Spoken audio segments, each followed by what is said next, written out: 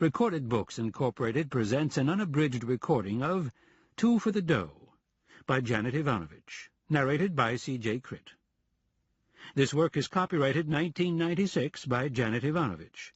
This recording is copyrighted 1995 by Recorded Books Incorporated.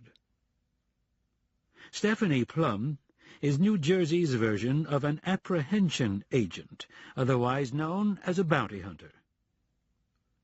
Armed with attitude, not to mention stun guns, defense sprays, killer flashlights, and her trusty .38, Stephanie's on the trail of a bail jumper from Trentonsburg by the name of Kenny Mancuso.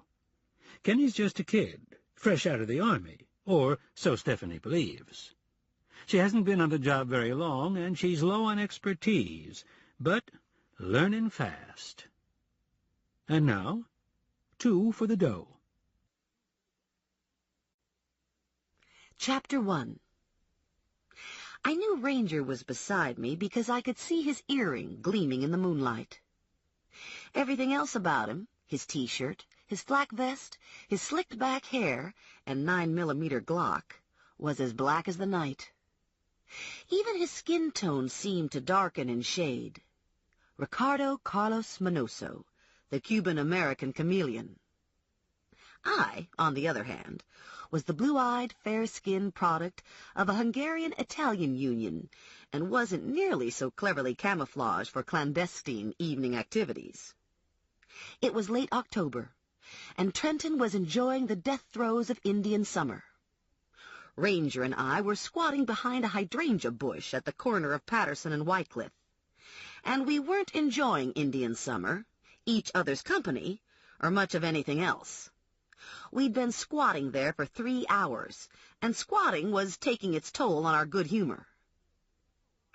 We were watching the small clapboard Cape Cod at 5023 Patterson, following a tip that Kenny Mancuso was scheduled to visit his girlfriend, Julia Sonetta.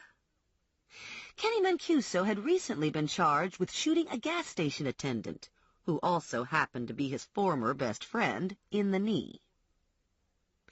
Mancuso had posted a bail bond via the Vincent Plum Bonding Company, ensuring his release from jail and returning him to the bosom of polite society.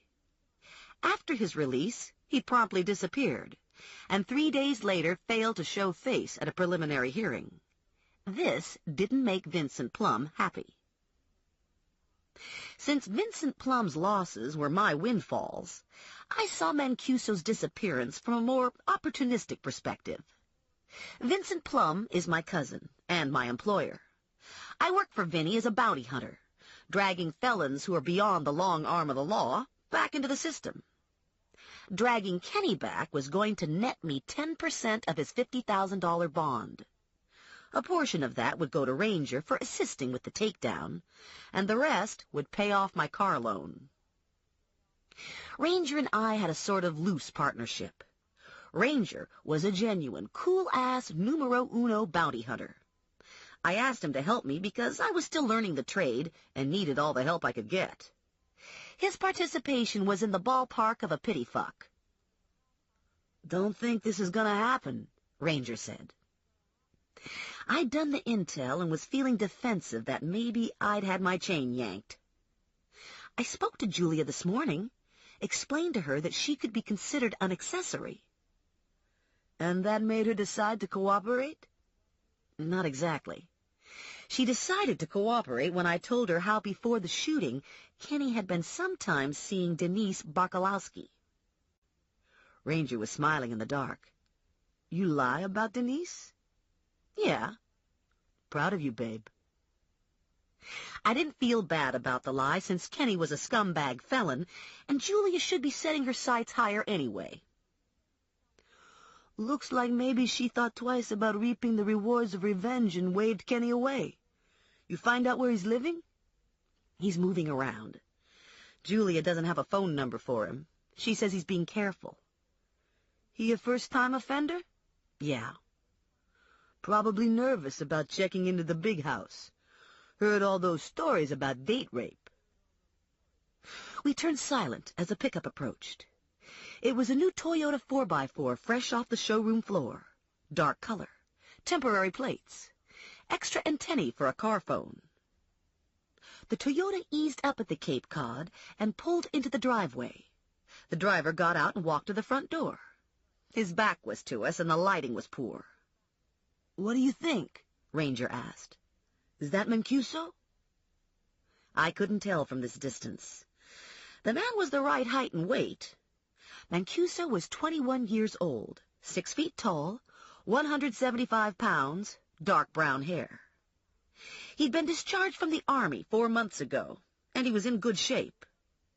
I had several pictures that were obtained when the bond had been posted, but they didn't do me any good from this angle. "Could be him, but I can't swear to it without seeing his face," I said. The front door of the house opened, and the man disappeared inside. The door closed shut. "We could go knock on the door nice and polite and ask if he's the man," Ranger said. I nodded in agreement. That might work. We stood and adjusted our gun belts. I was dressed in dark jeans, long-sleeved black turtleneck, navy Kevlar vest, and red Keds. I had my curly, shoulder-length brown hair tied in a ponytail, tucked under a navy ball cap. I wore my 5-shot .38 Smith & Wesson Chief Special in a black nylon-webbed hip holster with cuffs and a defense spray wedged into the back of the belt. We walked across the lawn, and Ranger rapped on the front door to the house with a flashlight that was 18 inches long and 8 inches round at the reflector. It gave good light, and Ranger said it was excellent for making serious head dents. Fortunately, I've never had to witness any bludgeoning. I'd fainted flat out watching Reservoir Dogs and had no illusions about my blood and guts comfort level. If Ranger ever had to use the flashlight to crack skulls while I was around, I intended to close my eyes, and then maybe I'd take up another profession.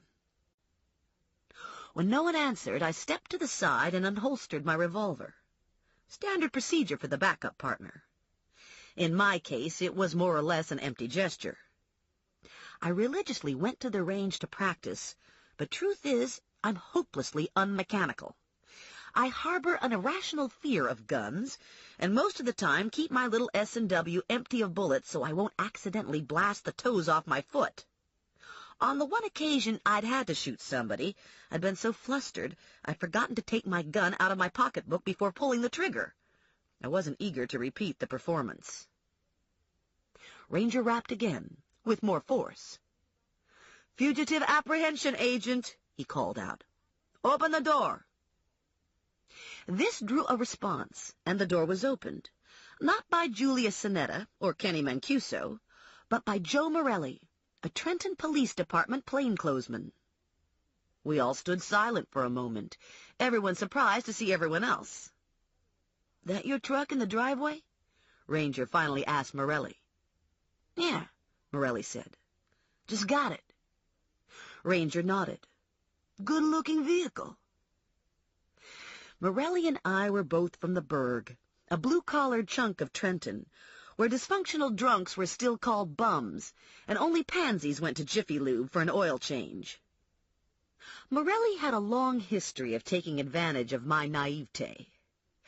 I'd recently had the opportunity to even the score, and now we were in a period of reevaluation, both of us jockeying around for position. Julia peeked at us from behind Morelli. "So what happened?" I said to Julia. "I thought Kenny was supposed to stop around tonight." "Yeah, right," she said. "Like he ever does anything he says." "Did he call?" "Nothing. No call. Nothing. He's probably with Denise Barkolowski. Why don't you go knock on her stupid door?" Ranger stayed stoic, but I knew he was smiling inside. "I'm out of here," he said. "Don't like to get involved in these domestic unpleasantries." Morelli had been watching me. "What happened to your hair?" he asked. "It's under my hat." He had his hands shoved into his jeans pockets. "Very sexy." Morelli thought everything was sexy. "It's late," Julia said. "I gotta go to work tomorrow." I looked at my watch. It was 10:30. "You'll let me know if you hear from Kenny?" "Yeah, sure." Morelli followed me out. We walked to his truck and stared at it in silence for a while, thinking our own thoughts. His last car had been a Jeep Cherokee. It had been bombed and blown to smithereens. Fortunately for Morelli, he hadn't been in the car at the time. "What are you doing here?" I finally asked. "Same as you. Looking for Kenny." "I didn't think you were in the bond enforcement business." Mancuso's mother was a Morelli, and the family asked if I'd look for Kenny and talk to him before he got himself into any more trouble. Jesus, are you telling me you're related to Kenny Mancuso? I'm related to everyone. You're not related to me. You have any leads besides Julia? Nothing exciting. He gave that some thought. We could work together on this. I raised an eyebrow. Last time I worked with Morelli, I'd gotten shot in the ass. What would you contribute to the cause? Family. Kenny might be dumb enough to turn to family. How do I know you won't cut me out at the end? As he was sometimes prone to do. His face was all hard planes, the sort of face that started off handsome and gained character as it aged. A paper-thin scar sliced through his left eyebrow, mute testimony to a life lived outside the normal range of caution. He was 32, 2 years older than me. He was single, and he was a good cop. The jury was still out on its assessment of him as a human being. "Guess you'll just have to trust me," he said, grinning, rocking back on his heels. Oh, boy. He opened the door to the Toyota, and new car aroma washed over us. He hitched himself up behind the wheel and cranked the engine over. "Don't suppose Kenny will show up this late," he said. "Not likely. Julia lives with her mother. Her mother's a nurse on the night shift at St. Francis. She'll be home in half an hour, and I can't picture Kenny waltzing in when Mama's here." Morelli nodded agreement and drove off.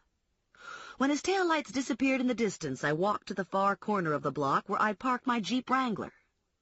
I'd gotten the Wrangler second-hand from Skoogie Kriensky. Skoogie had used it to deliver pizza from Pino's Pizzeria, and when the car got warm, it smelled like baking bread and marinara sauce. It was the Sahara model, painted camouflage beige. Very handy in case I wanted to join an army convoy. Probably I was right about it being too late for Kenny to show, but I figured it wouldn't hurt to hang out a little longer and make sure. I snapped the top on the Jeep so I wouldn't be so visible, and slouched back to wait. It wasn't nearly as good a vantage point as the hydrangea bush, but it was okay for my purposes. If Kenny appeared, I'd call Ranger on my cellular phone. I wasn't anxious to do a single-handed capture of a guy going down for grievous wounding. After 10 minutes, a small hatchback passed by the Sonetta house. I slunk down in my seat, and the car continued on. A few minutes later, it reappeared. It stopped in front of the Cape Cod. The driver beat the horn. Julia Sonetta ran out and jumped into the passenger seat. I rolled my engine over when they were half a block away, but waited for them to turn the corner before I hit the lights. We were on the edge of the burg, in a residential pocket of moderately priced single-family houses. There was no traffic, making it easier to spot a tail, so I stayed far behind. The hatchback connected with Hamilton and headed east. I hung tight, closing the gap now that the road was more traveled. I held this position until Julia and friend pulled into a mall lot and parked on the dark fringe. The lot was empty at this time of night. No place for a nosy bounty hunter to hide. I cut my lights and eased into a parking place at the opposite end. I retrieved binoculars from the back seat and trained them on the car. I almost jumped out of my shoes when someone rapped on my driver's side door. It was Joe Morelli, enjoying the fact that he'd been able to catch me by surprise and scare the heck out of me. "You need a night scope," he said affably. "You're not going to see anything at this distance in the dark." "I haven't got a night scope. And what are you doing here anyway?" "I followed you. Figured you'd watch for Kenny a while longer. You're not very good at this law enforcement stuff, But you're freaking lucky, and you've got the temperament of a pit bull with a soup bone when you're on a case. Not a flattering assessment, but dead accurate. You on good terms with Kenny? Morelli shrugged. Don't know him all that well. So you wouldn't want to drive over there and say hello? Hate to ruin Julia's good time if it isn't Kenny. We were both staring at the truck, and even without a night scope, we could see it had begun to rock. Rhythmic grunting sounds and whimpers carried across the empty lot. I resisted the urge to squirm in my seat. Damn, Morelli said. If they don't pace themselves, they're going to kill the shocks on that little car. The car stopped rocking, the motor caught, and the lights flashed on. Geez, I said. That didn't take long. Morelli hustled around to the passenger seat. Must have gotten a head start on the way over. Wait until he hits the road before you use your lights. That's a great idea, but I can't see without my lights. You're in a parking lot.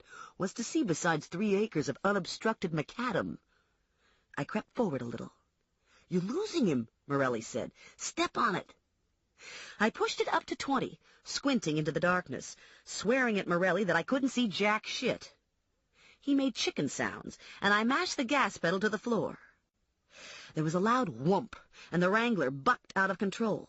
I slammed my foot to the brake, and the car came to a sudden stop with the left side tilted at a 30-degree angle. Morelli got out to take a look. You're hung up on a safety island, he said. Back up, and you should be okay. I eased off the island and rolled several feet. The car pulled hard to the left. Morelli did the take-a-look thing again while I thrashed around in the driver's seat, sputtering and fuming and berating myself for listening to Morelli. Tough break, Morelli said, leaning into the open window. You bent your rim when you hit the curb. You got road service? You did this on purpose. You didn't want me to catch your rotten cousin. Hey, Cupcake, don't blame me just because you made some bad driving decisions. You're scum, Morelli. Scum. He grinned. Better be nice. I could give you a ticket for reckless driving. I yanked the phone out of my pocketbook and called Al's Auto Body. Al and Ranger were good friends. During the day, Al ran a legitimate business. I suspected that at night he ran a chop shop, hacking up stolen cars. It didn't matter to me. I just wanted to get my tire fixed. An hour later, I was on my way.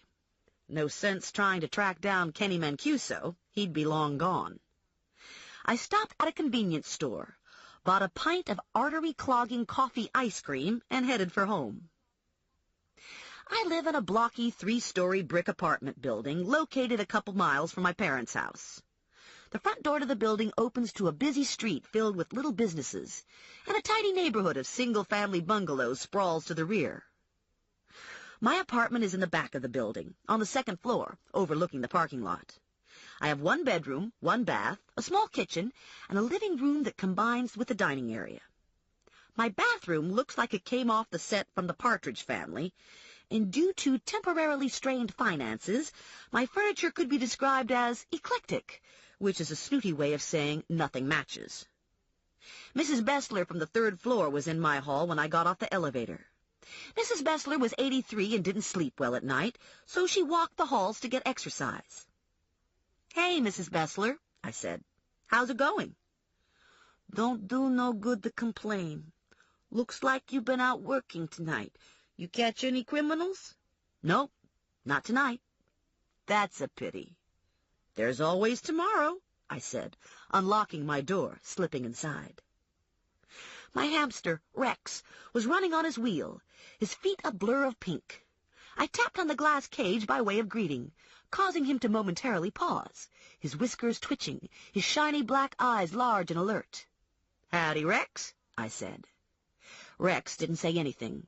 He's the small, silent type. I dumped my black shoulder bag on the kitchen counter and got a spoon from the cutlery drawer. I popped the top on the ice cream container and listened to my phone messages while I ate. All of the messages were from my mother. She was making a nice roast chicken tomorrow, and I should come for dinner. I should be sure not to be late because Betty Sajak's brother-in-law died, and Grandma Mazur wanted to make the 7 o'clock viewing. Grandma Mazur reads the obituary columns like they're part of the paper's entertainment section. Other communities have country clubs and fraternal orders. The burg has funeral parlors. If people stopped dying, the social life of the burg would come to a grinding halt. I finished off the ice cream and put the spoon in the dishwasher. I gave Rex a few hamster nuggets and a grape and went to bed.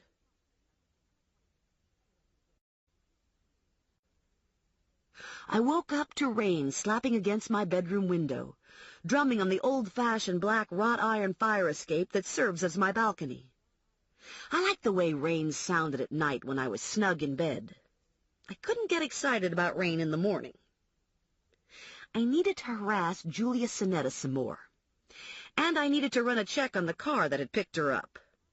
The phone rang, and I automatically reached for the portable at bedside, thinking it was early to be getting a phone call. The digital readout on my clock said 7:15. It was my cop friend, Eddie Gazzara. "Morning," he said. "Time to go to work." Is this a social call?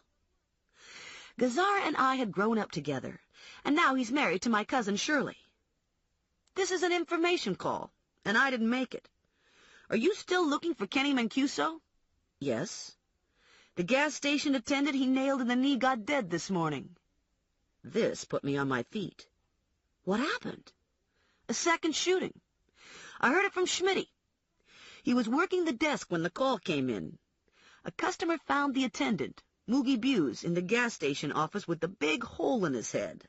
Jesus. "I thought you might be interested. Maybe there's a tie-in, maybe not.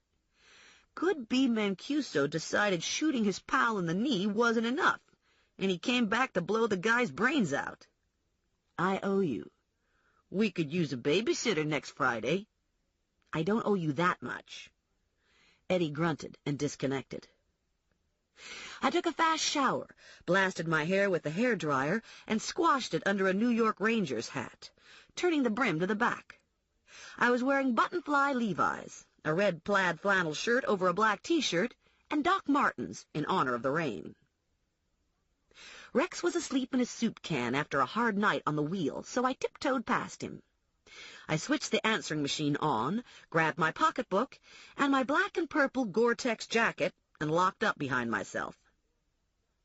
The gas station, Delio's Exxon, was on Hamilton, not far from my apartment.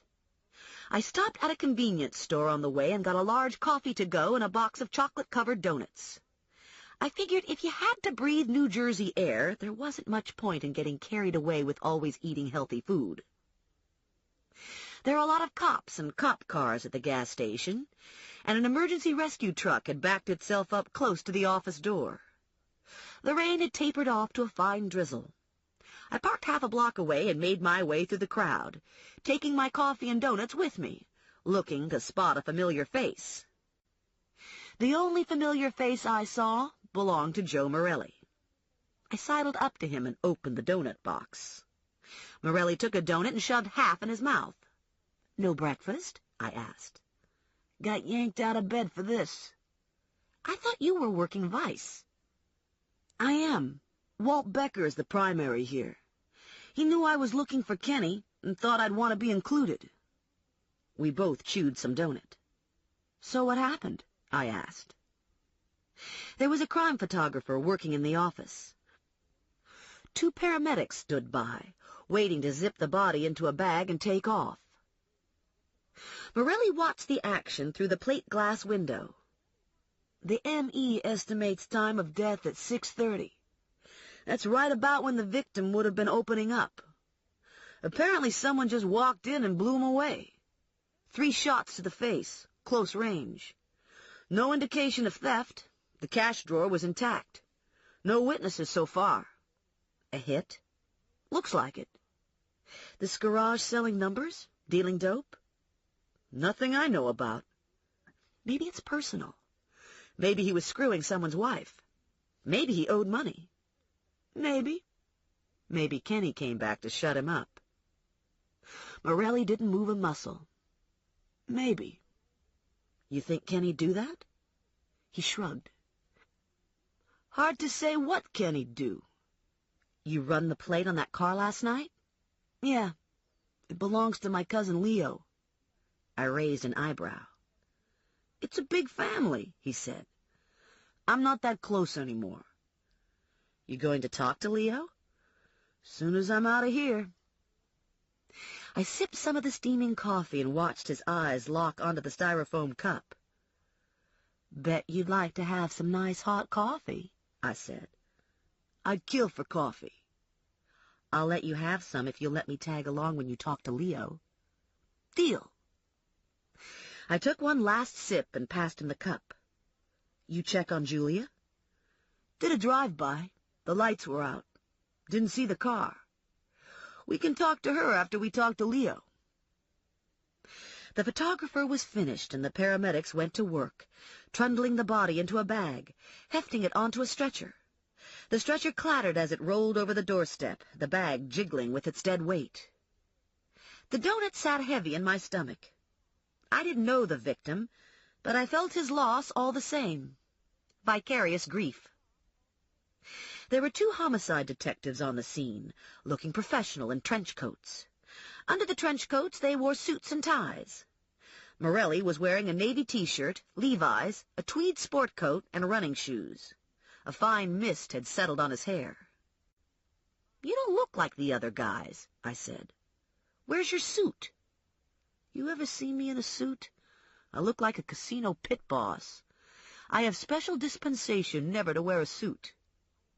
He took his keys from his pocket and gestured to one of the detectives that he was leaving. The detective nodded acknowledgment. Morelli was driving a city car. It was an old tan Fairlane sedan with an antenna wired from the trunk and a hula doll stuck in the back window. It looked like it couldn't do 30 going uphill. It was dented and rusted and grime-coated. You ever wash this thing? I asked. Never. I'm afraid to see what's under the dirt. Trenton likes to make law enforcement a challenge. Yeah, he said. Wouldn't want it to be too easy. Take all the fun out of it. Leo Morelli lived with his parents in the burg. He was the same age as Kenny, and he worked for the Turnpike Authority, like his father. A blue and white was parked in their driveway, and the whole family was outside talking to a uniform when we pulled up. Someone stole Leo's car, Mrs. Morelli said. Can you imagine? What's this world coming to? These things never used to happen in the burg. Now look. These things never happened in the burg because it was like a retirement village for the mob. Years ago, when Trenton rioted, no one even considered sending a squad car in to protect the burg. Every old soldier and capo was up in his attic getting out his Tommy gun. When did you notice it gone? Morelli asked. This morning, Leo said. When I came out to go to work. It wasn't here. When did you see it last? Last night, when I came home from work at 6 o'clock. When was the last time you saw Kenny? Everybody blinked. Kenny? Leo's mother said. What's Kenny got to do with this? Morelli was back on his heels with his hands in his pockets. Maybe Kenny needed a car. No one said anything. Morelli repeated it. So when was the last time anybody talked to Kenny? Christ, Leo's father said to Leo. Tell me you didn't let that asshole idiot have your car. He promised me he'd bring it right back, Leo said. How was I to know? Shit for brains, Leo's father said. That's what you got, shit for brains. We explained to Leo how he'd been aiding and abetting a felon, and how a judge might look askance at such an activity. And then we explained how if he ever saw or heard from Kenny again, he should right away rat on him to his cousin Joe or Joe's good friend Stephanie Plum. Do you think he'll call us if he hears from Kenny? I asked when we were alone in the car. Morelli stopped for a light. No, I think Leo will beat the crap out of Kenny with the tire iron. It's the Morelli way. Something like that. A man thing. Yeah, A man thing. How about after he beats the crap out of him? Do you think he'll call us then? Morelli shook his head. You don't know much, do you? I know a lot. This brought a smile to Morelli's lips. Now what? I asked. Julia Sinetta.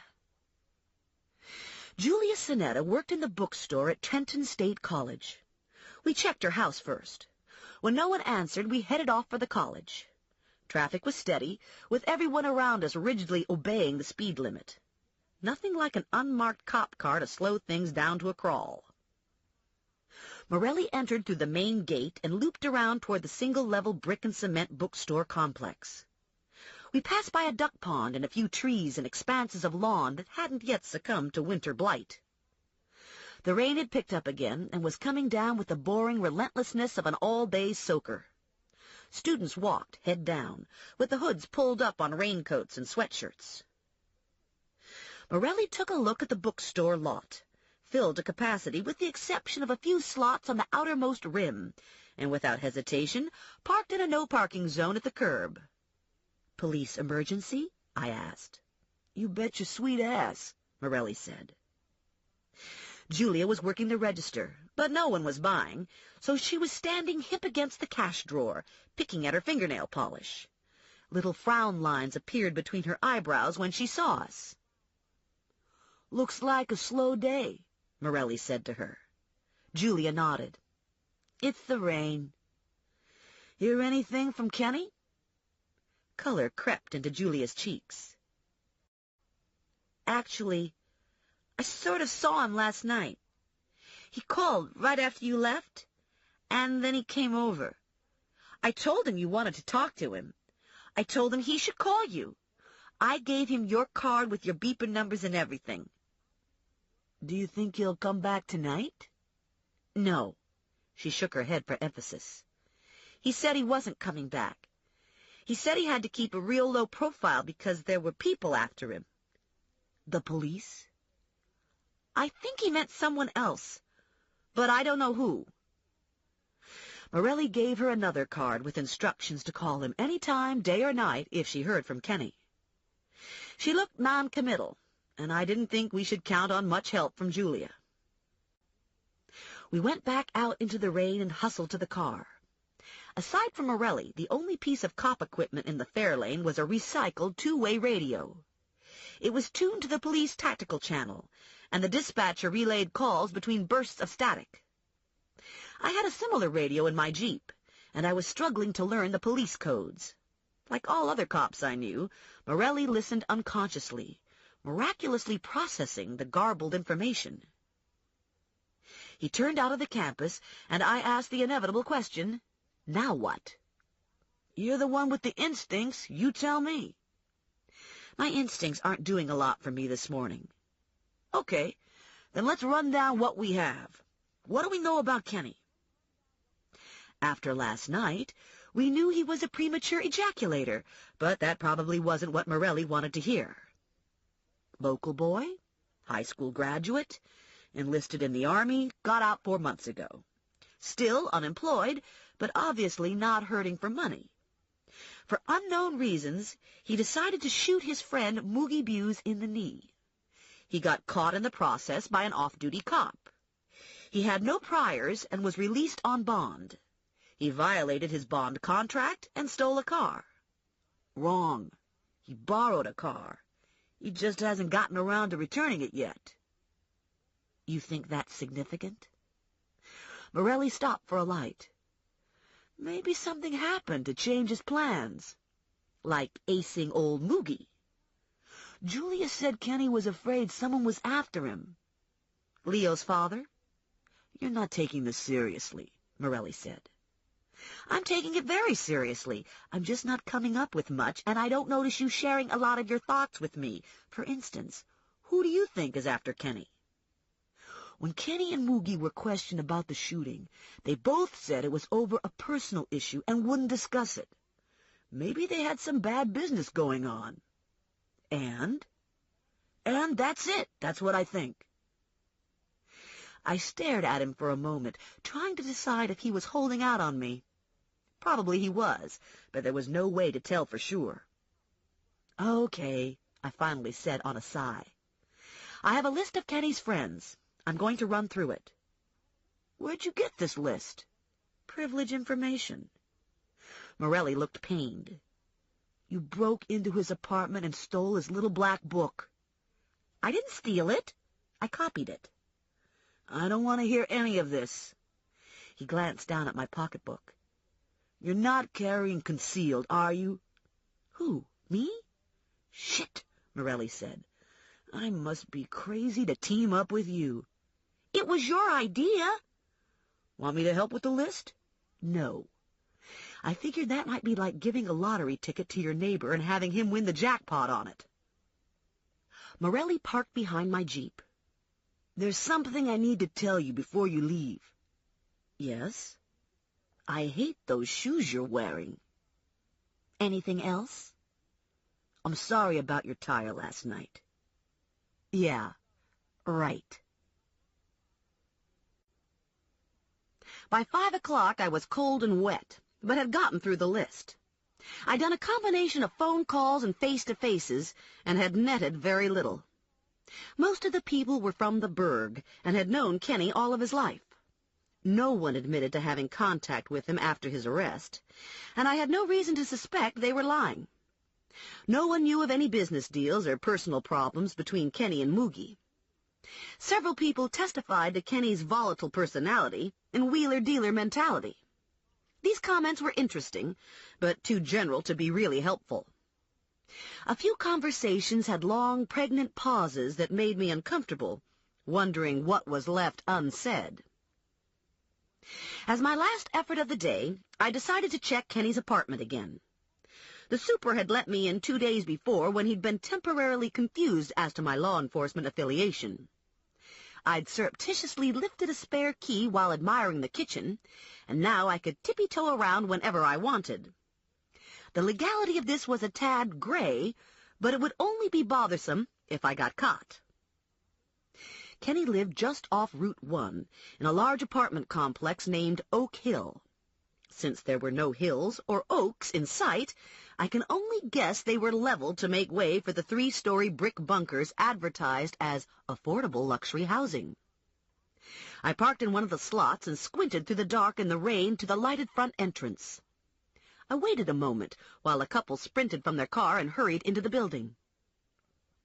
I transferred Kenny's keys and my defense spray from my big black leather purse to my jacket pocket, pulled my jacket hood over my damp hair, and lurched out of the Jeep. The temperature had dropped during the course of the day, and the chill seeped through my wet jeans. So much for Indian summer. I walked through the lobby with my head down and hood still up, and had the good fortune to get an empty elevator. I rode to the 3rd floor and hurried down the corridor to 302. I listened at the door for a moment and heard nothing. I knocked. I knocked again. No answer. I inserted the key and with hammering heart quickly stepped inside, immediately flicking the lights on. The apartment appeared to be empty. I went room to room in a cursory search and decided Kenny hadn't returned since my last visit. I checked his answering machine. No messages. Once again, I listened at the door. All was silent on the other side. I turned the lights out, took a deep breath, and propelled myself out into the hall, gasping with relief that the whole thing was over and I hadn't been seen. When I got back to the lobby, I went straight to the mailboxes and checked Kenny's. It was crammed full of stuff. Stuff that might help me find Kenny.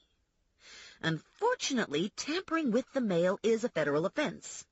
Stealing mail is an especially big no-no. It would be wrong, I told myself. Mail is sacred. Yes, but wait a minute. I had a key. Didn't that give me some rights? Again, this was a gray issue since I'd sort of stolen the key. I put my nose to the grate and looked inside. A phone bill. This might give me clues. My fingers itched with the need to get at the phone bill.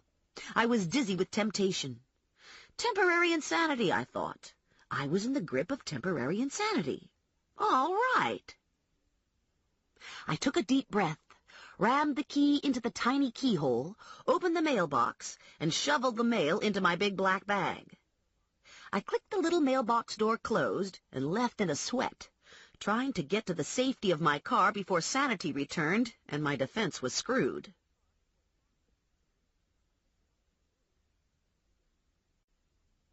Chapter 2.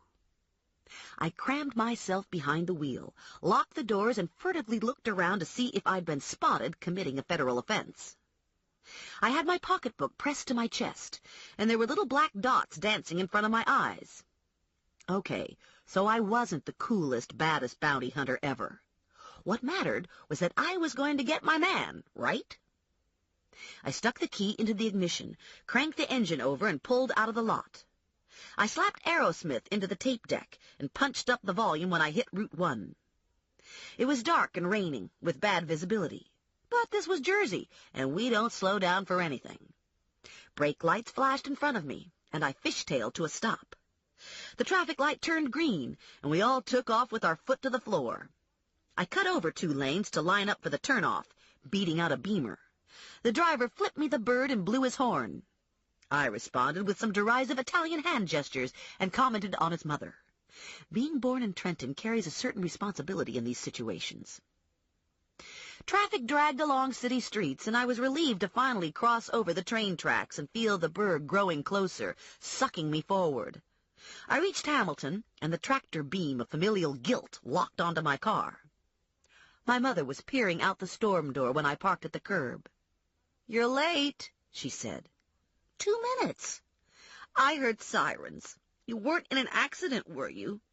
No, I wasn't in an accident. I was working. You should get a real job. Something steady, with normal hours. Your cousin Marjorie got a nice secretarial job with J&J. I hear she makes big money. Grandma Mazur was standing in the hall. She lived with my parents now that Grandpa Mazur was scarfing down his normal 2 eggs and a half pound of bacon breakfast in the hereafter. "We better get a move on with this dinner if we're going to make the viewing," Grandma Mazur said. "You know how I like to get there early so I can get a good seat. And the Knights of Columbus will be there tonight. There'll be a big crowd." She smoothed the front of her dress. "What do you think of this dress?" she asked me. "You think it's too flashy?" Grandma Mazur was 72 and didn't look a day over 90. I loved her dearly, but when you got her down to her skivvies, she resembled a soup chicken. Tonight's dress was a fire-engine red shirtwaist with shiny gold buttons. "It's perfect," I told her, "especially for the funeral home, which would be Cataract Central." My mother brought the mashed potatoes to the table. "Come and eat," she said, "before the mashed potatoes get cold." "So, what did you do today?" Grandma Mazur asked. "You have to rough anyone up?" I spent the day looking for Kenny Mancuso, but I didn't have much luck. "Kenny Mancuso is a bum," my mother said. "All those Morelli and Mancuso men are trash. You can't trust a one of them." I looked over at my mother. "Have you heard any news about Kenny? Anything going through the gossip mill?" "Just that he's a bum," my mother said. "Isn't that enough?" In the burg, it's possible to be born into bumhood. The Morelli and Mancuso women are above reproach, but the men are jerks. They drink, they cuss, they slap their kids around, and cheat on their wives and girlfriends. "Sergei Morelli will be at the viewing," Grandma Mazur said. "He'll be there with the KFC. I could grill him for you. I'd be real sneaky about it, too. He's always been kind of sweet on me, you know." Sergei Morelli was 81 years old and had a lot of bristly gray hair coming out of ears that were half the size of his withered head. I didn't expect Sergei knew where Kenny was hiding, but sometimes bits and pieces of seemingly benign information turn out to be useful. "How about if I come to the viewing with you?" I said, "and we can grill Sergei together." "I guess that would be okay. Just don't cramp my style." My father rolled his eyes and forked into his chicken. "Do you think I should carry?" Grandma Mazur asked. "Just in case?" Jesus, my father said. We had warm homemade apple pie for dessert. The apples were tart and cinnamony. The crust was flaky and crisp with a sprinkling of sugar. I ate 2 pieces and almost had an orgasm. "You should open a bakery," I said to my mother. "You could make a fortune selling pies." She was busy stacking pie plates and gathering up silverware. "I have enough to do to take care of the house and your father. Besides, if I was to go to work, I'd want to be a nurse. I've always thought I'd make a good nurse." Everyone stared at her open-mouthed. No one had ever heard her voice this aspiration. In fact, no one had ever heard her voice any aspiration that didn't pertain to new slipcovers or draperies. "Maybe you should think about going back to school," I told my mother. "You could enroll in the community college. They have a nursing program." "I wouldn't want to be a nurse," Grandma Mazur said. "They got to wear them ugly white shoes with the rubber soles, and they empty bedpans all day. If I was going to get a job, I'd want to be a movie star."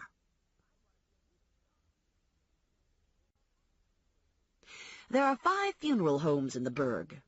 Betty Sajak's brother-in-law, Danny Gunzer, was laid out at Steva's mortuary. "When I die, you make sure I'm taken to Steva," Grandma Mazur said on the way over. "I don't want that no-talent Mosul laying me out. He don't know nothing about makeup. He uses too much rouge. Nobody looks natural. And I don't want Sokolowski seeing me naked. I heard some funny things about Sokolowski. Steva is the best. If you're anybody at all, you go to Steva."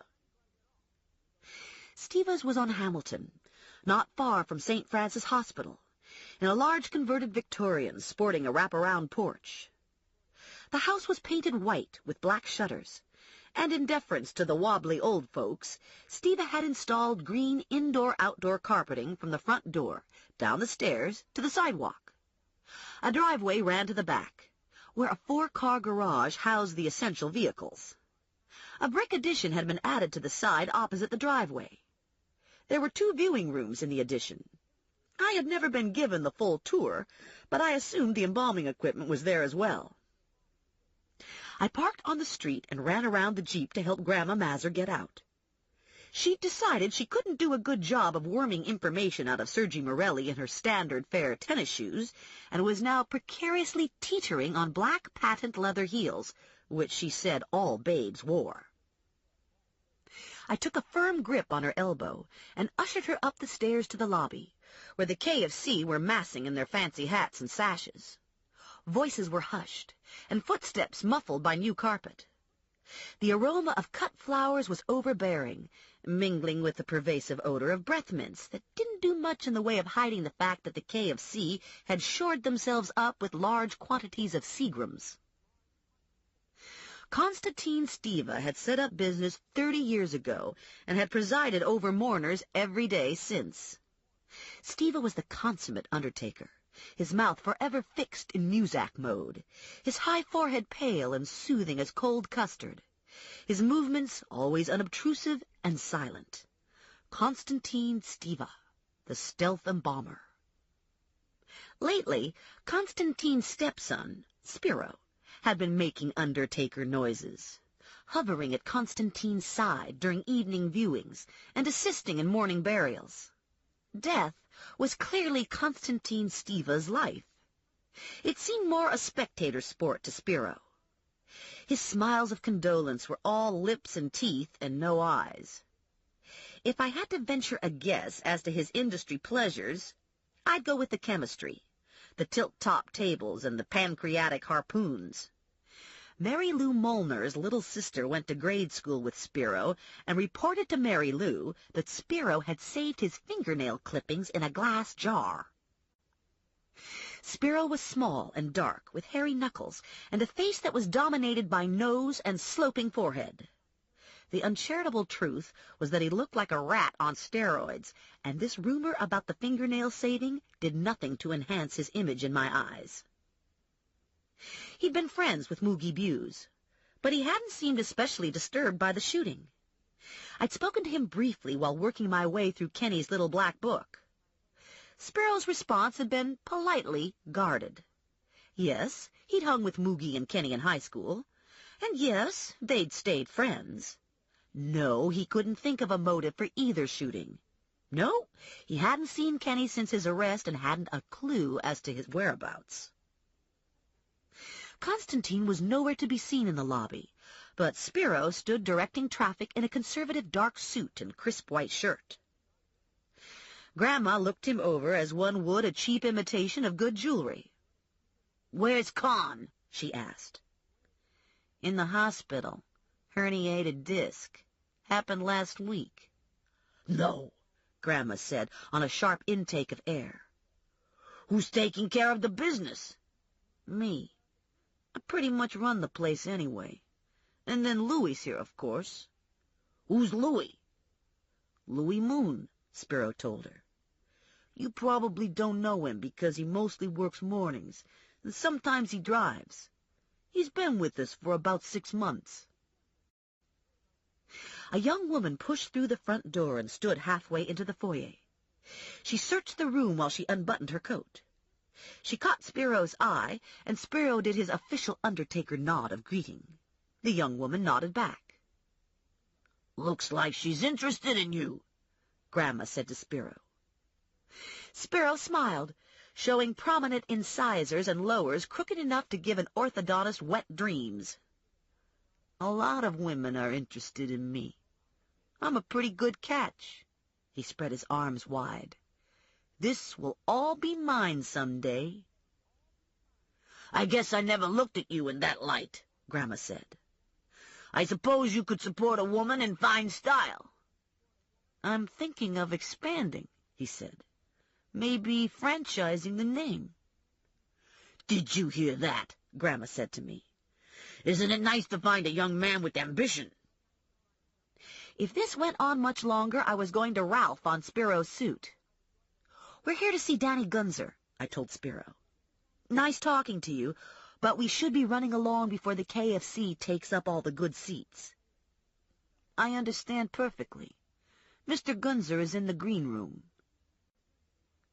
The green room used to be the parlor.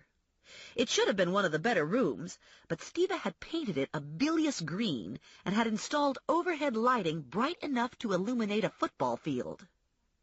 "I hate that green room," Grandma Mazur said, hustling after me. "Every wrinkle shows in that room, what with all those overhead lights. This is what it comes to when you let Walter Dombowski do the electric. Them Dombowski brothers don't know nothing. I tell you, if Steva tries to lay me out in the green room, you just take me home. I'd just as lieve be put out on the curb for Thursday trash pickup. If you're anybody at all, you get one in the new rooms in the back with the wood paneling. Everybody knows that." Betty Sajak and her sister were standing at the open casket. Mrs. Goodman, Mrs. Gennaro, old Mrs. Siak, and her daughter were already seated. Grandma Mazur rushed forward and put her purse on a folding chair in the second row. Her place secured, she wobbled up to Betty Sajak and made her condolences while I worked the back of the room. I learned that Gail Lazar was pregnant, that Barkalowski's deli was cited by the health department, and that Biggie Zaremba was arrested for indecent exposure. But I didn't learn anything about Kenny Mancuso. I meandered through the crowd, sweating under my flannel shirt and turtleneck, with visions of my damp hair steaming as it frizzed out to maximum volume. By the time I got to Grandma Mazur, I was panting like a dog. "Just look at this tie," she said, standing over the casket, eyes glued to Gunzer. "It's got little horse heads on it. If this don't beat all. Almost makes me wish I was a man so I could be laid out with a tie like this." Bodies shuffled at the back of the room, and conversation ceased as the KFC made its appearance. The men moved forward 2 by 2, and Grandma Mazur went up on tiptoe, pivoting on her patent leather spikes to get a good look. Her heel caught in the carpet, and Grandma Mazur pitched back, her body bored stiff. She smacked into the casket before I could get to her, flailing with her arms for support, finally finding purchase on a wire stand supporting a large milk-glass vase of gladioli. The stand held, but the vase tipped out, crashing down onto Danny Gunzer, clonking him square in the forehead. Water sloshed into Gunzer's ears and dripped off his chin, and gladioli settled onto Gunzer's charcoal-gray suit in colorful confusion. Everyone stared in speechless horror, half expecting Gunzer to jump up and shriek, but Gunzer didn't do anything. Grandma Mazur was the only one not frozen to the floor. She righted herself and adjusted her dress. "Well, I guess it's a good thing he's dead," she said. "This way no harm's done." "No harm? No harm?" Gunzer's widow yelled, wild-eyed. "Look at his tie. His tie is ruined. I paid extra for that tie." I mumbled apologies to Mrs. Gunzer and offered to make good on the tie, but Mrs. Gunzer was in the middle of a fit and wasn't hearing any of it. She shook her fist at Grandma Mazur. "You ought to be locked up, you and your crazy granddaughter. A bounty hunter. Who ever heard of such a thing?" "Excuse me?" I said, slitty-eyed with fists on hips. Mrs. Gunzer took a step back, probably afraid I was going to shoot her, and I used the space to retreat. I snagged Grandma Mazur by the elbow, gathered her belongings together, and steered her toward the door, almost knocking Spiro over in my haste. "It was an accident," Grandma said to Spiro. "I caught my heel on the carpet. Could have happened to anybody." "Of course," Spiro said. "I'm sure Mrs. Gunzer realizes this." "I don't realize nothing," Mrs. Gunzer bellowed. "She's a threat to normal people." Spiro guided us into the foyer. "Hope this incident won't keep you from returning to Steva's," he said. "We always like to see pretty women come to visit." He leaned closer, his lips hovering at my ear in a conspiratorial whisper. "I'd like to speak to you in private about some business I need conducted." "What sort of business?" "I need something found, and I hear you're very good at finding. I asked around after you inquired about Kenny. Actually, I'm pretty busy right now, and I'm not a private investigator. I'm not licensed." $1,000, Spiro said. "Flat finder's fee." Time stood still for several heartbeats while I went on a mental spending binge. Of course, if we kept it quiet, I don't see any harm in helping a friend. I lowered my voice. "What are we looking for?" "Caskets," Spiro whispered. 24 caskets.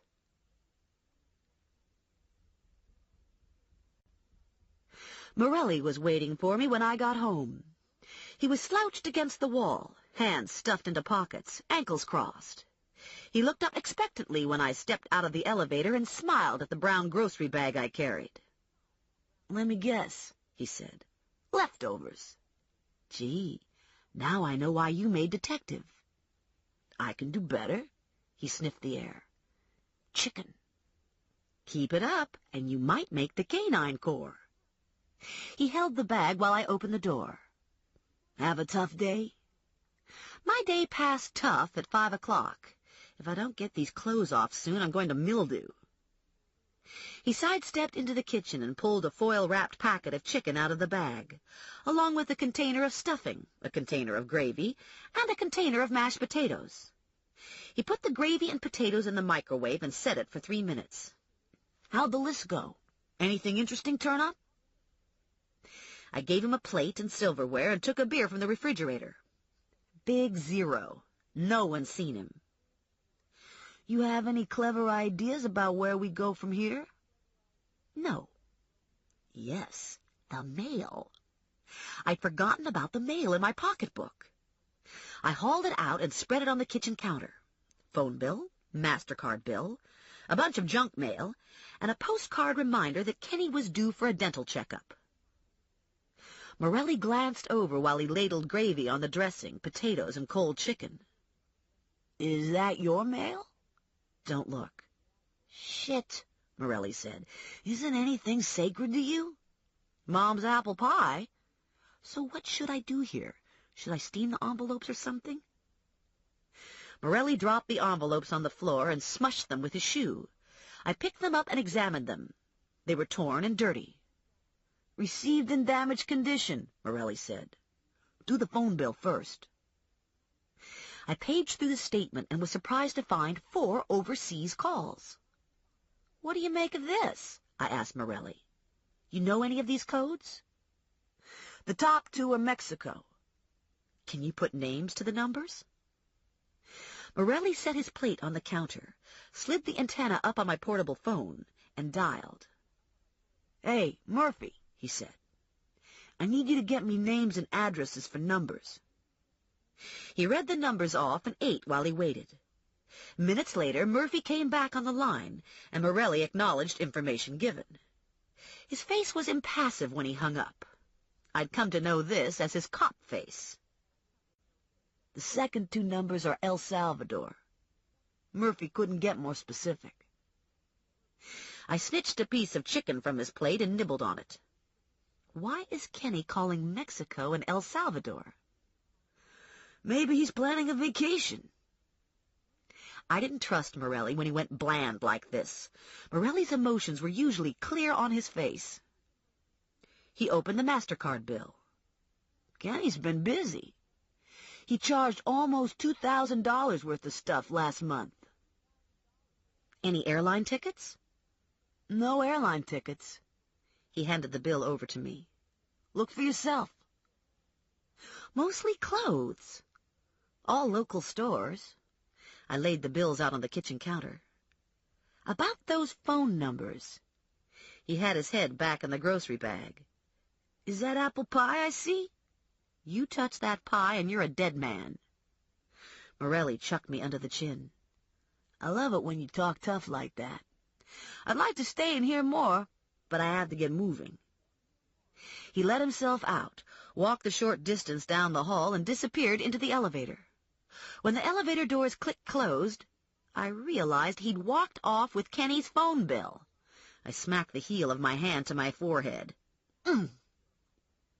I retreated back into my apartment, locked my front door, shucked my clothes en route to the bathroom, and plunged into a steaming shower. After the shower, I dug out a flannel nightie. I towel-dried my hair and padded barefoot into the kitchen. I ate 2 pieces of apple pie, gave a couple chunks of leftover apple and a wedge of crust to Rex, and went to bed, wondering about Spiro's caskets. He hadn't given me any further information, just that the caskets were missing and had to be found. I wasn't sure how one went about losing 24 caskets, but I suppose anything is possible.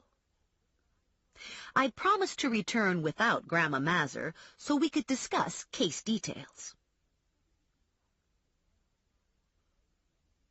I dragged my body out of bed at 7 and peered out the window. The rain had stopped, but the sky was still overcast and dark enough to look like the end of the world. I dressed in shorts and a sweatshirt and laced up my running shoes. I did this with the same amount of enthusiasm I could muster for self-immolation. I tried to run at least 3 times a week. It never ever occurred to me I might enjoy it. I ran to burn off the occasional bottle of beer, and because it was good to be able to outrun the bad guys. I ran 3 miles, staggered into the lobby, and took the elevator back to my apartment. No point to overdoing this exercise junk. I started coffee brewing and ripped through a fast shower. I dressed in jeans and a denim shirt, downed a cup of coffee, and made arrangements with Ranger to meet him for breakfast in half an hour. I had access to the Berg underground, but Ranger had access to the underground. He knew the dealers and pimps and gun runners. This business with Kenny Mancuso was beginning to feel uncomfortable, and I wanted to know why. Not that it affected my job. My job was very straightforward. Find Kenny, bring him in. The problem was with Morelli. I didn't trust Morelli, and I hated the possibility that he knew more than I did. Ranger was already seated when I got to the coffee shop. He was wearing black jeans, hand-tooled, high-shine, black snakeskin cowboy boots, and a black T-shirt that spanned tight across his chest and biceps. A black leather jacket was draped across the back of his chair, one side hanging lower than the other, weighted by an ominous pocket bulge. I ordered hot chocolate and blueberry pancakes with extra syrup. Ranger ordered coffee and half a grapefruit. "What's up?" he asked. "You hear about the shooting at Delio's Exxon on Hamilton?" He nodded. "Somebody buzzed Moogie Buse." "You know who hit him?" "Don't have a name." The hot chocolate and coffee arrived. I waited until the waitress left before asking my next question. "What do you have?" "A real bad feeling." I sipped my hot chocolate. "I got one of those, too. Morelli says he's looking for Kenny Mancuso as a favor to Kenny's mother. I think there's more to it." "Uh-oh," Ranger said. "You been reading those Nancy Drew books again?" "So what do you think? You hear anything weird about Kenny Mancuso? You think he did Moogie Buse?" "I think it don't matter to you. All you've got to do is find Kenny and bring him in." "Unfortunately, I'm all out of breadcrumbs to follow." The waitress brought my pancakes and Ranger's grapefruit. "Boy, that looks yummy," I said about Ranger's grapefruit as I poured syrup. "Maybe next time I'll get one of those." "Better be careful," Ranger said. "Nothing uglier than a fat old white woman." "You're not being much help here." "What do you know about Moogie Buse?" "I know he's dead." He ate a section of grapefruit. "You might check Moogie out. And while I'm checking out Moogie, you could put your ear to the ground. Kenny Mancuso and Moogie don't necessarily move in my neighborhood." "Wouldn't hurt, though." "True," Ranger said. "Wouldn't hurt." I finished my hot chocolate and pancakes and wished I'd worn a sweater so I could open the top snap to my jeans. I burped discreetly and paid the bill. I went back to the scene of the crime and identified myself to Cubby Delio, the station owner. "Can't understand it," Delio said. "I've owned this station for 22 years and never had any trouble." "How long had Moogie worked for you?" 6 years. Started working here when he was in high school. I'm going to miss him. He was a likable person, and he was real reliable. He always opened up in the morning for me. I never had to worry about a thing." "He ever say anything about Kenny Mancuso? Do you know why they were arguing?" He shook his head, no. "How about his personal life?" "I don't know much about his personal life. He wasn't married. So far as I know, he was between girlfriends. Lived alone." He sifted through some papers on his desk, coming up with a dog-eared, black-smudged list of employees. "Here's the address," he said. "Mercerville. Over by the high school. Just moved there. Rented himself a house." I copied the information, thanked him for his time, and got back to my Jeep. I took Hamilton to Klockner, past Steinert High School, and hung a left into a subdivision of single-family homes. Yards were well tended and fenced for small children and dogs. Houses were mostly white-sided, with conservative trim colors. There were few cars parked in driveways. This was a neighborhood of double-income families. Everyone was out working, earning enough money to maintain the lawn service, pay off Ms. Maid, and warehouse their offspring at daycare centers. I ticked off numbers until I came to Moogie's house.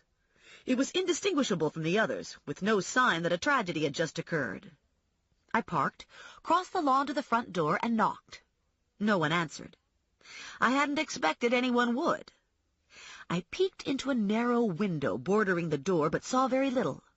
A foyer with a wood floor, carpeted stairs leading up, a hall extending from the foyer to the kitchen. Everything seemed to be in order. I walked down the sidewalk to the driveway and peeked into the garage. There was a car in there, and I assumed it was Moogie's. It was a red BMW. I thought it looked a little pricey for a guy who worked in a gas station, but what did I know? I took down the plate number and returned to my Jeep. I was sitting there thinking, now what, when my cellular phone rang. It was Connie, the secretary from the bond office. "I've got an easy recovery for you," she said. "Stop by the office when you get the chance, and I'll give you the paperwork." How easy is easy? This one's a bag lady. The old babe at the train station. She lifts undies and then forgets her court date. All you have to do is pick her up and get it to the judge. Who posts her bond if she's homeless? Some church group has adopted her. I'll be right over. Vinny had a storefront office on Hamilton. Vincent Plum, Bail Bonding Company. Aside from his penchant for kinky sex, Vinny was a reputable person. For the most part, he kept black sheep miscreants from hard-working blue-collar Trenton families out of the holding pens at police headquarters. Once in a while he got a genuine slime bag, but that sort of case rarely fell into my hands. Grandma Mazur had a Wild West image of bounty hunters breaking down doors with six-shooters blazing. The reality of my job was that most of my days were spent coercing dummies into my car and then chauffeuring them to the police station, where they were rescheduled and re-released. I picked up a lot of DWIs and disorderlies, and occasionally I got a shoplifter, or recreational car thief. Vinny had given me Kenny Mancuso because in the beginning it had looked very straightforward.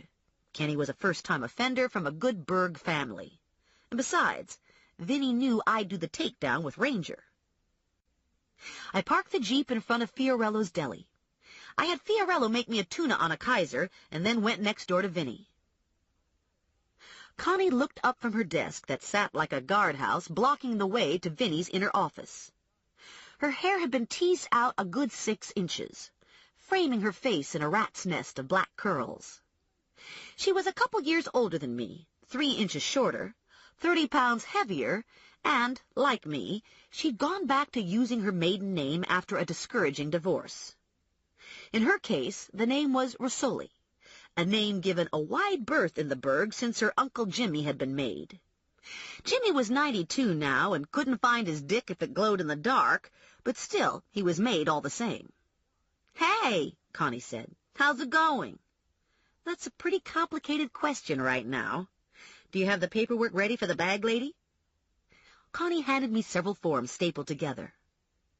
Eula Rothridge.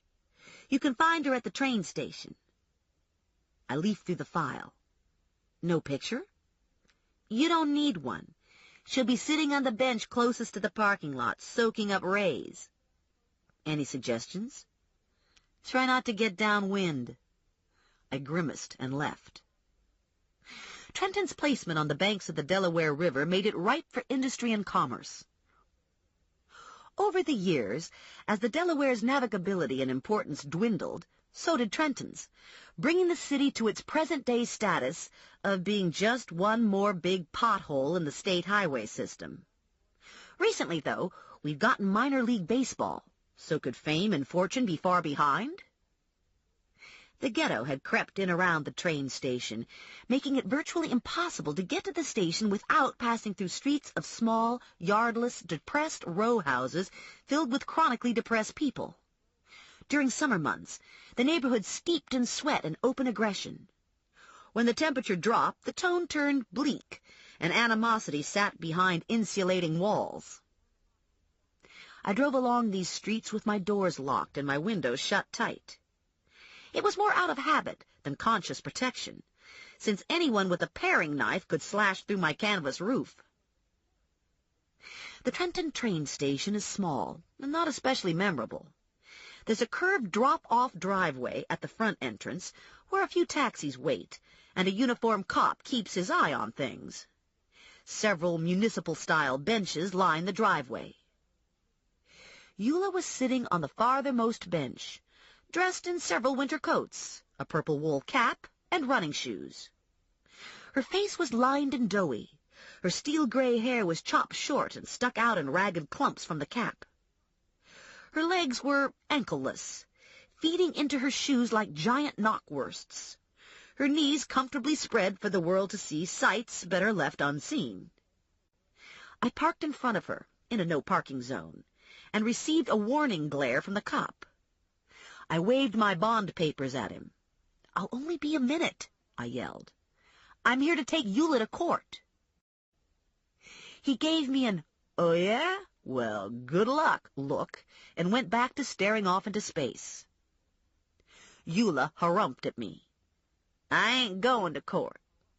Why not? The sun's out. I gotta get my vitamin D. I'll buy you a carton of milk. It's got vitamin D in it. What else you gonna buy me? You gonna buy me a sandwich? I took the tuna sandwich out of my pocketbook. I was going to eat this for lunch, but you can have it. What kind is it? Tuna on a Kaiser. I got it at Fiorello's. Fiorello makes good sandwiches. Did you get extra pickles? Yeah, I got extra pickles. I don't know. What about my stuff here?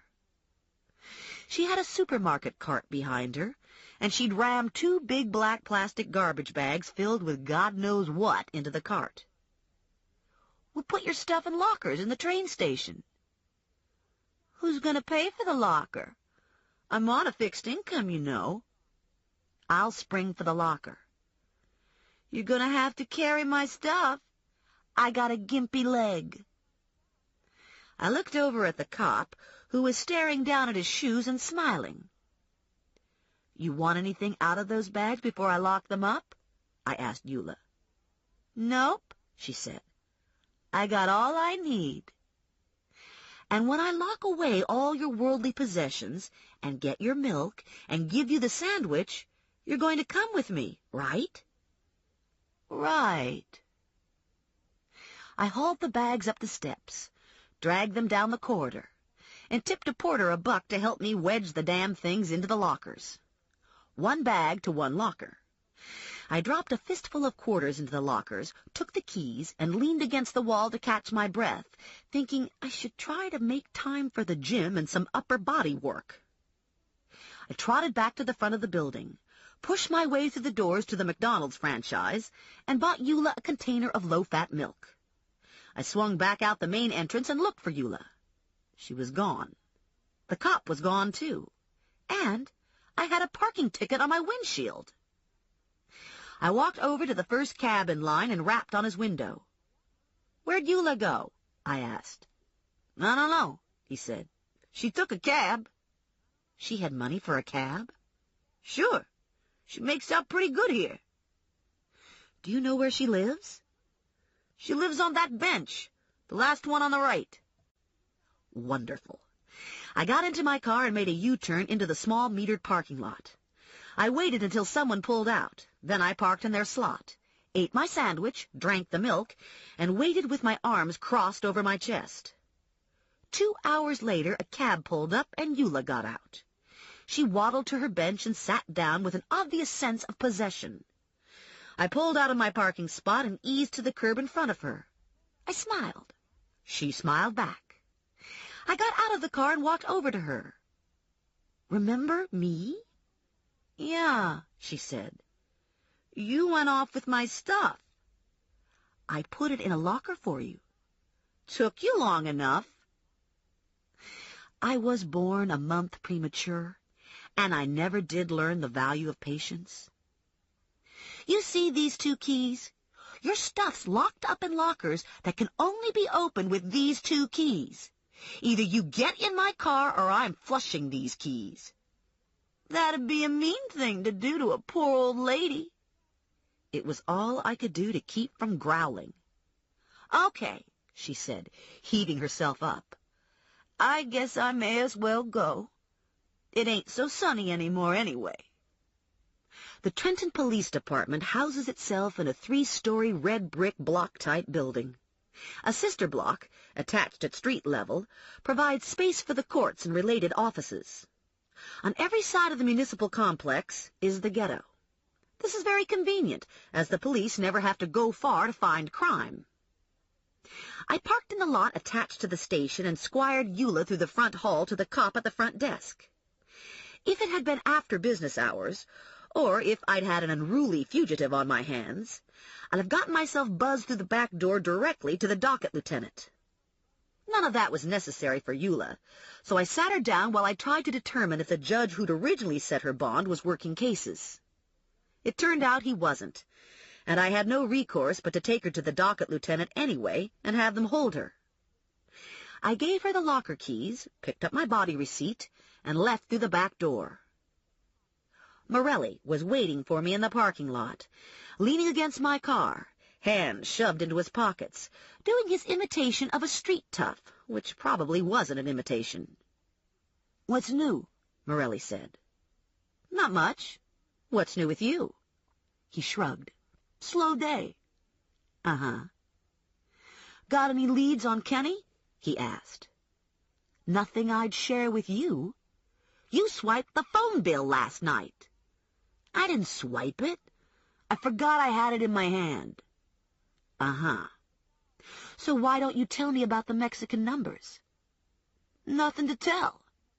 "I don't believe that for a second, and I don't believe you're putting all this effort into finding Kenny because you're a good family person." "You have a reason for your doubts?" "I have a queasy feeling in the pit of my stomach." Morelli grinned. "You can take that to the bank." "Okay, different approach." "I thought we were a team." "There's all kinds of teams. Some teams work more independent of each other." I felt my eyes roll back in my head. "Let me get this straight," I said. "What this comes down to is that I share all my information, but you don't. Then, when we find Kenny, you spirit him off for reasons as yet unknown to me and cut me out of my recovery." "It's not like that. I wouldn't cut you out of your recovery." Give me a break.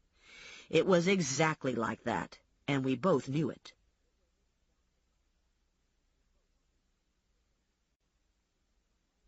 Chapter 3.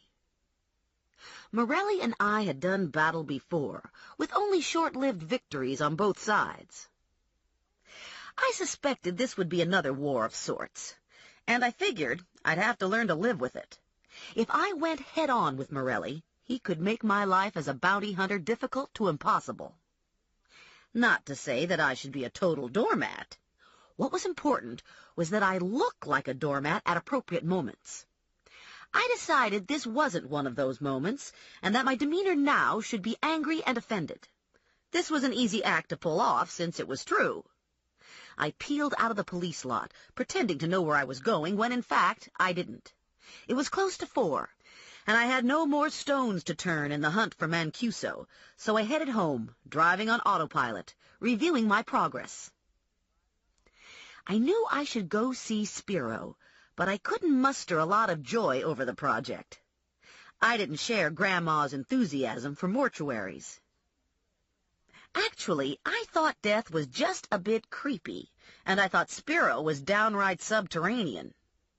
Since I wasn't in all that good a mood anyway, procrastination seemed like the way to go. I parked behind my building and skipped the elevator in favor of the stairs, since the morning's blueberry pancakes were still oozing over the top of my Levi's. I let myself into my apartment and almost stepped on an envelope that had been shoved under the door. It was a plain white business-size envelope, with my name printed in silver paste-on letters. I opened the envelope, removed the single piece of white paper, and read the 2-sentence message, which had also been formed from paste-ons. Take a vacation. It will be good for your health. I didn't see any travel agency brochures stuck in the envelope, so I assumed this wasn't a cruise advertisement. I considered the other option, threat. Of course, if the threat was from Kenny, that meant he was still in Trenton. Even better, it meant I'd done something to get him worried. Beyond Kenny, I couldn't imagine who would be threatening me. Maybe one of Kenny's friends? Maybe Morelli. Maybe my mother. I said howdy to Rex, dumped my pocketbook and the envelope on the kitchen counter, and accessed my phone messages.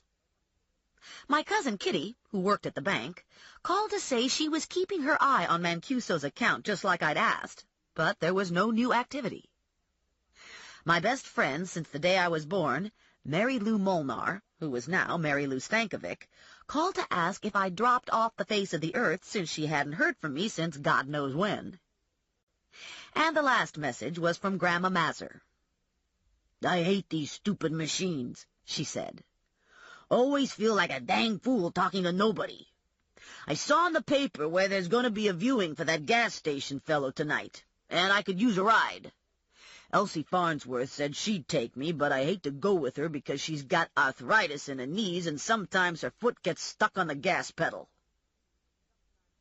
A viewing for Moogie Buse. That seemed worthwhile. I went across the hall to borrow the paper from Mr. Waleski. Mr. Waleski kept his TV going day and night, so it was always necessary to pound real loud on his door. Then he'd open it and tell you not to knock his door down. When he had a heart attack 4 years ago, he called the ambulance but refused to get wheeled out until after Jeopardy was over. Mr. Waleski opened the door and glared out at me. "You don't have to knock the door down," he said. "I'm not deaf, you know." "I was wondering if I could borrow your paper." "As long as you bring it right back. I need the TV section." "I just wanted to check the viewings." I opened the paper to the obits and read down. Moogie Buse was at Stiva, 7 o'clock. I thanked Mr. Waleski and returned his paper. I called Grandma and told her I'd pick her up at 7. I declined my mother's dinner invitation, promised her I wouldn't wear jeans to the viewing, disconnected, and doing pancake damage control, searched my refrigerator for fat-free food. I was plowing through a salad when the phone rang. "Yo," Ranger said. "Bet you're eating salad for supper." I stuck my tongue out and crossed my eyes at the handset. "You have anything to tell me about Mancuso?" "Mancuso don't live here. He don't visit here. He don't do business here." Just out of morbid curiosity, if you were going to look for 24 missing caskets, where would you start? "Are these caskets empty or full?" Oh, shit. I'd forgotten to ask. I squeezed my eyes closed. Please, God, let them be empty. I hung up and dialed Eddie Gazzara. "It's your nickel," Gazzara said. "I want to know what Joe Morelli's working on." "Good luck. Half the time Morelli's captain doesn't know what Morelli's working on." "I know, but you hear things." Heavy sigh.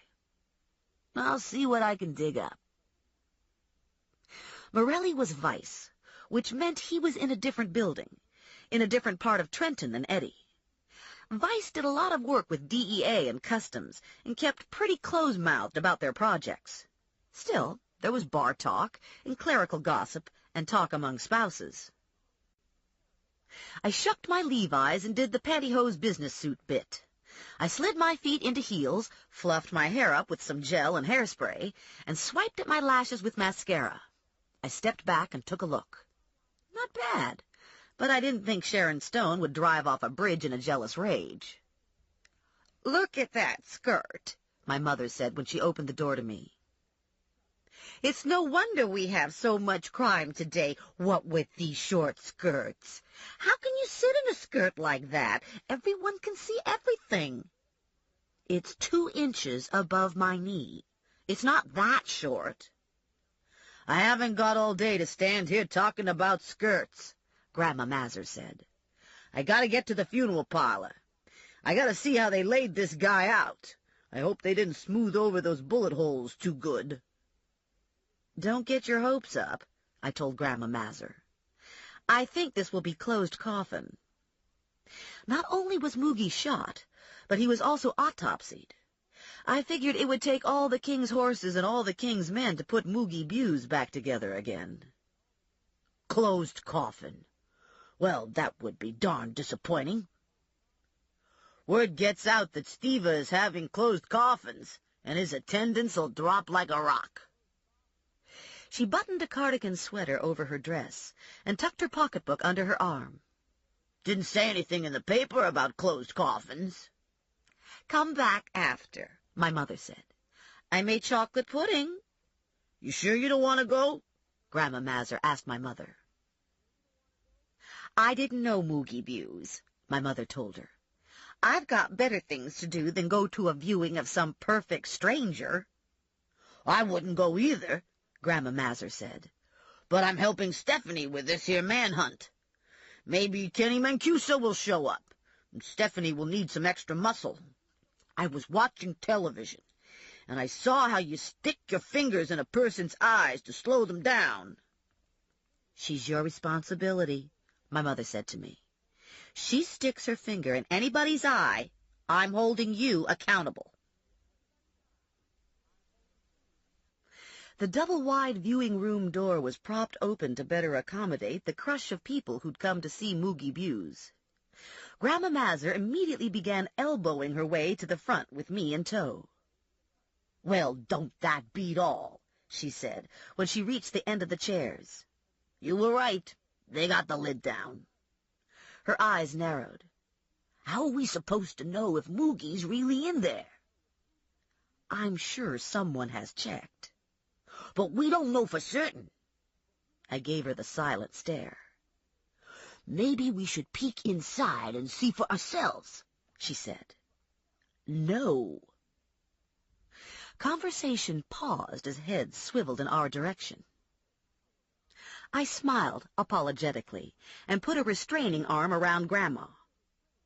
I lowered my voice and added some stern to my whisper. It's not polite to peek into a closed casket. And besides, it's none of our business, and it doesn't really matter to us if Moogie Buse is here or there. If Moogie Buse is missing, it's police business. "It could be important to the case," she said. "It could have to do with Kenny Mancuso." "You're just nosy. You want to see the bullet holes." "There's that," she said. I noticed Ranger had also come to the viewing. As far as I knew, Ranger wore only two colors, army green and badass black. Tonight he was badass black, the monotony broken only by double-stud earrings, sparkling under the lights. As always, his hair was pulled back into a ponytail. As always, he wore a jacket. This time the jacket was black leather. One could only guess what was hidden under the jacket. Probably enough firepower to wipe out a small European country. He positioned himself against a back wall, standing with arms crossed, body relaxed, eyes watchful. Joe Morelli stood opposite him in a similar pose. I watched a man slide past a knot of people congregated at the door. The man took a fast survey of the room, then acknowledged Ranger with a nod. "Only if you knew Ranger would you know," he replied. I looked at Ranger, and he mouthed, "Sandman," to me. Sandman. The name didn't mean anything. Sandman approached the casket and studied the polished wood in silence. There was no expression to his face. He looked like he'd seen it all, and didn't think much of it. His eyes were dark, deep-set, and lined. I guessed the lines were from dissipation more than sun and laughter. His hair was black, oiled back from his face. He caught me staring, and our eyes locked for a moment before he turned away. "I need to talk to Ranger," I said to Grandma Mazur. "If I leave you alone, will you promise not to get into trouble?" Grandma sniffed. "Well, that's plain insulting. I guess after all these years I know how to behave myself." "No fooling around? Trying to see in the casket?" "Hm." "Who was the guy that just paid his respects?" I asked Ranger. "Sandman?" "His name is Perry Sandman. Got the name Sandman on account of if you irritate him, he'll put you to sleep for a real long time." "How do you know him?" "He gets around, buys a little dope from the brothers." "What's he doing here?" "Works at the garage." "Moogie's garage?" "Yeah. I hear he was there when Moogie got shot in the knee." Someone screamed in the front of the room, and there was the sound of a heavy object being slammed shut, a heavy object like a coffin lid. I felt my eyes involuntarily roll skyward. Spiro appeared in the doorway not far from me. Two small frown lines had fixed themselves between his eyebrows. He strode forward, cutting a swath through the crowd. I had a clear view in his wake, and the view was of Grandma Mazur. "It was my sleeve," Grandma said to Spiro. "It got caught by accident on the lid, and the dang thing just opened up. It could have happened to anyone." Grandma looked back at me and gave a thumbs up. "Is that your granny?" Ranger wanted to know. "Yep." She was checking to make sure Moogie was here. "You've got a hell of a gene pool, babe." Spiro tested the lid to make sure it was securely closed and replaced the flour spray that had fallen to the floor. I hustled up, ready to lend support to the lid caught on the sleeve theory, but support wasn't necessary. Spiro clearly wanted to minimize the incident. He made some sounds of comfort to the closest mourners and was busy wiping Grandma's fingerprints off the glossy wood. "I couldn't help but notice while the lid was up that you did a nice job," Grandma said, hovering over Spiro. "Couldn't hardly see those holes at all, except for where your mortician's putty'd sunk in a little." Spiro nodded solemnly, and with the touch of a fingertip to Grandma's back, deftly turned her away from the casket. "We have tea in the lobby," he said. "Perhaps you would like a cup of tea after this unfortunate experience." "I guess a cup of tea wouldn't hurt," Grandma said. "I was pretty much done here anyway." I accompanied Grandma to the lobby and made sure she was actually going to drink tea. When she settled into a chair with her cup and some cookies, I went on my own in search of Spiro. I found him loitering just outside the side door, standing in a halo of artificial light, sneaking a smoke. The air had grown cool, but Spiro seemed oblivious to the chill. He dragged the smoke deep into his lungs and exhaled slowly. I figured he was trying to absorb as much tar as possible, the sooner to end his wretched life. I knocked lightly on the glass door to get his attention. "Would you like to discuss now?" He nodded to me, took one long last drag, and pitched his cigarette onto the driveway. "I would have called you this afternoon, but I figured you'd come to see Buse tonight. I need these things found yesterday." He shifted his eyes over the lot to make sure we were alone. "Caskets are like anything else. Manufacturers have surplus. They have seconds. They have sales. Sometimes it's possible to buy bulk and get a good price. About 6 months ago, I put in a bulk bid and got 24 caskets below cost. We're short on storage space here, so I stowed the caskets in a rental locker." Spiro took an envelope from his jacket pocket. He removed a key from the envelope and held it up for my inspection. "This is the key to the locker. The address is inside the envelope." The caskets were wrapped in protective plastic for shipment and crated so they could be stacked. I've also included a photograph of one of the caskets. They were all the same, very plain. "Have you reported this to the police?" "I haven't reported the theft to anyone. I want to get the caskets back and generate as little publicity as possible." This is out of my league. $1,000. Jesus, Spiro, these are caskets we're talking about. What kind of a person would steal caskets? And where would I begin to look? You have clues or something? "I have a key and an empty locker." "Maybe you should cut your losses and collect the insurance." "I can't file for insurance without a police report, and I don't want to bring in the police." The $1,000 was tempting, but the job was beyond bizarre. I honestly didn't know where to start looking for 24 lost caskets. Suppose I actually find the caskets. What then? How do you expect to get them back? Seems to me if a person's low enough to steal a casket, he's going to be mean enough to fight to keep it. "Let's just go one step at a time," Spiro said. "Your finder's fee doesn't involve retrieving. Retrieving will be my problem." "I suppose I could ask around." We need to keep this confidential. No sweat. As if I'd want people to know I was looking for caskets. Get real. My lips are sealed. I took the envelope and stuffed it into my pocketbook. One other thing, I said. These caskets are empty, right? Right. I went back to look for Grandma, and I was thinking maybe this wouldn't be so bad. Spiro had lost a shitload of caskets. That wouldn't be that easy to hide. It wasn't as if you could pack them into the trunk of your car and drive away. Someone had come in with a flatbed or a semi and taken those caskets. Maybe it was an internal job. Maybe someone from the locker company had ripped Spiro off. Then what? The market for caskets is pretty limited. You could hardly use them as platters or lampstands. The caskets would have to be sold to other mortuaries. These thieves had to be on the cutting edge of crime.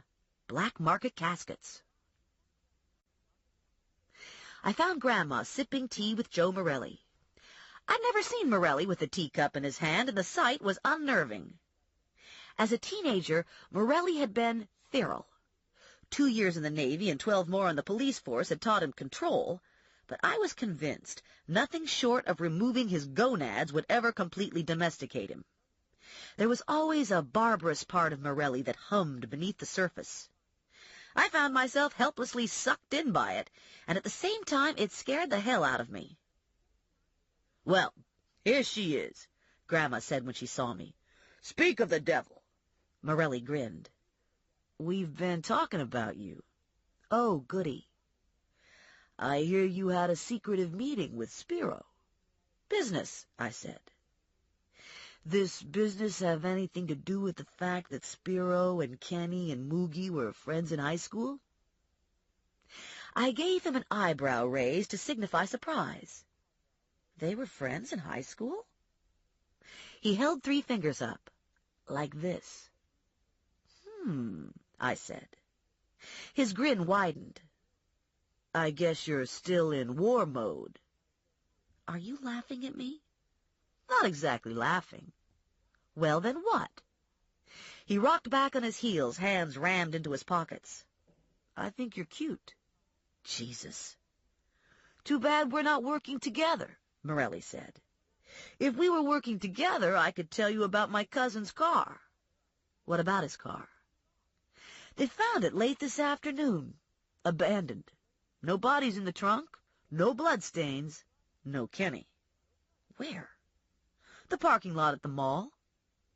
"Maybe Kenny was shopping." "Unlikely.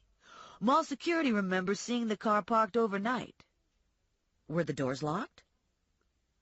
"All but the driver's door." I considered that for a moment. If I was abandoning my cousin's car, I'd make sure all the doors were locked. Morelli and I stared into each other's eyes and let the next thought go unsaid. Maybe Kenny was dead. There was no real basis in fact to draw such a conclusion, but the premonition skittered through my mind, and I wondered how this related to the letter I'd just received. Morelli acknowledged the possibility with a grim set to his mouth. "Yeah," he said. Stiva had formed a lobby by removing the walls between what had originally been the foyer and the dining room of the large Victorian. Wall-to-wall carpet unified the room and silenced footsteps. Tea was served on a maple library table just outside the kitchen door. Lights were subdued. Queen Anne period chairs and end tables were grouped for conversation, and small floral arrangements were scattered throughout. It would have been a pleasant room if it wasn't for the certain knowledge that Uncle Harry or Aunt Minnie or Morty the mailman was naked in another part of the house, dead as a doorknob, getting pumped full of formaldehyde. "You want some tea?" Grandma asked me. I shook my head no. Tea held no appeal. I wanted fresh air and chocolate pudding, and I wanted to get out of my pantyhose. "I'm ready to leave," I said to Grandma. "How about you?" Grandma looked around. "It's still kind of early, but I guess I haven't got anybody left to see." She set her teacup on the table and settled her pocketbook into the crook of her arm. "I could use some chocolate pudding anyway." She turned to Morelli. We had chocolate pudding for dessert tonight, and there's still some left. We always make a double batch." "Been a long time since I've had homemade chocolate pudding," Morelli said. Grandma snapped to attention. "Is that so? Well, you're welcome to join us. We've got plenty." A small strangled sound escaped from the back of my throat, and I glared "No, no, no" at Morelli. Morelli gave me one of those ultra-naive "what" looks. "Chocolate pudding sounds great," he said. "I'd love some chocolate pudding." "Then it's settled," Grandma announced. "You know where we live?" Morelli assured us he could find the house with his eyes closed, but just to make sure we'd be safe in the night, he'd follow us home. "Don't that beat all?" Grandma said when we were alone in the car. "Imagine him worrying about our safety. And have you ever met a more polite young man? He's a real looker, too. And he's a cop. I bet he has a gun under that jacket." He was going to need a gun when my mother saw him standing on her doorstep. My mother would look out the storm door, and she wouldn't see Joe Morelli, a man in search of pudding. She wouldn't see Joe Morelli, who had graduated from high school and joined the Navy. She wouldn't see Morelli the cop. My mother would see Joe Morelli, the fast-fingered, horny little 8-year-old who had taken me to his father's garage to play choo-choo when I was 6. "This here's a good opportunity for you," Grandma said as we pulled up to the curb. "You could use a man." "Not this one." "What's wrong with this one?" "He's not my type." "You've got no taste when it comes to men," Grandma said. "Your ex-husband is a cow's tail.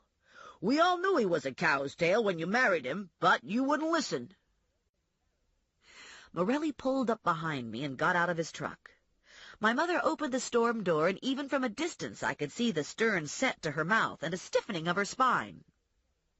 "We all came back for pudding," Grandma said to my mother when we reached the porch.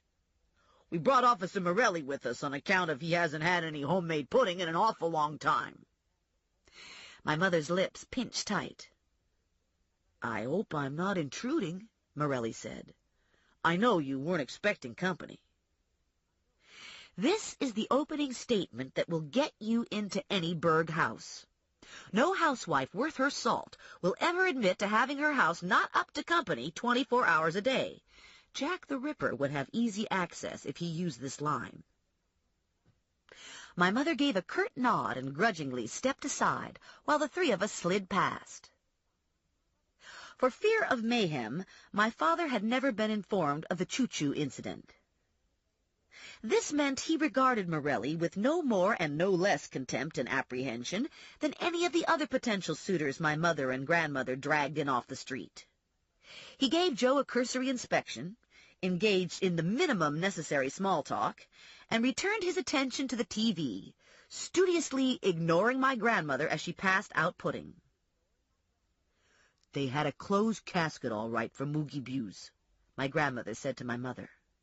"I got to see him anyway on account of the accident." My mother's eyes opened wide in alarm. "Accident?" I shrugged out of my jacket. Grandma caught her sleeve on the lid, and the lid accidentally flew open. My mother raised her arms in appalled supplication. "All day I've had people calling and telling me about the gladioli. Now tomorrow I'll have to hear about the lid." "He didn't look so hot," Grandma Mazur said.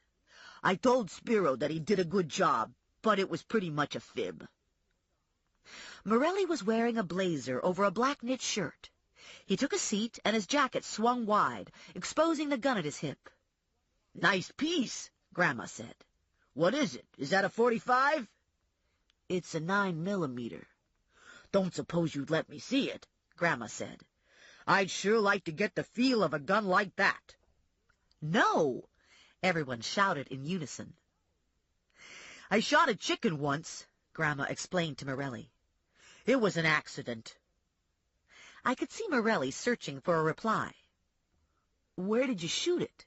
he finally asked. "In the gumpy," Grandma said. "Shot it clear off." 2 puddings and 3 beers later, Morelli peeled himself away from the TV. We left together and lingered to talk privately at the curb. The sky was starless and moonless, and most of the houses were dark. The street was empty of traffic. In other parts of Trenton, the night might feel dangerous. In the burg, the night felt soft and secure. Morelli turned my suit collar up against the chill air. His knuckles brushed my neck. His gaze lingered on my mouth.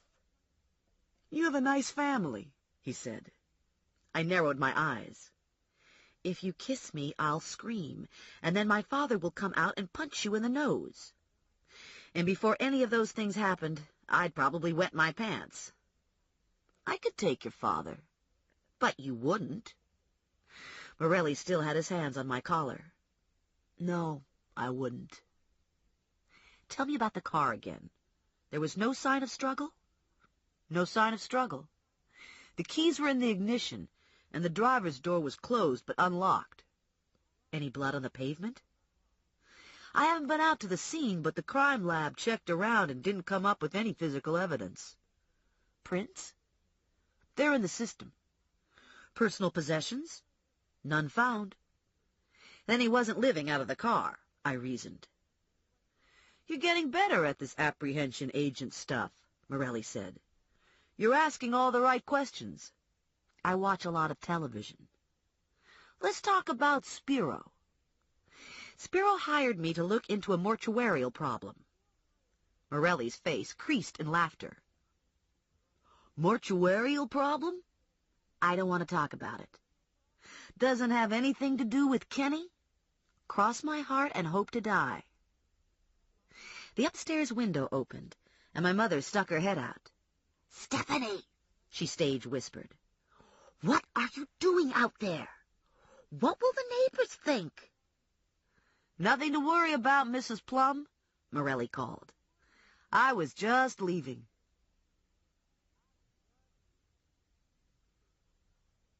Rex was running in his wheel when I got home. I switched the light on, and he stopped dead in his tracks. Black eyes wide, whiskers twitching in indignation that night had suddenly disappeared. I kicked my shoes off en route to the kitchen, dropped my pocketbook onto the counter, and punched play on my answering machine. There was only one message. Gazzara had called at the end of his shift to tell me no one knew much about Morelli.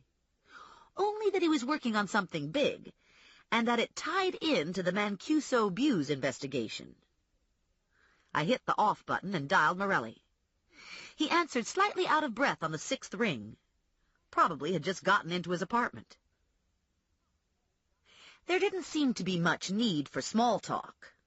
"Creep," I said, cutting to the heart of the matter. "Gosh, I wonder who this could be." "You lied to me. I knew it, too. I knew it right from the beginning, you jerk." Silence, stretched taut between us, and I realized my accusation covered a lot of territory, so I narrowed the field.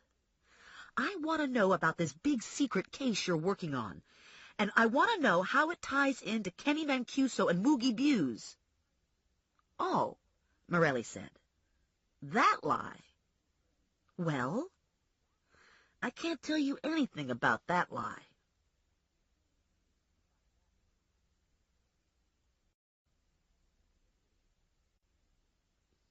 Chapter 4.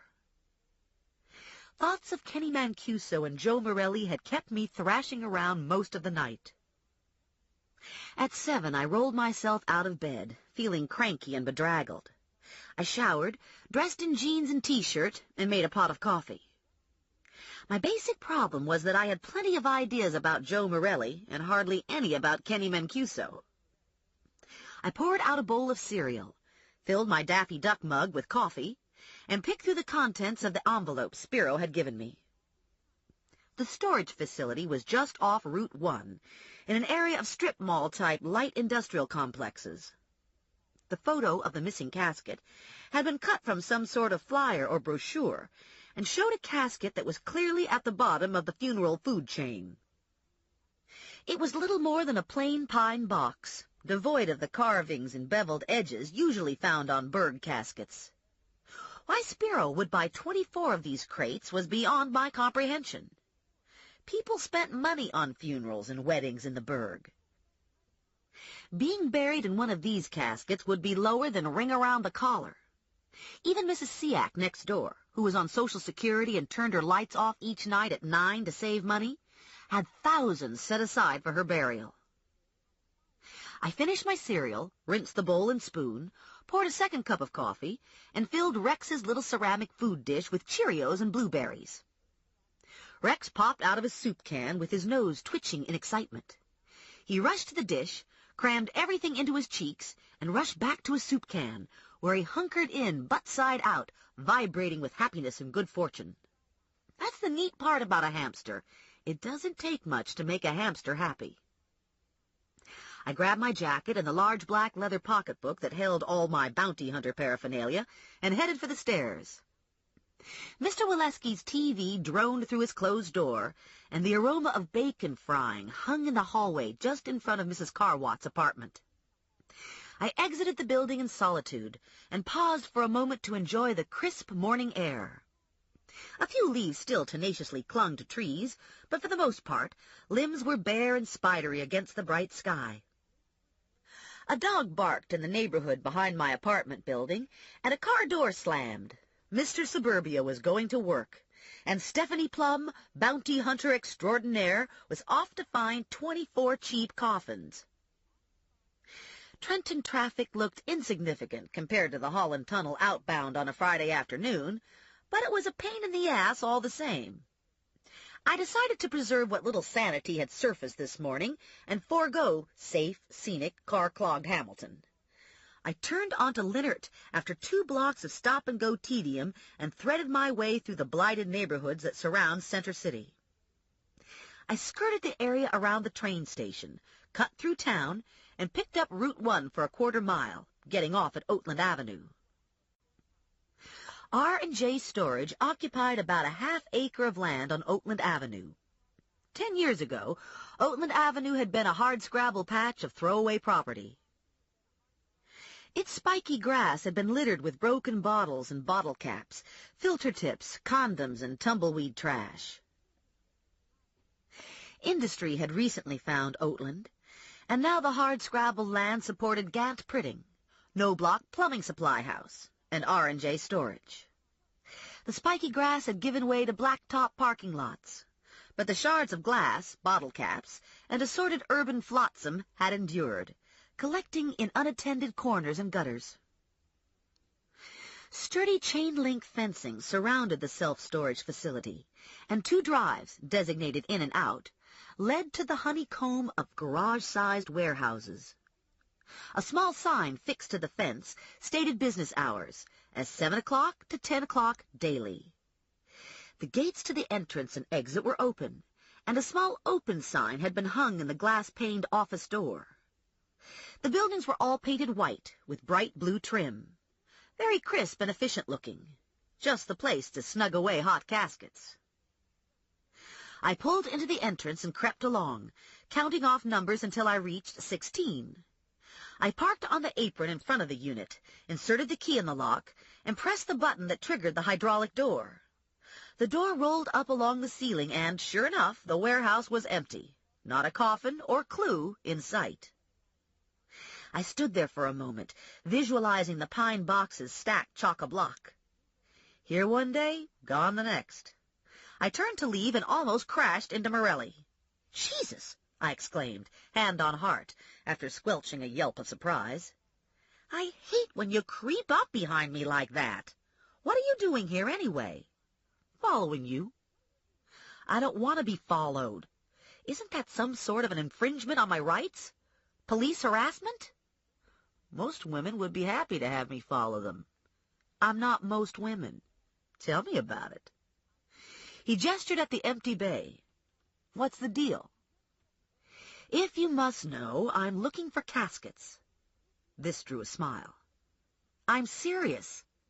Spiro had 24 caskets stored here, and they've disappeared."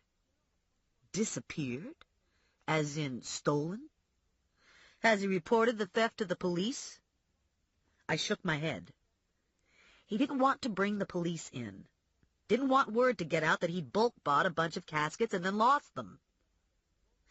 "I hate to rain on your parade, but I think this smells bad. People who lose things worth lots of money file police reports so they can collect their insurance. I closed the door and dropped the key into my pocketbook. I'm getting paid $1,000 to find lost caskets. I'm not going to try to identify the odor. I have no reason to believe there's anything bogus going on. What about Kenny? I thought you were looking for Kenny. Kenny's a dead end right now. Giving up? Dropping back. I opened the door to the Jeep, slid behind the wheel, and shoved the key into the ignition. By the time the engine cranked over, Morelli had seated himself next to me. "Where are we going?" Morelli asked. "I'm going to the office to talk to the manager." Morelli was smiling again. "This could be the start of a whole new career. You do good on this one, and maybe you can advance to catching grave robbers and headstone vandals." "Very funny. Get out of my car." "I thought we were partners." "Yeah, right." I put the Jeep into reverse and K-turned. I parked at the office and swung out of the Jeep, with Morelli following close at my heels. I stopped and turned, facing him, hand to his chest to keep him at arm's length. "Halt! This isn't a group project." "I could be helpful," Morelli said. "I could lend authority and credibility to your questions." "Why would you want to do that?" "I'm a nice guy." I felt my fingers begin to clutch at his shirt and made an effort to relax. "Try again." Kenny, Moogie, and Spiro were practically joined at the hip in high school. Moogie's dead. I've got a feeling Julia, the girlfriend, is out of the picture. Maybe Kenny's turned to Spiro. And I'm working for Spiro, and you're not sure you believe the coffin story.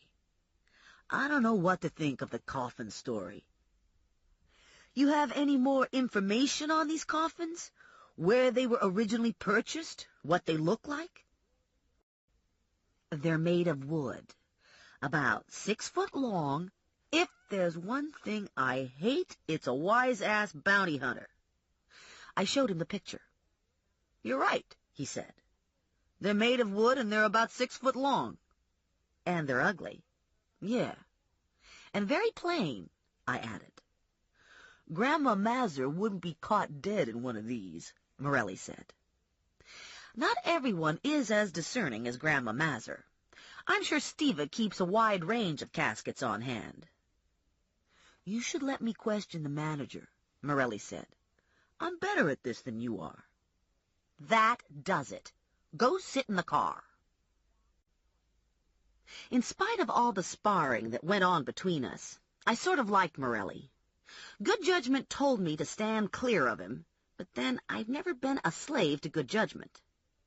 I liked his dedication to the job, and the way he'd risen above his wild teen years.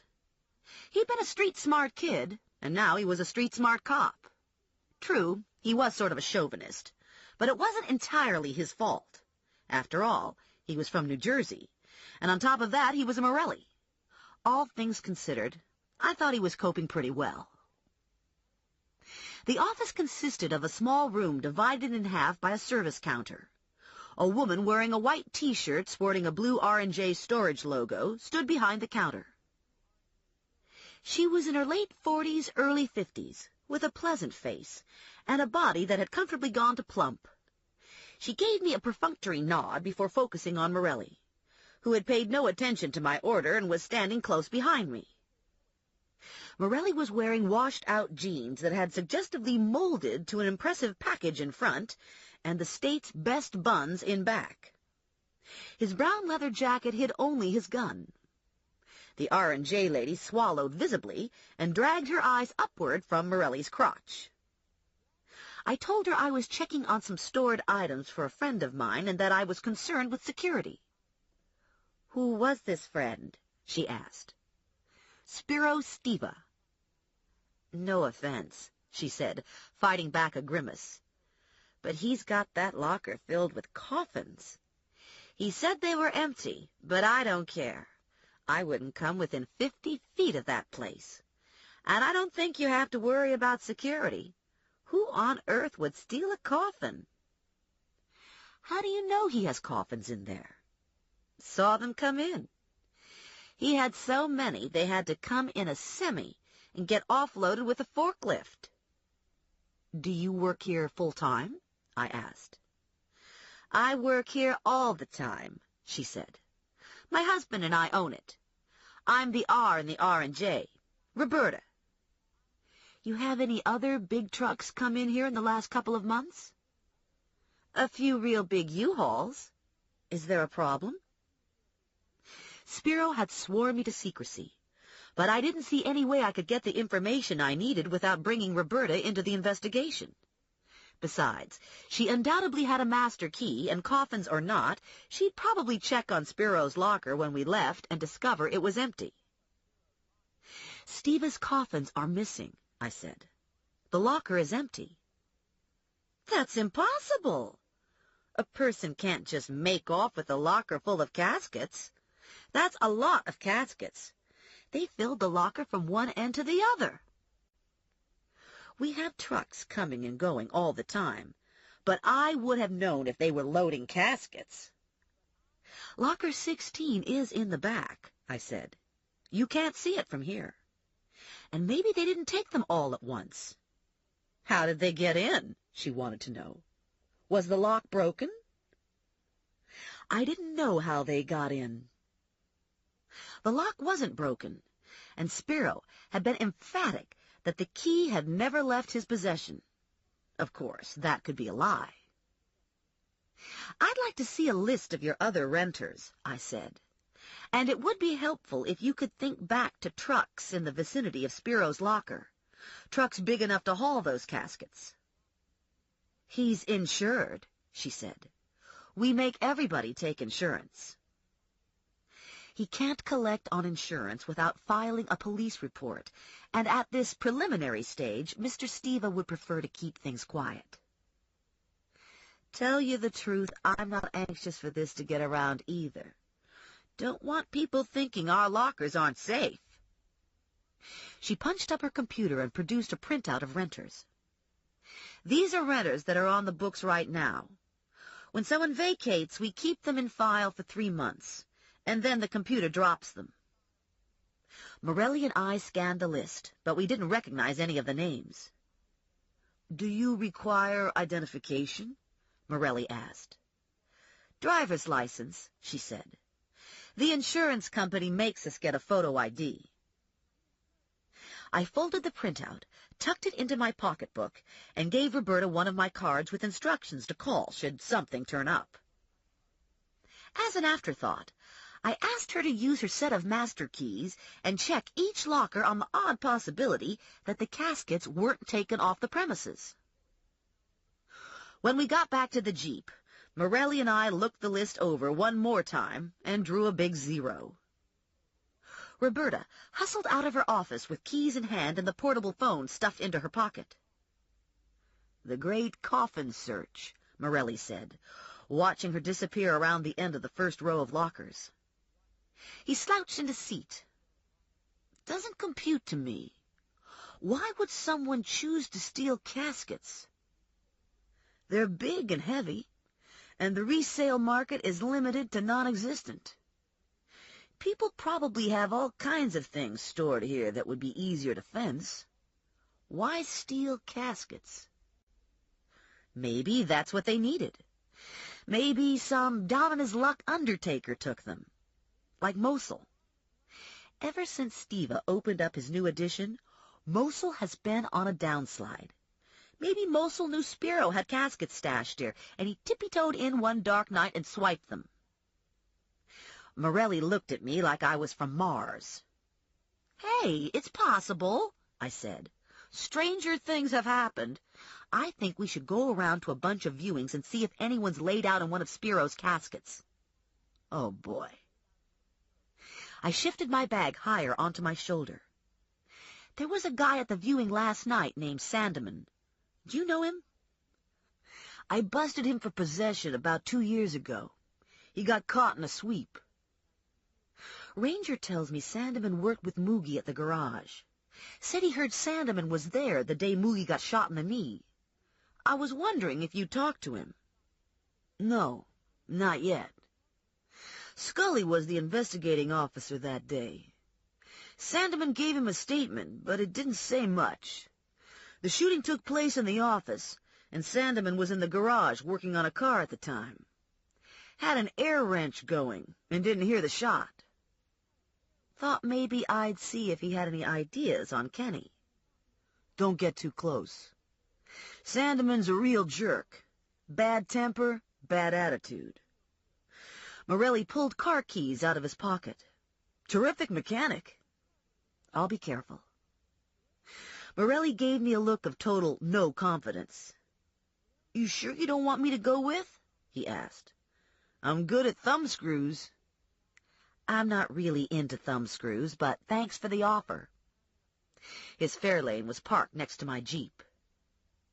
I like the hula girl in the back window, I said. Nice touch.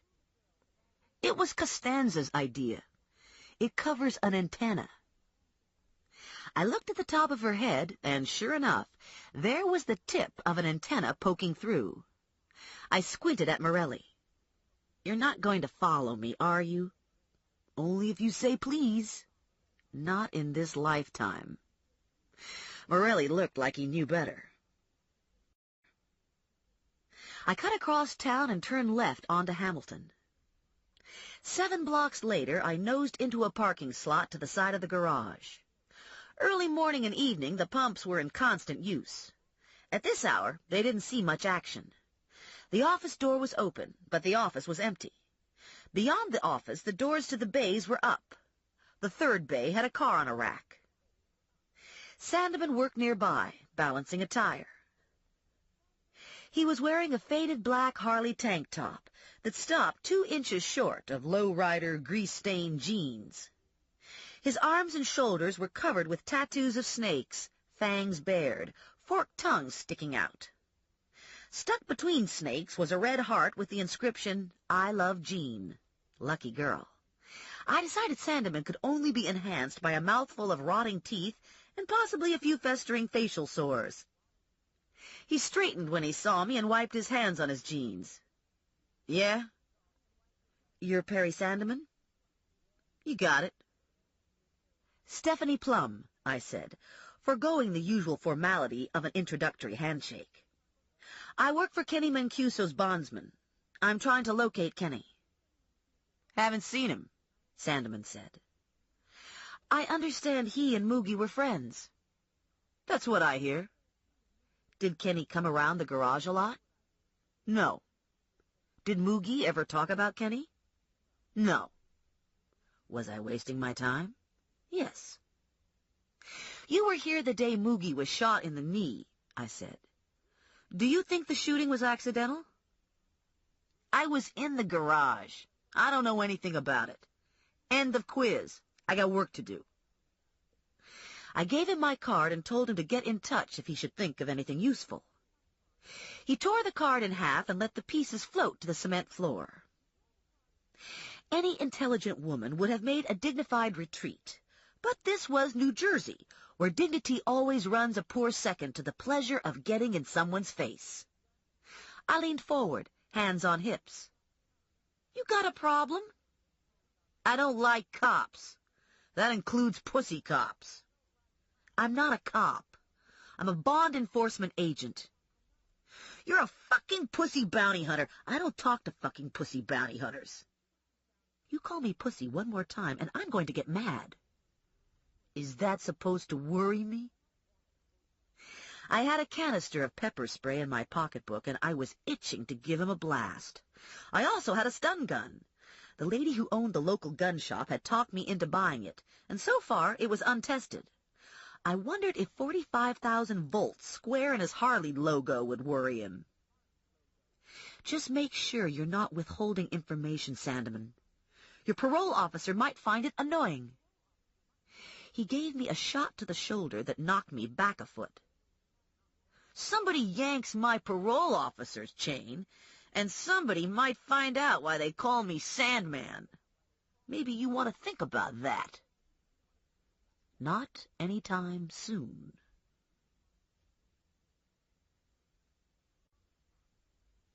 Chapter 5. It was still early afternoon when I left the garage.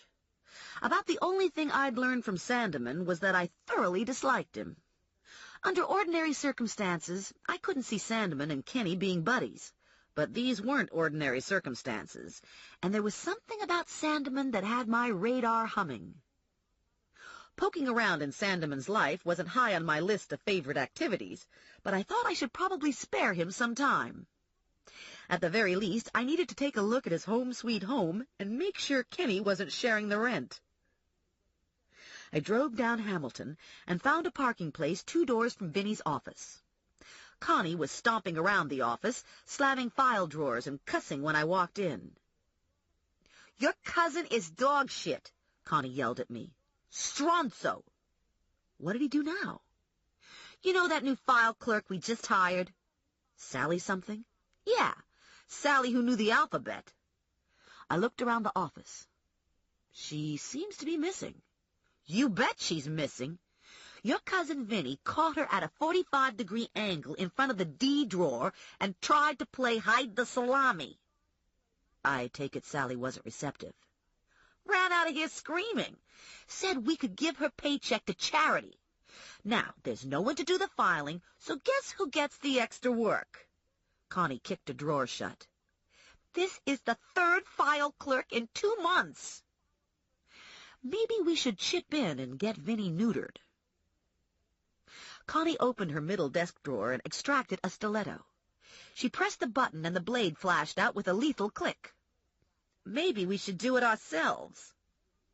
The phone rang, and Connie flipped the knife back into her drawer. While she was talking, I thumbed through the file cabinet looking for Sandeman.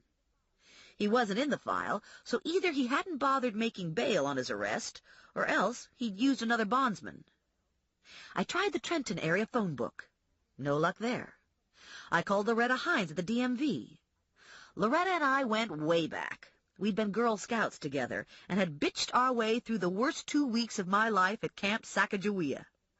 Loretta punched up her handy-dandy computer, and voila, I had Sandeman's address. I copied the address and mouthed bye to Connie. Sandeman lived on Morton Street, in an area of large stone houses that had gone to trash. Lawns were neglected, torn shades hung limp in dirty windows, cornerstones bore spray-painted gang slogans, and paint blistered from window trim. Most of the houses had been converted to multiple occupancy. A few of the houses had been torched or abandoned and were boarded. A few of the houses had been restored and struggled to recapture some of their original grandeur and dignity. Sandeman lived in one of the multi-family houses. Not the nicest on the street, but not the worst either. An old man sat on the front stoop. The whites of his eyes had yellowed with age, gray stubble clung to cadaverous cheeks, and his skin was the color of road tar. A cigarette hung from the side of his mouth. He sucked in some smoke and squinted at me. "Guess I know a cop when I see one," he said. "I'm not a cop.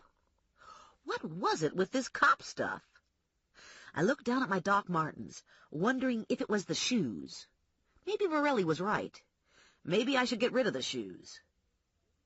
"I'm looking for Perry Sandeman," I said, presenting my card. "I'm interested in finding a friend of his." "Sandeman isn't home.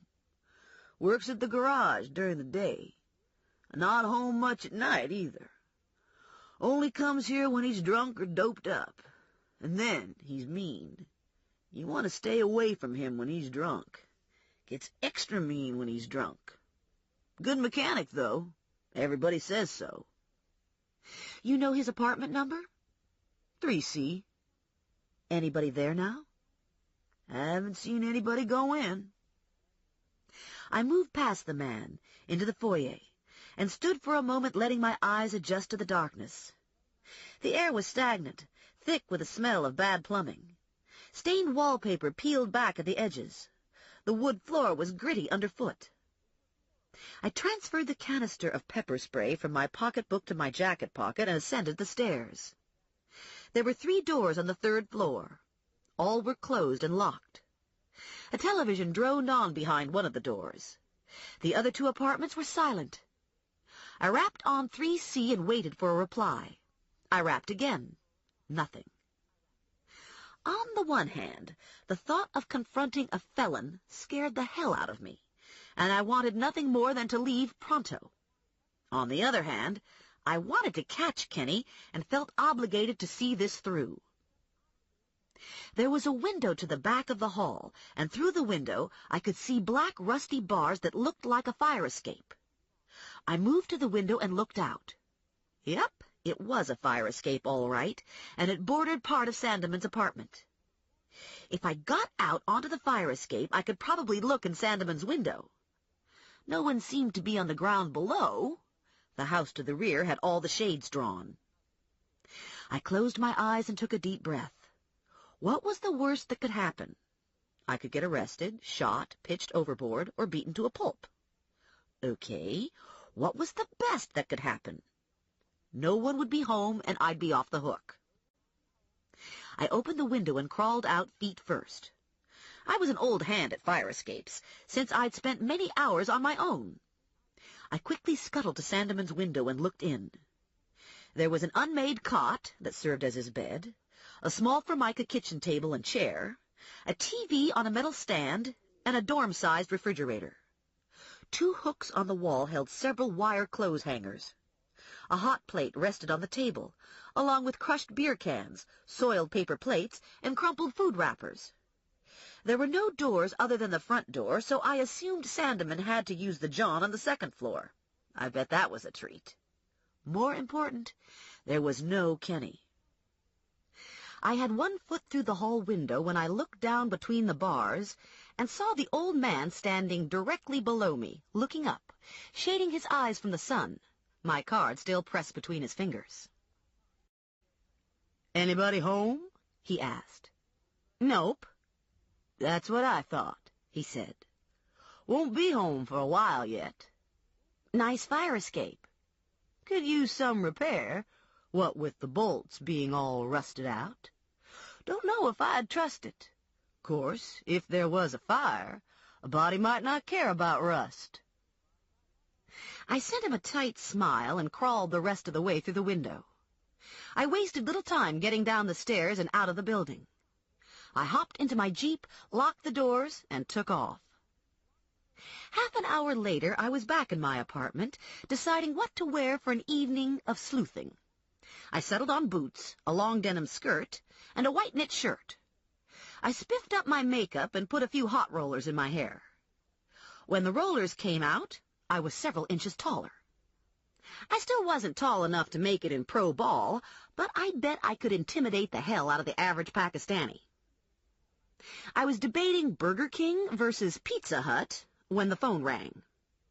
"Stephanie," my mother said, "I have a big pot full of stuffed cabbages, and spice cake for dessert." "Sounds good," I said. "But I've made plans for this evening." "What plans?" "Dinner plans." "Do you have a date?" "No." "Then you don't have any plans." "There's more to life than dates." "Like what?" "Like work." "Stephanie, Stephanie, Stephanie, you work for your no-good cousin Vinny catching hoodlums.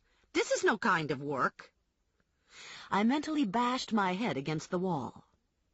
"I've got vanilla ice cream, too, for the spice cake," she said. "Is it low-fat ice cream?"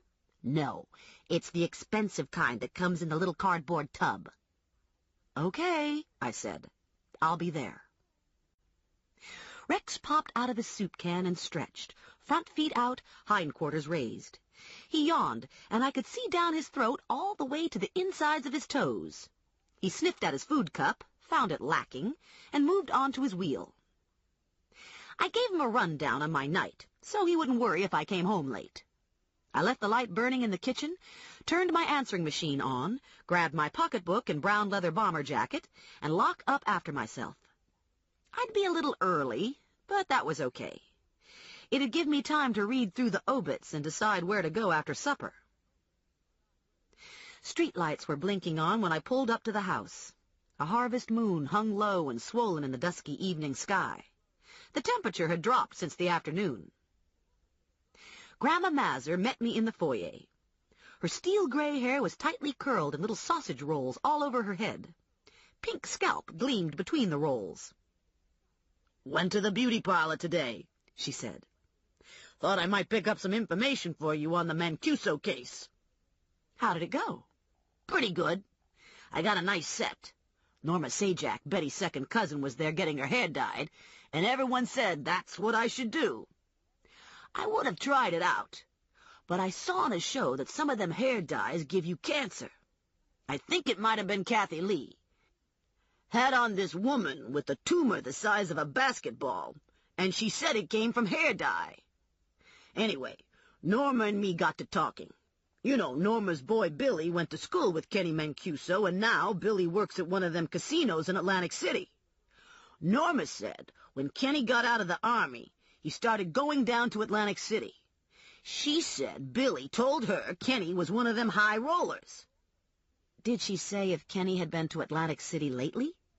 "Didn't say. Only other thing was that Kenny called Billy 3 days ago and asked to borrow some money. Billy said yeah, he could do that, but then Kenny never showed up." Billy told all this to his mother? "Billy told it to his wife, and she went and told Norma. I guess she wasn't too happy that Billy was going to loan money to Kenny." "You know what I think?" Grandma Mazur said.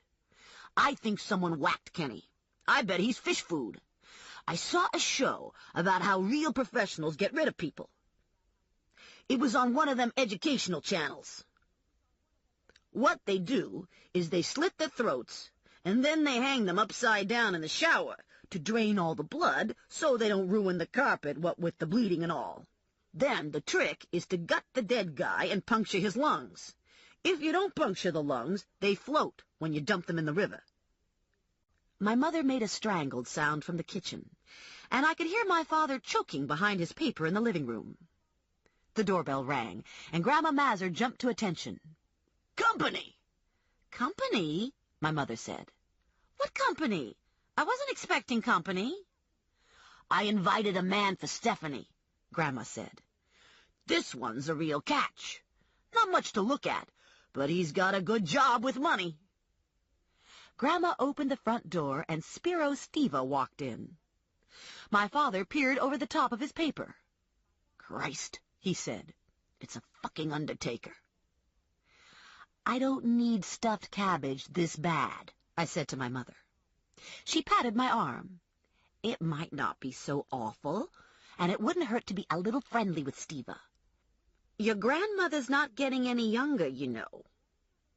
"I invited Spiro over, being his mother's spending all that time with Con in the hospital, and Spiro isn't getting any good home-cooked meals." Grandma winked at me and whispered in my direction. "Got you a live one this time." Just barely. My mother slid an extra plate on the table.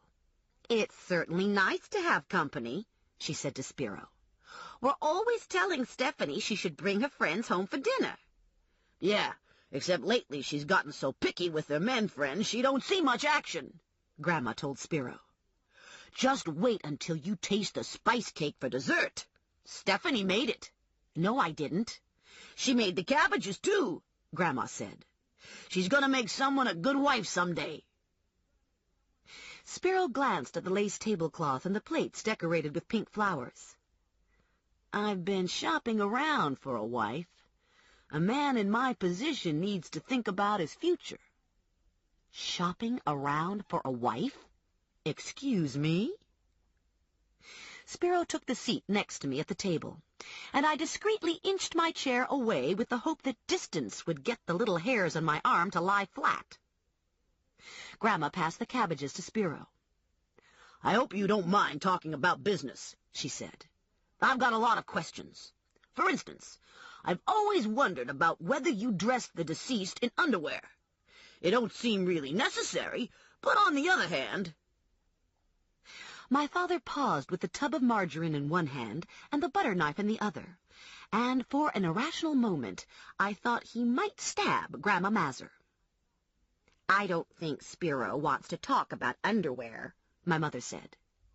Spiro nodded and smiled at Grandma Mazur. "Trade secret." At 10 minutes to 7, Spiro finished off his second piece of cake and announced he would have to leave for the evening viewing. Grandma Mazur waved to him as he pulled away. "That went pretty good," she said. "I think he likes you." "Do you want more ice cream?" my mother asked. "Another cup of coffee?" "No, thanks. I'm stuffed. And besides, I have things to do tonight." "What things?" "There are some funeral homes I need to visit." "What funeral homes?" Grandma yelled from the foyer. "I'm starting with Sokolowski's." "Who's at Sokolowski's?" "Helen Martin." "Don't know her, but maybe I should pay my respects all the same, if you're such good friends," Grandma said. "After Sokolowski's, I'm going to Mosel's, and then to the House of Eternal Slumber." "The House of Eternal Slumber? Never been to that one," Grandma said. "Is it new? Is it in the burg?" "It's over on Stark Street." My mother crossed herself. "Give me strength," she said. "Stark Street isn't that bad," I told her. "It's full of drug dealers and murderers. You don't belong on Stark Street. Frank, are you going to let her go to Stark Street at night?" My father looked up from his plate at the mention of his name. "What?" "Stephanie's going to Stark Street." My father had been engrossed in his cake and was clearly lost. "Does she need a ride?" My mother rolled her eyes. "You see what I live with?" Grandma was on her feet. "Won't take me a minute. Just let me get my pocketbook and I'll be ready to go." Grandma applied fresh lipstick in front of the hall mirror, buttoned herself into her good wool coat, and hooked her black patent leather purse over her arm. Her good wool coat was a brilliant royal blue with a mink collar. Over the years, the coat had seemed to grow in volume in direct proportion to the rate at which Grandma was shrinking, so that the coat was now almost ankle length.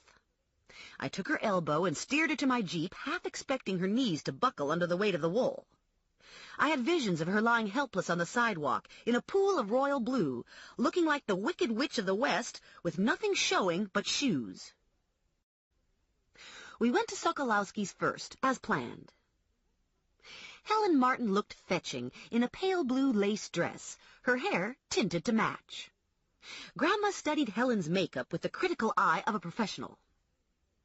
"Should have used the green-toned concealer under the eyes," she said. "You've got to use a lot of concealer when you got lighting like this. Now, Steve's got recessed lighting in his new rooms, and that makes all the difference." I left Grandma to her own devices and went in search of Melvin Sokolowski, locating him in his office just off the front entrance. The door to the office was open, and Sokolowski was seated behind a handsome mahogany desk, tapping who knows what into a laptop. I rapped lightly to get his attention. He was a nice-looking man in his mid-40s, dressed in the standard conservative dark suit, white dress shirt, and sober striped tie. He raised eyebrows at the sight of me standing in his doorway. "Yes?"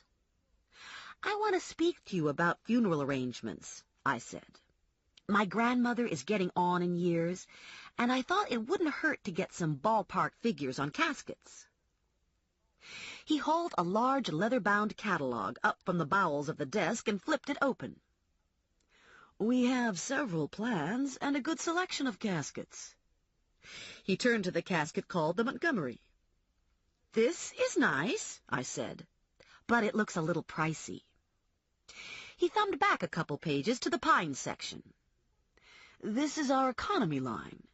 As you can see, they're still quite attractive, with a nice mahogany stain and brass handles."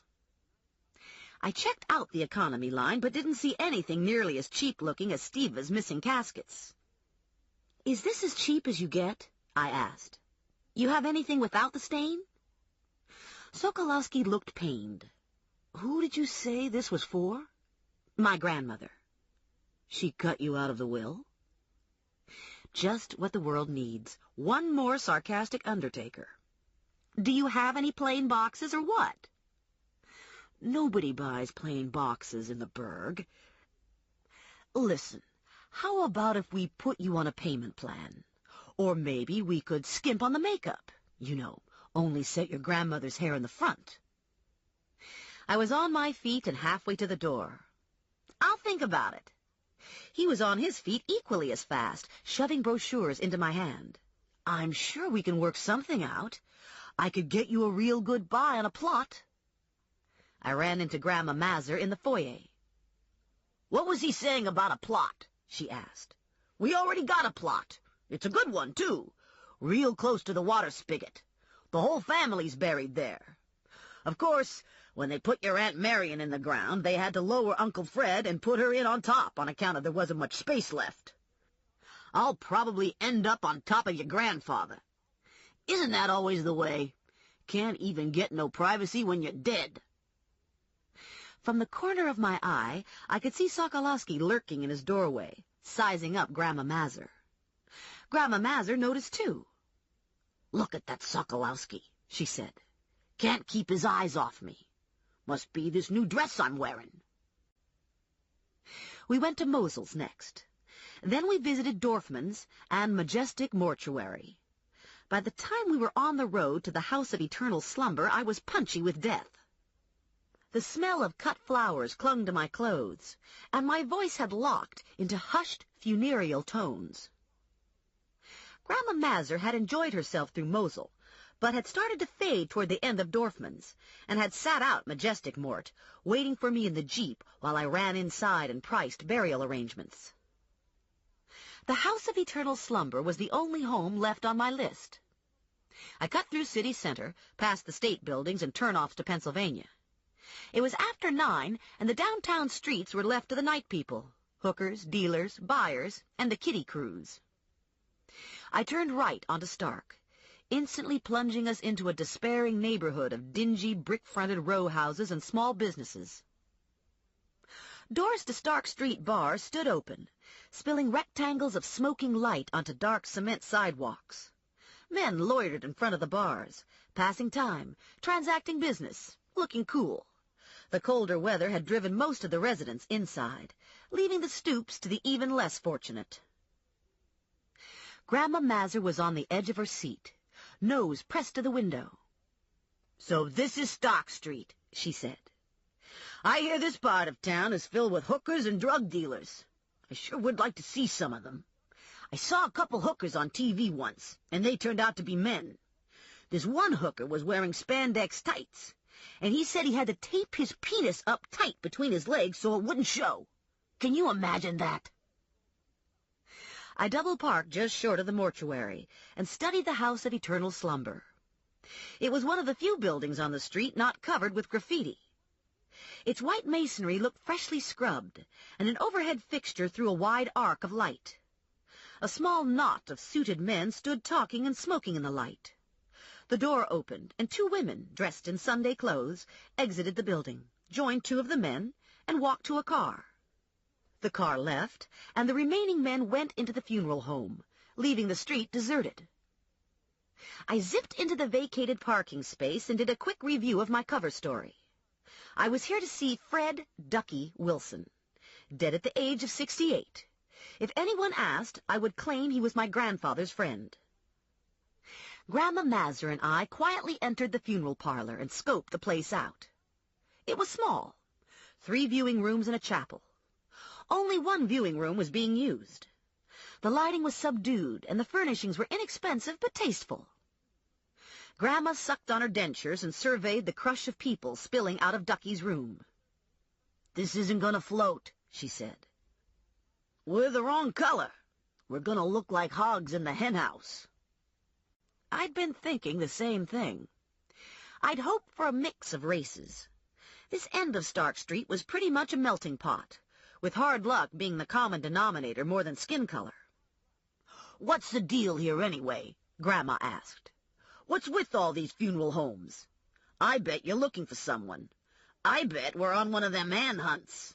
Sort of. I can't tell you the details. Don't worry about me. My mouth is zipped and locked. I had a fleeting view of Ducky's casket, and even from this distance I knew his family had spared no expense. I knew I should look into it further, but I was tired of doing the bogus pricing out a funeral routine. I've seen enough, I told Grandma. I think it's time to go home. Fine by me. I could use to get these shoes off. This man-hunting stuff takes it out of a body. We swung through the front door and stood squinting under the overhead light. That's funny, Grandma said. I could have swore we parked the car here. I heaved a sigh. We did park the car here. It isn't here anymore. It sure as hell wasn't. The car was gone, gone, gone. I pulled my phone out of my pocketbook and called Morelli. There was no answer at his home number, so I tried his car phone. There was a short crackle of static, and Morelli came on. "It's Stephanie," I said. "I'm at the House of Eternal Slumber on Stark Street, and my car's been stolen." There was no immediate response, but I thought I heard some muffled laughter. "Have you called it in?" he finally asked. "I'm calling it in to you." "I'm honored. Grandma Mazur is with me, and her feet hurt." 10-4, Kemosabe. I dropped my phone back into my pocketbook. "Morelli's on his way." Nice of him to come get us. At the risk of sounding cynical, I suspected Morelli had been camped out in my parking lot, waiting for me to come home so he could get briefed on Perry Sandeman. Grandma Mazur and I huddled close to the door, ever on the alert should my car cruise by. It was an uneventful, tedious wait, and Grandma seemed disappointed not to have been approached by drug dealers or pimps looking for fresh blood. "Don't know what all the to-do is about," she said. "Here it is, a perfectly good night, and we haven't seen any crime. Stark Street isn't what it's cracked up to be." "Some slimeball stole my car." "That's true. I guess this evening wasn't a complete bust. Still, I didn't see it happen. It just isn't the same if you don't see it happen." Morelli's truck turned at the corner and made its way up Stark Street. He double-parked, set his flasher, and sauntered around to us. "What happened?" The Jeep was parked and locked in this empty space here. We were in the funeral home for less than 10 minutes. When we came out, the Jeep was gone. "Any witnesses?" "None that I know of. I didn't canvass the neighborhood. If there was one thing I'd learned in my short career as a bounty hunter, it was that no one saw anything on Stark Street. Asking questions was an exercise in futility." "I had the dispatcher notify all cars as soon as I got your call," Morelli said. "You should come down to the station tomorrow and fill out a report." "Any chance I'll get my car back?" "There's always a chance." "I saw a TV show about stolen cars," Grandma Mazur said. "It was on these chop shops that take cars apart. Probably by now there's nothing left of that Jeep but a grease spot on some garage floor." Morelli opened the passenger side door to his pickup and hoisted Grandma onto the seat. I scooched up beside her and told myself to think positive. Not all stolen cars ended up as spare parts, right? My car was so cute that probably someone couldn't resist taking it for a short joyride. Think positive, Stephanie. Think positive. Morelli made a U-turn and retraced back to the burg. We made a perfunctory stop at my parents' house, only staying long enough to deposit Grandma Mazur in the lazy boy rocker and reassure my mother that nothing terrible had happened to us on Stark Street, aside from having my car grand thefted. On the way out, my mother handed me the traditional bag of food. "A little something for a snack," she said. "Some spice cake." "I love spice cake," Morelli told me when we were back in his truck, heading for my apartment. "Forget it. You're not getting any." "Of course I am," Morelli said. "I went out of my way to help you tonight. The least you can do is give me some spice cake." "You don't really want spice cake anyway. You just want to come up to my apartment so you can find out about Perry Sandeman." "That's not the only reason." Sandeman wasn't in a talky mood. Morelli stopped for a light. "Learn anything at all?" "He hates cops. He hates me. I hate him. He lives in a walk-up on Morton Street, and he's a mean drunk." "How do you know about him being a mean drunk?" "Went to his home address and talked to one of his neighbors." Morelli slid a glance at me. "That was pretty ballsy." "It was nothing," I said, making the most of the lie. "All in a day's work." "I hope you had the sense not to give out your name. Sandeman won't be happy to find you snooping around his crib. I think I might have left my card. No need to tell him about getting caught on the fire escape. Wouldn't want to weigh him down with unnecessary details. Morelli gave me a, "Boy, are you stupid or what?" look. I understand they have positions available for makeover ladies at Macy's. Don't start with that makeover stuff again. So I made a mistake. Cookie, you're making a career out of making mistakes. It's my style. And don't call me Cookie. Some people learn from books. Some listen to the advice of others. Some learn from mistakes. I fit into the last category. So sue me. At least I rarely made the same mistake twice. With the possible exception of Morelli. Morelli had this habit of periodically screwing up my life, and I had a habit of letting him do it. Have any luck on the funeral circuit? None. He cut the engine and leaned close to me. You smell like carnations. Watch it. You'll crush the cake. He looked down at the bag. That's a lot of cake. Uh-huh.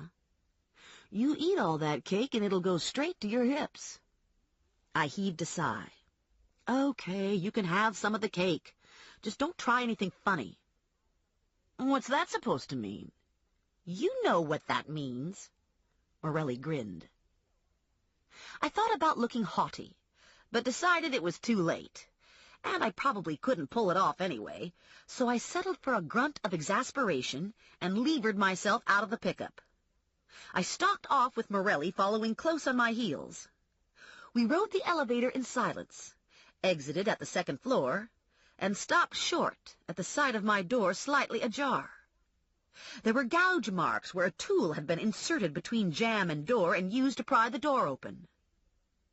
I heard Morelli unholster his gun, and I slid a glance in his direction.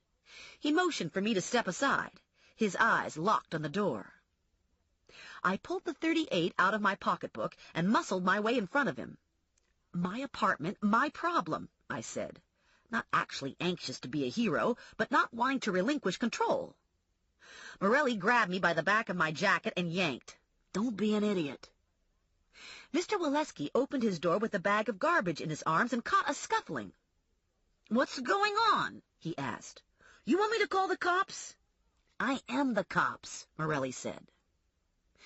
Mr. Waleski gave him a long, considering look and then turned to me. He give you any trouble, you let me know. I'm just going down the hall with my garbage. Morelli stared after him. I don't think he trusts me. Smart man. We both peeked cautiously inside my apartment, entering the foyer glued at the hip like Siamese twins. The kitchen and the living room area were empty of intruders. We immediately went to the bedroom and bath, checking out closets, looking under the bed, peering out at the fire escape beyond the window.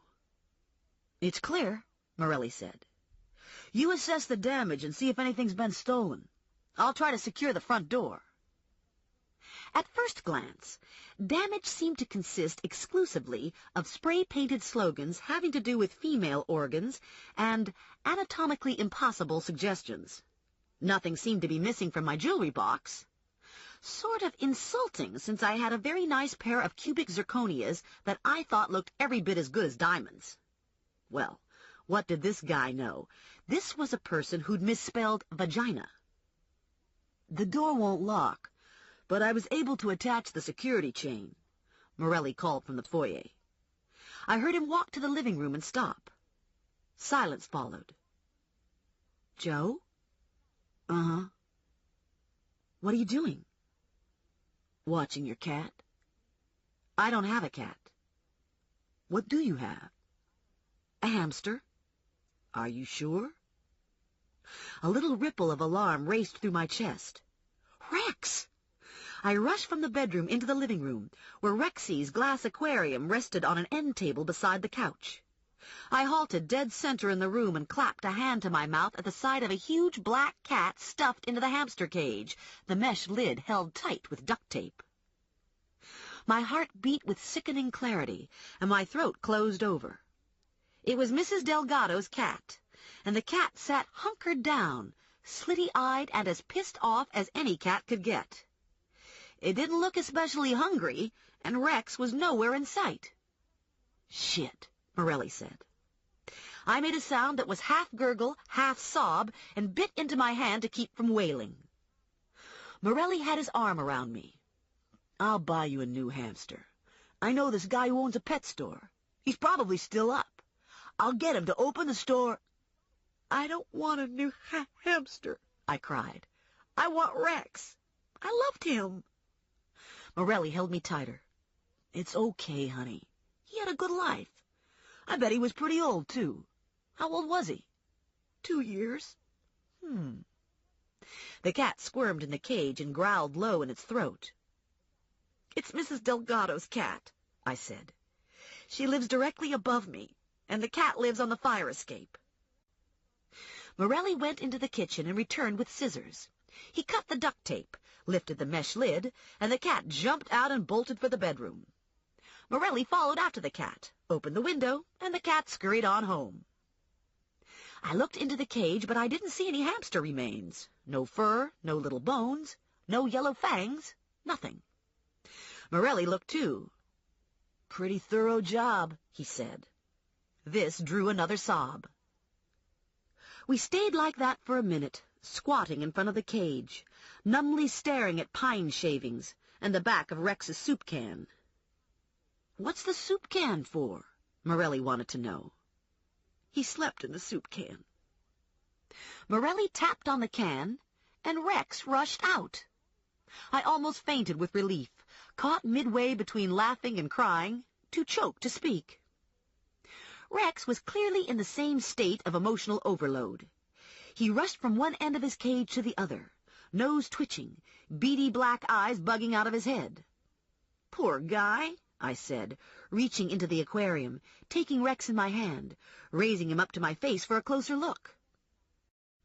"Maybe you should let him relax a while," Morelli said. "He seems pretty agitated." I stroked his back. "Hear that, Rex? Are you agitated?" Rex responded by sinking his fangs into the tip of my thumb. I let out a shriek and jerked my hand away, flipping Rex off into space like a frisbee. He sailed halfway across the room, landed with a soft thunk, lay stunned for 5 seconds, and then scrambled behind a bookcase. Morelli looked at the 2 puncture wounds in my thumb, then he looked at the bookcase. "You want me to shoot him?" "No, I don't want you to shoot him. I want you to go into the kitchen, get the big strainer, and trap Rex in it while I wash my hands and get a Band-Aid." When I came out of the bathroom 5 minutes later, Rex was crouched still as a stone under the strainer, and Morelli was at the dining room table eating the spice cake. He'd set out a wedge for me and poured glasses of milk. "I think we can hazard a pretty good guess at the identity of the villain here," Morelli said, glancing at my business card impaled on my carving knife, which was sunk into the middle of my square wood table. "Nice centerpiece," he offered. "Did you say you left your calling card with one of Sandeman's neighbors?" Seemed like a good idea at the time. Morelli finished his milk and cake and rocked back in his chair. "How spooked are you by all of this?" "On a scale of 1 to 10, I guess I'm at 6. "Do you want me to stay until you can get your door fixed?" I took a minute to consider. I'd been in worrisome situations before, and I knew it was no fun being alone and scared. Problem was, I didn't want to admit any of this to Morelli. "You think he'll be back?" "Not tonight. Probably not ever unless you push him again." I nodded. "I'll be okay. But thanks for the offer." He stood. "You've got my number if you need me." I wasn't about to touch that one. He looked at Rex. "You need any help getting Dracula settled in?" I knelt down, lifted the strainer, scooped Rex up, and gently set him back in his cage. "He doesn't usually bite," I said. "He was just excited." Morelli gave me a chuck under the chin. "Happens to me sometimes, too." I slid the chain home after Morelli left and jury-rigged an alarm system for myself by stacking glasses in front of the door. If the door opened, it'd knock the pyramid over, and the glasses smashing on the linoleum floor would wake me up. There was the added advantage that if the intruder was barefoot, he'd cut himself on the broken glass. Of course, this was unlikely since it was November and 40 degrees. I brushed my teeth, got into my jammies, put my gun on the table beside my bed, and crawled into bed, trying not to be disturbed by the writing on my wall. First thing in the morning, I'd call the super to get my door fixed, and while I was at it, I'd mooch some paint. I lay awake for a long time, unable to sleep. My muscles were twitchy with nerves, and my brain was uneasy. I hadn't shared my opinion with Morelli, but I was pretty sure Sandeman hadn't vandalized my apartment. One of the messages on my wall had mentioned conspiracy, and a silver letter K had been pasted below the message. Probably I should have shown Morelli the K, and probably I should have shown him the silver-lettered note suggesting I take a vacation. I wasn't sure why I'd held back. I suspected the reason was childish, sort of like, you won't tell me your secret, then I won't tell you mine. Na, na, na, na, na. My mind wandered in the dark. I wondered why Moogie was killed, and why I couldn't find Kenny, and if I had any cavities. I awoke with a start, finding myself sitting bolt upright in bed. The sun was streaming in through the crack in my bedroom curtains, and my heart was pounding. There was a scraping sound from far away. My mind cleared, and I realized it had been the glasses crashing to the floor that had jolted me awake.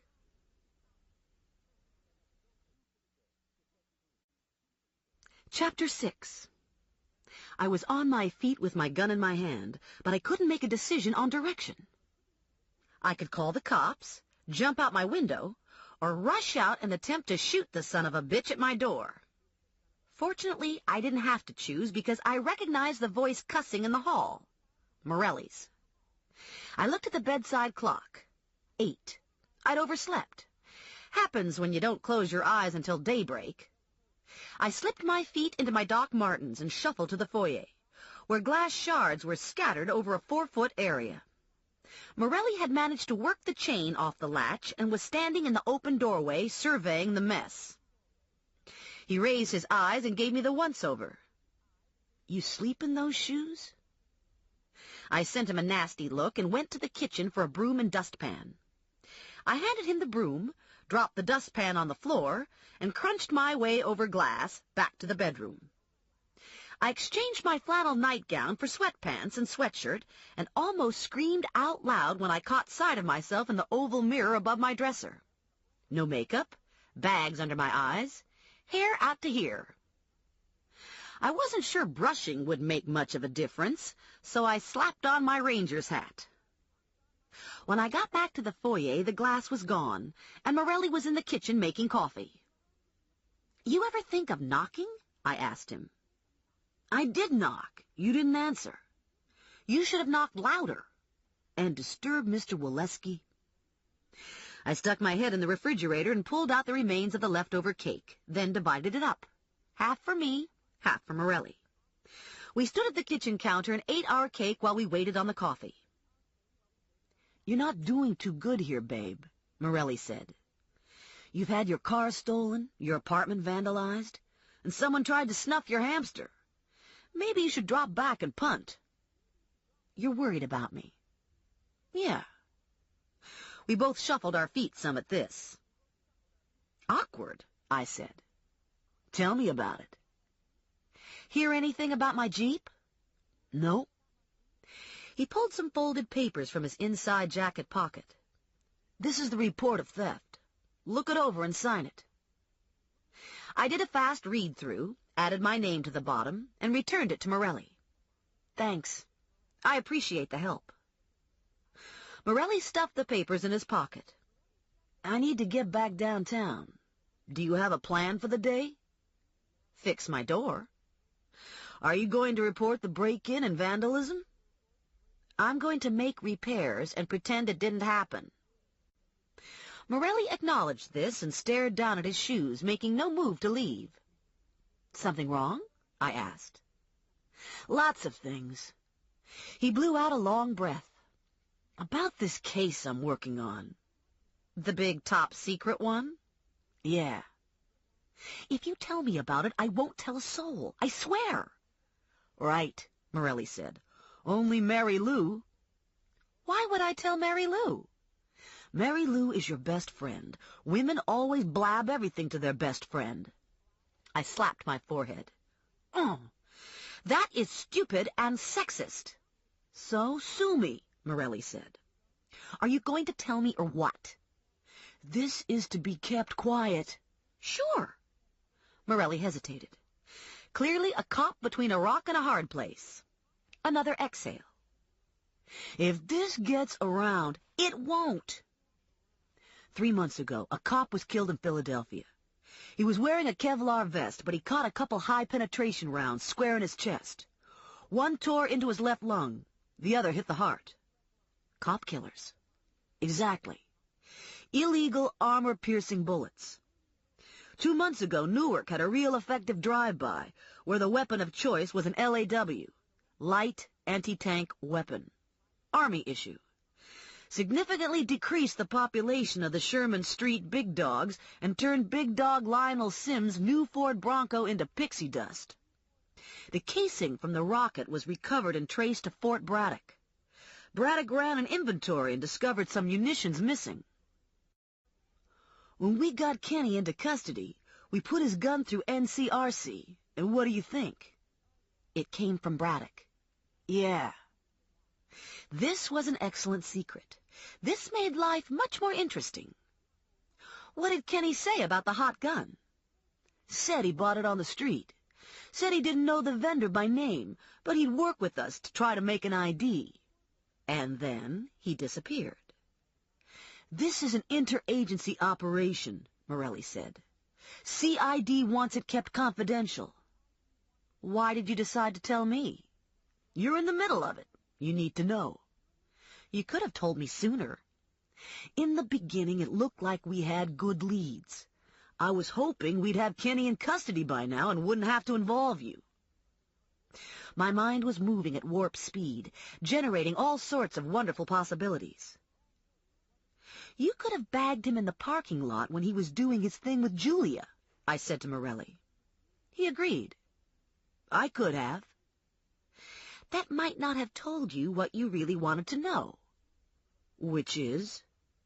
I think you wanted to follow him to see where he was hiding out. I think you aren't just looking for Kenny. I think you're looking for more guns. Keep going. I was feeling really pleased with myself now, trying hard not to smile too wide. Kenny was stationed at Braddock. He got out 4 months ago and started spending money. He bought a car, paid cash. Then he rented a relatively expensive apartment and furnished it. He filled the closets with new clothes. And Moogie was doing pretty good, too, considering he was living on a gas station attendant's wages. He had a megabucks car in his garage. Your conclusion? Kenny didn't buy that gun on the street. He and Moogie were involved in the Braddock ammo ripoff. What was Kenny doing at Braddock? Where did he work? He was a shipping clerk. He worked in the warehouse. And the missing munitions were stored in the warehouse? Actually, they were stored in a compound adjacent to the warehouse, but Kenny had access to it. Aha! Morelli grinned. Don't get all wired over this. Kenny's working in the warehouse is hardly conclusive proof of guilt. Hundreds of soldiers have access to that warehouse. And as far as Kenny's affluence goes, he could be dealing drugs, betting on horses, or blackmailing Uncle Mario. I think he was running guns. I think so, too, Morelli said. Do you know how he got the stuff out? No. CID doesn't know either. It could have all gone out at once, or it could have trickled out over a period of time. No one checks inventory unless something is needed, or, in this case, unless something turns up stolen. CID is conducting a background search on Kenny's Army friends and co-workers in the warehouse. So far, none of those people have been labeled suspects. So, where do we go from here? Thought it might be helpful to talk to Ranger. I grabbed the phone off the kitchen counter and tapped out Ranger's number. "Yo," Ranger answered. "This better be good." "It has potential," I said. "You free for lunch?" "Big Jim's at 12. "Going to be a threesome," I told him. "You and me and Morelli." "He there now?" Ranger wanted to know. "Yeah." "You naked?" "No." "Still early," Ranger said. I heard the disconnect, and I hung up. When Morelli left, I called Dillon Ruddock, the building superintendent, who was also an all-around good guy and friend. I explained my problem, and about half an hour later, Dillon showed up with his trusty box of tools, a half-gallon of paint, and assorted paint paraphernalia. He went to work on the door, and I tackled the walls. It took 3 coats to cover the spray paint, but by 11 my apartment was threat-free and had all new locks installed. I took a shower, scrubbed my teeth, dried my hair, and got dressed in jeans and black turtleneck. I placed a call to my insurance company and reported the theft of my car. I was told my policy didn't cover car rental and that payment would be made in 30 days if my car didn't turn up by then. I was doing some heavy sighing when my phone rang. Even before I touched the receiver, the urge to scream told me it was my mother. "Have you gotten your car back?" she asked. "No." "Not to worry. We have it all figured out. You can use your Uncle Sandor's car." Uncle Sandor had gone into a nursing home last month, at the age of 84, and had given his car to his only living sister, Grandma Mazur. Grandma Mazur had never learned to drive. My parents and the rest of the free world weren't anxious for her to start now. While I hated to look a gift horse in the mouth, I really didn't want Uncle Sandor's car. It was a 1953 powder blue Buick with a shiny white top, white-wall tires big enough to fit a backhoe, and gleaming chrome portholes. It was the same size and shape as a beluga whale and probably got 6 miles to the gallon on a good day. "Wouldn't think of it," I said to my mother. "Nice of you to offer, but that's Grandma Mazur's car." "Grandma Mazur wants you to have it. Your father's on his way over. Drive it in health." Damn. I declined her offer of dinner and disconnected. I peeked in at Rex to make sure he wasn't suffering any delayed reactions to last night's ordeal. He seemed in good spirits, so I gave him a broccoli floret and a walnut, grabbed my jacket and pocketbook, and locked the apartment behind me. I slogged down the stairs and stood outside, waiting for my father to appear. The far-off sound of a mammoth engine arrogantly sucking gas carried to the parking lot, and I shrank back against the building, hoping for a reprieve, praying this wasn't the Buick approaching. A bulbous-nosed behemoth of a car turned the corner, and I felt my heart beat in time to the pounding of pistons. It was the Buick, all right, in all its glory, not a speck of rust anywhere. Uncle Sandor had bought the car new in 1953 and had kept it in showroom condition. "I don't think this is a good idea," I said to my father. "What if I scratch it?" "It won't get scratched," my father said, putting the car in park, sliding over on the big bench seat. "It's a Buick." "But I like little cars," I explained. "That's what's wrong with this country," my father said. "Little cars. Soon as they started bringing those little cars over from Japan, everything went to pot." He thumped on the dash. "Now, this is a car. This baby is made to last. This is the kind of car a man can be proud to drive. This is a car with cojones." I got in next to my father and peered over the wheel, staring open-mouthed at the amount of hood. Okay, so it was big and ugly, but hell, it had cojones. I took a firm grip on the wheel and thumped my left foot to the floor before my brain registered no clutch. "Automatic," my father said. "That's what America is all about." I dropped my father at the house and forced a smile. "Thanks." My mother was at the front step. "Be careful," she yelled. "Keep your doors locked." Morelli and I walked into Big Jim's together. Ranger was already there, sitting with his back to the wall at a table that afforded a good view of the room. Always the bounty hunter, and most likely feeling naked since he'd probably left most of his personal arsenal in the car in honor of Morelli. There was no need to look at a menu. If you knew anything at all, you ate ribs and greens at Jim's. We ordered and sat in silence until drinks were served. Ranger kicked back in his chair, arms crossed over his chest. Morelli in a less aggressive, more indolent slouch. Me on the edge of my seat, elbows on the table, ready to jump and run should they decide to have a shootout just for the hell of it. "So," Ranger finally said, "what's going on here?" Morelli leaned forward slightly. The pitch of his voice was casual and low.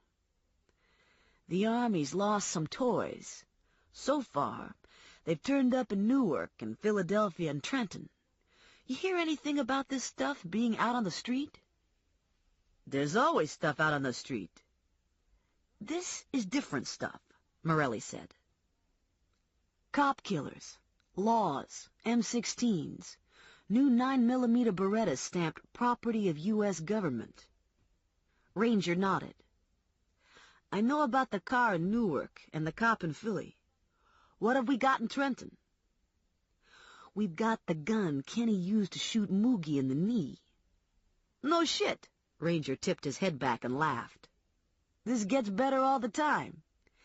Kenny Mancuso accidentally shoots his best friend in the knee, is apprehended by a cop who, by chance, stops in to get gas even as the gun is smoking, and it turns out he's got a funny gun." "What's the word?" Morelli asked. "You know anything?" "Nada," Ranger said. "What's Kenny give you?" "Nada," Morelli said. Conversation stopped while we shuffled silver and glasses to make room for the plates of ribs and bowls of greens. Ranger continued to stare at Morelli. "I got the feeling there's more." Morelli selected a rib and did his lion on the Serengeti imitation. "The stuff was stolen from Braddock." "While Kenny was stationed there?" "Possibly. I bet the little devil had access, too." "So far, all we have is coincidence," Morelli said. "It'd be nice if we could get a line on the distribution."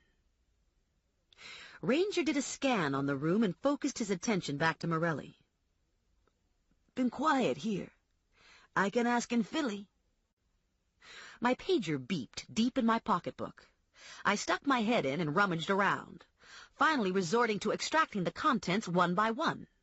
Cuffs, flashlight, mace, stun gun, hairspray, hairbrush, wallet, sports Walkman, Swiss Army knife, pager. Ranger and Morelli watched in grim fascination. I glanced at the digital readout. Roberta. Morelli brought his head up from his ribs.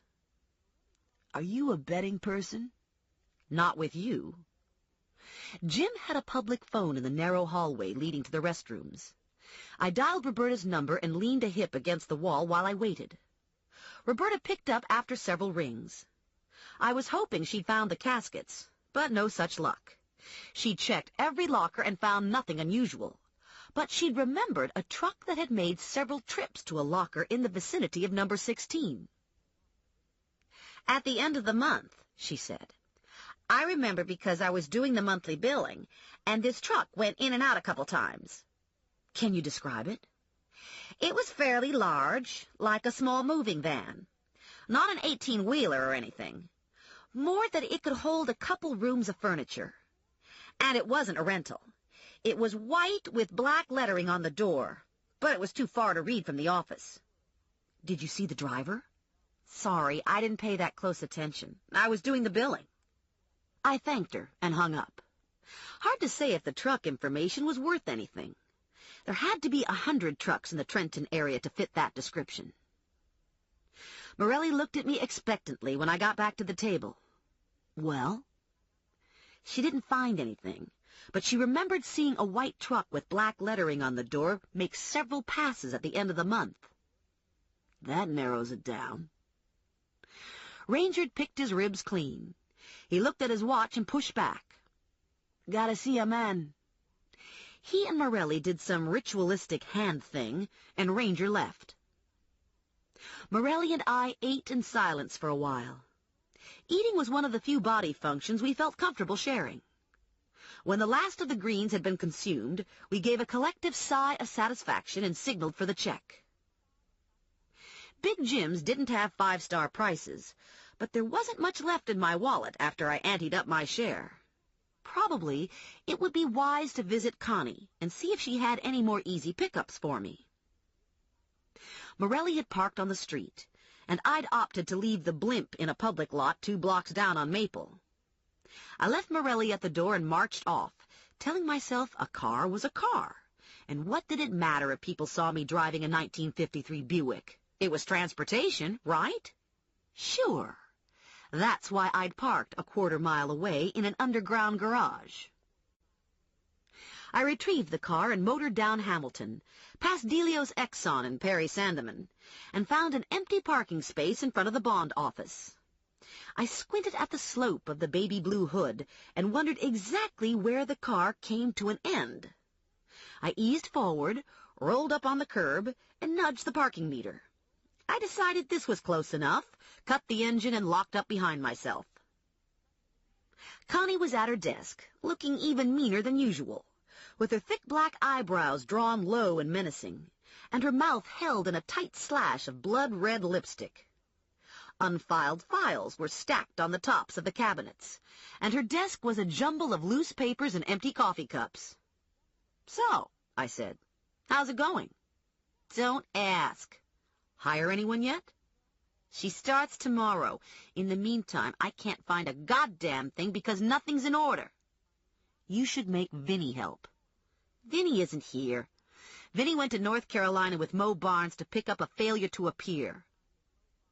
I took a wad of folders and started alphabetizing. "I'm at a temporary impasse with Kenny Mancuso. Anything new come in that looks like a fast bust?" She handed me several forms stapled together. "Eugene Petrus missed his court appearance yesterday. Probably at home, drunk as a skunk and doesn't know what day it is." I glanced at the bond agreement. Eugene Petrus showed a Berg address. The charge was spousal batterment. Should I know this guy? "You might know his wife, Kitty. Maiden name was Lukács. I think she was a couple years behind you in school." "Is this his first arrest?" Connie shook her head. "Got a long history. A real asshole. Every time he gets a couple beers in him, he knocks Kitty around. Sometimes he goes too far and puts her in the hospital. Sometimes she files charges, but eventually she always backs off. Scared, I guess." "Lovely. What's his bond worth?" "He's out on $2,000. Domestic violence doesn't count for much of a threat." I tucked the paperwork under my arm. "I'll be back." Kitty and Eugene lived in a narrow row house at the corner of Baker and Rose, across from the old Millped button factory. The front door sat flush to the sidewalk without benefit of yard or porch. The exterior was maroon asphalt shingle with weathered white trim. Curtains were drawn in the front room. Upstairs, windows were dark. I had the pepper spray easily accessible in my jacket pocket, and my cuffs and stun gun stuck into my Levi's. I knocked on the door and heard scrambling going on inside. I knocked again, and a man's voice shouted something incoherent.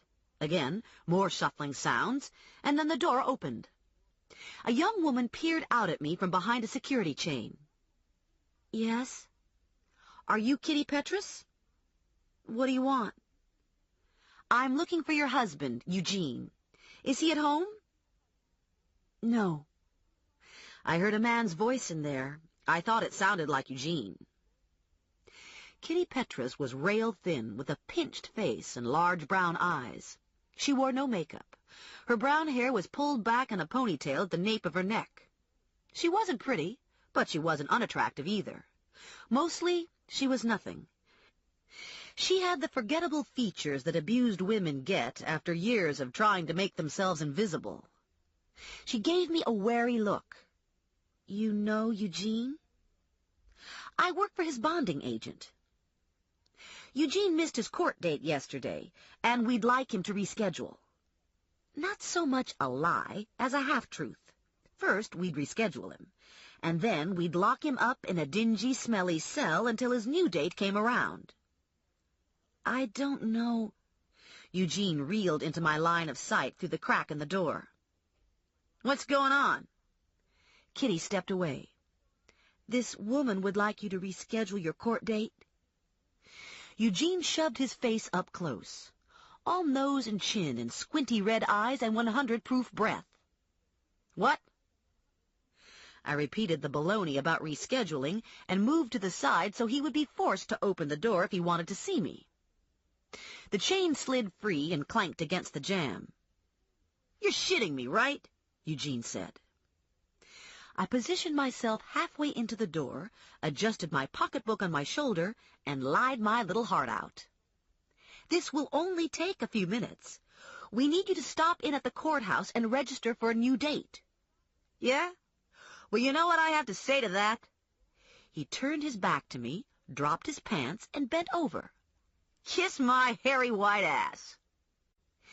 He was facing in the wrong direction to give him a snootful of pepper spray, so I reached into my Levi's and pulled out the stun gun. I'd never used it, but it didn't seem complicated. I leaned forward, firmly pressed the gadget against Eugene's butt, and hit the go button. Eugene gave a short squeak and crumpled to the floor like a sack of flour. My God, Kitty cried. What have you done? I looked down at Eugene, who was lying motionless, eyes glazed, drawers at his knees. He was breathing a little shallowly, but I thought that was to be expected from a man who'd just taken enough juice to light up a small room. His color was pasty white, so nothing had changed there. Stun gun, I said. According to the brochure, it leaves no lasting damage. Too bad. I was hoping you'd killed him. Maybe you should fix his pants, I said to Kitty. There was already too much ugliness in this world without my having to look at Eugene's Mr. Droopy. When she had zipped him up, I prodded him with the toe of my shoe and got minimal response. Probably it'd be best if we get him out to my car before he comes around. How are we going to do that?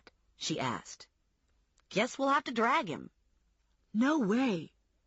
I don't want no part of this. Lordy, this is terrible. He'll beat the daylights out of me for this. He can't beat you if he's in jail.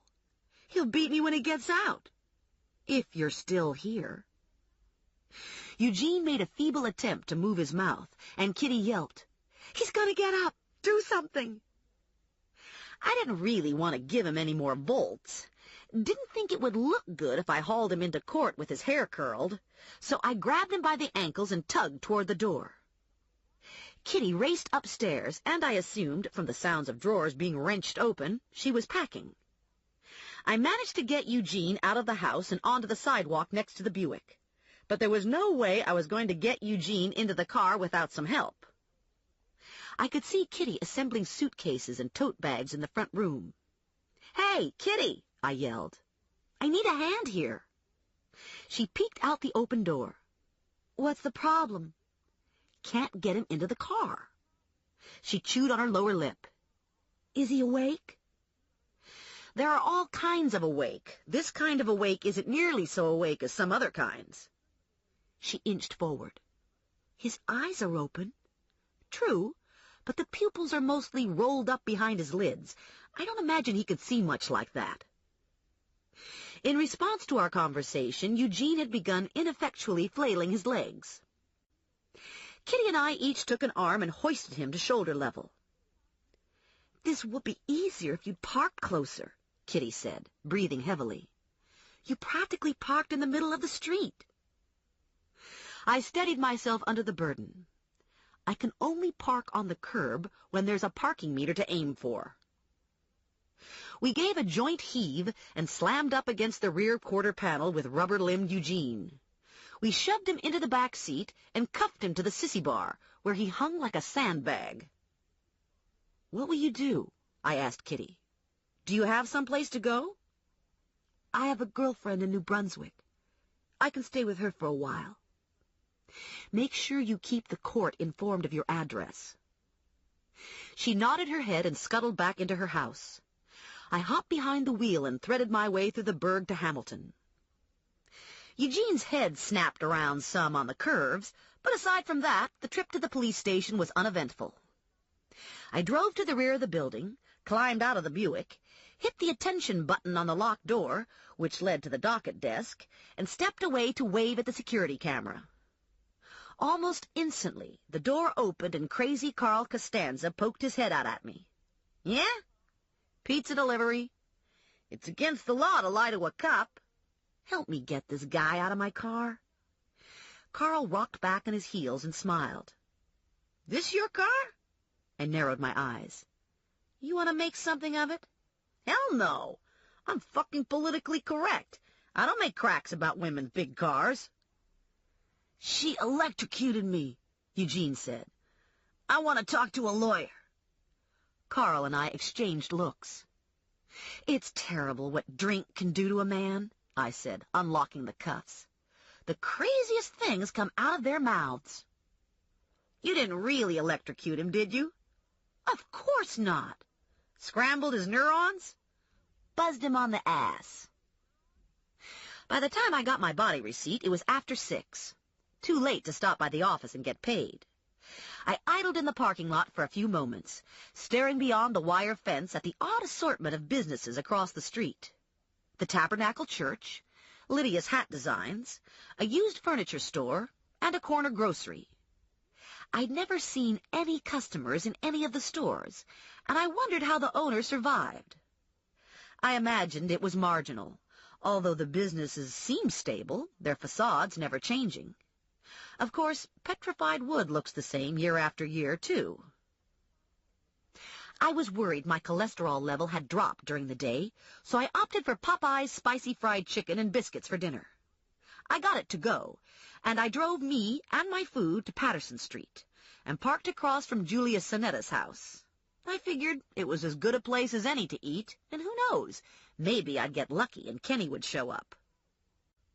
I finished my chicken and biscuits with a side of slaw, slurped down a Dr. Pepper, and told myself it didn't get much better than this. No Spiro, no dishes, no aggravation. Lights were on in Julia's house, but curtains were drawn, so I couldn't snoop. There were 2 cars in the driveway. I knew one was Julia's, and I assumed the other belonged to her mother. A late model car pulled up to the curb and parked. A hulking blonde guy got out of the car and went to the door. Julia answered, wearing jeans and a jacket. She called something over her shoulder to someone in the house and left. The blonde guy and Julia sat kissing in the car for a few minutes. The blonde guy cranked the engine over, and the 2 of them drove away. So much for Kenny. I rumbled off to Vic's Video and rented Ghostbusters, my all-time favorite inspirational movie. I picked up some microwave popcorn, a Kit Kat, a bag of bite-sized Reese's peanut butter cups, and a box of instant hot chocolate with marshmallows. Do I know how to have a good time, or what? The red light was blinking on my answering machine when I got home. Spiro wondered if I'd made any progress finding his caskets, and did I want to go to dinner with him tomorrow after the Kingsmith viewing? The answer to both questions was an emphatic no. I procrastinated relaying this to him, as even the sound of his voice on my machine gave me bowel problems. The other message was from Ranger. "Call me." I tried his home phone. No answer. I tried his car phone. "Yo," Ranger said. "It's Stephanie. What's happening?" "Gonna be a party. Think you should get dressed for it." "You mean like heels and stockings?" "I mean like a 38 S&W. "I suppose you want me to meet you somewhere." "I'm in an alley at the corner of West Lincoln and Jackson." Jackson ran for about 2 miles, skirting junkyards, the old abandoned Jackson Pipe Factory, and a ragged assortment of bars and rooming houses. It was an area of town so intensely depressed, it was deemed unworthy even of gang graffiti. Few cars traveled the 2nd mile, beyond the pipe factory. Street lights had been shot out and never replaced. Fires were a common occurrence, leaving more and more buildings blackened and boarded, and discarded drug paraphernalia clogged garbage-filled gutters. I gingerly took my gun out of the Brown Bear cookie jar and checked to make sure it was loaded. I slid it into my pocketbook, along with the Kit Kat, tucked my hair under my ranger's hat so I'd look androgynous, and crammed myself back into my jacket. At least I was giving up a date with Bill Murray for a good cause. Most likely, Ranger had a line on either Kenny or the caskets. If Ranger needed help with the takedown on someone he was personally tracking, he wouldn't call me. If you gave Ranger 15 minutes, he could assemble a team that would make the invasion of Kuwait look like a kindergarten exercise. Needless to say, I wasn't at the head of his commando-for-hire list. I wasn't even at the bottom of it. I felt fairly safe driving down Jackson in the Buick. Anyone desperate enough to carjack Big Blue would probably be too stupid to pull it off. I figured I didn't even have to worry about a drive-by shooting. It's hard for a person to aim a gun when he's laughing. Ranger drove a black Mercedes sports car when he wasn't expecting to transport felons. When it was hunting season, he came loaded for bear in a black Ford Bronco. I spotted the Bronco in the alley, and I feared the contents of my intestines would liquefy at the possibility of snagging someone on Jackson Street. I parked directly in front of Ranger and cut my lights, watching him come forward from the shadows. "Something happened to the Jeep?" he asked. "Stolen. Word is there's going to be a gun deal going down tonight. Military weapons with hard-to-get ammo. The guy with the goods is supposed to be white." "Kenny?" "Maybe. Thought we should take a look. My source tells me there's going to be a yard sale at 270 Jackson. That's the house facing us with the broken front window." I squinted at the street. A rusted Bonneville sat up on blocks 2 houses down from 270. The rest of the world was empty of life. All houses were dark. "We're not interested in busting up this business deal," Ranger said. "We're going to stay here and be nice and quiet and try to get a look at the white guy. If it's Kenny, we'll follow him." "It's pretty dark to make an identification." Ranger handed me a pair of binoculars. "Night scope." "Of course." We were heading into the second hour of waiting when a panel van cruised down Jackson. Seconds later, the van reappeared and parked. I trained the scope on the driver. "He seems to be white," I told Ranger. "But he's wearing a ski mask. I can't see him." A BMW sedan slid into place behind the van. 4 brothers got out of the BMW and walked to the van. Ranger had his window down, and the sound of the side door to the van swinging open carried across the street to the alley. Voices were muffled. Someone laughed. Minutes passed. One of the brothers shuffled between the van and the Beamer carrying a large wooden box. He popped the trunk, stored the box, returned it to the van, and repeated the procedure with a second wooden box. Suddenly, the door to the house with the car on blocks crashed open and cops bolted out, yelling instructions, guns drawn, running for the Beamer. A police car barreled down the street and swerved to a stop. The 4 brothers scattered. Shots were fired. The van revved up and jumped away from the curb. "Don't lose sight of the van," Ranger shouted, sprinting back to the Bronco. "I'll be right behind you." I slammed the Buick into drive and pressed my foot to the floor. I shot out of the alley as the van roared past and realized too late that the van was being pursued by another car. There was a lot of screeching tires and cussing on my part, and the car in pursuit bounced off the Buick with a good solid whoomp. A little red flasher popped off the roof of the car and sailed away into the night like a shooting star. I hardly felt the impact, but the other car, which I assumed was a cop car, had been propelled a good 15 feet. I saw the van's taillights disappearing down the street and debated following.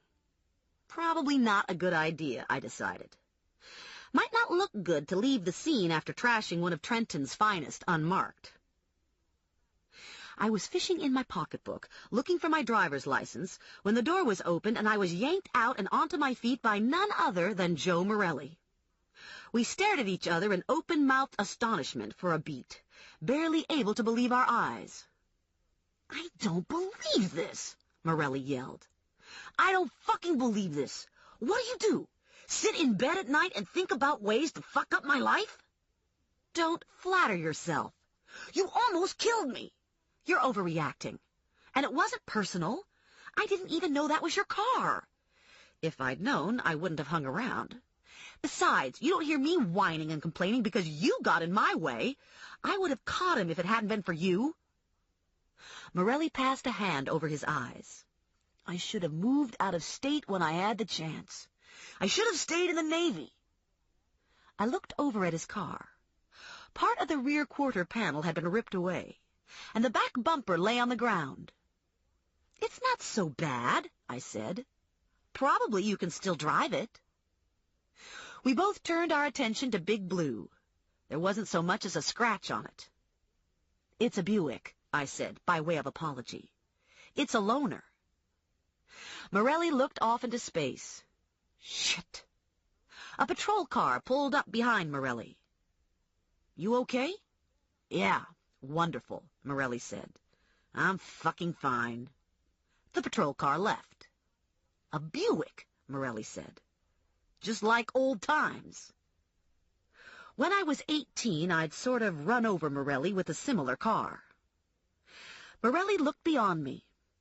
I suppose that's Ranger in the black Bronco. I cut my eyes to the alley. Ranger was still there, doubled over the steering wheel, shaking with laughter. You want me to file an accident report? I asked Morelli. I wouldn't dignify this with an accident report. Did you get a look at the guy in the van? Do you think it was Kenny? Same height as Kenny, but he seemed slimmer. Kenny could have lost weight. I don't know, Morelli said. It didn't feel like Kenny to me. Ranger's lights flashed on, and the Bronco eased around the back of the Buick. Guess I'll be leaving now, Ranger said. I know how three's a crowd. I helped Morelli load his bumper into his back seat and kicked the rest of the debris to the side of the road. Around the corner, I could hear the police packing up. I have to go back to the station, Morelli said. I want to be there when they talk to these guys. And you're going to run the plates on the van. The van was probably stolen. I returned to the Buick and backed down the alley to avoid the broken glass in the road. I took the first driveway to Jackson and headed for home. After several blocks, I swung around and drove to the police station. I parked deep in shadow, a car length back from the corner, across from the bar with the RC Cola sign. I'd been there for less than 5 minutes when 2 blue and whites rolled into the station parking lot, followed by Morelli in his bumperless Fairlane, followed by one of the big blue and white Suburbans. The Fairlane fit right in with the blue and whites. Trenton doesn't waste money on cosmetic surgery. If a cop car gets a dent, it's there for life. There wasn't a car in the lot that didn't look like it had been used for demolition derby. At this time of night, the side lot was relatively empty. Morelli parked the Fairlane next to his truck and walked into the building. The blue and whites lined up at the cage to unload prisoners. I put the Buick into drive, slid into the lot, and parked next to Morelli's truck. After an hour, the chill had begun to creep into the Buick, so I ran the heater until everything was toasty. I ate half the Kit Kat and stretched out on the bench seat. A second hour passed, and I repeated the procedure. I just finished the last morsel of chocolate when the side door to the station opened and the silhouette of a man appeared backlit through the door frame. Even in silhouette, I knew it was Morelli. The door closed behind him, and Morelli headed for his truck. Halfway across the lot, he spotted me in the Buick. I saw his lips move, and it didn't take a genius to figure out the single word. I got out of the car so it'd be more difficult to ignore me. Well, I said, all a little mischeerful. How did it go? The stuff was from Braddock. That's about it. He took a step closer and sniffed. I smelled chocolate. I had half a Kit Kat. I don't suppose you still have the other half. I ate it earlier. Too bad. I might have been able to remember some crucial piece of information if I had a Kit Kat. Are you telling me I'm going to have to feed you? You have anything else in your pocketbook? No. Any more apple pie at home? I have popcorn and candy. I was going to watch a movie tonight. Is it buttered popcorn? Yeah. Okay, Morelli said. I guess I could settle for buttered popcorn. You're going to have to give me something pretty damn good if you expect to get half of my popcorn. Morelli did the slow smile. I was talking about information. Sure, Morelli said. Chapter 7. Morelli followed me from the station, hanging back in his new 4x4, no doubt worried about turbulence caused by the Buick as it plowed through the night. We pulled into the lot behind my apartment building and parked side by side. Mickey Boyd was lighting up under the back door overhang. Mickey's wife, Francine, got a nicotine patch the week before, and now Mickey wasn't allowed to consume tar in their apartment. Whoa, Mickey said, cigarette magically stuck to his lower lip, eyes squinting against the smoke. Check out the Buick. Sweet car. I tell you, they don't make cars like that anymore. I looked sideways at Morelli. I guess this big car with porthole stuff is another one of those man things. It's the size, Morelli said. A man has to be able to haul. We took the stairs, and halfway up I felt my heart contract. Eventually the fright of having my apartment violated would dissipate, and the old casual security would return. Eventually. Not today. Today I struggled to hide my anxiety. Didn't want Morelli to think I was a wimp. Fortunately, my door was locked and intact, and when we entered the apartment, I could hear the hamster wheel spinning in the dark. I flipped the light switch and dropped my jacket and pocketbook onto the little hall table. Morelli followed me into the kitchen and watched while I slid the popcorn into the microwave. I bet you rented a movie to go with this popcorn. I opened the bag of peanut butter cups and held the bag out to Morelli. Ghostbusters. Morelli took a peanut butter cup, unwrapped it, and lobbed it into his mouth. You don't know much about movies, either. It's my favorite. It's a sissy movie. Hasn't even got De Niro in it. Tell me about the bust. We got all 4 of the guys in the BMW, Morelli said, but no one knows anything. The deal was set up by phone. What about the van? Stolen, just like I said. Local. The timer pinged, and I removed the popcorn.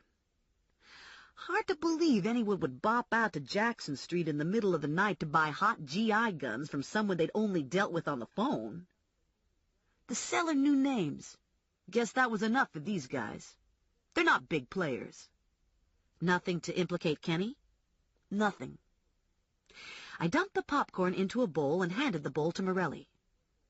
So what names did the seller use? Anyone I know? Morelli stuck his head into the refrigerator and came out with beer. You want one? I took a can and snapped it open. About those names? Forget about the names. They aren't going to help you find Kenny.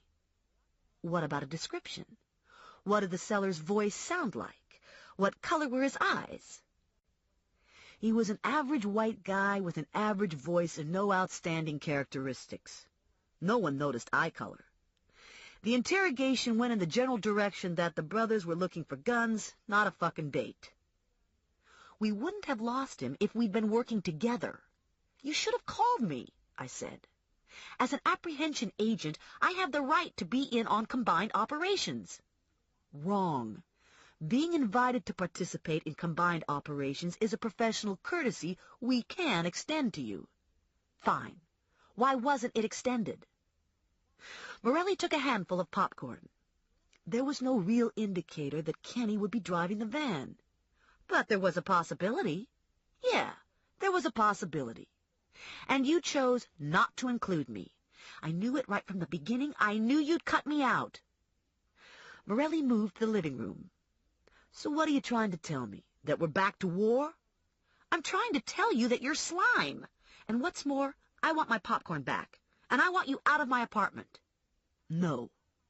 What do you mean, no? We made a deal. Information for popcorn. You got your information? And now I'm entitled to my popcorn.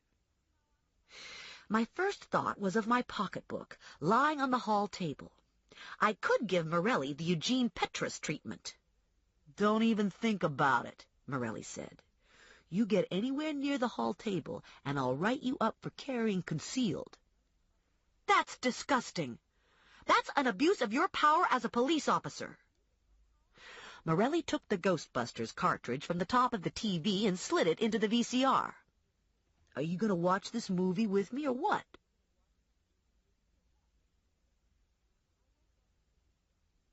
I woke up feeling grumpy and not sure why. I suspected it had something to do with Morelli and the fact that I hadn't gotten to gas him or zap him or shoot him. He'd left when the movie had run its course and the popcorn bowl was empty. His parting words were that I should have faith in him. "Sure," I'd said, "when pigs fly." I got the coffee going, dialed Eddie Gazzara, and left a message for a call back. I painted my toenails while I waited, drank some coffee, and made a pan of Rice Krispies marshmallow treats. I sliced the pan into bars, ate 2, and the phone rang. "Now what?" Gazzara asked. "I need the names of the 4 brothers that got busted on Jackson Street last night. And I want the names the van driver gave as reference." "Shit, I don't have access to that stuff." "You still need a babysitter?" "I always need a babysitter. I'll see what I can do." I took a fast shower, ran my fingers through my hair, and dressed in Levi's and a flannel shirt. I removed the gun from my pocketbook and cautiously returned it to the cookie jar. I turned on the answering machine and locked up after myself. The air was crisp and the sky was almost blue. Frost sparkled on the Buick's windows like pixie dust. I slid behind the wheel, powered up, and turned the defroster on full blast. Going with the philosophy that doing anything, no matter how tedious and insignificant, is better than doing nothing, I dedicated the morning to drive-bys on Kenny's friends and relatives. While I drove, I kept an eye out for my Jeep and for white trucks with black lettering. I wasn't finding anything, but the list of items to look for was getting longer, so maybe I was making progress. If the list got long enough, sooner or later I was bound to find something. After the 3rd pass, I gave up and headed for the office. I needed to pick up my check for bringing Petrus in, and I wanted to access my answering machine. I found a space available 2 doors down from Vinny, and took a stab at parallel parking Big Blue. In slightly less than 10 minutes, I got the car pretty well angled in, with only one rear tire on the sidewalk. "Nice parking job," Connie said. "I was afraid you were going to run out of gas before you berthed the QE2. I dumped my pocketbook onto the Naugahyde couch. I'm getting better. I only hit the car behind me twice, and I missed the parking meter totally. A familiar face popped up from behind Connie. "Shit, that better not have been my car you hit." "Lula!" Lula posed her 230 pounds with hand on outthrust hip. She was wearing white sweats and white sneakers. Her hair had been dyed orange and looked like it had been cut by a bush hog and straightened with wallpaper paste. "Hey, girl," Lula said. "What you doing dragging your sad ass in here?" "Came to pick up a paycheck. What are you doing here? Trying to make bail?" "Hell no. I've just been hired to whip this office into shape. I'm gonna fire my ass off." "What about your previous profession?" "I'm retired. I gave the corner over to Jackie. I couldn't go back to being a hoe after I was cut so bad last summer." Connie was smiling ear to ear. "I figure she can handle Vinny." "Yeah," Lula said. "He try anything with me and I'll stomp on the little motherfucker. He mess with a big woman like me, and he'd be nothing more than a smelly spot on the carpet." I liked Lula a lot. We'd met a few months ago when I was just starting out on my bounty hunter career, and I'd found myself looking for answers on her corner on Stark Street. "So, do you still get around? You still hear things on the street?" I asked Lula. "What kind of things?" 4 brothers tried to buy some guns last night and got busted." "Huh, everybody knows about that. That's the 2 Long Boys, and Booger Brown, and his dumber and cat shit cousin, Freddie Johnson." You know who they were buying the guns from? Some white dude. Don't know more'n that. I'm trying to get a line on the white dude. Sure does feel funny being on this side of the law, Lula said. Think this is going to take some getting used to. I dialed my number and accessed my messages.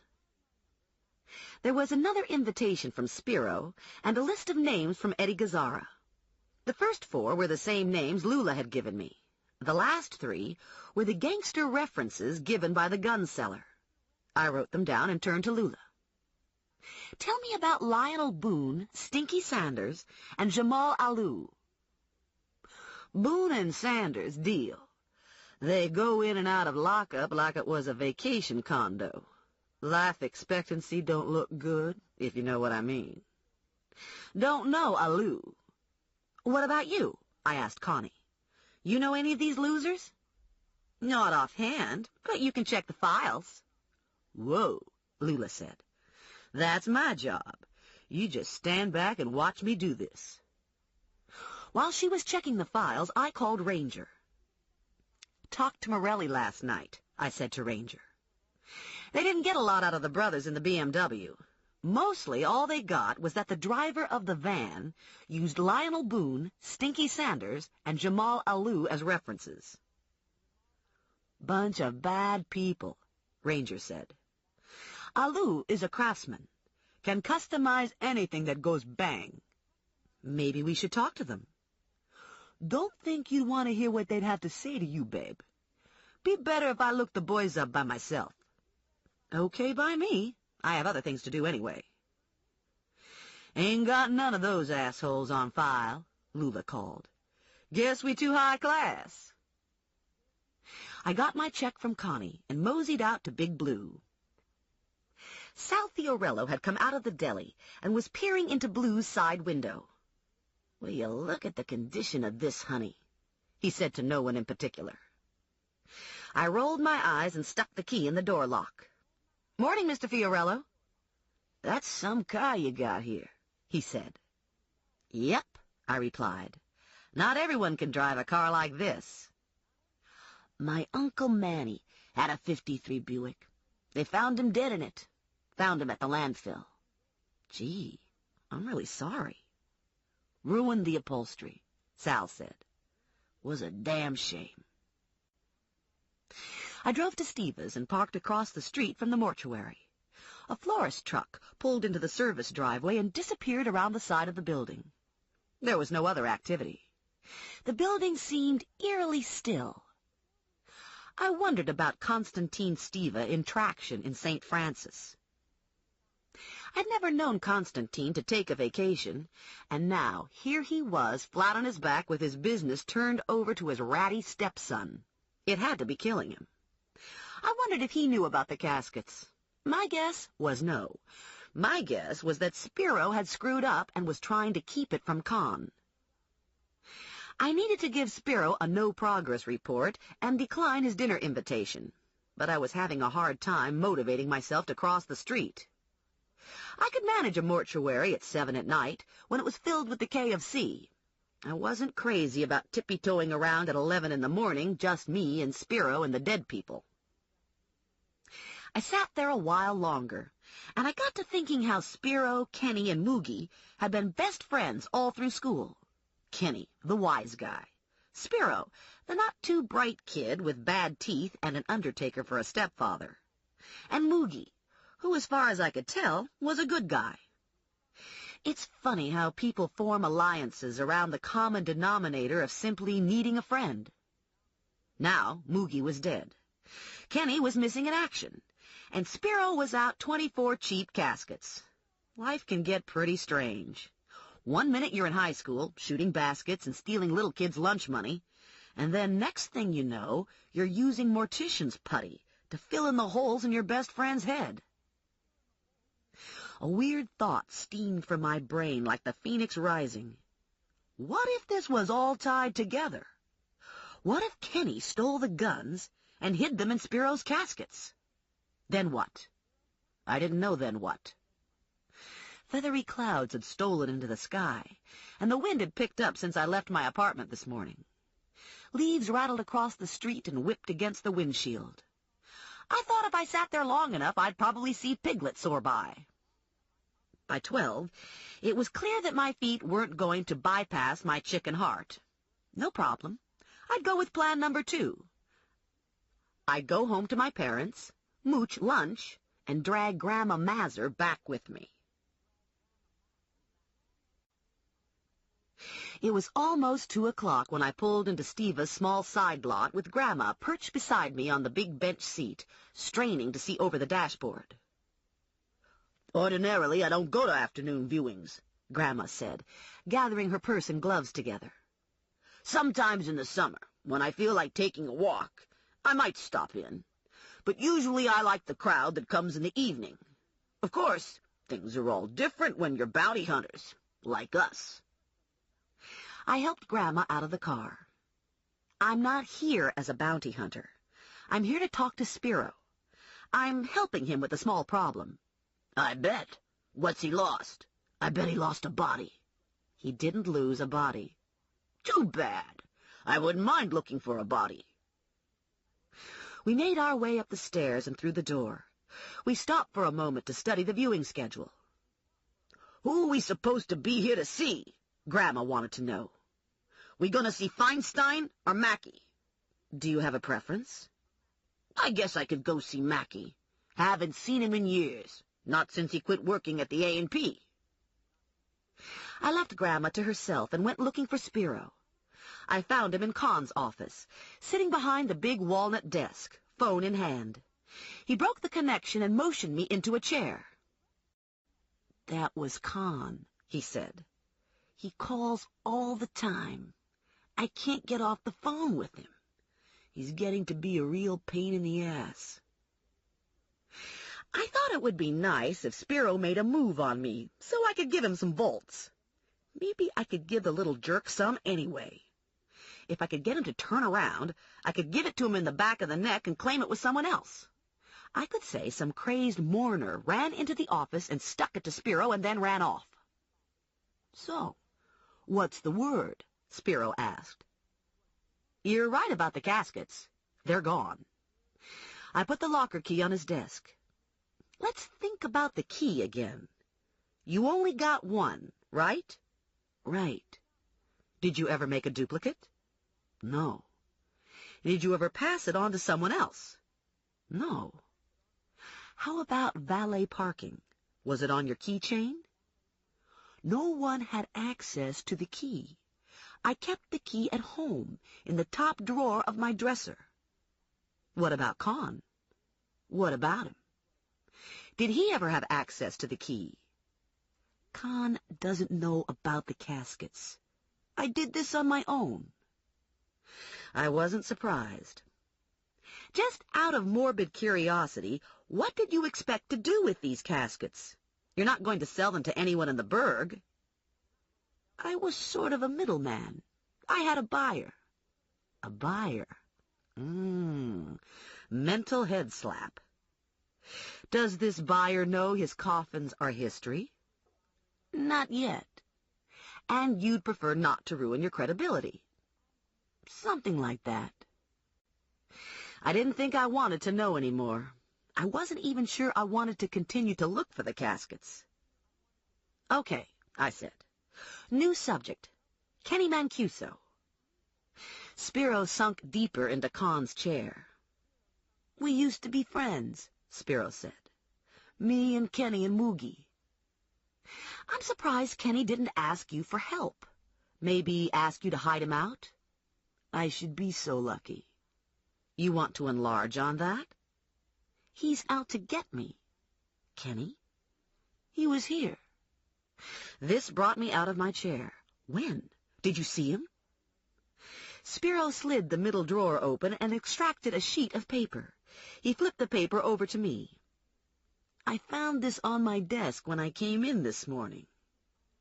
The message was cryptic.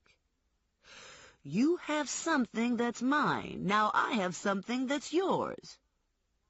The message was formed from silver paste-on letters. It was signed with a silver K. I stared at the paste on the letters and swallowed audibly. Spiro and I had a common pen pal.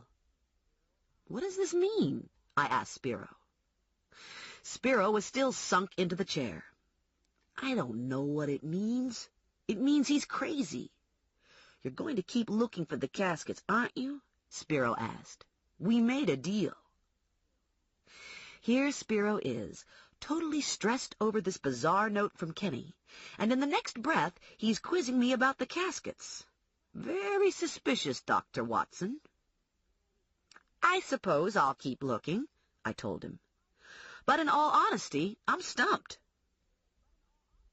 I found Grandma still in the Mackey room, manning the command post at the head of the casket with Marjorie Boyer and Mrs. Mackey. Mrs. Mackey was nicely snockered on 100 proof tea, entertaining Grandma and Marjorie with a slightly slurred version of the story of her life, concentrating on the seamier moments. She was swaying and gesturing, and every now and then a splot of whatever would slurp out of her teacup and splatter onto her shoe.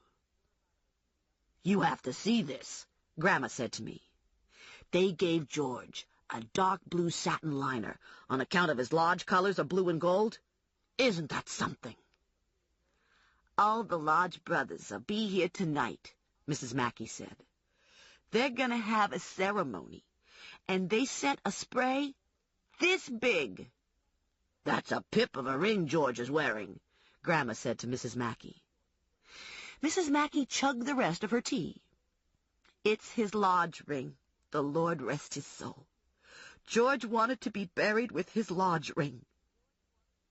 Grandma bent down for a better look. She leaned into the casket and touched the ring. "Uh-oh," we were all afraid to ask. Grandma straightened and turned to face us. "Well, will you look at this?" she said, holding an object the size of a Tootsie Roll in her hand. "His finger came off." Mrs. Mackey fainted crash onto the floor, and Marjorie Boyer ran screaming out of the room. I inched forward for a better look. "Are you sure?" I asked Grandma Mazur. "How could that happen?" "I was just admiring his ring, feeling the smooth glass stone, and next thing I knew his finger came off in my hand," she said. Spiro charged into the room with Marjorie Boyer close on his heels. "What's this about a finger?" Grandma held it out for him to see.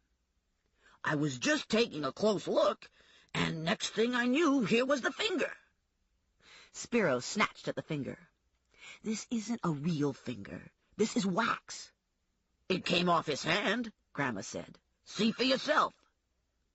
We all peered into the casket, staring at the little stump where George's middle finger used to be. "There was a man on TV the other night. Said aliens were snatching up people and doing scientific experiments on them," Grandma said. "Maybe that's what happened here. Maybe aliens got George's finger. Maybe they got some other parts, too. You want me to check out the rest of George's parts?" Spiro flipped the lid closed. "Sometimes accidents happen during the preparation process," he said. "Sometimes it's necessary to do a little artificial enhancement." A creepy thought skittered into my mind regarding George's finger loss. "Nah," I told myself. Kenny Mancuso wouldn't do something like that. That would be too gross, even for Mancuso. Spiro stepped over Mrs. Mackey and moved to the intercom just outside the door. I followed after him and waited while he instructed Louis Moon to call the ERT and then to bring some putty to room number 4. "About that finger," I said to Spiro. "If you were doing your job, he'd be locked up by now," Spiro said. "I don't know why I ever hired you to find the caskets when you can't find Mancuso. How hard can it be? The guy's freaking nuts, leaving me notes, hacking up stiffs." "Hacking up stiffs as in cutting off fingers?" "Only one finger," Spiro said. "Have you called the police?" "What? Are you serious? I can't call the police. They'll go right to Khan. Khan finds out about any of this, he'll go apeshit." I'm still sort of shaky on the finer points of the law, but it seems to me you have an obligation to report this stuff. I'm reporting it to you. Oh, no, I'm not taking responsibility for this. It's my business if I want to report a crime, Spiro said. There's no law says you have to tell the cops everything. Spiro's gaze settled on a spot over my left shoulder. I turned to see what had caught his attention and was unnerved to see Louis Moon standing just inches from me. He was easy to identify because his name was written in red thread just over the breast pocket of his white cotton jumpsuit. He was average height and average weight, and probably in his 30s. His skin was very pale, and his eyes were flat and faded blue. His blonde hair had started to recede. He gave me a fast glance, just enough to acknowledge my presence, and handed Spiro the putty. "We have a fainter in here," Spiro told him. "How about if you direct the ERT to the back door and then send them up here?" Moon left without saying a word. Very mellow. Maybe working with dead people does that for you. I suppose it could be peaceful once you get over the body fluid stuff. Not much conversation going on, but probably good for the blood pressure. "How about Moon?" I said to Spiro. "Did he ever have access to the locker key? Does he know about the caskets?" "Moon doesn't know about anything. Moon has the IQ of a lizard." I didn't exactly know how to reply to this, since Spiro was so lizard-like himself. "Let's go through this from the beginning," I said. "When did you get the note?" "I came in to make some phone calls and found the note on my desk. It must have been a few minutes before 12. "How about the finger? When did you find out about the finger?" "I always do a walk-through before viewings. I noticed old George was short a finger and gave him a patch-up job." "You should have told me." "It wasn't something I wanted to share. I didn't think anybody'd find out. I didn't count on Granny Disaster showing up." "You have any idea how Kenny got in?" "Must have just walked in. When I leave at night, I set the alarm. I shut it off when I open up in the morning. During the day, the back door is always open for deliveries. Usually the front door's open, too." I'd watched the front door for a good part of the morning, and no one had used it. A florist had pulled around back. That was about it. Of course, Kenny could have waltzed in before I got there. "You didn't hear anything?" "Louie and I were working in the addition most of the morning. People know to use the intercom if they need us." "So, who was in and out?" "Clara does hair for us. She got here around 9:30 to work on Mrs. Grasso. She left about an hour later. I guess you could talk to her. Just don't tell her anything. Sal Munoz delivered some flowers. I was up here when he came and left, so I know he won't be any help." "Maybe you should check around. Make sure you're not missing anything else." "I don't want to know what else I'm missing." "So what is it that you have and Kenny wants?" Spiro grabbed his crotch and gave a hoist. "He was small. You know what I mean?" I felt my upper lip curl back. "You're kidding, right?" "You never know what motivates people. Sometimes these things eat at them." "Yeah, well, if you come up with anything else, let me know." I went back to the room and collected Grandma Mazur. Mrs. Mackey was on her feet, looking okay. Marjorie Boyer seemed a little green, but maybe it was just the lighting. When we got to the lot, I noticed an odd tilt to the Buick. Louis Moon was standing beside it, his expression serene, his eyes locked onto a large screwdriver sticking out of the white wall. He could just as well have been watching grass grow. Grandma squatted down to get a better look. "Don't seem right that someone should do this to a Buick," she said. I hated to give in to paranoia, but I didn't for a minute think this was an act of random vandalism.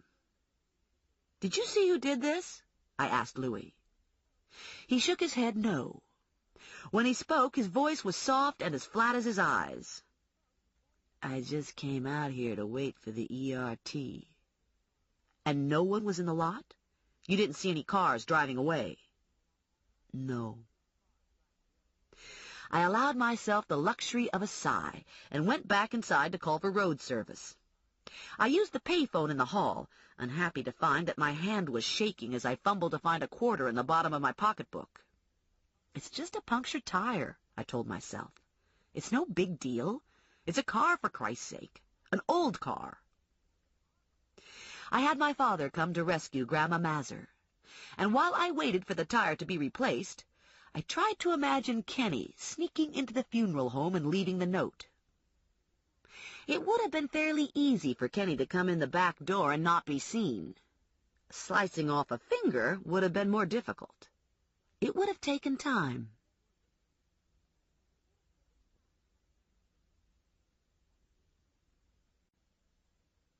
Chapter 8. The back door to the funeral home opened to a short hall, which led to the lobby. The door to the basement, the side door to the kitchen, and Con's office all opened from the hall.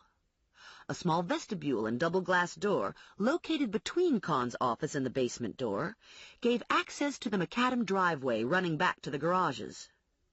It was through this door that the deceased rolled on his last journey. 2 years ago, Con had hired a decorator to spiff the place up. The decorator's colors of choice, mauve and lime, dotted the walls with pastoral landscapes. The floors were heavily padded and carpeted. Nothing squeaked.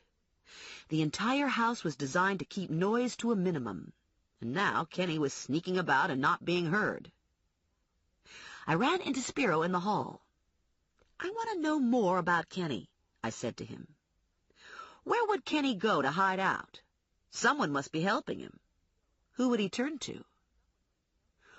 "Morellis and Mancusos always go back to the family. Someone dies, it's like they all died. They come in here in their ugly black dresses and coats and cry buckets for each other. My guess is he's living in a Mancuso attic." I wasn't so sure. Seemed to me Joe would know by now if Kenny was hiding in a Mancuso attic. The Mancusos and Morellis weren't known for their ability to keep secrets from each other. If he wasn't in a Mancuso attic? Spiro shrugged. He went to Atlantic City a lot. He seeing any girls besides Julia Sonetta? You want to go through the phone book? That many, huh?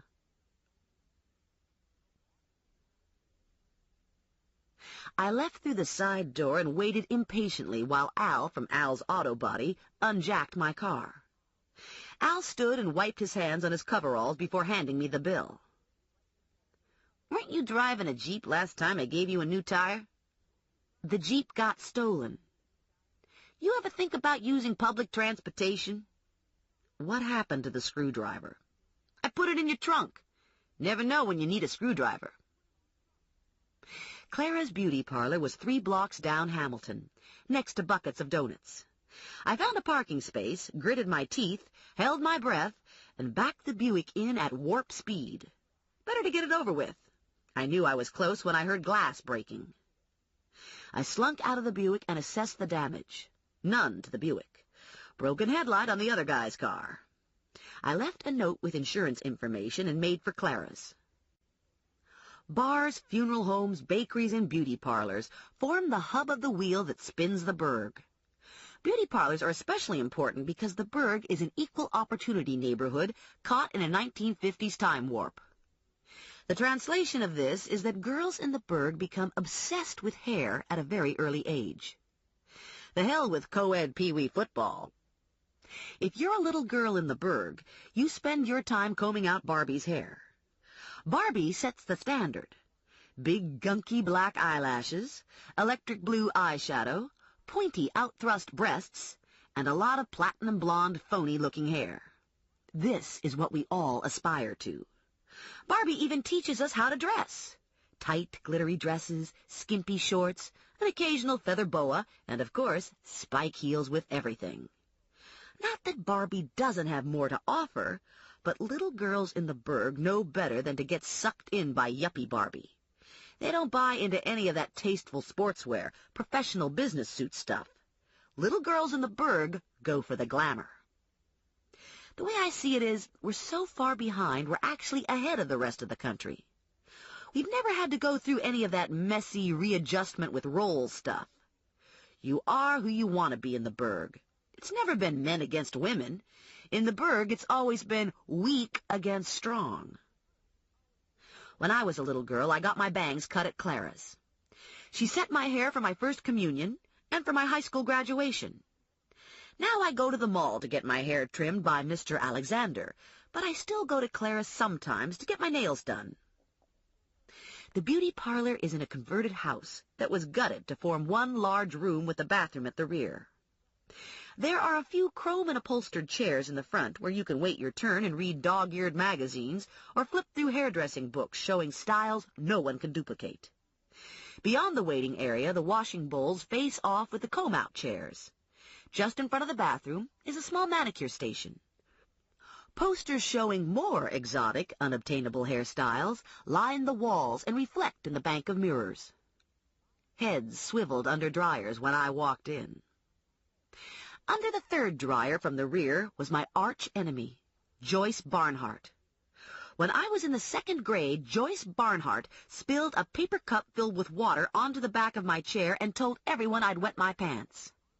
20 years later, I'd caught her flagrante delicto on my dining room table, riding my husband like he was Dickie the Wonder Horse. "Hello, Joyce," I said. "Long time no see." "Stephanie, how's it going?" "Pretty good."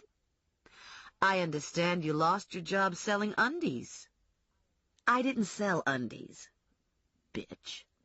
"I was the lingerie buyer for E.E. Martin, and I lost my job when they consolidated with Baldecott." "You always did have a problem with undies. Remember when you wet your pants in the second grade?" If I'd been wearing a blood pressure cuff, it would have popped off my arm. I punched the hood back on the dryer and got so far in her face our noses were touching. "You know what I do for a living now, Joyce? I'm a bounty hunter, and I carry a gun, so don't piss me off."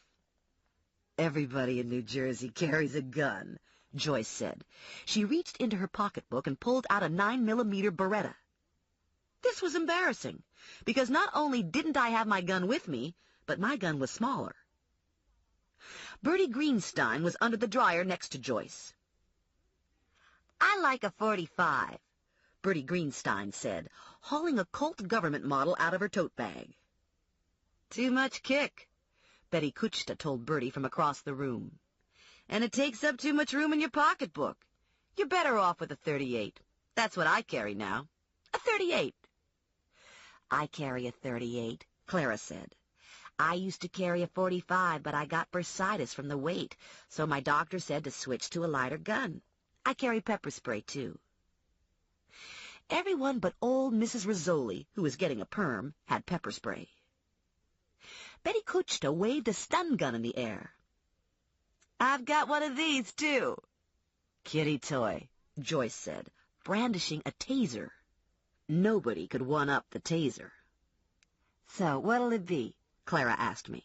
"Manicure? I just got in some new polish. Luscious Mango." I looked at the bottle of Luscious Mango. I hadn't actually intended to get my nails done, but the Luscious Mango was pretty awesome. "Luscious Mango will be good," I said.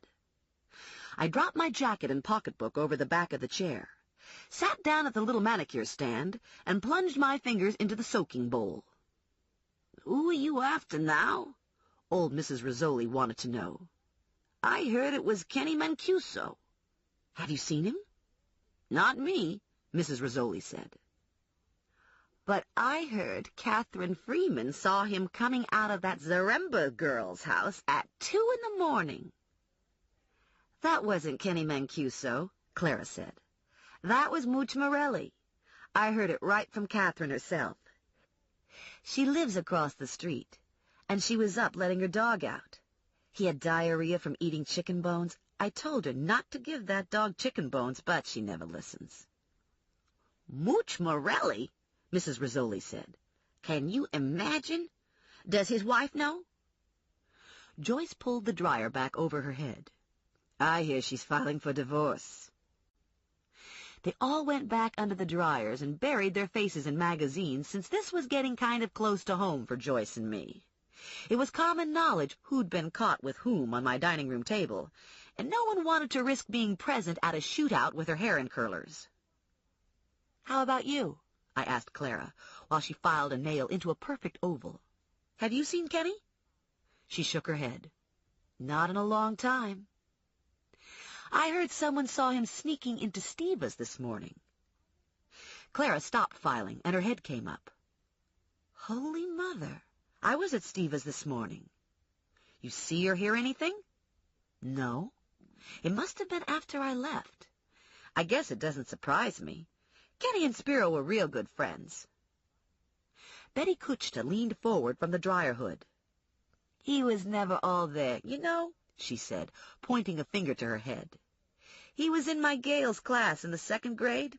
The teachers all knew never to turn their back." Mrs. Rizzoli nodded in agreement. "A bad seed. Too much violence in the blood. Like his Uncle Guido. Pazzo." "You want to be careful of that one," Mrs. Kuchta said to me. "You ever notice his pinky finger? When Kenny was 10, he chopped off the end of his pinky finger with his father's axe. Wanted to see if it would hurt." "Adele Baggioni told me all about it," Mrs. Rizzoli said. "Told me about the finger and lots of other things, too. Adele said she was watching out her back window, wondering what Kenny was going to do with the axe. Said she saw him put his hand on the wood stump next to the garage and chop his finger off. Said he never cried. Said he just stood there looking at it, smiling. Adele said he would have bled to death if she hadn't called the rescue squad." It was close to 5 when I left Clara's. The more I heard about Kenny and Spiro, the creepier I felt.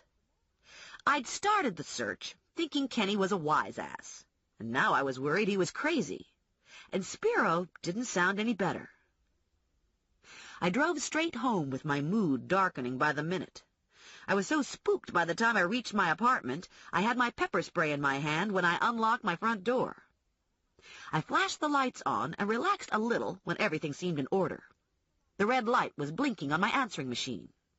It was Mary Lou. "So what's the deal here? You shacked up with Kevin Costner or something and you don't have time to call?" I shrugged out of my jacket and dialed her number. "I've been busy," I told her. "Not with Kevin Costner." "Then with who?" she asked. "With Joe Morelli, for one." "Even better."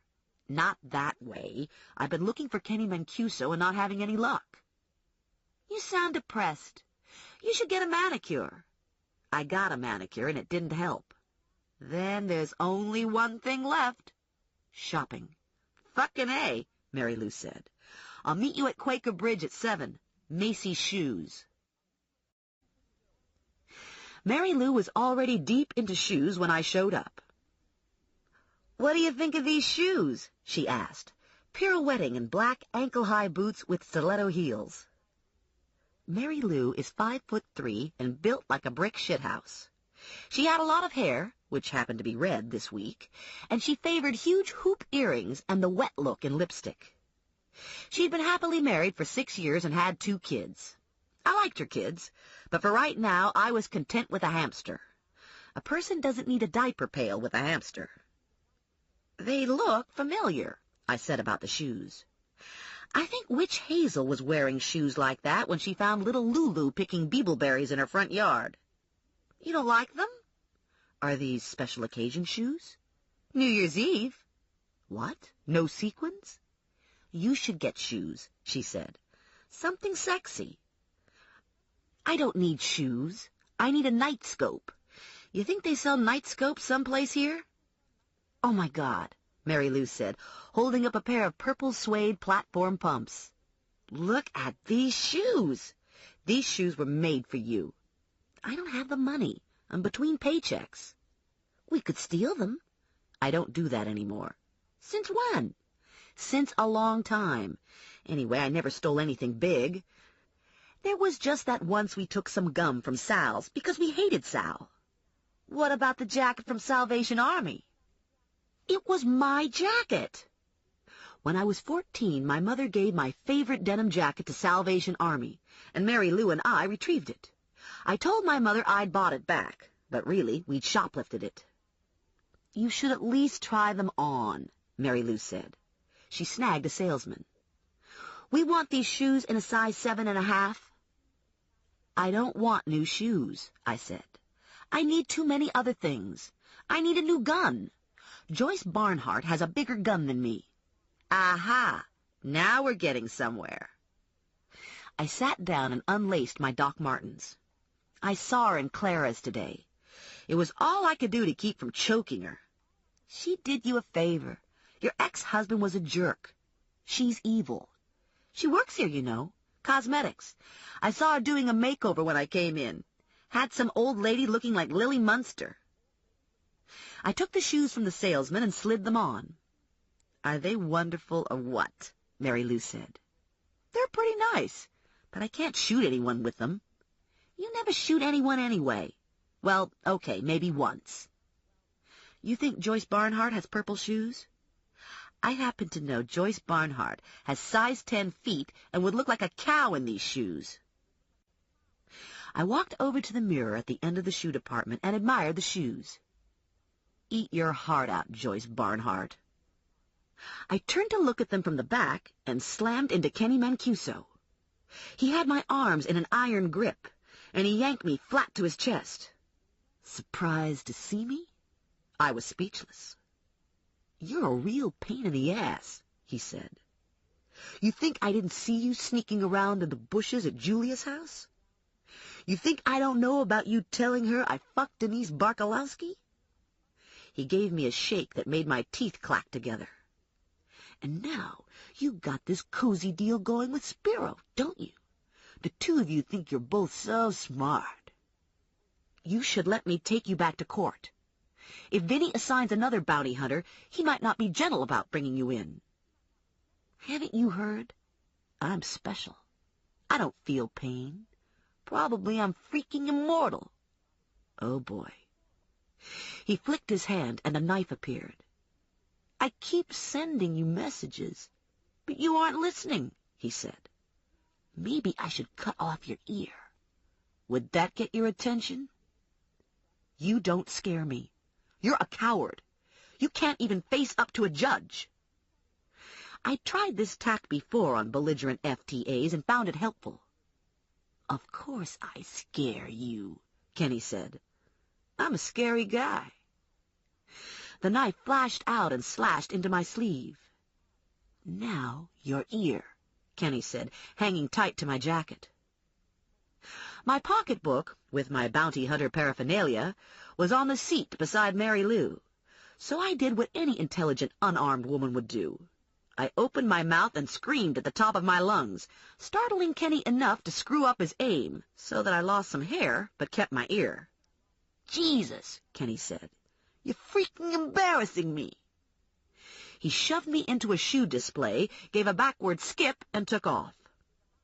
I scrambled to my feet and charged after him, blasting through handbags and junior wear, operating on a surplus of adrenaline and a shortage of common sense. I could hear Mary Lou and the shoe clerk running hard behind me. I was swearing at Kenny and bitching about being in pursuit in goddamn platform heels when I slammed into an old lady at the cosmetics counter and almost knocked her on her ass.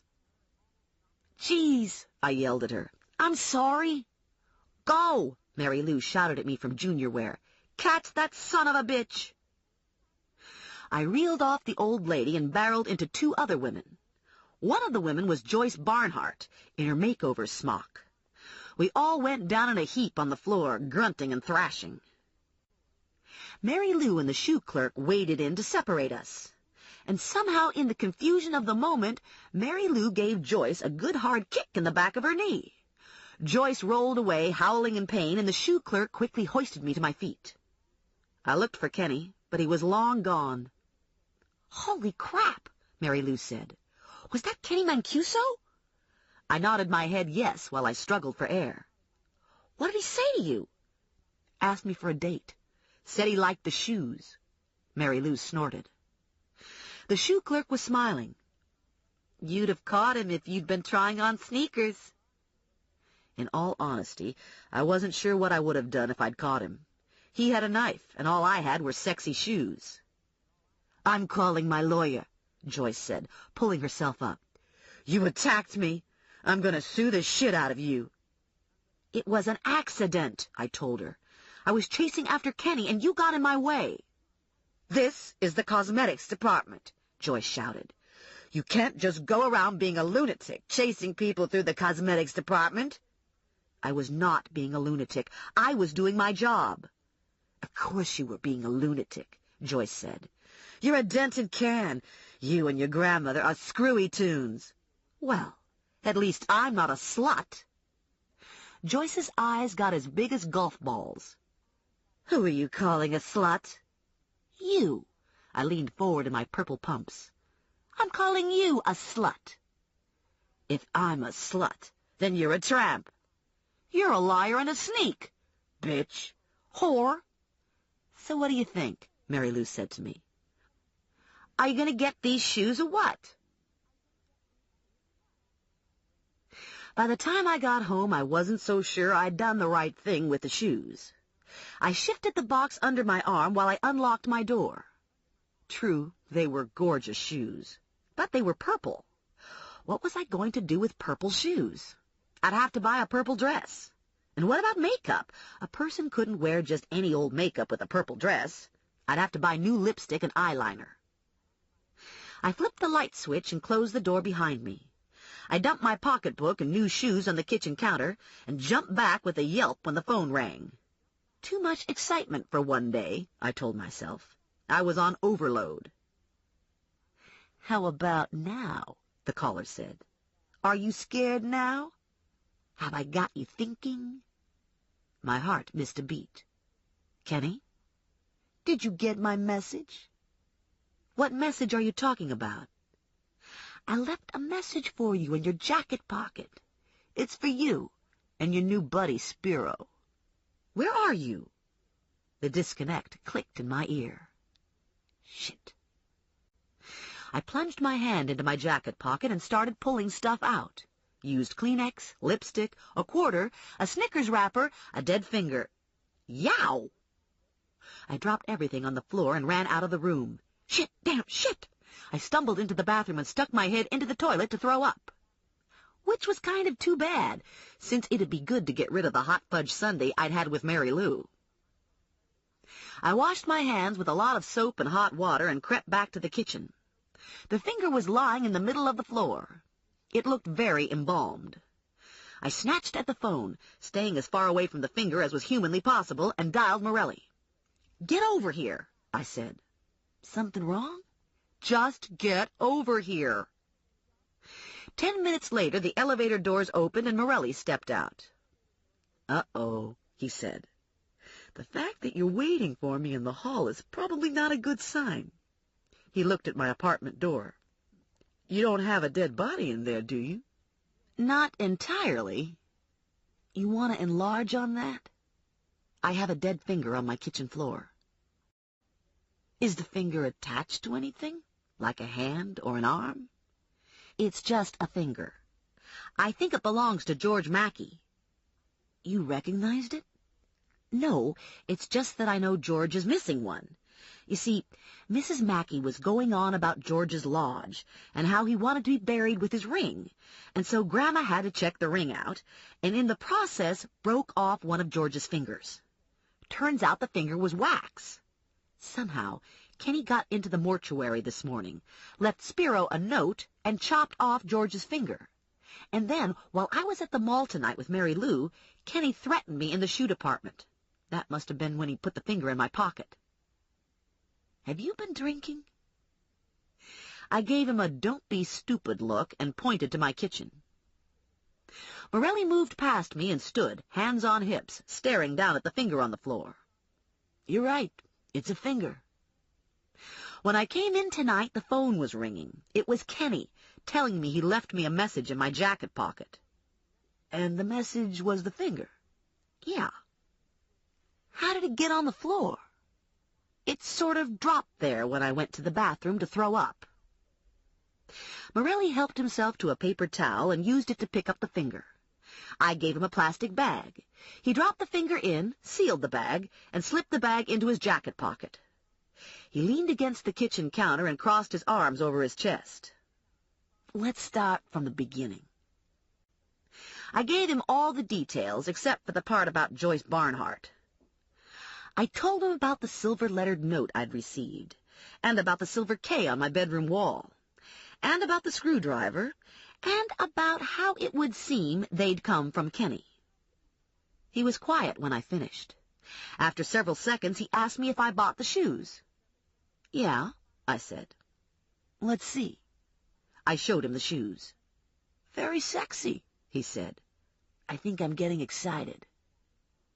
I quickly put the shoes back in the box. You have any idea what Kenny meant when he said Spiro had something of his? No. Do you? No. Would you tell me if you did? I might. Morelli opened the refrigerator and stared at the shelves. You're out of beer. I had to choose between food and the shoes. You made the right choice. I bet this all has to do with the stolen guns. I bet Spiro was in on it. Maybe that's why Moogie got killed. Maybe Moogie found out about Spiro and Kenny stealing guns from the army. Or maybe all three of them did the job, and Moogie got cold feet. You should encourage Spiro, Morelli said. You know, go to the movies with him. Let him hold your hand. Oh, ugh, gross, yuck. I wouldn't let him see you in the shoes, though. He might go berserk. I think you should save the shoes for me. Wear something slinky with them, and a garter belt. They're definitely garter belt shoes. Next time I find a finger in my pocket, I'll flush it down the toilet. It bothers me that we haven't been able to spot Kenny, but he doesn't seem to have any trouble tailing me.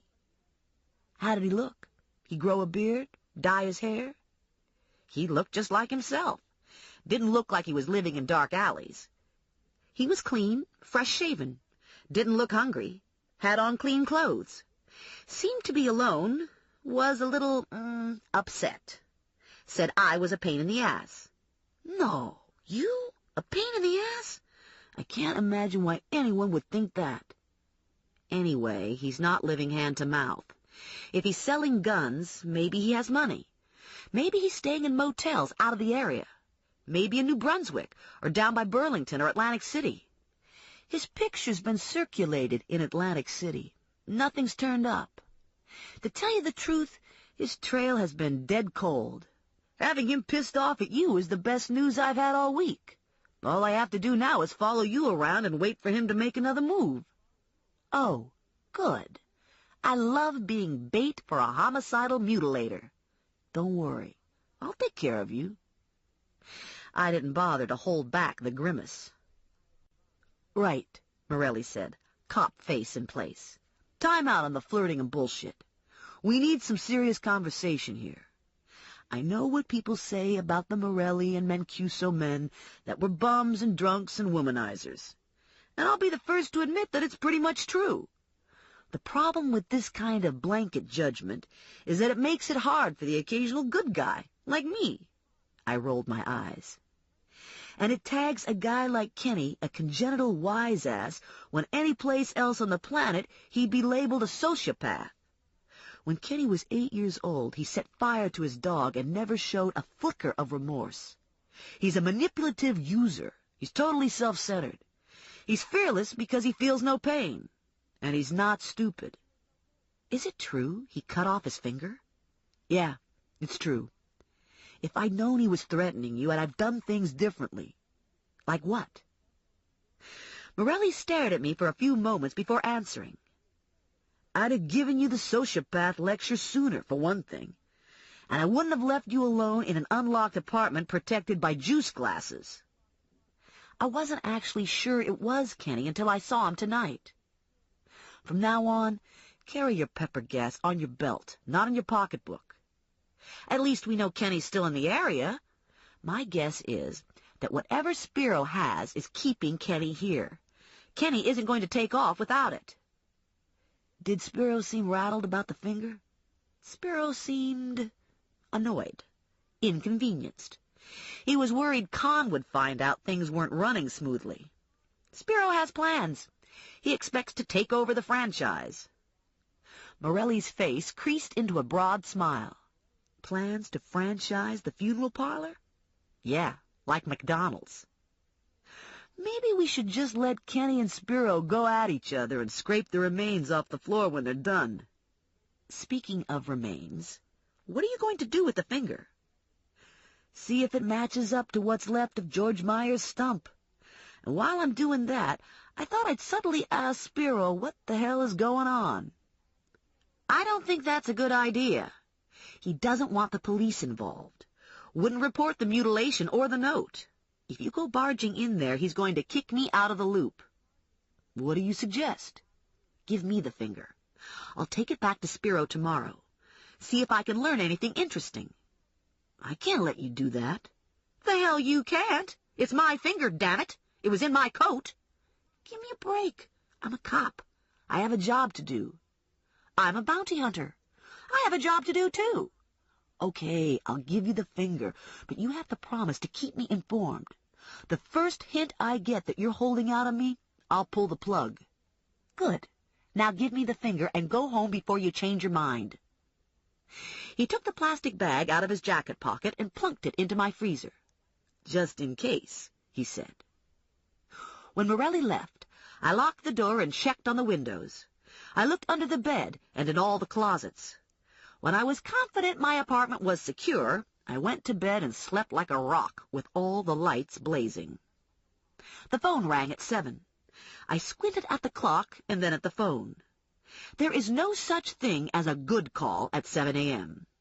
It's been my experience that all calls between the hours of 11 p.m. and 9 a.m. are disaster calls. Hello, I said into the phone. What's wrong? Morelli's voice came back at me. Nothing's wrong. Not yet, anyway. It's 7 o'clock. Why are you calling me at 7 o'clock? Your curtains are closed. I wanted to make sure you were okay. My curtains are closed because I'm still in bed.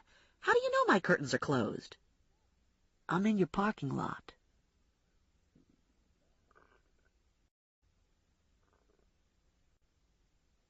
Chapter 9.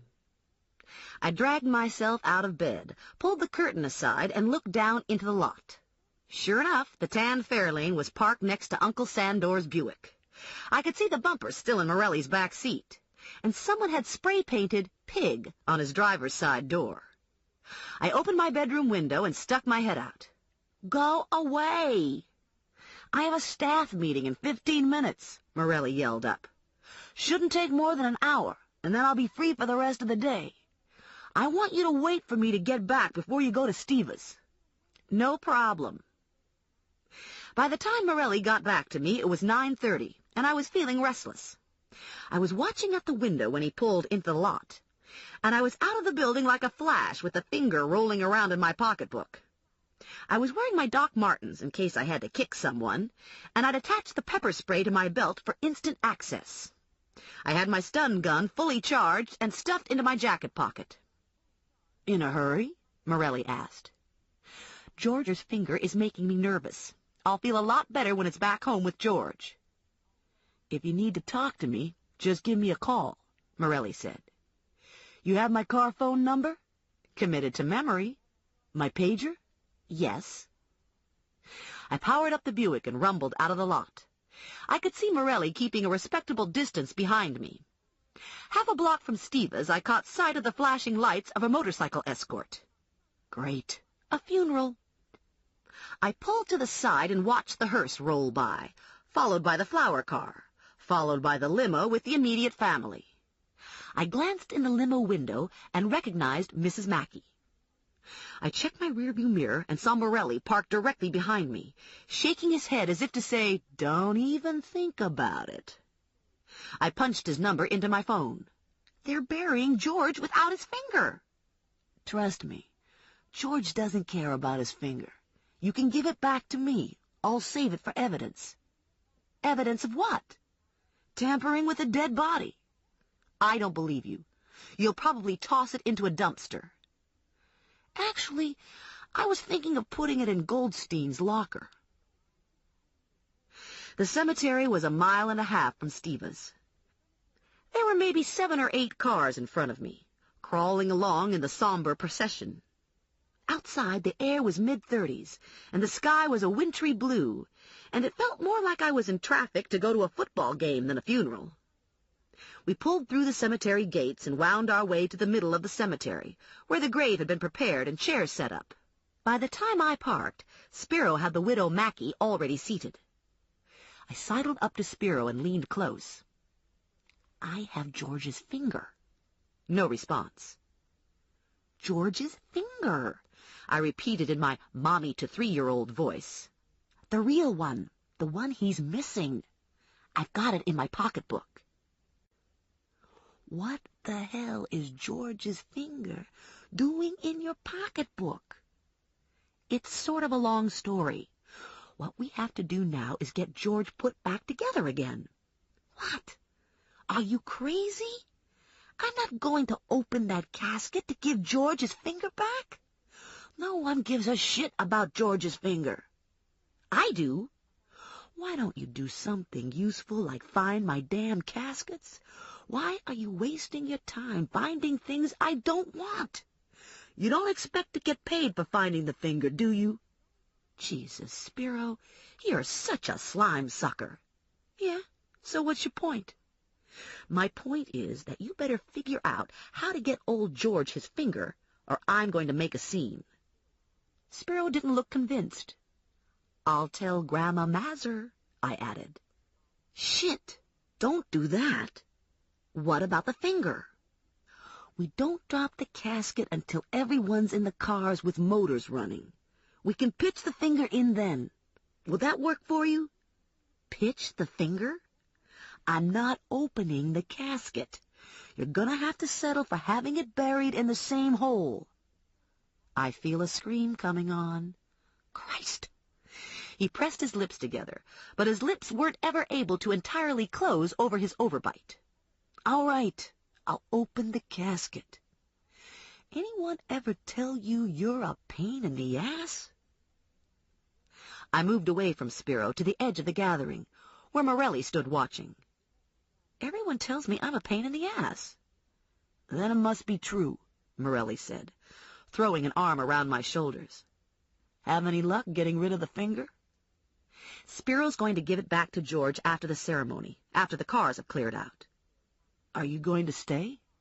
"Yes. It'll give me a chance to talk to Spiro." "I'm going to leave with the rest of the warm bodies. I'll be in the area if you need me." I tilted my face to the sun and let my mind float through the short prayer. When the temperature dropped below 50, Steva didn't waste time at graveside.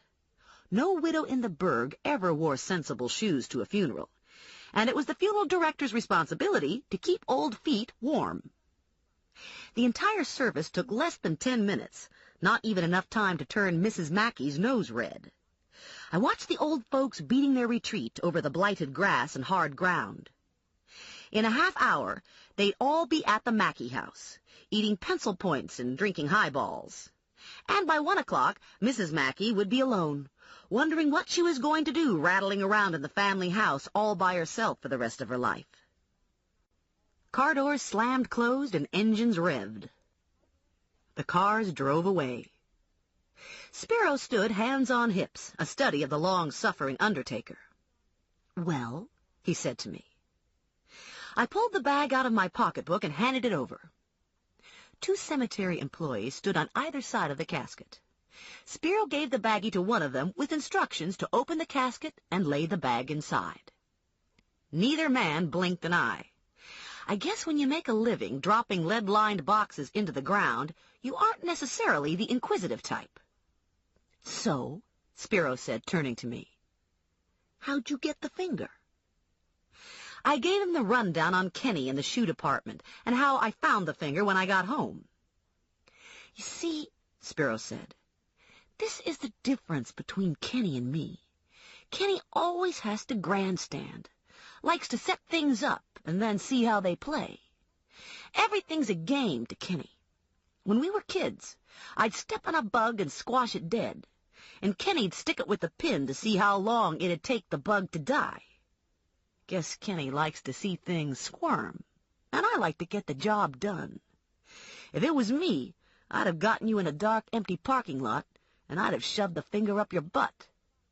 I felt my head go light. Just talking theoretically, of course, Spiro said. I wouldn't ever do that to you on account of you're such a fox. Not unless you wanted me to. I have to go now. Maybe we could see each other later, like for dinner or something. Just because you're a pain in the ass and I'm a slime sucker doesn't mean we can't get together. I'd rather stick a needle in my eye. You'll come around, Spiro said. I got what you want. I was afraid to ask. Apparently you've got what Kenny wants, too. Kenny's a jerk. He used to be your friend. Things happen. Like what? I asked. Like nothing. I got the impression Kenny thought we were partners in some sort of plot against him. Kenny's nuts. Next time you see him, you should shoot him. You can do that, can't you? You've got a gun. I really do have to go. Later, Spiro said, making a gun with his hand and pulling the trigger. I practically ran to the Buick. I slid behind the wheel, locked the door, and called Morelli. Maybe you're right about my going into cosmetology. You'd love it, Morelli said. You get to draw eyebrows on a bunch of old babes. Spiro wouldn't tell me anything, at least not anything I wanted to hear. I picked up something interesting on the radio while I was waiting for you. There was a fire on Low Street last night. It was in one of the buildings belonging to the old pipe factory. Clearly arson. The pipe factory's been boarded up for years, but it seems someone was using the building to store caskets. Are you telling me someone torched my caskets? Did Spiro put any contingencies on casket condition, or do you get paid dead or alive? I'll meet you over there. The pipe factory was on a mean piece of land caught between Low Street and the train tracks. It had been shut down in the 70s and left to decay. On either side were flat fields of no value. Beyond the fields were surviving industries, an auto graveyard, a plumbing supply house, Jackson Moving and Storage. The gate leading to the pipe factory lot was rusted open, the blacktop cracked and pocked, littered with glass and weathered refuse. A leaden sky reflected in pools of sooty water. A fire truck idled in the lot. An official-type car had been parked next to the truck. A blue and white and a fire marshal's car were angled closer to the loading dock, where the fire had obviously taken place. Morelli and I parked side by side and walked toward a group of men who were talking and writing on clipboards. They looked up when we approached and nodded acknowledgment to Morelli. "What's the story?" Morelli said. I recognized the man who answered. John Petrucci. When my father worked in the post office, Petrucci was his supervisor. Now Petrucci was the fire marshal. Go figure. "Arson," Petrucci said. "Pretty much confined to the one bay. Somebody soaked a bunch of caskets in gasoline and set a fuse. The fire trail is clear." "Any suspects?" Morelli asked. They looked at him like he was crazy. Morelli grinned. "Just thought I'd ask. Mind if we look around?" "Help yourself. We're done here. The insurance investigator's already gone through. There wasn't much structural damage. Everything's cement. Someone's coming over to board things up." Morelli and I scrambled up to the loading dock. I pulled my flashlight out of my pocketbook and flicked it on a heap of charred, waterlogged trash sitting in the middle of the bay. Only at the far perimeter of the sodden mess were remains that could be recognized as a casket. An outer wood box and an inner wood box. Nothing fancy, both blackened from fire. I reached out to touch a corner, and the casket and packaging collapsed in on itself, settling with a sigh. "If you wanted to be real diligent about this, you could tell how many caskets were here by collecting the hardware," Morelli said. "Then you could take the hardware back to Spiro and see if he could identify it. How many caskets do you think were here?" A bunch. Good enough for me. I selected a clasp, wrapped it in Kleenex, and slid it into my jacket pocket. Why would someone steal caskets and then burn them? A lark? A grudge? Maybe ripping off caskets seemed like a good idea at the time, but whoever took them couldn't get rid of them. Spiro isn't going to be happy. Yeah, Morelli said. Kind of warms your heart, doesn't it? I needed that money. What were you going to do with it? Pay off my Jeep? Honey, you don't have a Jeep. The casket clasp felt heavy in my pocket. Not in terms of ounces and pounds, but in measurements of dread. I didn't want to go knocking on Spiro's door. When in dread, my rule was always to procrastinate. I thought maybe I'd go home for lunch, I said to Morelli. And then I could bring Grandma Mazur back to Steva's with me. There'll be someone new in George Mackey's room, and Grandma really likes to get out to afternoon viewings. Very thoughtful of you, Morelli said. Am I invited for lunch? No, you already had pudding. If I bring you home for a meal, they'll never let up. 2 meals are as good as engaged. I stopped for gas on the way to my parents', and was relieved not to see Morelli anywhere. Maybe this wouldn't be so bad, I thought. I probably wouldn't get the finder's fee, but at least I'd be done with Spiro. I turned at Hamilton and drove past Delio's Exxon. My heart dropped when I hit High Street and saw Morelli's Fairlane parked in front of my parents' house. I attempted to park behind him, misjudged, and took out his right tail light. Morelli got out of his car and examined the damage. You did that on purpose, he said. I didn't. It's this Buick. You can't tell where it ends. I gave him the evil eye. What are you doing here? I told you no lunch. I'm protecting you. I'll wait in the car. Fine, fine, Morelli said. Stephanie, my mother called from the door. What are you doing standing out there with your boyfriend? You see, I said to Morelli, what did I tell you? Now you're my boyfriend. Lucky you. My mother was waving us forward. Come in. What a nice surprise. Good thing I have extra soup, and we have some fresh bread your father just got from the bakery. I like soup, Morelli said. No soup, I told him. Grandma Mazur appeared at the door. What are you doing with him? She asked. I thought you said he wasn't your type. He followed me home. If I'd known, I'd have put on some lipstick. He's not coming in. Of course he's coming in, my mother said. I have plenty of soup. What would people think if he didn't come in? Yeah, Morelli said to me. What would people think? My father was in the kitchen, putting a new washer in the kitchen faucet. He looked relieved to see Morelli standing in the hallway. He'd probably prefer I bring home someone useful, like a butcher or a car mechanic, but I guess cops are a step up from undertakers. Sit at the table, my mother said. Have some bread with cheese. Have some cold cuts. I got the cold cuts at Giovicini's.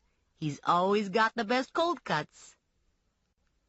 While everyone was ladling out soup and scarfing up cold cuts, I pulled the paper with the casket photo out of my pocketbook.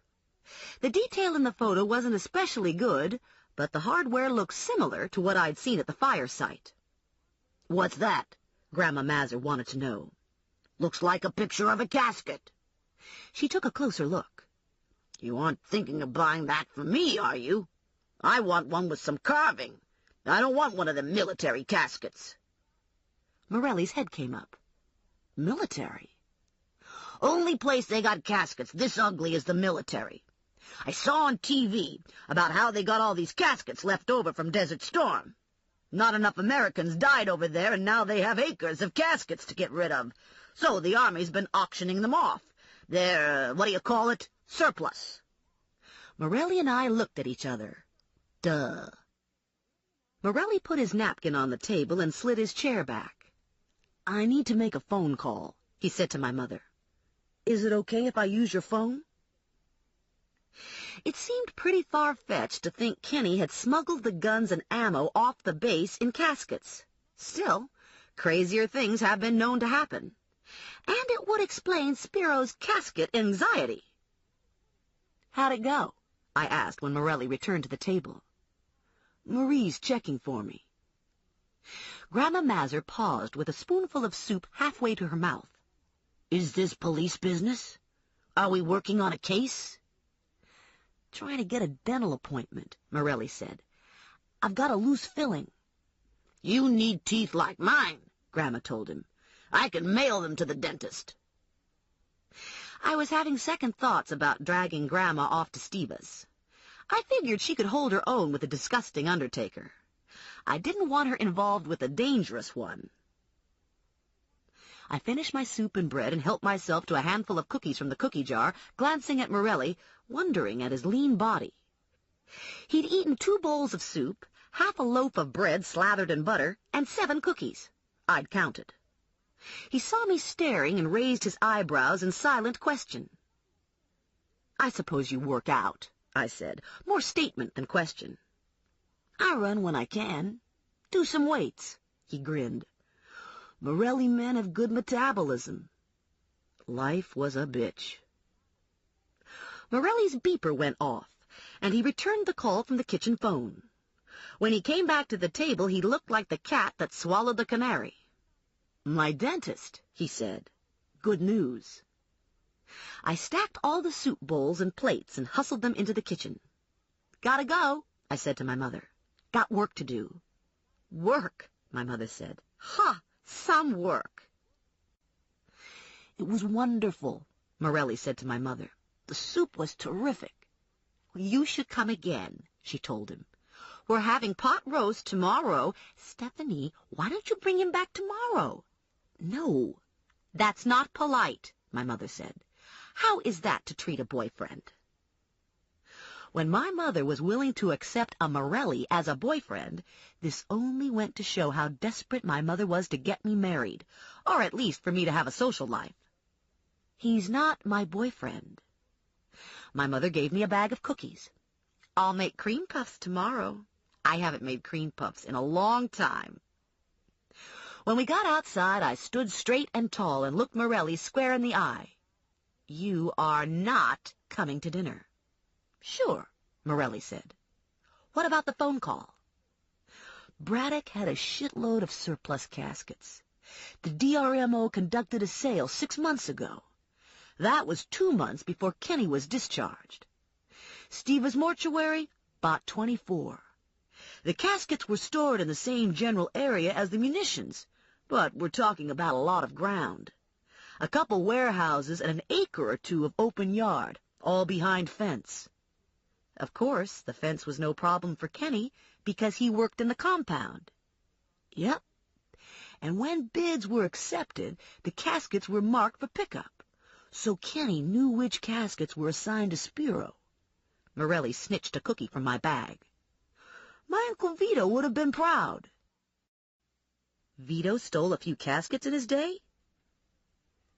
Mostly Vito-filled caskets. Hijacking was a sideline. So you think it's possible Kenny used the caskets to smuggle the guns off the base? Seems risky and unnecessarily melodramatic, but yeah, I think it's possible. Okay, so Spiro, Kenny, and probably Moogie maybe stole all this stuff from Braddock and stored it at R&J. Then all of a sudden the stuff is missing. Someone pulled a double cross, and we know it wasn't Spiro because Spiro hired me to find the caskets. "Doesn't seem like it was Kenny either," Morelli said. "When he said Spiro had something that belonged to him, my guess is he was talking about the stolen guns." So who does that leave? Moogie? Dead men don't set up late-night sales meetings with the Long brothers. I didn't want to run over the jagged remnants of Morelli's taillight, so I picked the major pieces out of the gutter, and for lack of something better to do with them, handed the chunks of plastic to Morelli. "Probably you're insured for this," I said. Morelli looked pained. "Are you still following me?" I asked. "Yeah." "Then watch out for my tires when I go into Steva's." Steva's little side lot was totally filled with the matinee crowd, forcing me to park on the street. I got out of the Buick and tried to be cool about looking for Morelli. I couldn't find him, but I knew he was close because my stomach felt hot and squishy. Spiro was in the lobby, doing his best impersonation of God directing traffic. "How's it going?" I said. "Busy. Joe Lucy came in last night. Aneurysm. And Stan Radusky is here. He was an elk. The elks always get a big turnout." "I have some good news and some bad news," I said. "The good news is, I think I found your caskets." "And the bad news?" I took the blackened clasp out of my pocket.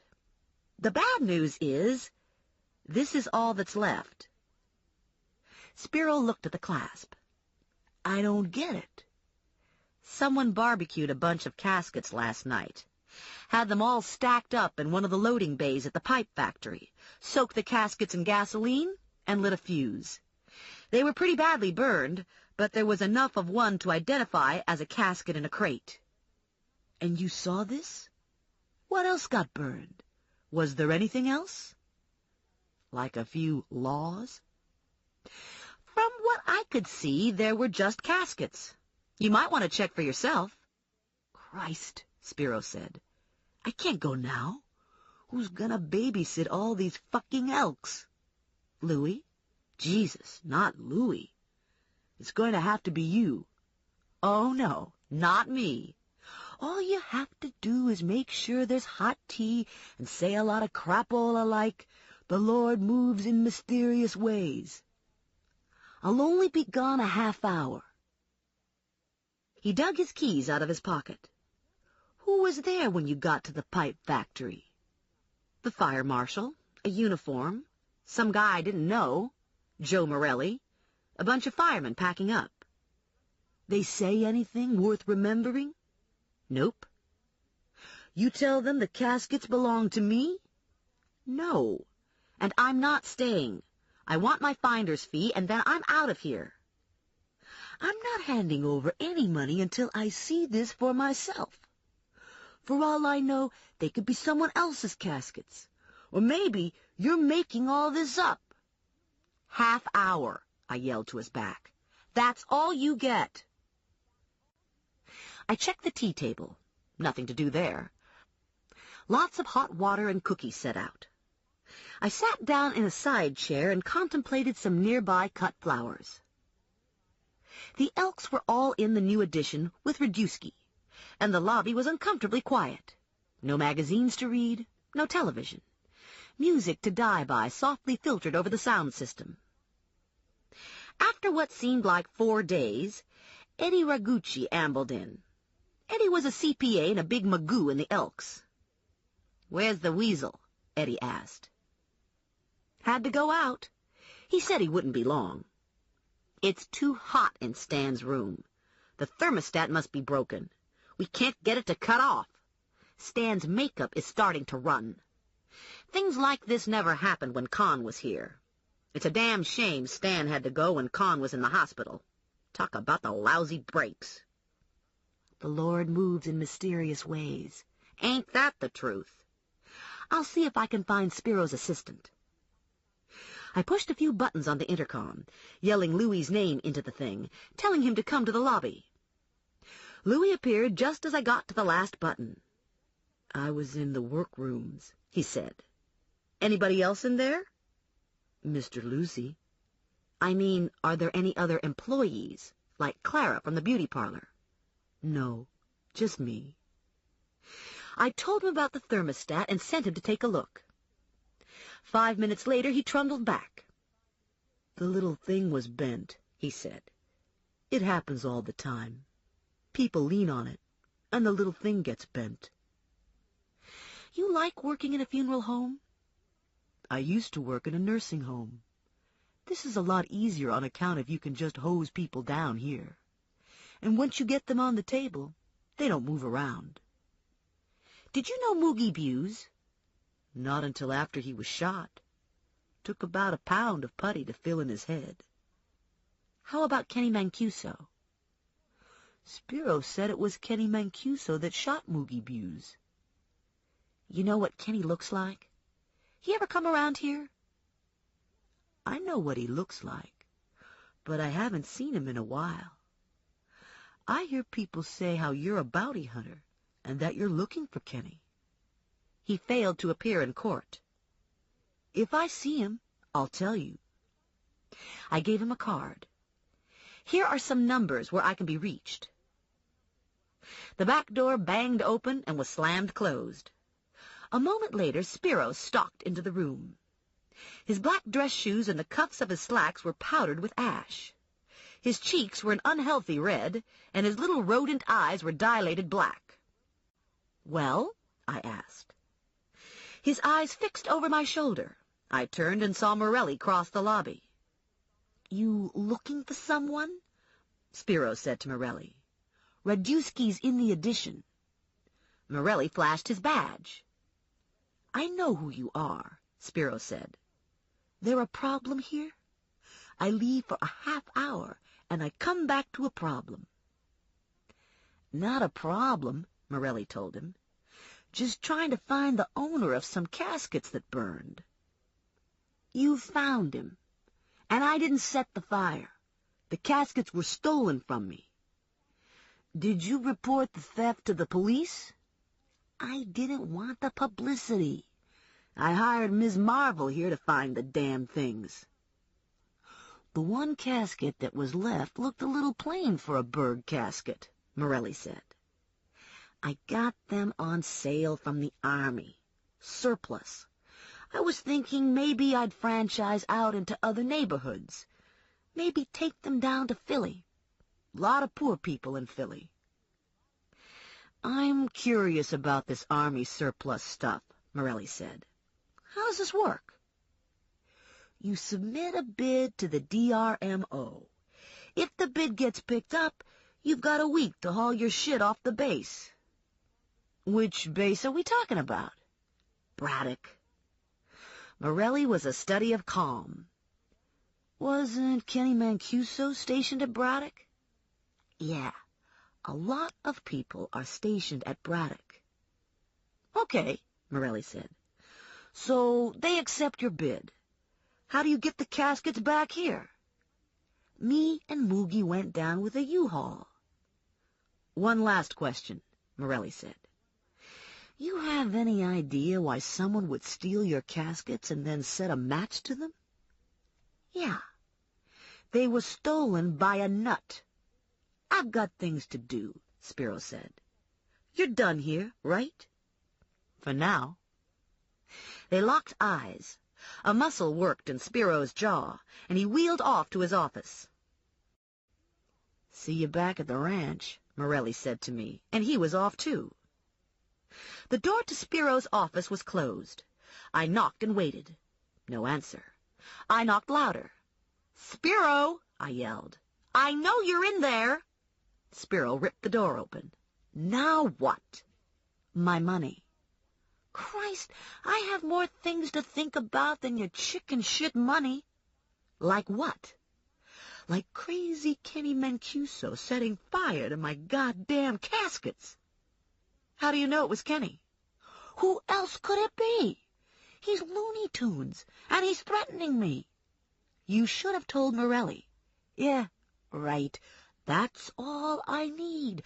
Like I haven't got enough problems, I should have the cops looking up my butt." "I've noticed you're not fond of cops." "Cops suck." I felt breath on the back of my neck and turned to find Louis Moon standing almost on top of me. "Excuse me," he said. "I've got to talk to Spiro." "Talk," Spiro said. "It's about Mr. Lucy. There's been an accident." Spiro didn't say a word, but his eyes bore like drill bits into Louis's forehead. "I had Mr. Lucy on the table," Louis said, "and I was gonna get him dressed, and then I had to go fix the thermostat, and when I got back to Mr. Lucy, I noticed he was missing his, private part. I don't know how this could happen. One minute it was there, and the next minute it was gone." Spiro knocked Louis aside with a sweep of his hand and charged out, yelling, "Jesus H. Christ and motherfucker!" Minutes later, Spiro was back in his office, his face mottled, his hands clenched. "I don't fucking believe this," he roared through clenched teeth. "I leave for half an hour, and someone comes in and hacks off Lucy's dick. You know who that someone was? Kenny, that's who. I leave you in charge, and you let Kenny come in and hack off a dick." The phone rang, and Spiro snatched at it. "Steva." His lips narrowed, and I knew it was Kenny. "You're nuts," Spiro said. "Too much nose candy. Too many of those little tattoos." Kenny did some talking, and Spiro cut in. "Shut up," Spiro said. "You don't know what the fuck you're talking about. And you don't know what the fuck you're doing when you mess with me. I see you around here, and I'll kill you. And if I don't kill you, I'll have Cookie here kill you." Cookie? Was he talking about me? "Excuse me," I said to Spiro. "What was that last part?" Spiro slammed the phone down. "Fucking jerk." I put palms flat on his desk and leaned forward. "I am not a cookie. And I am not a hired gun. And if I was in the protection business, I would not protect your slimy body. You are a mold spore, a boil, a dog turd. If you ever tell anyone I will kill them on your behalf again, I'll make sure you sing soprano for the rest of your life." Stephanie Plum, master of the empty threat. "Let me guess. You're on the rag, right?" Good thing I didn't have my gun with me, because I might have shot him. "There are a lot of people who wouldn't pay you anything for finding burned-up stuff," Spiro said. "But because I'm such a good guy, I'm going to write you a check. We could consider it like a retainer.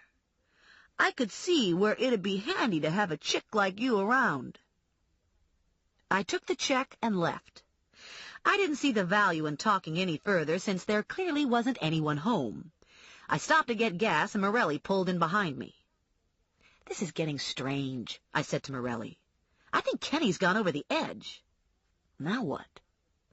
I told him about Mr. Lucy and his mishap, and about the phone call. "You should be giving this car high test," Morelli said. "You're going to get engine knock." "God forbid I'd get engine knock." Morelli looked disgusted. "Shit," he said. I thought this seemed like a strong reaction to my lack of automotive maintenance. Is engine knock that bad? He leaned against the fender. "A cop was killed in New Brunswick last night. Took 2 hits through his vest." "Army ammo?" "Yeah." He raised his eyes to me. "I have to find this stuff. It's right under my nose." "You think Kenny could be right about Spiro? You think Spiro could have emptied the caskets and hired me to cover his ass?" "I don't know.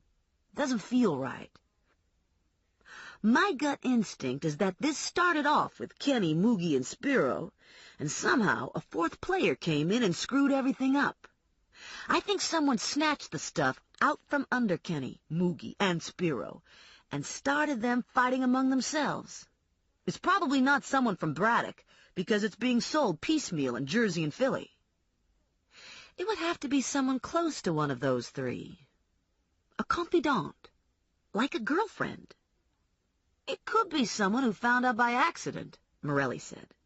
"Someone who overheard a conversation." "Like Louis Moon."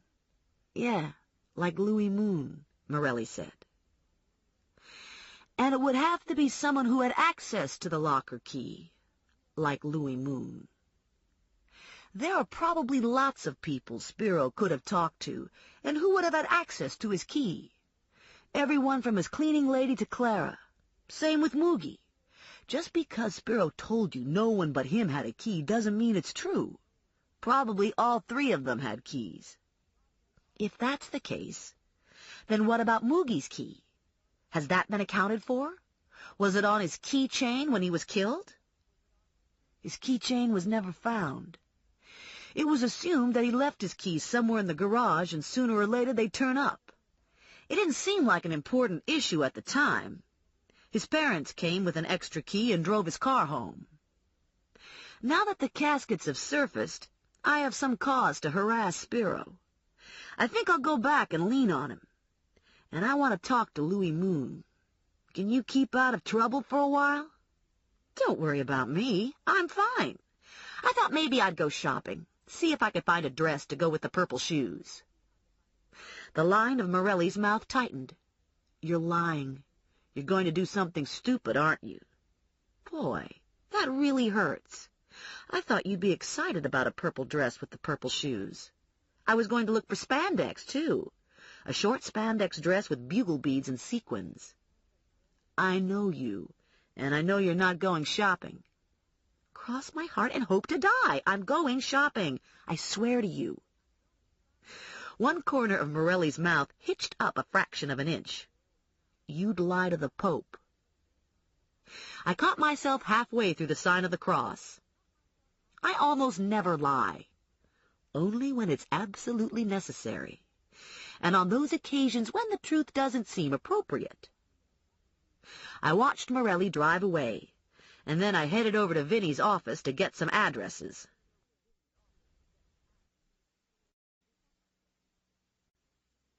Chapter 10. Connie and Lula were yelling at each other when I walked into the office. Dominic Russo makes his own sauce, Connie shouted, with plum tomatoes, fresh basil, fresh garlic. I don't know about any of that plum tomatoes shit. All I know is the best pizza in Trenton comes from Tiny's on First Street, Lula shouted back. Ain't nobody makes pizza like Tiny. That man makes soul pizza. Soul pizza? What the hell is soul pizza? Connie wanted to know. They both turned and glared at me. You settle it, Connie said. Tell Know-It-All here about Dominic's pizza. Dom makes good pizza, I said. But I like the pizza at Pino's. Pino's? Connie curled her upper lip. They use marinara sauce that comes in 5-gallon cans. Yeah, I said. I love that canned marinara sauce. I dropped my pocketbook on Connie's desk. Glad to see you two getting along so well. Huh, Lula said. I plopped onto the couch. I need some addresses. I want to do some snooping. Connie got a directory from the bookcase behind her. Who do you need? Spiro Steva and Louis Moon. Wouldn't want to look under the cushions in Spiro's house, Connie said. Wouldn't want to look in his refrigerator either. Lula grimaced. He the undertaker guy? Shoot, you aren't going to do breaking and entering on an undertaker, are you? Connie wrote an address on a piece of paper and searched for the second name. I looked at the address she'd gotten for Spiro. You know where this is? Century Court Apartments. You take Klockner to Denby. Connie gave me the second address. I haven't a clue on this one. Somewhere in Hamilton Township. What are you looking for? Lula asked. I stuffed the addresses into my pocket. I don't know. A key, maybe. Or a couple crates of guns in the living room. Maybe I should come with you, Lula said. Skinny ass like you shouldn't be sneaking around all by yourself. I appreciate your offer, I told her. But riding shotgun isn't part of your job description. Don't think I got much of a job description, Lula said. Seems to me I do whatever gotta be done. And right now, I've done it all, unless I want to sweep the floor and scrub the toilet. She's a filing maniac, Connie said. She was born to file. You haven't seen anything yet, Lula said. Wait till you see me be an assistant bounty hunter. Go for it, Connie said. Lula packed herself into her jacket and grabbed her pocketbook. This is gonna be good, she said. This is gonna be like Cagney and Lacey. I searched the big wall map for Moon's address. Okay by me if it's okay with Connie, but I want to be Cagney. No way. I want to be Cagney, Lula said. I said it first. Lula stuck her lower lip out and narrowed her eyes. Was my idea, and I'm not doing it if I can't be Cagney. I looked at her. We aren't serious about this, are we? Lula said. Speak for yourself. I told Connie not to wait up and held the front door for Lula. "We're going to check out Louis Moon first," I said to her. Lula stopped in the middle of the sidewalk and looked at Big Blue. "We going in this big motherfucker Buick?" "Yep. I knew a pimp once had a car like this. It belonged to my Uncle Sandor." "He a businessman?" "Not that I know of." Louis Moon lived on the far perimeter of Hamilton Township. It was almost 4 when we turned onto Orchid Street. I counted off homes, searching for 216, amused that such an exotically named street had been blessed with a lineup of unimaginative cracker-box houses. It was a neighborhood built in the 60s when land was available, so the plots were large, making the 2-bedroom ranches seem even smaller. Over the years, homeowners had personalized their carbon copy houses, adding a garage here, a porch there. The houses had been modernized with vinyl siding of various muted shades. Bay windows had been inserted. Azalea bushes had been planted, and still the sameness prevailed. Louis Moon's house was set apart by a bright turquoise paint job, a full array of Christmas lights, and a 5-foot-tall plastic Santa strapped to a rusted TV antenna.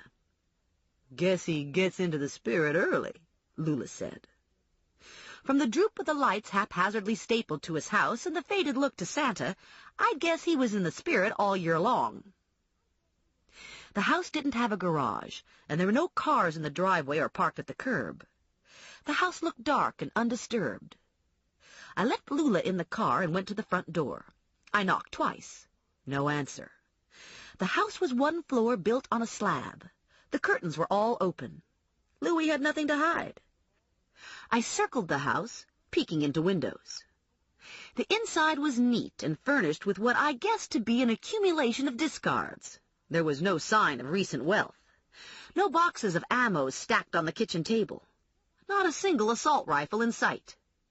It looked to me like he lived alone. 1 cup and 1 bowl in the dish drain. One side of the double bed had been slept in. I could easily see Louis Moon living here, content with his life because he had a little blue house. I toyed with the idea of illegal entry, but I couldn't produce enough motivation to warrant the intrusion. The air was damp and cold, and the ground felt hard underfoot.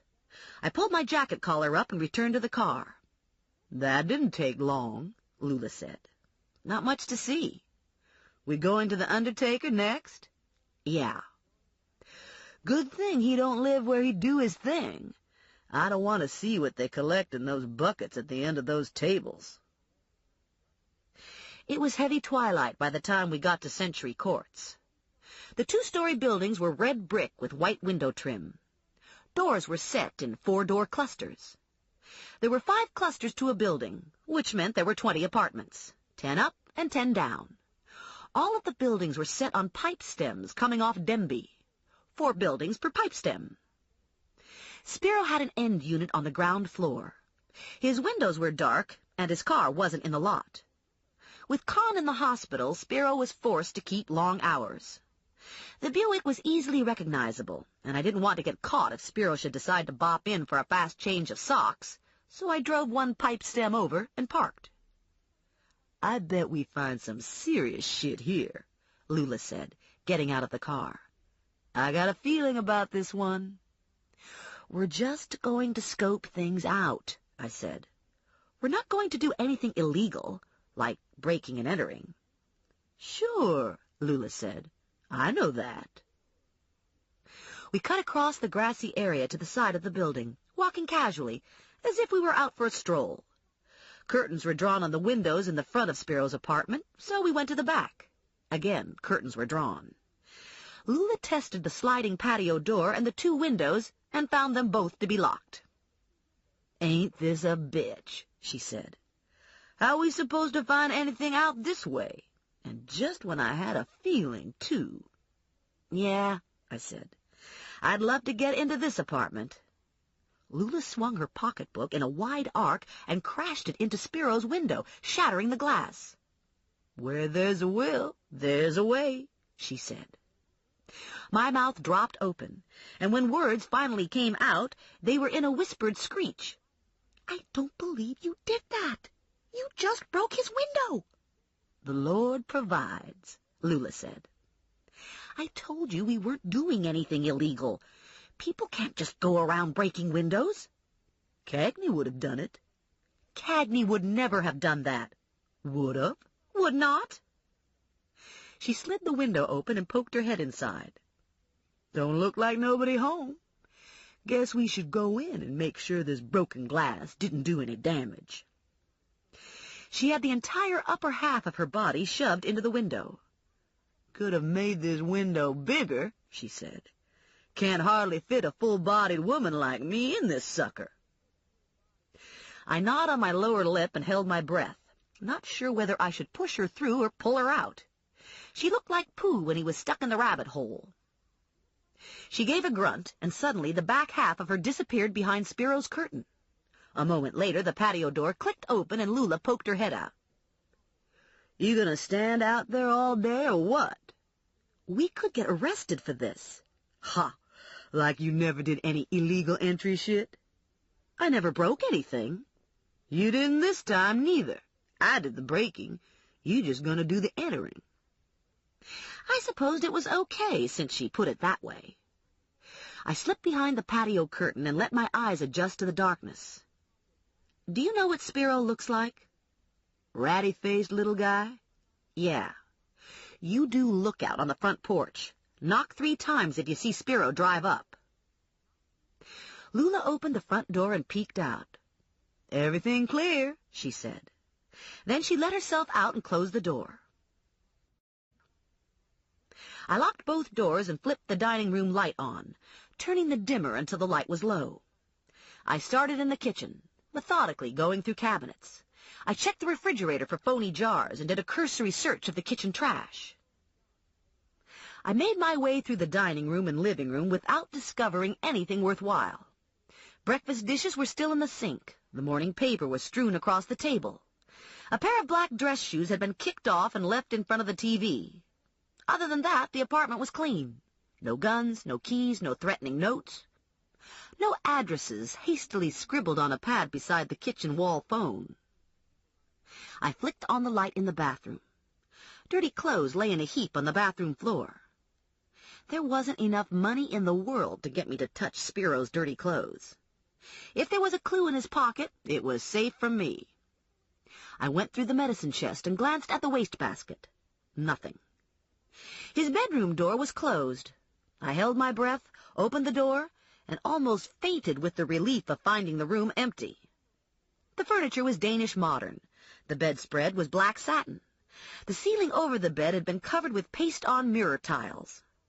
Porn magazines were stacked on a chair beside the bed.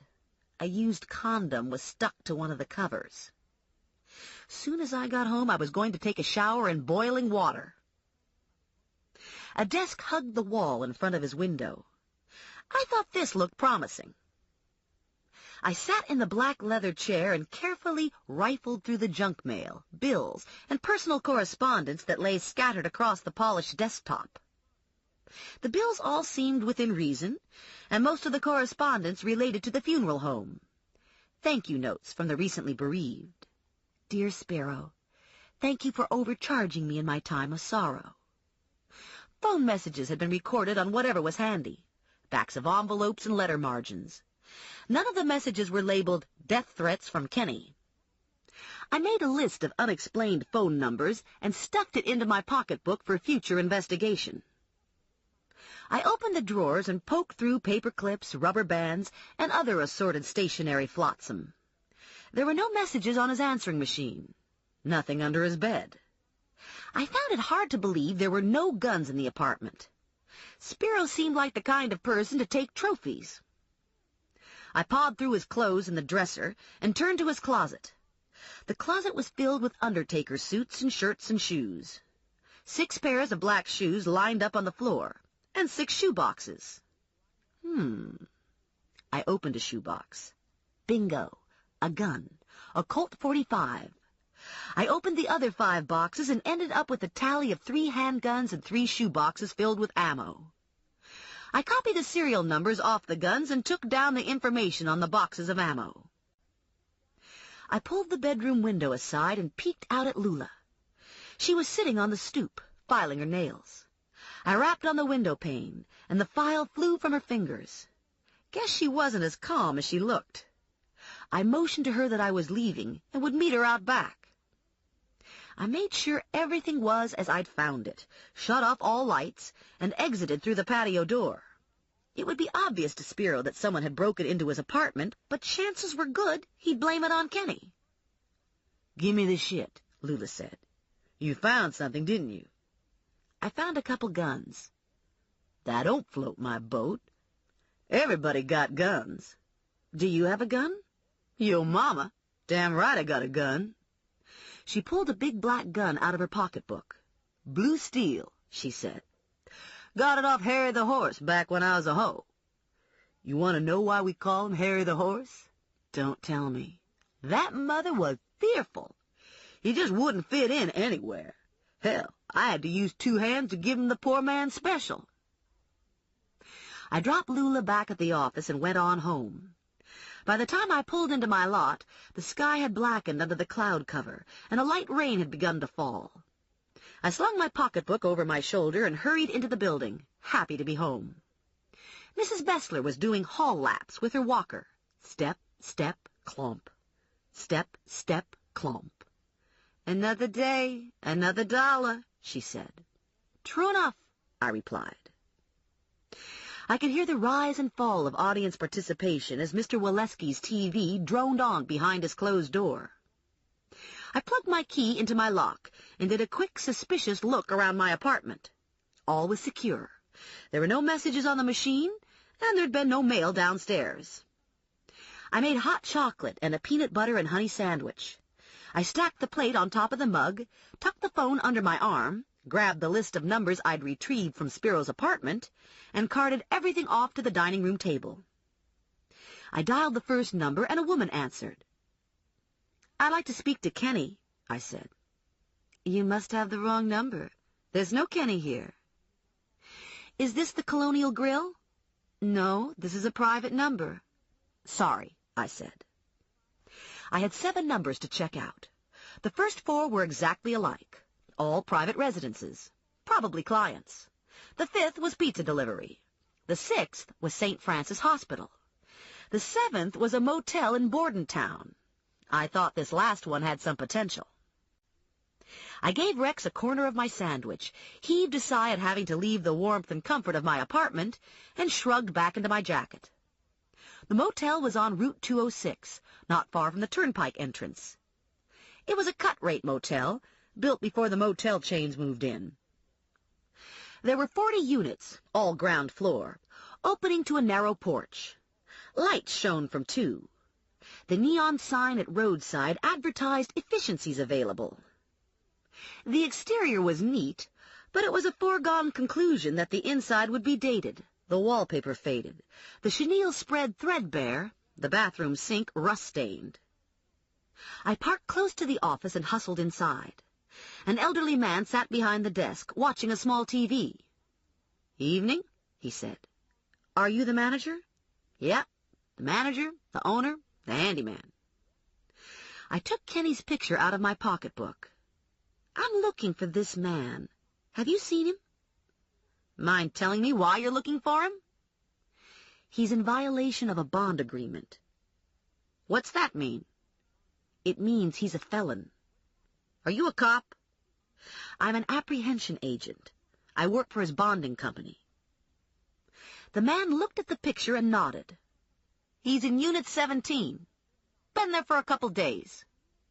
He thumbed through a ledger on the counter. "Here he is. John Sherman. Checked in on Tuesday." I could hardly believe it. Damned if I wasn't good. "Is he alone?" "So far as I know." "Do you have vehicle information?" "We don't bother with that. We got lots of parking space here." I thanked him and told him I'd hang around for a while. I gave him my card and asked that he didn't give me away should he see Sherman. I drove to a dark corner of the lot, shut the engine off, locked the windows, and hunkered down for the duration. If Kenny showed up, I'd call Ranger. If I couldn't reach Ranger, I'd go to Joe Morelli. By 9 o'clock, I was thinking I might have chosen the wrong profession. My toes were frozen, and I had to pee. Kenny hadn't materialized, and there was no activity at the motel to break the monotony of waiting. I ran the engine to warm things up and did some isometrics. I fantasized about going to bed with Batman.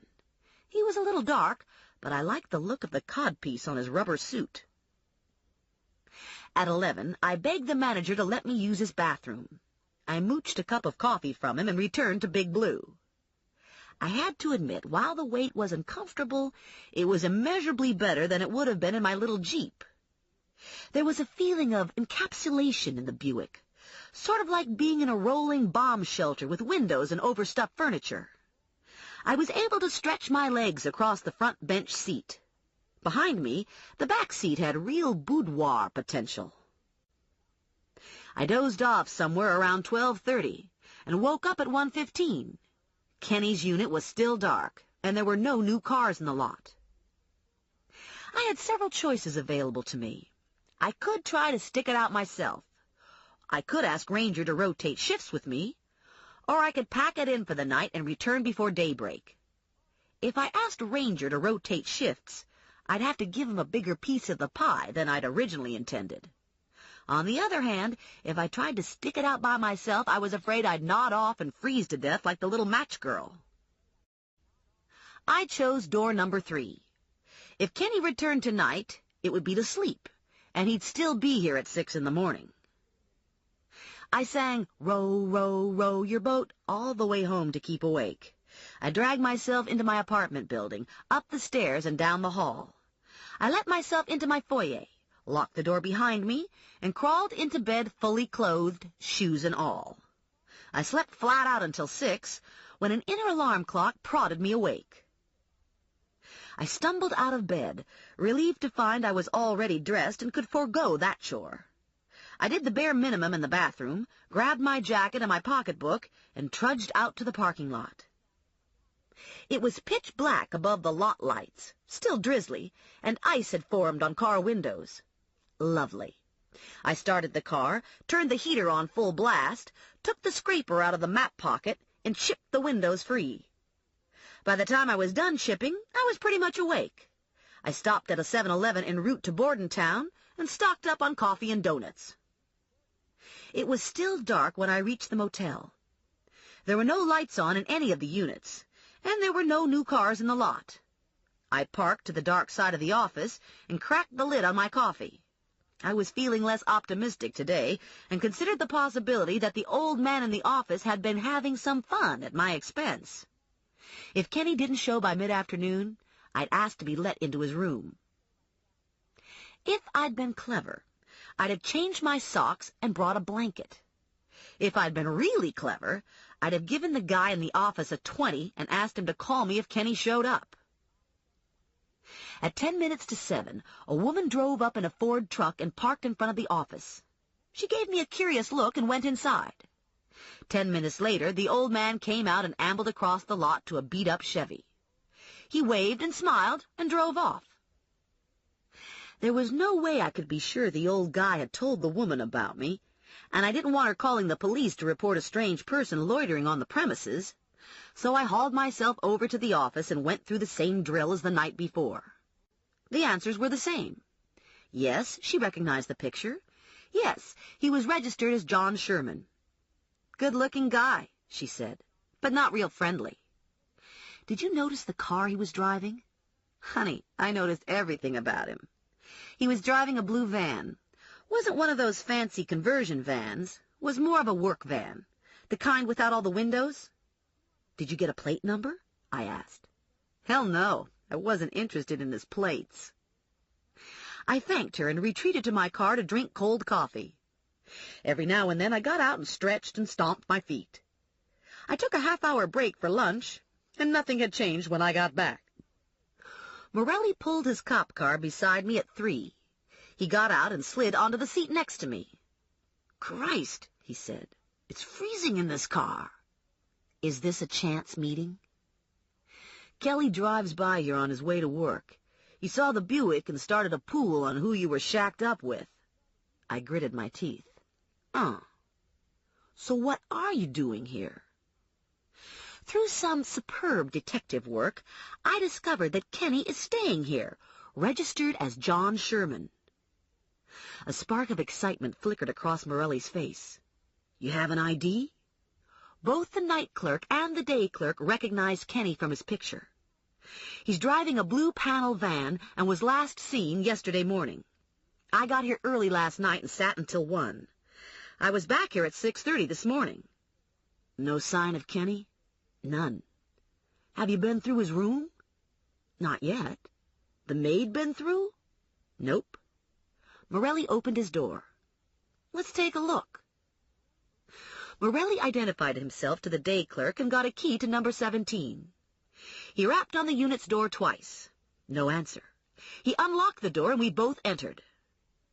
The bed was unmade. A navy duffel bag sat open on the floor. The bag contained socks and shorts and 2 black T-shirts. A flannel shirt and a pair of jeans had been tossed across the back of a chair. A shaving kit sat open in the bathroom. Looks to me like he's been scared off, Morelli said. My guess is he spotted you. Impossible. I parked in the darkest part of the lot. And how did he know it was me? Sweet thing, everyone knows it's you. It's this awful car. It's ruining my life. It's sabotaging my career. Morelli grinned. That's a lot to ask of a car. I tried to look contemptuous, but it was hard with my teeth chattering from the cold. Now what? I asked. Now I talk to the clerk and ask her to call me if Kenny returns. He gave me a fast head-to-foot appraisal. You look like you slept in those clothes. How did it go with Spiro and Louis Moon yesterday? I don't think Louis Moon is involved. He doesn't have what it takes. Intelligence? Contacts, Morelli said. Whoever has the guns is selling them off. I did some checking. Moon doesn't move in the right circles. Moon wouldn't even know how to go about finding the right circles. What about Spiro? Wasn't ready to give me a confession. He flipped the light off. You should go home and take a shower and get dressed for dinner. Dinner? Pot roast at 6. You aren't serious. The grin was back. I'll pick you up at 5:45. No, I'll drive myself. Morelli was wearing a brown leather bomber jacket and a red wool scarf. He took the scarf off and wrapped it around my neck. You look frozen, he said. Go home and warm up. Then he sauntered off to the motel office. It was still drizzling. The sky was gunmetal gray, and my mood was equally grim. I'd had a good line on Kenny Mancuso, and I'd blown it. I smacked the heel of my hand against my forehead. Stupid, stupid, stupid. I'd sat out there in this big, dumb Buick. What was I thinking? The motel was 12 miles from my apartment building, and I berated myself all the way home. I made a quick stop at the supermarket, fed Big Blue more gas, and by the time I pulled into my lot, I was thoroughly disgusted and demoralized. I'd had 3 chances to nail Kenny, at Julia's house, at the mall, and now at the motel, and I'd screwed up every time. Probably at this stage in my career, I should stick to the low-level criminals, like shoplifters and drunk drivers. Unfortunately, the payout on those criminals wasn't sufficient to keep me afloat. I did more self-flagellation while I rode the elevator and made my way down the hall. A sticky note from Dillon was taped to my door. Got a package for you, the note said. I went back to the elevator and hit the button for basement. The elevator opened to a small vestibule with 4 closed, locked doors, freshly painted battleship gray. One door led to storage cases for the use of the residents. The second door opened into the boiler room with its ominous rumblings and gurglings. The third door gave way to a long corridor and rooms dedicated to building maintenance, and Dillon lived in rent-free contentment behind the 4th door. I always felt claustrophobic when I came down here, but Dillon said that it suited him fine, and that he found the boiler noises soothing. He'd stuck a note to his door saying that he'd be home at 5. I returned to my apartment, gave Rex some raisins and a corn chip, and took a long hot shower. I staggered out, red as a boiled lobster, and foggy-brained from the chlorine gas. I flopped on the bed and contemplated my future. It was a short contemplation. When I woke up, it was 5:45, and someone was pounding on my door. I wrapped myself in a robe and padded into the foyer. I put my eye to the peephole. It was Joe Morelli. I cracked the door and looked at him over the security chain. I just got out of the shower. I'd appreciate it if you'd let me in before Mr. Waleski comes out and gives me the 3rd degree. I slipped the chain and opened the door. Morelli stepped into the foyer. His mouth curved at the edges. Scary hair. I sort of slept on it. No wonder you have no sex life. It'd take a lot out of a man to wake up to hair like that. Go sit in a chair in the living room, and don't get up until I tell you. Don't eat my food, and don't scare my hamster, and don't make any long-distance calls. He was watching television when I came out of my bedroom 10 minutes later. I was wearing a granny dress over a white T-shirt, with ankle-high brown lace-up boots, and an oversized loose-weave cardigan sweater. It was my Annie Hall look, and it made me feel feminine, but it always had the opposite effect on the opposite sex. Annie Hall was guaranteed to wilt the most determined dick. It was better than mace on a blind date. I wrapped Morelli's red scarf around my neck and buttoned myself into my jacket. I grabbed my pocketbook and shut the lights off. There's going to be hell to pay if we're late. Morelli followed me out the door. I wouldn't worry about it. Once your mother sees you in that getup, she'll forget about the time. It's my Annie Hall look. Looks to me like you've put a jelly donut in a bag labeled bran muffin. I rushed down the hall and took the stairs. I got to the ground floor and remembered the package Dillon was holding. Wait a minute, I yelled to Morelli. I'll be right back. I scrambled down the stairs to the cellar and pounded on Dillon's door. Dillon peered out. I'm late and I need my package, I said. He handed me a bulky overnight mail envelope, and I ran back up the stairs. 3 minutes one way or the other can make or break a pot roast, I told Morelli, grabbing him by the hand, dragging him across the lot to his truck. I hadn't intended to go with him, but I figured if we hit traffic, he could use his rooftop flasher. You have a flasher on this truck? I asked, climbing on board. Morelli buckled himself in. Yeah, I have a flasher. You don't expect me to use it for pot roast, do you? I swiveled in my seat and stared out the back window. Morelli cut his eyes to the rearview mirror. Are you looking for Kenny? I can feel him out there. I don't see anyone. That doesn't mean he isn't there. He's good at this sneaking around stuff. He walks into Steva's and chops off body parts, and nobody sees him. He came out of nowhere at the mall. He spotted me at Julius Sinetta's house and in the motel parking lot, and I never had a clue. Now I have this creepy feeling he's watching me, following me around. Why would he be doing that? For starters, Spiro told Kenny I'd kill him if he continued to harass him. Oh, boy. Probably I'm just being paranoid. Sometimes paranoia is justified. Morelli stopped for a light. The digital readout on his dashboard clock blinked to 5:58. I cracked my knuckles, and Morelli glanced over at me, eyebrows raised. Okay, I said. So my mother makes me nervous. It's part of her job, Morelli said. You shouldn't take it personally. We turned off Hamilton into the Burg, and traffic disappeared. There were no car lights behind us, but I couldn't shake the feeling that Kenny had me in his sights. My mother and Grandma Mazur were at the door when we parked. Usually it was the differences between my mother and grandmother that caught my attention. Today, it was the similarities that seemed obvious. They stood tall, with their shoulders back. It was a defiant posture, and I knew it was my posture, too. Their hands were clasped in front of them. Their gaze was unwavering, fixed on Morelli and me. Their faces were round. Their eyes were hooded. Mongol eyes. My Hungarian relatives had come from the steppes, not a city dweller among them. My mother and Grandma were small women and had grown even smaller with age. They were dainty-boned and petite, with baby-fine hair. Probably they were descended from pampered, caravan-cosseted gypsy women. I, on the other hand, was a throwback to some plow-pulling, raw-boned wife of a barbarian farmer. I hiked up my skirt to jump from the truck and saw my mother and grandmother flinch at the sight. "What's this outfit?" my mother demanded. "Can't you afford clothes? Are you wearing other people's? Frank, give Stephanie some money. She needs to buy clothes." "I don't need to buy clothes," I said. "This is new. I just bought it. It's the style." "How will you ever get a man when you dress like this?" My mother turned to Morelli. "Am I right?" Morelli grinned. "I think she's kind of cute. It's the Monty Hall look."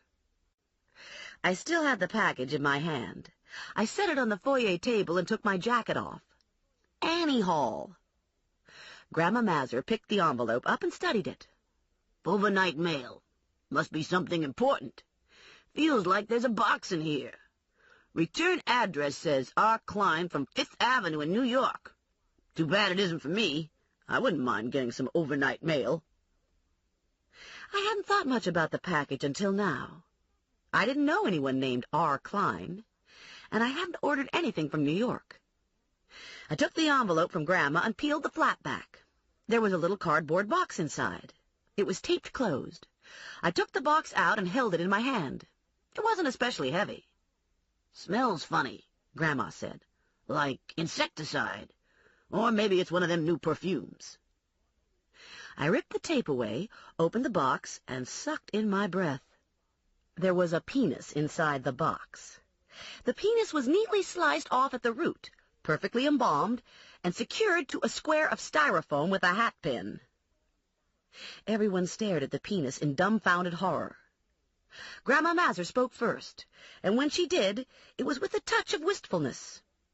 "Been a long time since I've seen one of those," she said. My mother started screaming, hands in air, eyes bugging out of her head. "Get it out of my house! What's the world coming to? What will people think?" My father left his chair in the living room and padded out to the hall to see what the fuss was all about. "What's going on?" he asked, sticking his head into the huddle. "It's a penis," Grandma said. "Stephanie got it in the mail. It's a pretty good one, too." My father recoiled. "Jesus and Joseph!" "Who would do such a thing?" my mother shouted. "What is it? Is it rubber? Is it one of those rubber penises?" "Don't look rubber to me," Grandma Mazur said. "Looks to me like a real penis, except it's kind of discolored. I don't remember them being this color." "That's crazy," my mother said. "What person would mail his penis?" Grandma Mazur looked at the envelope. "Says Klein on the return address. I always thought that was a Jewish name, but this don't look to me like a Jewish penis." Everyone turned their attention to Grandma Mazur. "Not that I'd know much about it," Grandma said. "It's just that I might have seen one of them Jewish ones in National Geographic." Morelli took the box from me and replaced the lid. We both knew the name to attach to the penis. Joseph Lucy. "I'm going to take a rain check on dinner," Morelli said. "I'm afraid this is a police matter." He snagged my pocketbook off the hall table and draped it over my shoulder. "Stephanie needs to come, too, so she can make a statement." "It's that bounty hunter job," my mother said to me. "You meet all the wrong kinds of people. Why can't you get a good job like your cousin Christine? No one ever sends Christine these things in the mail." "Christine works in a vitamin factory. She spends her whole day watching the cotton stuffer to make sure it doesn't malfunction. She makes good money." I zipped my jacket. "I make good money. Sometimes."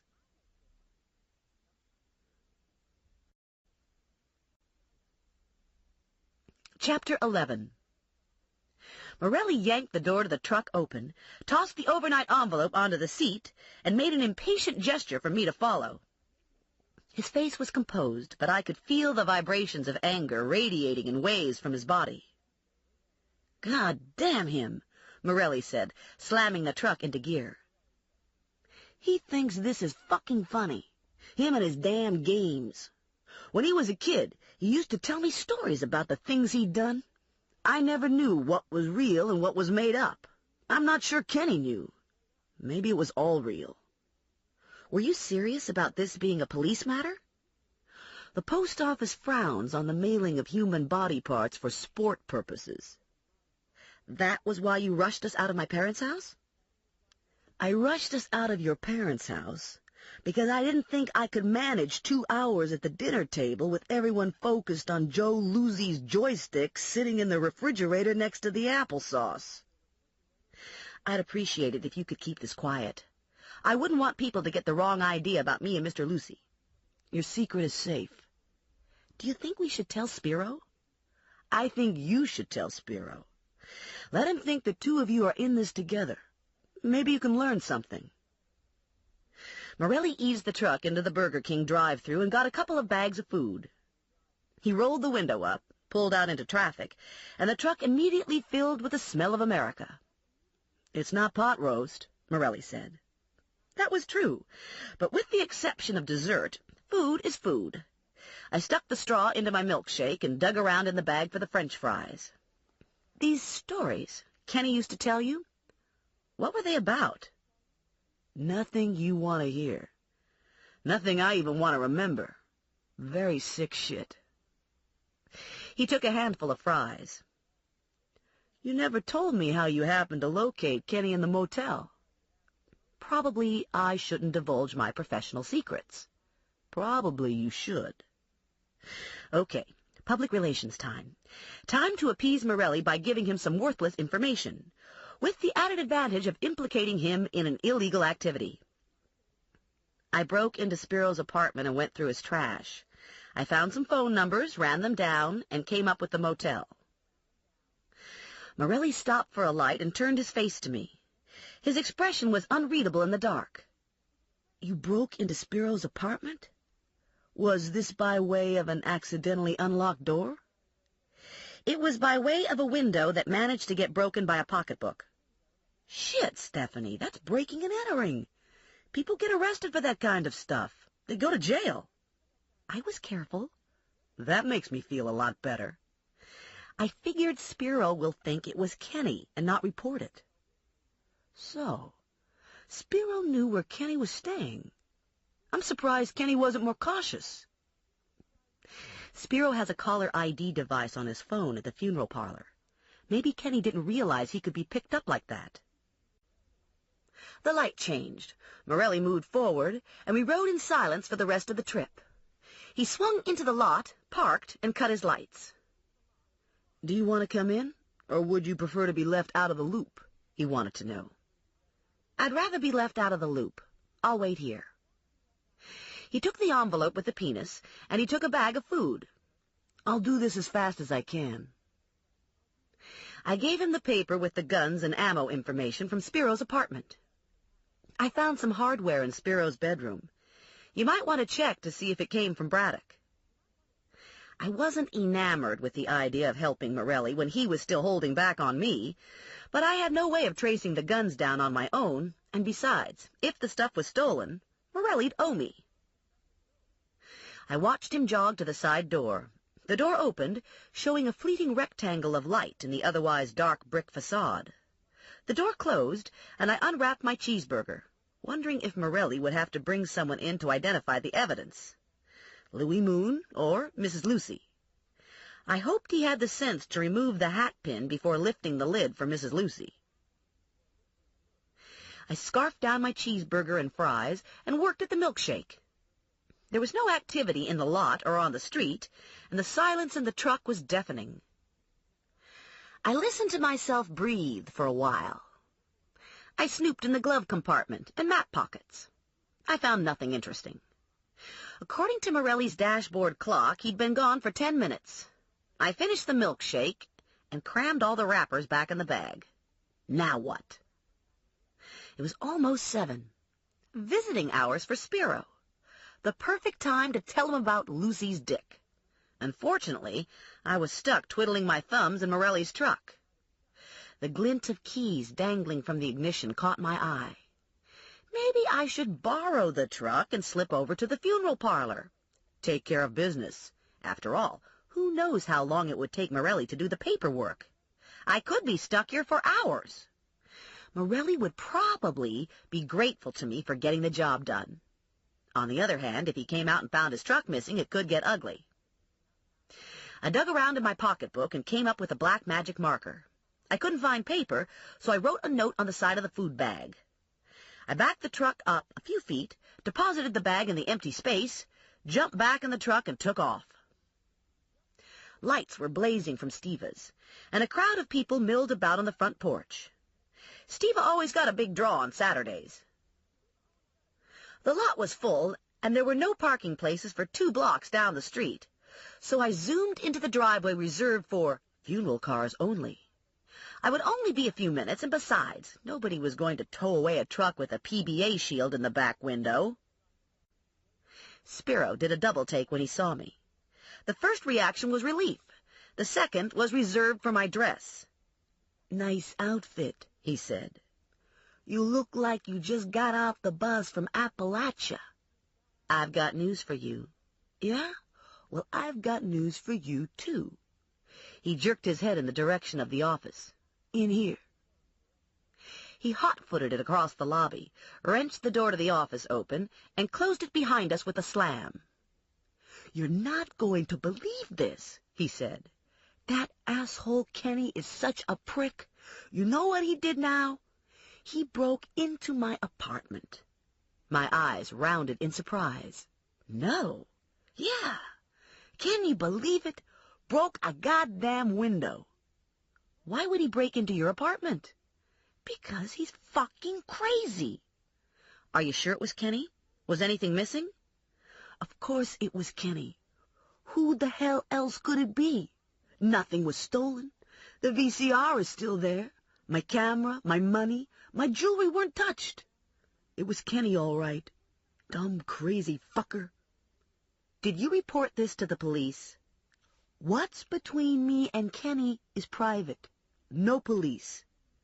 "You might have to change that game plan." Spiro's eyes contracted and dulled and focused on mine. "Oh? You remember the little incident yesterday concerning Mr. Lucy's penis?" "Yeah." "Kenny mailed it to me." "No shit." "It came express mail." "Where is it now?" "The police have it. Morelli was there when I opened the package." "Fuck!" He kicked his wastebasket across the room. "Fuck, fuck, fuck, fuck, fuck!" "I don't know why you're so upset about all this," I cooed. "Seems to me this is crazy Kenny's problem. I mean, after all, you didn't do anything wrong." Humor the jerk, I thought. See where he runs with it. Spiro stopped raving and looked at me, and I imagined I heard the sound of little bitty gears meshing in his head. "That's true," he said. "I didn't do anything wrong. I'm the victim here. Does Morelli know the package came from Kenny? Was there a note, a return address?" "No note, no return address." "Hard to say what Morelli knows." "You didn't tell him it came from Kenny?" "I have no real proof that it came from Kenny, but the thing clearly had been embalmed, so the police will be checking funeral parlors. I imagine they'll want to know why you didn't report the, theft." "Maybe I should just come clean. Tell the cops about how crazy Kenny is. Tell them about the finger and about my apartment." "What about Con? You coming clean to him, too? Is he still in the hospital?" "Came home today. Got a week of rehab, and then he'll be back at work part-time." "He's not going to be happy when he finds out his clients have been getting parts whacked off." "Tell me about it. I've heard enough of his 'the body is holy' crap to last me 3 lifetimes. I mean, what's the big deal? It isn't like Lucy was gonna use his dick." Spiro dropped into the padded executive chair behind the desk and slid into a slouch. The mask of civility dropped from his face, and his sallow skin tightened over slanted cheekbones and pinched across spiky teeth as he morphed into rodent man. Furtive, foul-breathed, evil-spirited. Impossible to tell if he'd been born the rodent, or if years of schoolyard taunts had shaped his soul to suit his face. Spiro leaned forward. "You know how old Con is? 62. Anyone else would be thinking retirement, but not Konstantin Stiva. I'll be dead from natural causes, and Stiva'll still be kissing ass. He's like a snake with a heart rate of 12, pacing himself, sucking formaldehyde like the elixir of life, hanging on just to piss me off. Should have been cancer instead of a back injury. You don't die from a damn back injury. I thought you and Con got along. He drives me nuts. Him and his rules and goody-goody attitude. You should see him in the embalming room. Everything just so. You'd think it was a fucking shrine down there. Konstantin Stiva at the altar of the fucking dead. You know what I think of the dead? I think they stink. Why do you work here? There's money to be made, chickie, and I like money. I held myself tight in check to keep from physically recoiling. Here was the muck and slime of Spiro's brains, spilling out of every orifice, dribbling down his corded neck onto his pristine white undertaker's shirt. Butthead, all dressed up with no place to go. Have you heard from Kenny since he broke into your apartment? No. Spiro turned broody.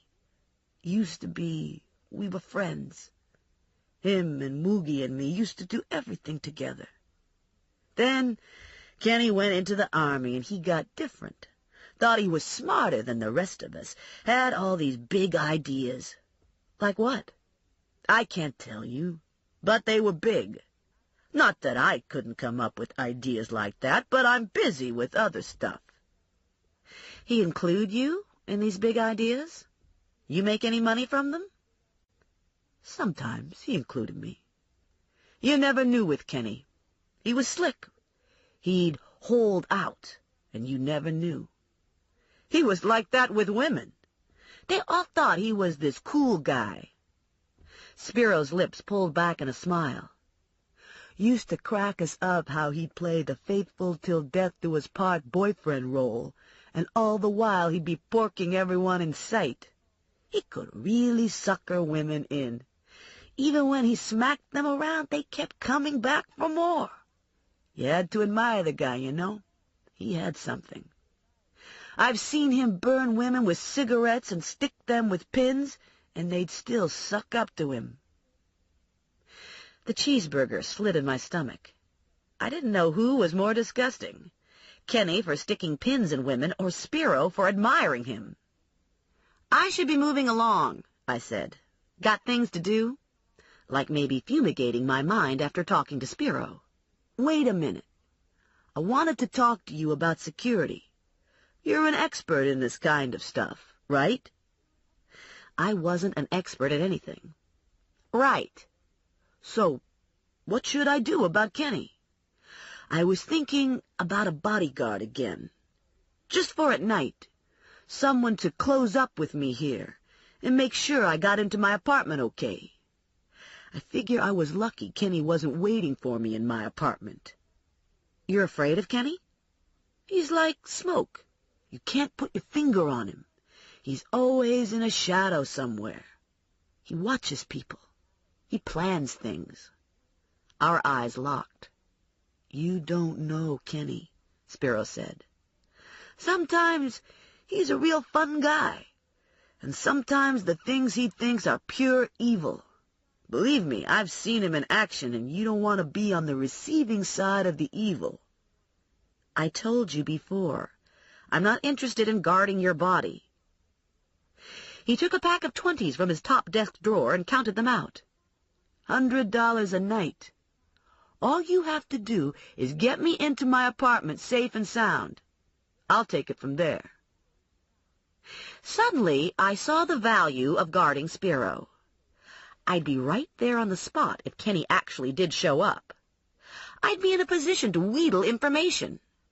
And I could legally search through Spiro's house every night. Okay, so along with all that, I was selling out for the money, but hell, it could be worse. I could have sold out for 50. When do I start? Tonight. I close up at 10. Get here 5 or 10 minutes ahead. Why me? Why don't you get some big tough guy?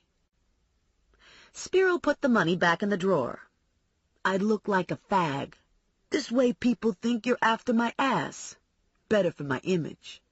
Unless you keep wearing dresses like that. Then I might reconsider." Wonderful. I left his office and caught sight of Morelli slouched against the wall next to the front door, hands shoved in pants pockets, clearly pissed off. He spotted me, and his expression didn't change, but the rise and fall of his chest picked up. I plastered a phony smile on my face and breezed across the lobby to him, whisking out the door before Spiro had a chance to see us together. "I see you got my message," I said, when we reached the truck, turning up the wattage on the smile. "Not only did you steal my truck, but you parked it illegally." "You park it illegally all the time." "Only when it's official police business, and I have no other choice. Or when it's raining." "I don't know why you're upset.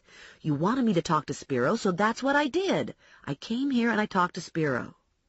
For starters, I had to flag down a blue and white to get a ride over here. And more important, I don't like you running around on your own. I want you in eyesight until we nail Mancuso." "I'm touched. You're worried about my safety." "Safety hasn't got much to do with it, Skippy. You have an uncanny knack for running into people you're looking for, and you're completely inept at taking them down. I don't want you screwing up another encounter with Kenny. I want to make sure I'm around next time you stumble across him." I settled onto the seat with a sigh. When you're right, you're right. And Morelli was right. I wasn't totally up to speed as a bounty hunter. We were silent for the ride back to my apartment. I knew these streets like I knew my own hand. Half the time I drove them unconsciously, suddenly realizing I was in my parking lot, wondering how the devil I'd gotten there. Tonight I paid closer attention.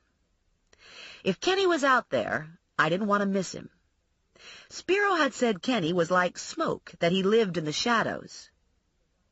I told myself this was a romanticized vision. Kenny was your everyday sociopath who went sneaking around thinking he was God's second cousin.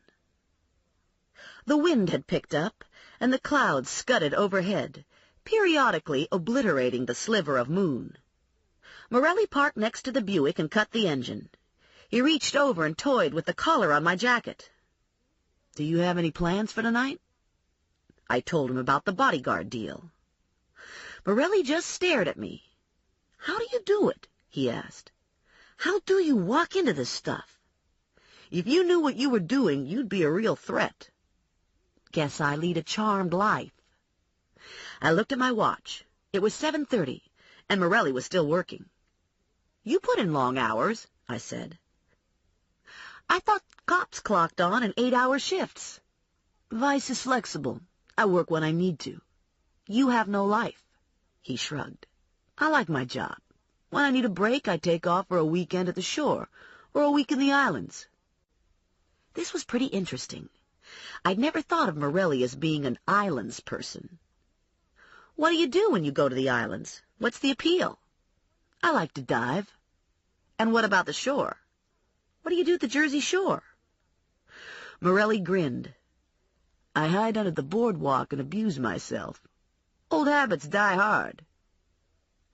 I had a tough time visualizing Morelli diving off the coast of Martinique, but the thought of him abusing himself under the boardwalk was crystal clear. I could see him as a horny little 11-year-old, hanging outside the seaside bars, listening to the bands, eyeballing the women in their elastic tank tops and skimpy shorts, and later crawling under the boardwalk with his cousin Mooch, and the two of them whacking off together before they had to meet up with Uncle Manny and Aunt Florence for a ride back to the bungalow in Seaside Heights. 2 years later, he would have substituted his cousin Sue Ann Beale for his cousin Mooch, but the basic routine would be the same. I pushed the truck door open and lurched out into the parking lot. The wind whistled around Morelli's antennae and whipped at my skirt. My hair flew about my face in a frenzied explosion of tangled frizz. I made an attempt to tame it in the elevator while Morelli looked on, calmly curious about my efforts to shove the mess into an elastic band I'd found in my jacket pocket. He stepped into the hall when the doors opened, waited while I fumbled for the key. "How scared is Spiro?" Morelli wanted to know. Scared enough to hire me to protect him. Maybe it's just a ploy to get you into his apartment. I stepped into the entrance hall, flipped the light switch, and shrugged out of my jacket. It's an expensive ploy.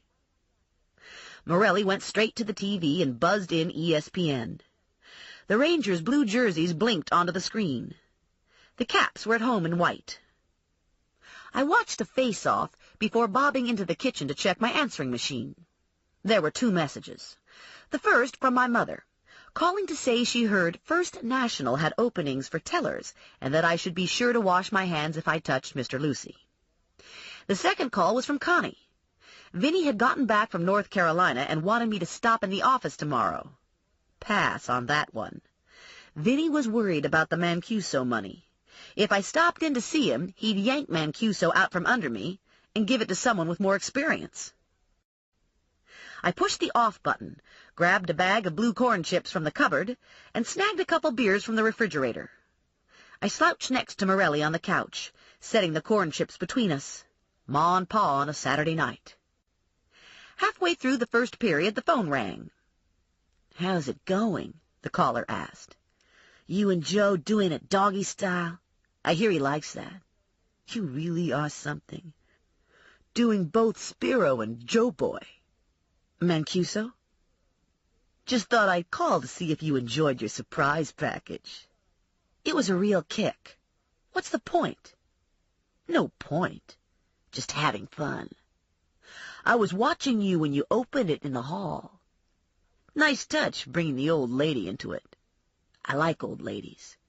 You might say they're my specialty.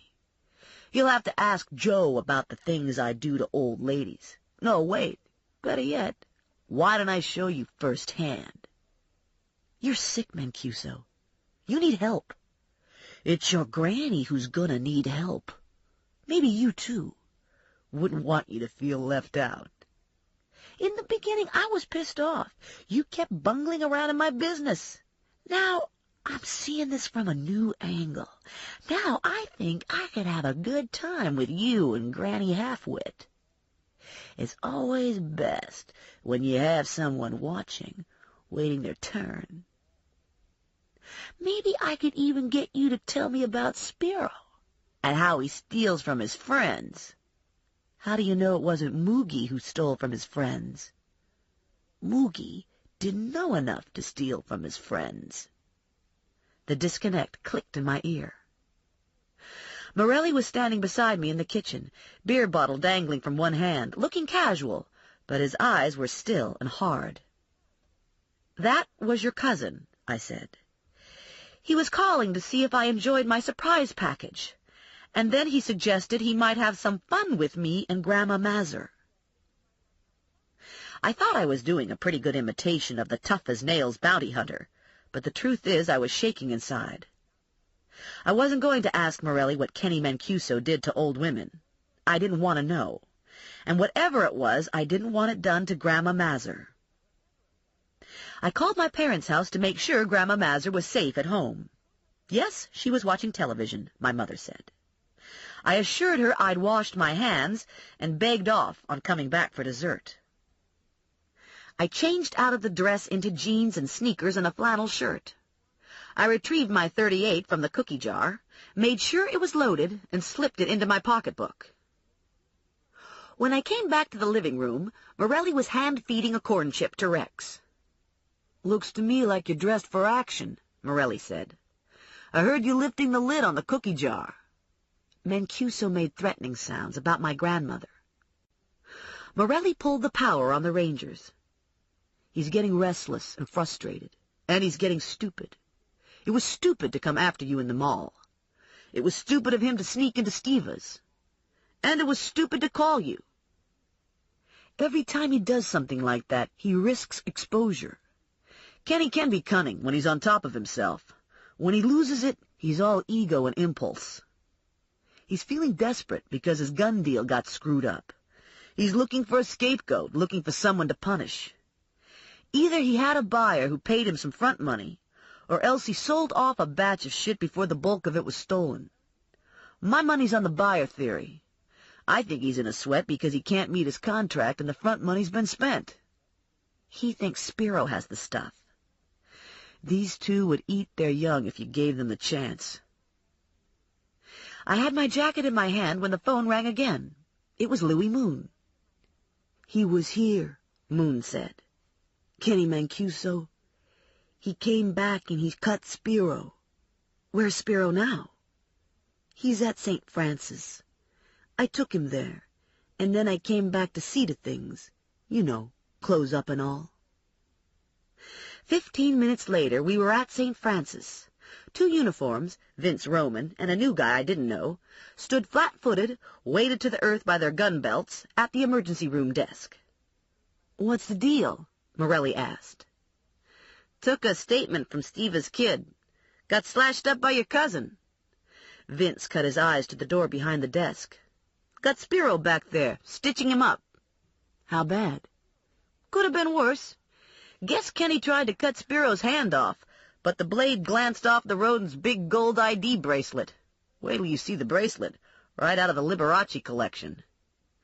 This got a chuckle out of Vince and his partner. "Don't suppose anyone tagged Kenny?" "Kenny's the wind." Spiro was sitting up on a hospital bed in the ER when we found him. There were 2 other people in the ER, and Spiro was separated from them by a privacy curtain partially pulled closed. His right arm was heavily bandaged from hand to forearm. His white shirt was blood-spattered, opened at the neck.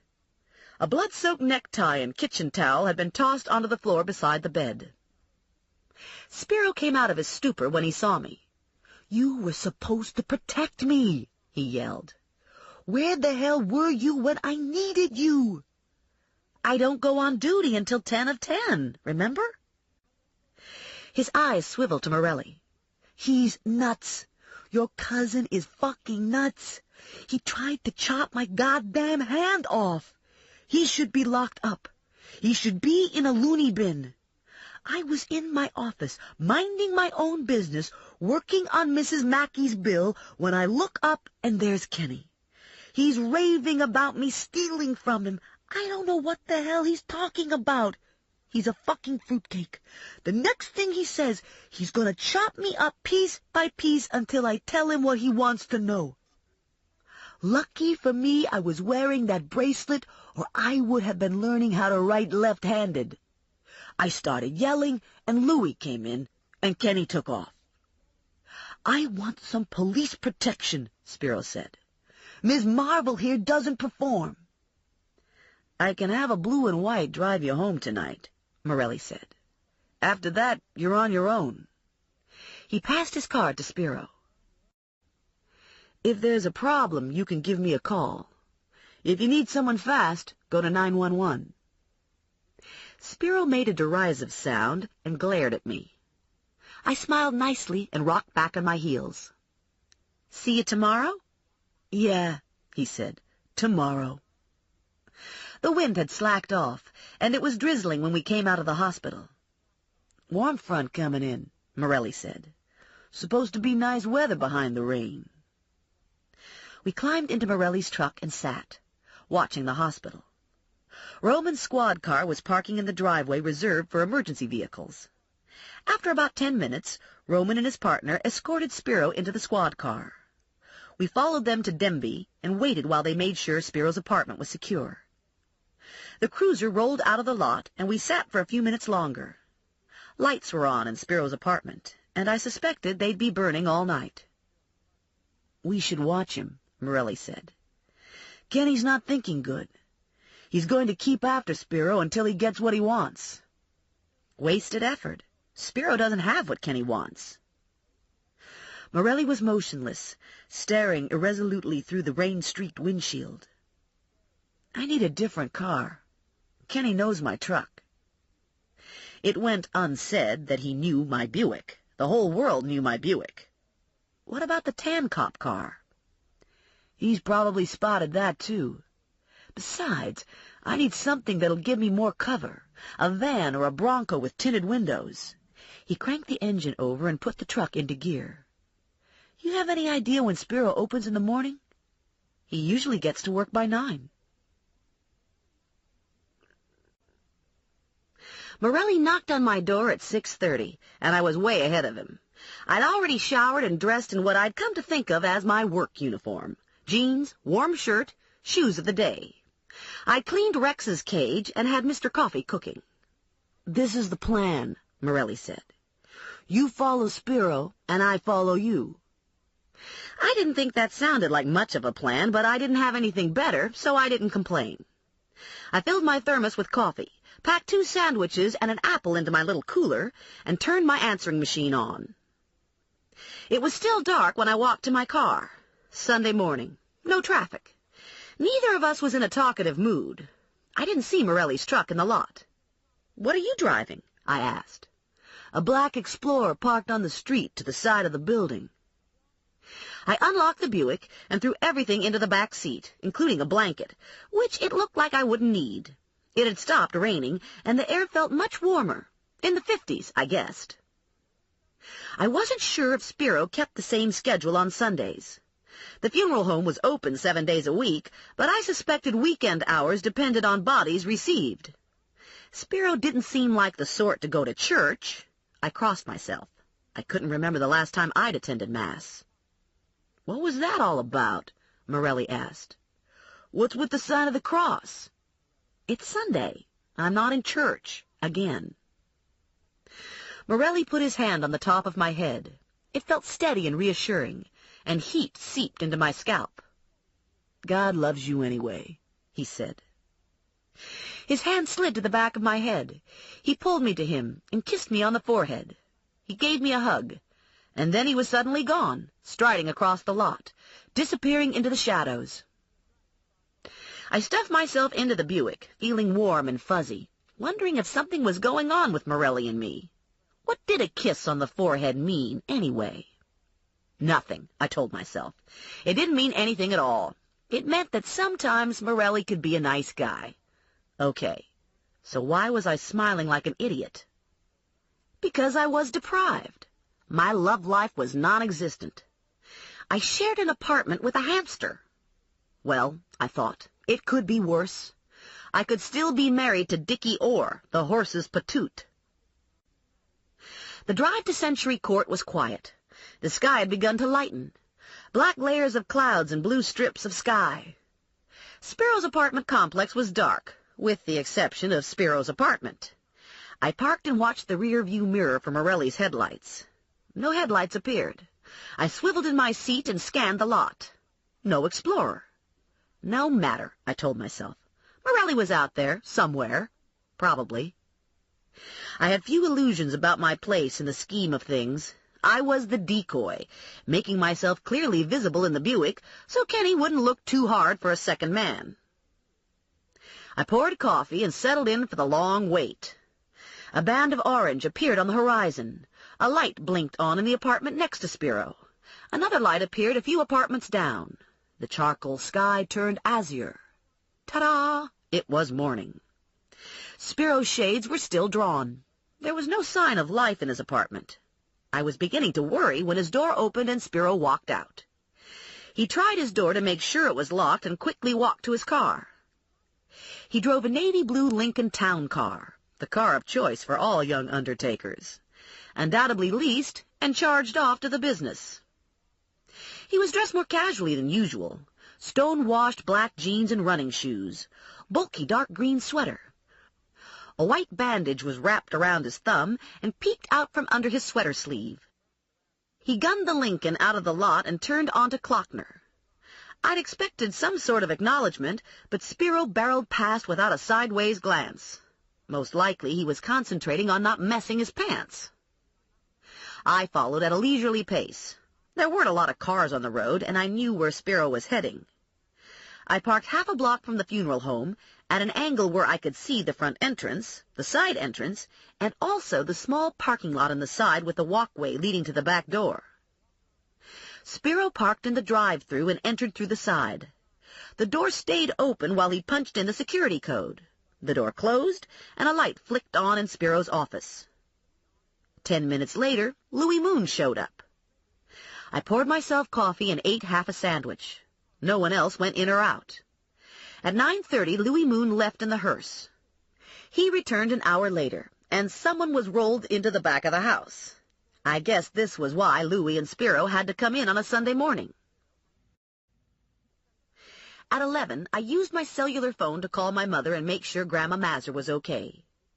"She's out," my mother said. "I leave the house for 10 minutes, and what happens? Your father lets your grandmother go off with Betty Greenberg." Betty Greenberg was 89 and was hell on wheels. "Ever since that stroke in August, Betty Greenberg can't remember anything," my mother said. "Last week she drove to Asbury Park. She said she meant to go to Kmart and made a wrong turn." "How long has Grandma Mazur been gone?" "Almost 2 hours. They were supposed to be going to the bakery. Maybe I should call the police." There was the sound of a door slamming and a lot of shouting in the background. "It's your grandmother," my mother said. "And she's got her hand all wrapped up." "Let me talk to her." Grandma Mazur came on the phone. "You won't believe this," she said, her voice trembling with anger and indignation. "The most terrible thing just happened. Betty and me were coming out of the bakery with a box full of fresh-made Italian cookies when none other than Kenny Mancuso himself walked out from behind a car just as brazen as he could be and came right up to me. 'Well, looky here,' he says. 'It's Grandma Mazur.' 'Yeah, and I know who you are, too,' I said to him. 'You're that no-good Kenny Mancuso.' 'That's right,' he says, 'and I'm going to be your worst nightmare.'" There was a pause, and I could hear her breathing, collecting herself. "Mom said your hand was bandaged," I asked, not wanting to push her, but needing to know. "Kenny stuck me. He took hold of my hand, and he stuck an ice pick into it," Grandma said, her voice unnaturally shrill, her words thick with the pain of the experience. I pushed the big bench seat all the way back and put my head between my knees. "Hello?" Grandma said. "Are you still there?" I took a deep breath. "So how are you now? Are you okay?" "Sure I'm okay. They fixed me up good at the hospital. Gave me some of that Tylenol with codeine. You take some of that, you could get run over by a truck and never feel a thing. And then, on account of I was in a state, they gave me some relaxer pills. Doctors said I was lucky that the pick missed everything important. Just kind of slid between the bones and such. Went in real clean." More deep breathing. "What happened to Kenny?" "Took off like the yellow-bellied dog that he is. Said he'd be coming back. That this was just the beginning." Her voice broke. "Can you imagine?" "Maybe it'd be best if you stay in the house for a while." "That's what I think, too. I'm plain tired. I could use a cup of hot tea." My mother came back on the line. "What's this world coming to?" she asked. "An old woman gets attacked in broad daylight in her own neighborhood coming out of a bakery." "I'm going to leave my cellular phone on. Keep Grandma in the house, and call me if anything else happens." "What else could happen? Isn't this enough?" I disconnected and plugged my cellular phone into the cigarette lighter. My heart was beating triple time, and my palms were slick with sweat. I told myself I had to think clearly, but my mind was clouded with emotion. I got out of the Buick and stood on the sidewalk, looking for Morelli. I waved my arms over my head in a "here I am" signal. The cell phone chirped inside the Buick. It was Morelli, his voice laced with impatience or anxiety, hard to tell which. "What?" Morelli said. I told him about Grandma Mazur, and waited while the silence stretched taut between us. Finally, there was an oath and a disgusted sigh. It had to be hard for him. Mancuso was family. "I'm sorry," he said. "Is there anything I can do?" "You can help me catch Mancuso." "We'll catch him." What was left unsaid was the mutual fear that we wouldn't catch him soon enough. "You okay to follow the game plan?" Morelli asked. "Until 6. I'm going home for dinner tonight. I want to see Grandma Mazur." There was no further activity until 1 o'clock, when the funeral home opened for afternoon viewings. I trained my binoculars on the front room windows and caught a glimpse of Spiro in suit and tie. Obviously, he kept a change of clothes on the premises. Cars were constantly coming and going in the parking lot, and I realized how easily Kenny could get lost in the traffic. He could paste on a beard or a mustache, wear a hat or a wig, and no one would notice one more pedestrian coming into the front door, side door, or back door. I strolled across the street at 2 o'clock. Spiro sucked in some air when he saw me and instinctively brought his injured arm closer to his body. His movements were unnaturally abrupt, his expression dark, and I had a sense of a disorganized mind. He was the rat dropped into a maze, scrabbling over obstacles, scurrying down dead-end corridors, looking for the way out. A man stood alone at the tea table, 40-ish, medium height, medium weight, upper body on the beefy side. He was wearing a sport coat and slacks. I'd seen him before. It took me a moment to figure it out. He'd been at the garage when they'd hauled Moogie out in a body bag. I'd assumed he was homicide, but maybe he was vice, or maybe he was a fed. I approached the tea table and introduced myself. He extended his hand. "Andy Roach. You work with Morelli." He went immobile for a heartbeat while his regrouping reflex jerked into fast forward. "Sometimes." I took a winger. "Fed?" "Treasury." "You going to stay inside?" "As much as possible. We brought in a bogus body today. I'm the long-lost grieving brother." "Very clever. This guy Spiro always piss in short jerks?" "He had a bad day yesterday. Didn't get a lot of sleep last night."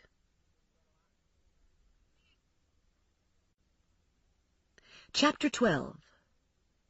All right, so Morelli didn't tell me about Andy Roach. What's new? Morelli played his cards close to his vest. That was his style. He didn't show his whole hand to anyone. Not to his boss, not to his partners, and certainly not to me. Nothing personal. After all, the goal was to catch Kenny. I no longer cared how it was accomplished. I backed off from Roach and had a few words with Spiro. Yes, Spiro wanted me to tuck him in. And no, he hadn't heard from Kenny. I used the ladies' room and returned to the Buick. At 5 o'clock I packed it in, not able to shake the visions of Grandma Mazur getting stuck with an ice pick. I drove back to my apartment, threw some clothes in a laundry basket, added makeup, hair gel, and hairdryer, and dragged the basket out to the car.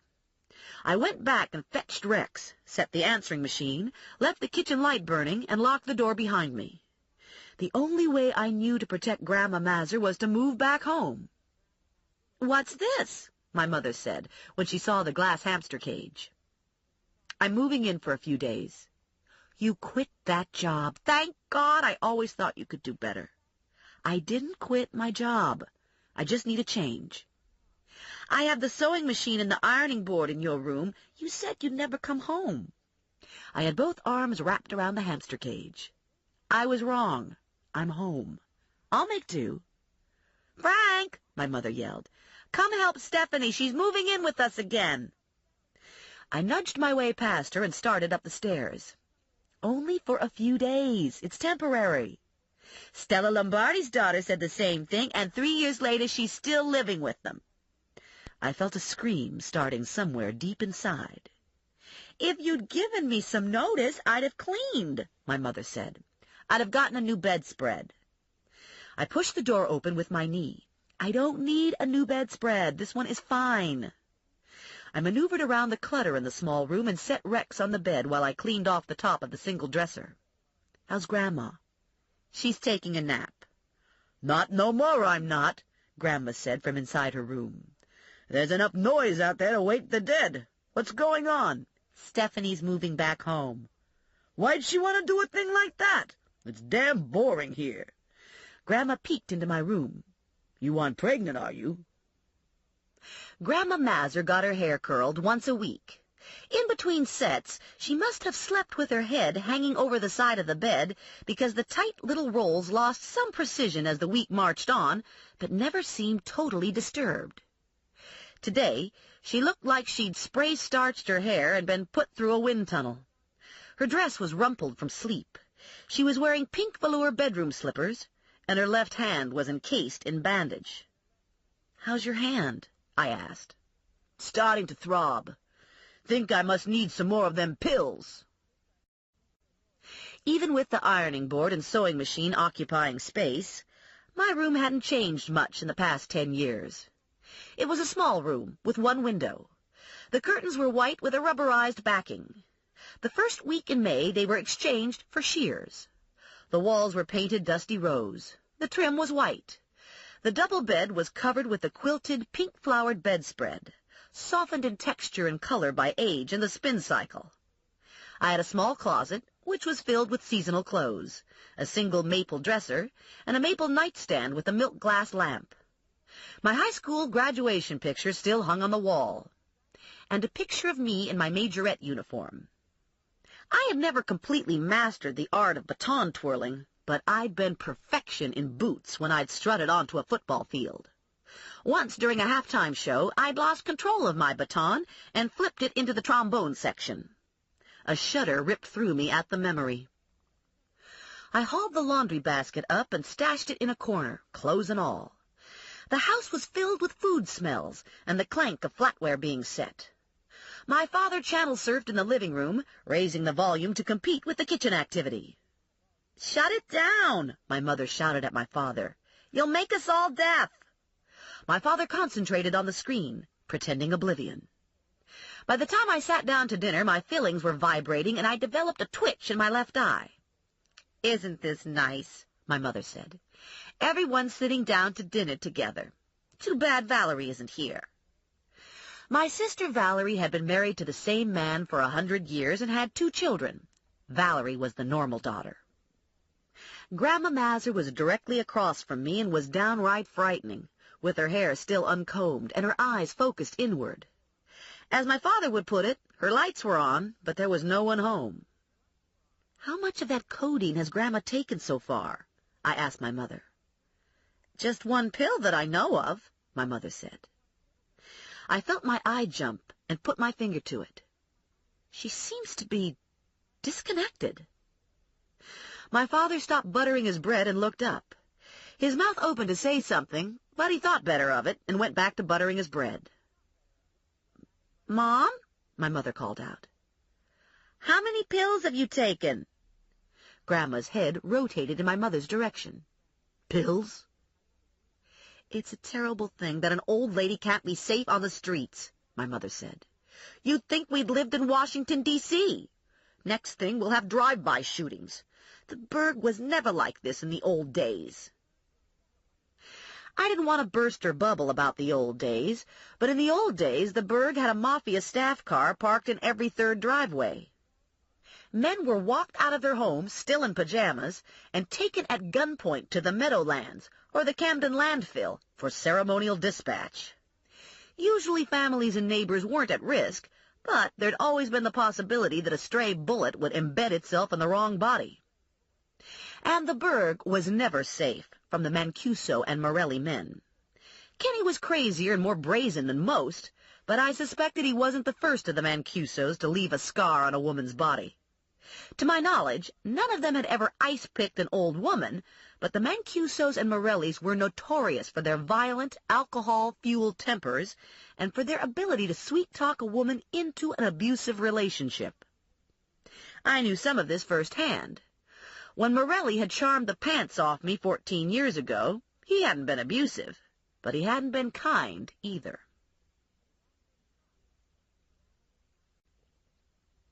Grandma was sound asleep by 7 o'clock, snoring like a drunken lumberjack. I slipped into my jacket and grabbed my pocketbook. "Where are you going?" my mother wanted to know. "To Steva's. He's hired me to help him close." "Now, that's a job," my mother said. "You could do a lot worse than to work for Steva." I closed the front door behind me and took a deep, cleansing breath. The air felt cool on my face. My eye relaxed under the dark night sky. I drove to Steva's and parked in the lot.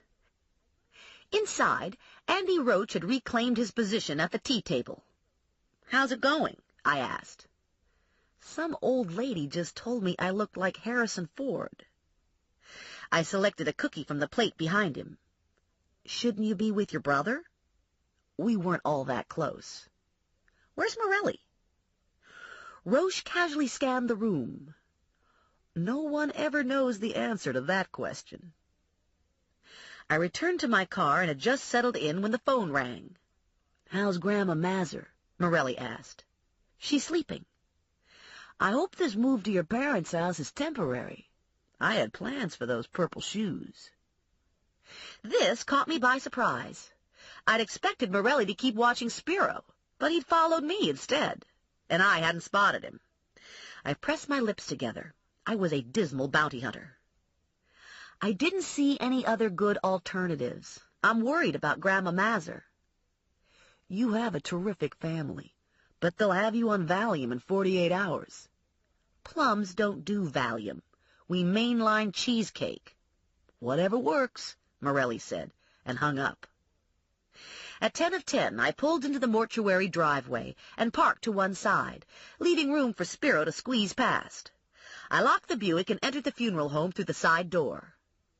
Spiro was looking nervous, saying goodbyes. Louis Moon was nowhere to be seen, and Andy had disappeared. I slipped into the kitchen and clipped a holster to my belt. I loaded the 5th round into my .38 and shoved the gun into my holster. I clipped on a second holster for my pepper spray, and a third for a flashlight. I figured at $100 a shot, Spiro deserved the full treatment. I'd have heart palpitations if I had to use the gun, but that was my little secret. I was wearing a hip-length jacket that, for the most part, hid my paraphernalia. Technically, this meant I was carrying concealed, which was a legal no-no. Unfortunately, the alternative would generate instant phone calls all over the burg that I was packing at Steva's. The threat of arrest seemed pale by comparison. When the last of the mourners cleared the front porch, I walked Spiro through the public areas on the top 2 floors of the house, securing windows and doors. Only 2 rooms were occupied, one by the bogus brother. The silence was eerie, and my discomfort with death was enhanced by Spiro's presence. Spiro Steva, demonic mortician. I had my hand on the butt of the little S&W, thinking it wouldn't have hurt to load up with silver bullets. We paced through the kitchen and into the back hall. Spiro opened the door to the cellar. "Hold it," I said. "Where are you going?" "We need to check the cellar door." "We?" "Yeah, we. Like in me and my fucking bodyguard." "I don't think so." "You want to get paid?" "Not that bad." "Are there bodies down there?" "Sorry, we're fresh out of bodies." "So what's down there?" "The furnace, for Christ's sake." I unholstered my gun. "I'll be right behind you." Spiro looked at the 5-shot Smith & Wesson. "Cripes, that's a goddamn sissy gun." "I bet you wouldn't say that if I shot you in the foot with it." His obsidian eyes locked with mine. "I hear you killed a man with that gun." Not something I wanted to rap about with Spiro. "Are we going downstairs or what?"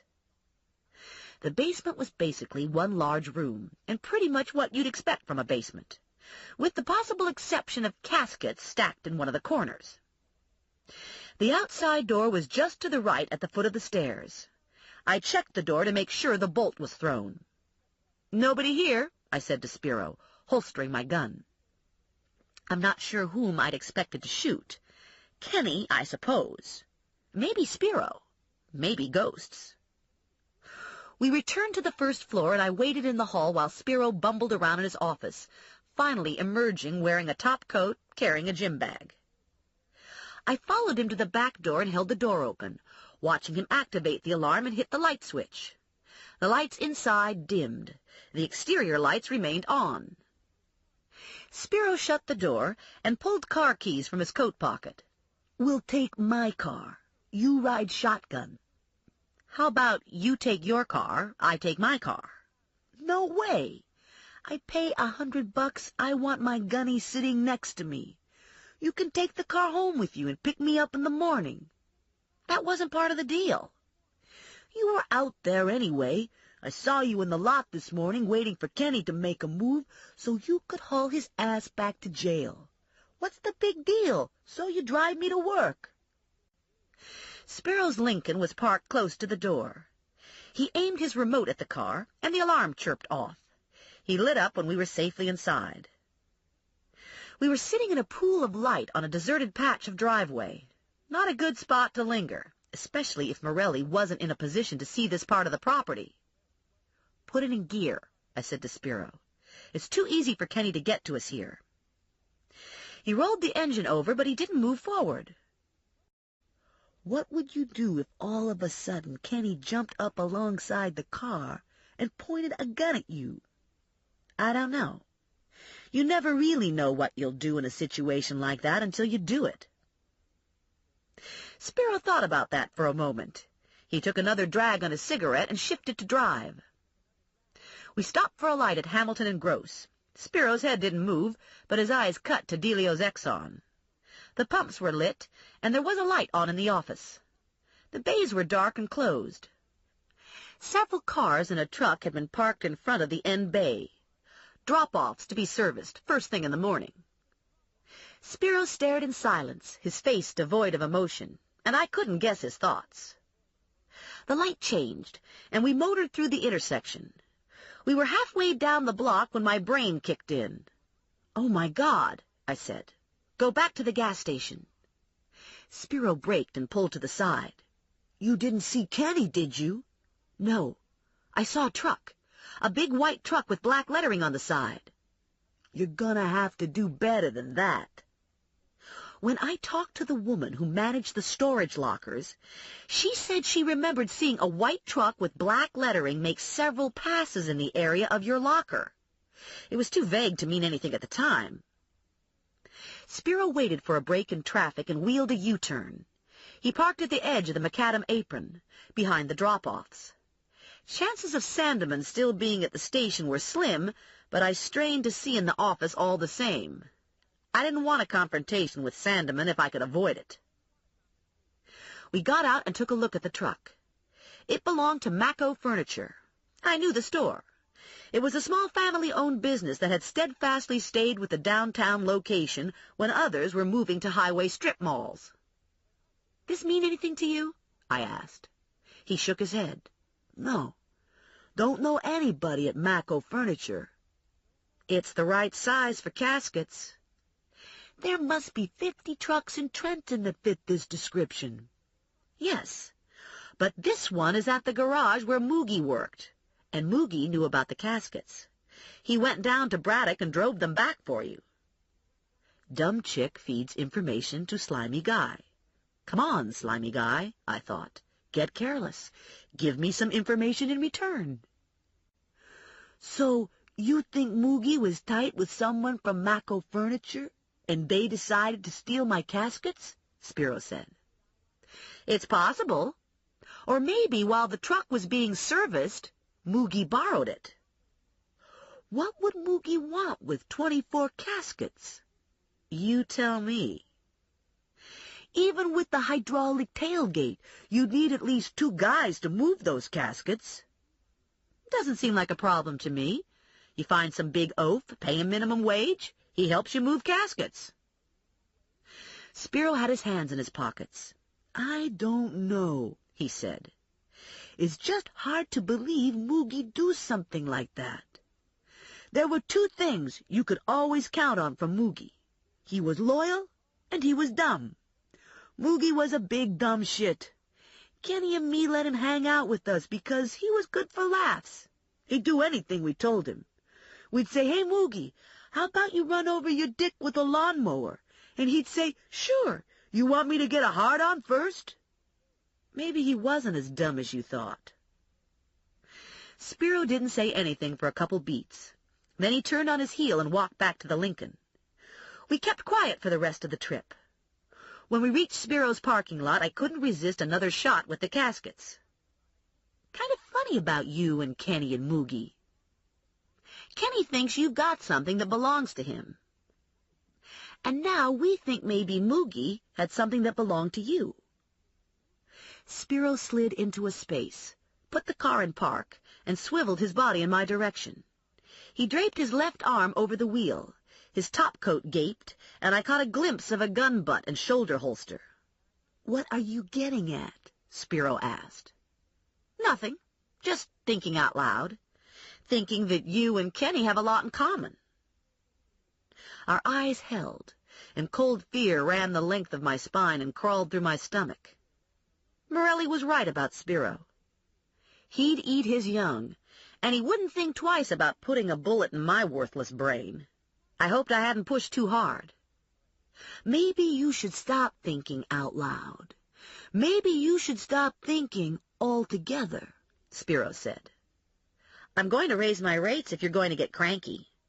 "Christ," Spiro said, "you're already fucking overpaid. For $100 a night, the least you could do is throw in a blowjob." What I was going to throw in was a nice long time behind bars.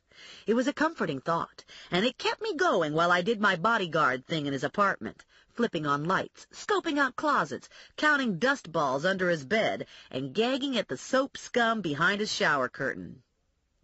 I gave his place a green light, drove the Lincoln back to the funeral home, and exchanged it for my Buick. I caught Morelli in my rear-view mirror half a block from my parents' house. He idled in front of the Smullenses until I parked the Buick. When I stepped out of the car, he crept forward and parked behind me. I suppose I couldn't blame him for being cautious. "What were you doing at Delio's?" Morelli wanted to know. "I assume you were baiting Spiro about the truck." "You assume right. Anything come of it?" "He said he didn't know anyone from Mako Furniture, and he discounted the possibility that Moogie might have taken the caskets. Apparently Moogie was the group idiot. I'm not even sure Moogie was involved." "Moogie drove the caskets to New Jersey." I leaned back against the Buick. Maybe Kenny and Spiro didn't include Moogie in the master plan, but somewhere along the line Moogie found out and decided to cut himself in. "And you think he borrowed the furniture truck to move the caskets?" "It would be one theory." I pushed off from the Buick and hitched my bag higher onto my shoulder. "I'm picking Spiro up at 8 tomorrow to take him to work." "I'll catch up with you in his lot." I let myself into the darkened house and paused for a moment in the front hall. The house was always at its best when it was asleep. There was an air of satisfaction to the house at the end of the day. Maybe the day hadn't gone exactly right, but the day had been lived, and the house had been there for its family. I hung my jacket in the hall closet and tiptoed into the kitchen. Finding food in my kitchen was always hit or miss. Finding food in my mother's kitchen was a sure thing. I heard the stairs creak and knew from the tread that it was my mother. "How did it go at Steve's?" she asked. "It went okay. I helped him lock up, and then I drove him home." "I guess it's hard for him to drive with his wrist. I hear he got 23 stitches.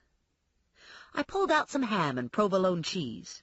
"Here, let me," my mother said, taking the ham and cheese, reaching for the loaf of rye bread on the counter. "I can do it," I said. My mother took her good carving knife from the knife drawer.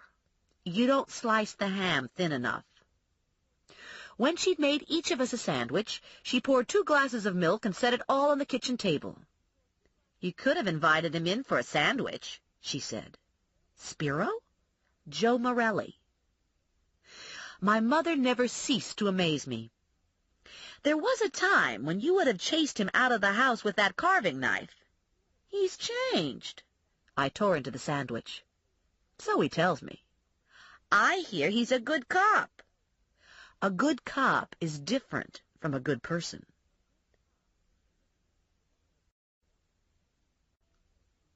I woke up disoriented, staring at a ceiling from a previous life. Grandma Mazur's voice snapped me back to the present. "If I don't get into that bathroom, there's going to be a big mess in the hall," she yelled. "Last night's supper's going through me like goose grease." I heard the door open, heard my father mumble something indiscernible. My eye started to twitch, and I squinched it closed. I focused my other eye on the bedside clock. 7:30. Damn! I'd wanted to get to Spiro's early. I jumped out of bed and rummaged through the laundry basket for clean jeans and a shirt. I ran a brush through my hair, grabbed my pocketbook, and rushed into the hall. "Grandma!" I hollered through the door. "Are you going to be long?" "Is the Pope Catholic?" she yelled back. All right. I could postpone the bathroom for half an hour, After all, if I'd gotten up at 9, I wouldn't have used the bathroom for another hour and a half. My mother caught me with my jacket in my hand. "Where are you going?" she asked. "You haven't had breakfast." I told Spiro I'd pick him up. "Spiro can wait. The dead people won't mind if he's 15 minutes late. Come eat your breakfast." "I don't have time for breakfast. I made some nice oatmeal. It's on the table. I poured your juice." She looked down at my shoes. "What kind of shoes are they?" "They're Doc Martens." "Your father wore shoes like that when he was in the army." "These are great shoes," I said. "I love these shoes. Everyone wears shoes like this. Women interested in getting married to a nice man do not wear shoes like that. Women who like other women wear shoes like that. You don't have any funny ideas about women, do you?" I clapped my hand over my eye. "What's wrong with your eye?" my mother asked. "It's twitching." "You're too nervous. It's that job.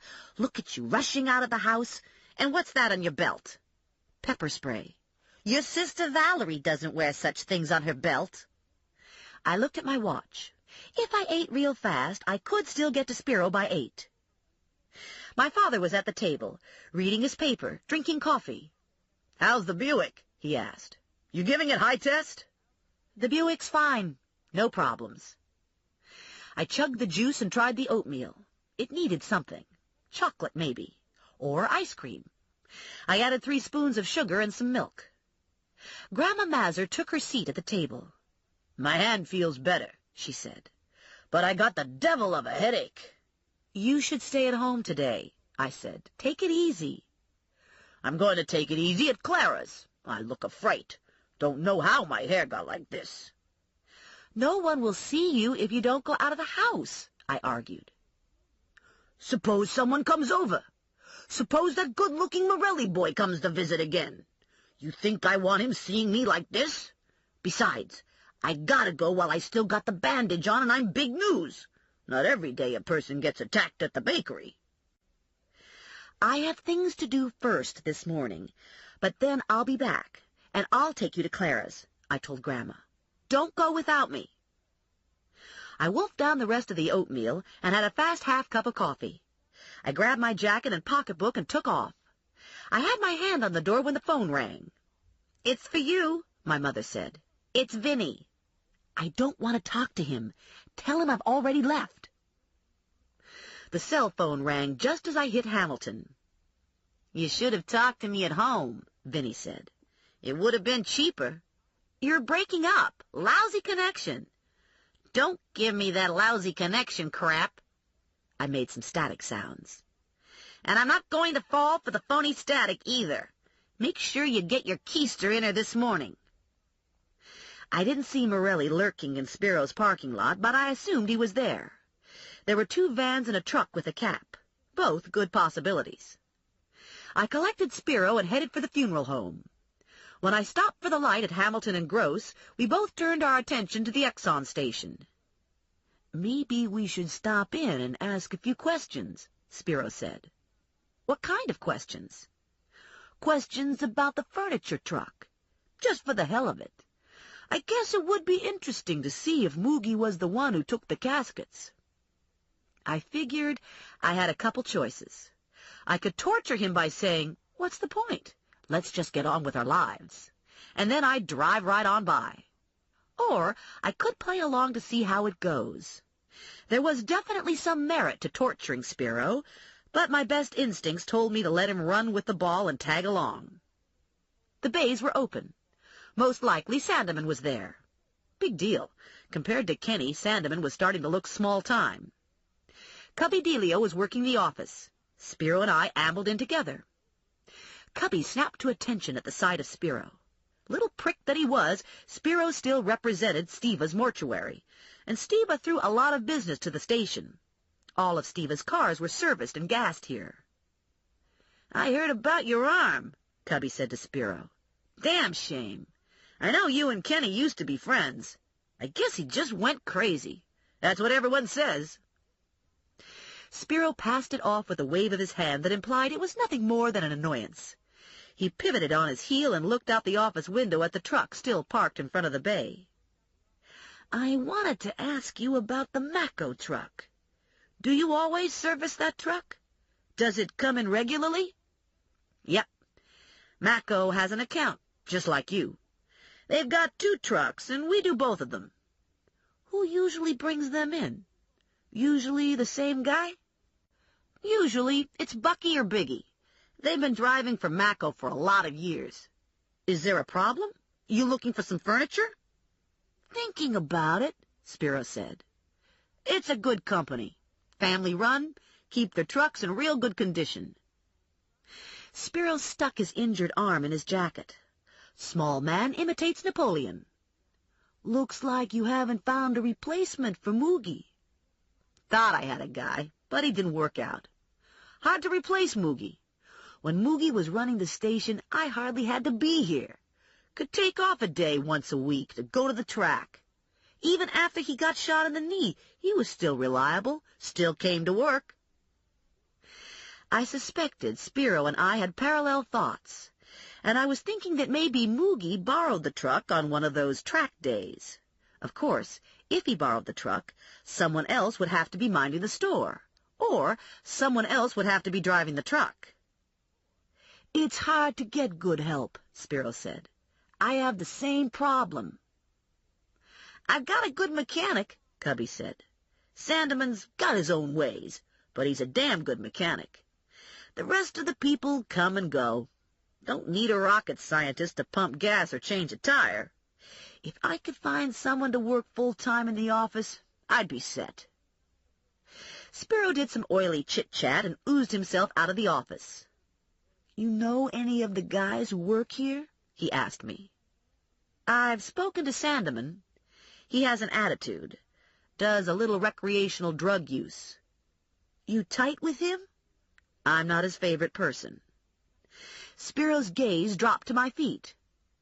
Maybe it's the shoes. I wrenched the car door open. Anything else you want to comment on? Maybe you have a few words to say about my car. Spiro angled onto the seat. Hell, the car is awesome. At least you know how to pick out a car. I squired Spiro into the funeral parlor, where all security systems seemed intact. We did a superficial examination of his 2 customers and felt fairly certain no one had relieved them of any obvious body parts. I told Spiro I'd return for the night run and that he should beat me if he needed me sooner. I would have liked to keep Spiro under surveillance. I figured he'd keep picking at the lead I'd given him, and who knows what he'd find. And even more important, if Spiro started moving around, maybe Kenny would move with him.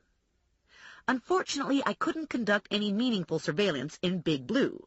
I'd have to find a different car if I wanted to tail Spiro. The half cup of coffee I'd gulped at breakfast was working its way through my system, so I decided to go back to my parents' house where I could use the bathroom. I could take a shower and give some thought to my car problem. At 10, I'd chauffeur Grandma Mazur over to Clara's for an overhaul. When I got home, my father was in the bathroom, and my mother was in the kitchen, cutting vegetables for minestrone. I have to use the bathroom, I said. Do you think Daddy will be long? My mother rolled her eyes. I don't know what he does in there. Takes the paper in with him, and we don't see him for hours. I snitched a chunk of carrot and a chunk of celery for Rex and hustled up the stairs. I knocked on the bathroom door. How much longer? I yelled. There was no answer. I knocked louder. Are you okay in there? Christ, was the muttered reply. A man can't even take a crap in this house. I went back to my room. My mother had made my bed and folded all my clothes. I told myself it was nice to be back home and have someone doing little favors for me. I should be grateful. I should enjoy the luxury. Isn't this fun? I said to a sleeping Rex. It's not every day we get to visit Grandmom and Grandpop. I lifted the lid to give him his breakfast, but my eye was twitching so badly I missed the cage entirely and dropped his carrot chunk on the floor. By 10 o'clock, my father still hadn't come out of the bathroom, and I was dancing in the hall. Hurry up, I said to Grandma Mazur. I'm going to explode if I don't get to a bathroom soon. Clara has a nice bathroom. She keeps potpourri in it, And she's got a crocheted doll that sits on the extra roll of toilet paper. She'll let you use her bathroom. I know. Get a move on, will you? She was wearing her blue wool coat and had a gray wool scarf wrapped around her head.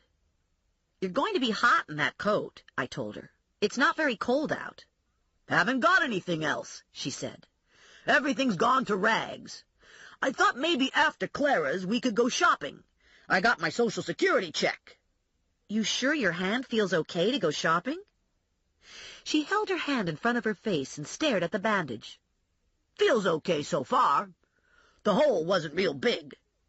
Tell you the truth, I didn't even know how deep it was until I got to the hospital. It happened so fast. I always thought I was pretty good at taking care of myself, but I don't know anymore. I don't move like I used to. I just stood there like a damn fool and let him stick me in the hand. I'm sure there wasn't anything you could do, Grandma. Kenny's a lot bigger than you, and you were unarmed. Her eyes clouded behind a film of tears. He made me feel like a silly old woman. Morelli was slouched against the Buick when I came out of Clara's. Whose idea was it to talk to Cubby Delio? Spiro's. And I don't think he's going to stop with Delio. He needs to find those guns so he can get Kenny off his back. You learn anything interesting? I repeated the conversation for Morelli. I know Bucky and Biggie, he said. They wouldn't get mixed up in something like this. Maybe we've jumped to the wrong conclusion about the furniture truck. I don't think so. I stopped by the Exxon station first thing this morning and took some pictures. Roberta says she thinks it's the same truck. I thought you were supposed to be following me. What if I was attacked? What if Kenny came after me with the ice pick? I followed you part of the time. Anyway, Kenny likes to sleep in. That's no excuse. The least you could have done was let me know I was on my own. What's the plan here? Morelli wanted to know. Grandma will be done in an hour. I promised I'd take her shopping. And sometime today I have to stop in to see Vinny. He going to yank you off the case? No. I'll take Grandma Mazur with me. She'll straighten him out. I've been thinking about Sandeman. Yeah, I said. I've been thinking about Sandeman, too. Initially, I thought he might be hiding Kenny. Maybe it's just the opposite. Maybe he screwed Kenny over. You think Moogie threw in with Sandeman? I shrugged. It makes some sense. Whoever stole the guns had street contacts. You said Sandeman didn't show any signs of sudden wealth. I think Sandeman's wealth goes up his nose. Chapter 13. I feel much better now that my hair's back in shape, Grandma said, hoisting herself up onto the front seat of the Buick. I even had to put a rinse in it. Can you tell the difference? She'd gone from gunmetal gray to apricot. It's more of a strawberry blonde now, I said. Yeah, that's it. Strawberry blonde. I always wanted to be one of those.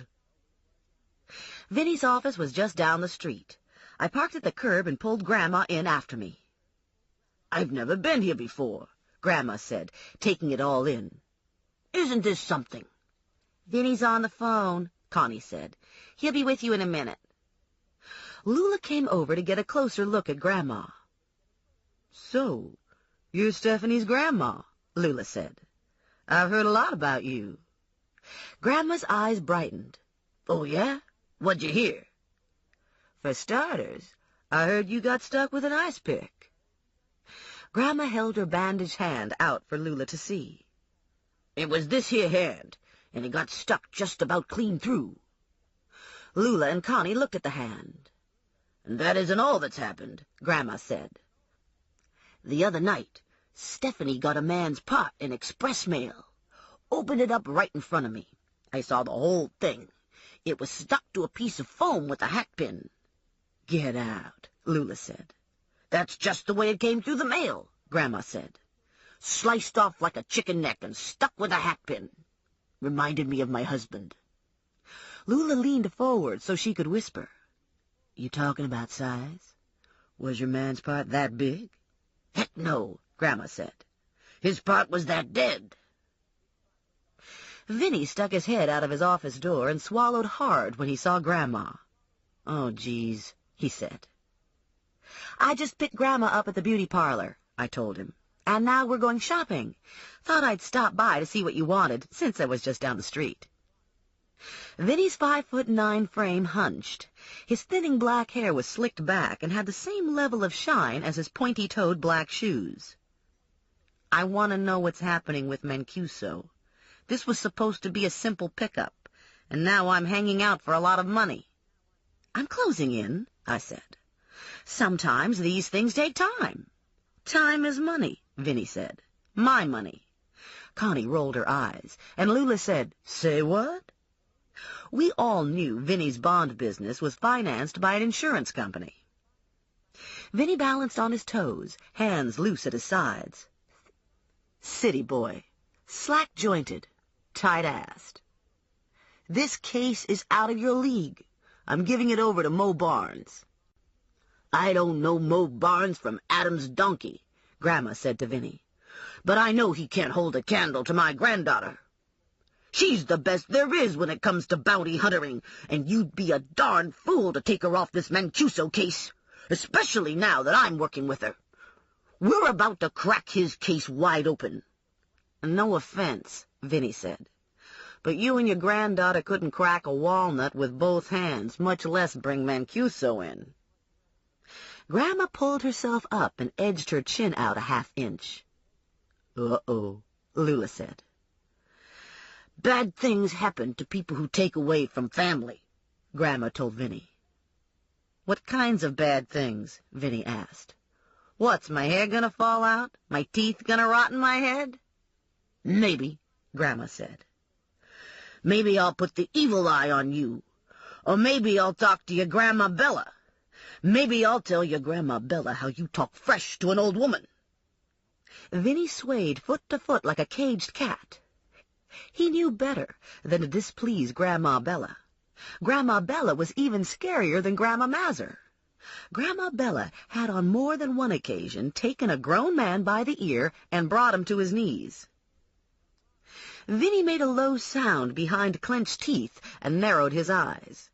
He muttered something through tight lips, tipped backward into his office, and slammed his door shut. "Well," Grandma said, "that's the Plum side of the family for you." It was late afternoon when we finished shopping. My mother opened the door for us with a grim set to her mouth. "I had nothing to do with the hair," I told her. "Grandma did that all by herself." "This is my cross to bear," my mother said. She looked down at Grandma's shoes and genuflected. Grandma Mazur was wearing Doc Martens. She was also wearing a new hip-length down-filled ski jacket, jeans that she'd rolled and pegged, and a flannel shirt to match mine. We looked like Tales from the Crypt does the Bobbsey twins. "I'm going to take a nap before dinner," Grandma said. "Shopping wore me out." "I could use help in the kitchen," my mother said to me. This was bad news. My mother never needed help in the kitchen. The only time my mother requested help was when she had something on her mind and intended to browbeat some unfortunate soul into submission, or when she wanted information. "Have some chocolate pudding," she'd say to me. "By the way, Mrs. Harrell saw you going into the Morellis' garage with Joseph Morelli, and why are your panties on inside out?" I dragged after her, into her lair, where potatoes boiled on the stove, steaming the air and fogging the window over the sink. My mother opened the oven door to check on the roast, and the smell of leg of lamb washed over me. I felt my eyes glaze and my mouth fall open in a stupor of expectation. She moved from the oven to the refrigerator. "Some carrots would be nice with the lamb. You can peel the carrots," she said, handing me the bag and the paring knife. "By the way, why did someone send you a penis?" I almost sliced off the tip of my finger. The return address was New York, but the postmark was local," she said. "I can't tell you about the penis. It's under police investigation." Thelma Bigelow's son, Richie, told Thelma that the penis belonged to Joe Lucy, and that Kenny Mancuso cut it off while Lucy was getting dressed at Steva's. Where did Richie Bigelow hear this? Richie tends bar at Pino's. Richie knows everything. I don't want to talk about the penis. My mother took the paring knife out of my hand. Look at these carrots you peeled. I can't serve these carrots. Some of the skins are left on. You shouldn't cut the skins off anyway. You should scrub them with a brush. All the vitamins are in the skin. Your father won't eat them with the skins on. You know how particular he is. My father would eat cat shit if it was salted, fried, or frosted, but it took an act of Congress to get him to eat a vegetable. Seems to me Kenny Mancuso has it in for you, my mother said. It's not a nice thing to send a penis to a woman. It's disrespectful. I searched the kitchen for a new task, but I couldn't come up with anything. And I know what's going on with your grandmother, too, she said. Kenny Mancuso is getting to you through your grandmother. That's why he attacked her at the bakery. That's why you're living here, so you can be close by if he attacks her again. He's crazy. Of course he's crazy.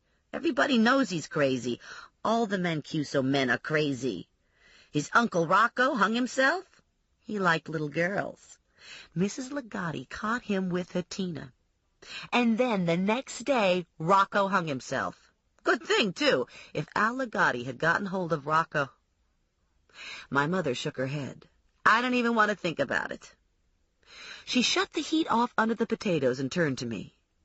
How good are you at this bounty hunter business? I'm learning. Are you good enough to catch Kenny Mancuso? Yes. Maybe. She lowered her voice.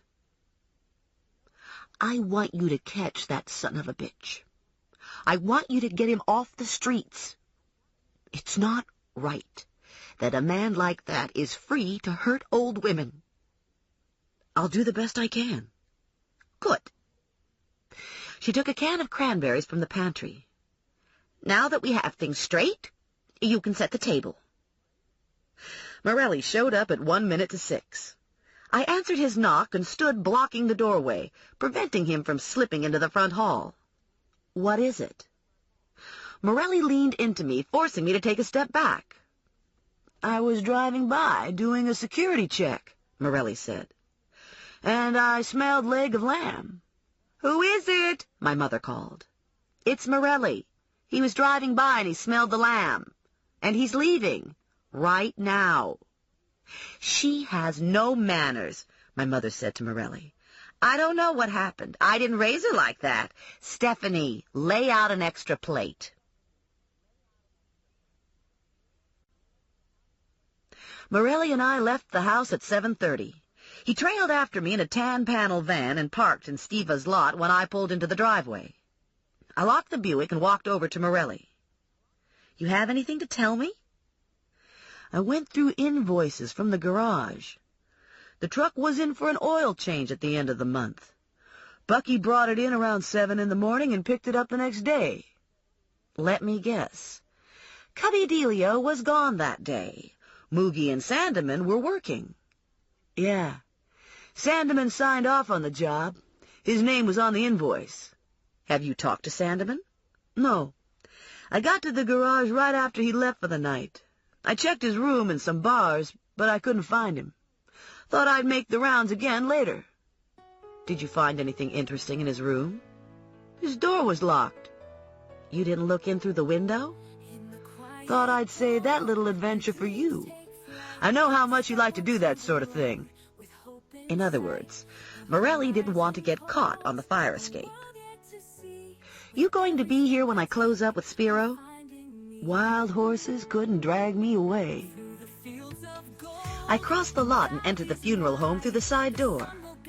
Word of Kenny Mancuso's bizarre behavior was obviously spreading, because Joe Lucy, minus his penis, was laid out in the VIP room, and the crowd packed into the room rivaled the record-breaking viewing held for Sylvester Bergen, who died in the middle of his term as Grand Poobah of the VFW. Spiro was holding court on the far side of the lobby, cradling the arm injured in the line of duty, making the most of his role as Undertaker Celeb. People were clustered around him, listening intently as he told them God knows what. A few people looked in my direction and whispered behind their memorial programs. Spiro bowed out on his audience and signaled me to follow him into the kitchen. He grabbed the big silver cookie plate on his way, ignoring Roach, who was once again positioned at the tea table. "Do you believe this bunch of losers?" Spiro said, emptying a bag of bulk-bought supermarket cookies onto the plate. "They're eating me out of house and home. I should be charging after-hours admission to see Lucy's stump." "Anything new from Kenny?" "Nothing. I think he shot his wad.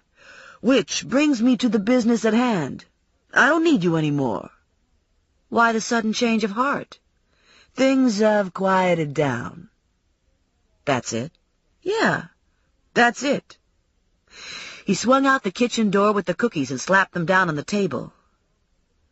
"How you doing?" he asked Roach.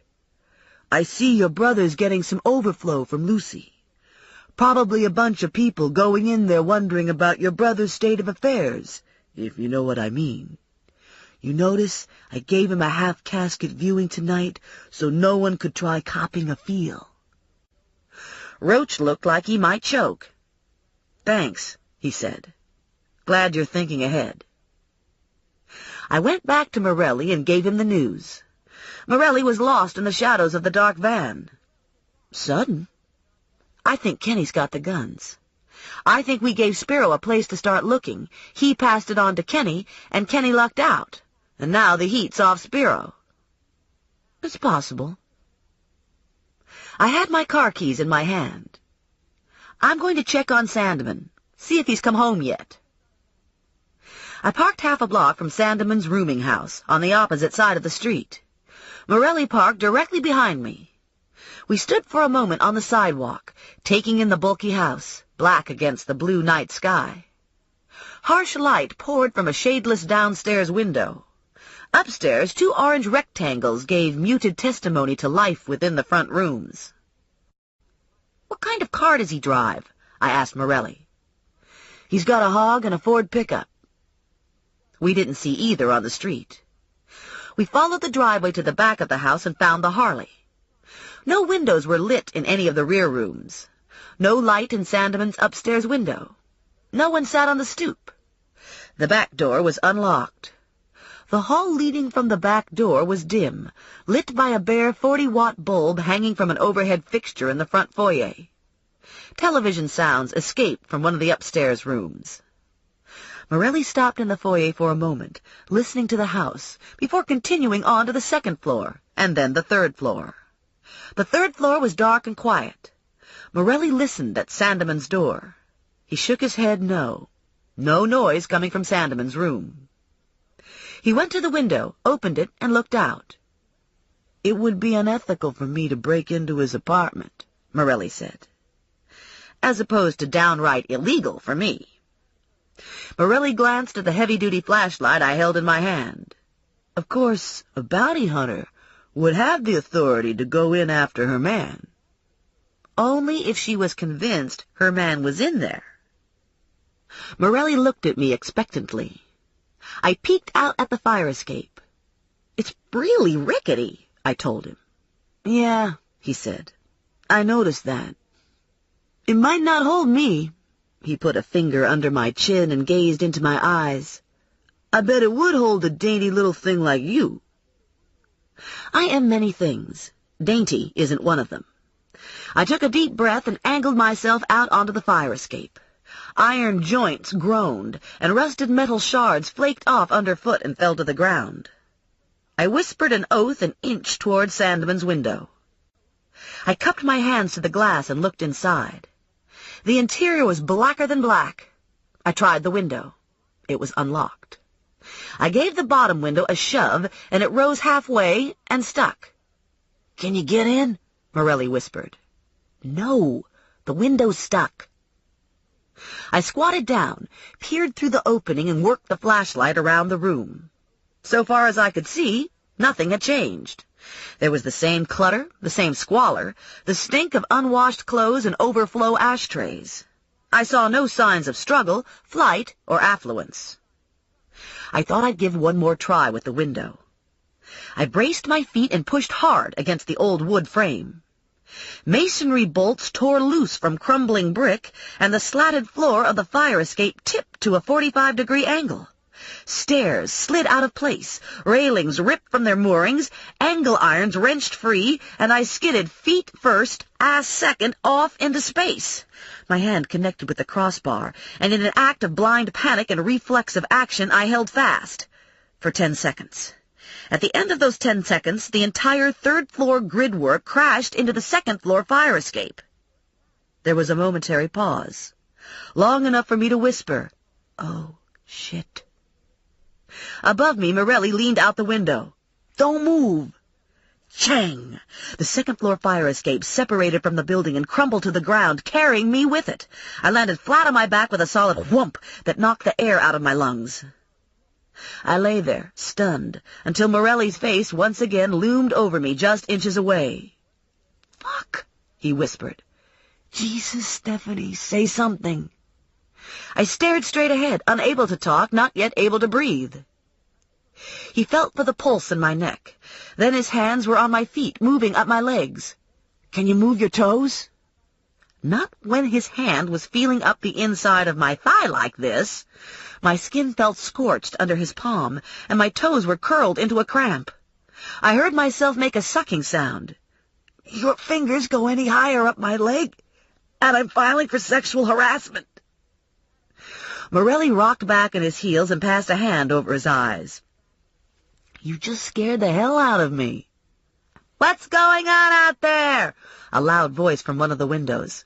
"I'm calling the police. I'm not putting up with this shit. We got noise ordinances in this neighborhood." I propped myself up on my elbow. "Get me out of here." Morelli gently hoisted me to my feet. "You're sure you're okay?" "Nothing seems broken." I wrinkled my nose. "What is that smell? Oh, God, I didn't mess myself, did I?" Morelli turned me around. "Whoa," he said. "Someone in this building has a big dog. A big, sick dog. And looks like you hit ground zero." I shrugged out of the jacket and held it at arm's length. "Am I okay now?"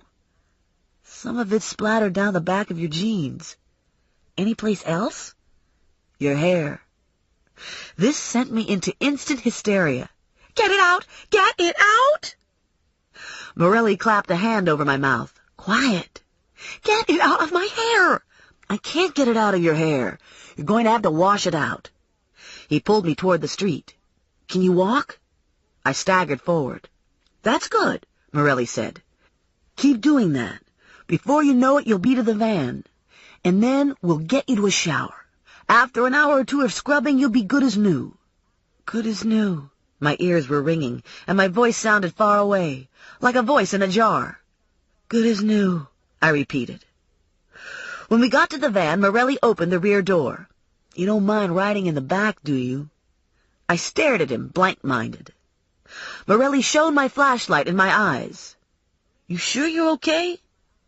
"What kind of dog do you think it was?" "A big dog." "What kind?" "Rottweiler. Male. Old and overweight. Bad teeth. Ate a lot of tuna fish." I started to cry. "Oh, geez," Morelli said. "Don't cry. I hate when you cry." "I got Rottweiler shit in my hair." He used his thumb to wipe the tears from my cheeks. "It's okay, honey. It's really not so bad. I was kidding about the tuna." He gave me a boost into the van. "Hold tight back here. I'll have you home before you know it." He brought me to my apartment. "I thought this was best," he said. "Didn't think you'd want your mother to see you in this condition." He searched through my pocketbook for the key and opened the door. The apartment felt cool and neglected. Too quiet. No Rex spinning in his wheel. No light left burning to welcome me home. The kitchen beckoned to my left. "I need a beer," I said to Morelli. I was in no rush for the shower. I'd lost my ability to smell. I'd accepted the condition of my hair. I shuffled into the kitchen and tugged at the refrigerator door. The door swung wide, the fridge light went on, and I stared in dumb silence at a foot. A large, filthy, bloody foot, separated from the leg just above the ankle, placed next to a tub of margarine and a 3/4 filled bottle of cranberry cocktail. "There's a foot in my refrigerator," I said to Morelli. Bells clanged, lights flashed, my mouth went numb, and I crashed to the floor. I struggled up from unconscious muck and opened my eyes. "Mom?" "Not exactly," Morelli said. "What happened?" I asked. "You fainted." "It was just too much," I said to Morelli. "The dog shit, the foot." "I understand," Morelli said. I pushed myself up onto shaky legs. "Why don't you go stand in the shower while I take care of things here?" Morelli said. He handed me a beer. "You can take your beer with you." I looked at the beer. "Did this come from my refrigerator?" "No," Morelli said. "It came from someplace else." "Good. I couldn't drink it if it came from the refrigerator." "I know," Morelli said, maneuvering me toward the bathroom. "Just go take a shower and drink your beer." 2 uniforms, a crime lab guy, and 2 guys in suits were in my kitchen when I got out of the shower. "I've got an idea on the identity of the foot," I said to Morelli. He was writing on a clipboard. "I've got the same idea." He turned the clipboard over to me. "Sign at the dotted line." "What am I signing?" "Preliminary report." "How did Kenny get the foot into my refrigerator?" "Broken bedroom window. You need an alarm system." One of the uniforms left, carrying a large styrofoam cooler. I swallowed down a wave of revulsion. "Is that it?" I asked. Morelli nodded. "I did a fast cleanup of your refrigerator. You'll probably want to do a more thorough job when you have time." "Thanks. I appreciate the help." "We went through the rest of the apartment," he said. "Didn't find anything." The second uniform left, followed by the suits and the crime scene men. "Now what?" I asked Morelli. "Not much point in staking out Sandeman's place." "Now we watch Spiro." "What about Roach?" "Roach will stay with the funeral home. We'll tag after Spiro." We taped a big plastic garbage bag over the broken window, shut the lights off, and locked the apartment. There was a small crowd in the hall. "Well?" Mr. Wolesky asked. "What was this about? Nobody'll tell us nothing." "It was just a broken window," I said. "I thought it might have been something more serious, so I called the police." "Were you robbed?" I shook my head no. "Nothing was taken. So far as I knew, that was the truth. Mrs. Boyd didn't look like she was buying any of it." "What about the ice chest? I saw a policeman carry an ice chest out to his car." "Beer," Morelli said. "They were friends of mine. We're going to a party later." We ducked down the stairs and trotted to the van. Morelli opened the driver's side door, and sick dog odor poured out, forcing us to retreat. "Should have left the windows open," I said to Morelli. "We'll let it sit for a minute," he said. "It'll be fine." After a few minutes, we crept closer. "It still smells bad," I said. Morelli stood, fists on hips. "I don't have time to scrub it down.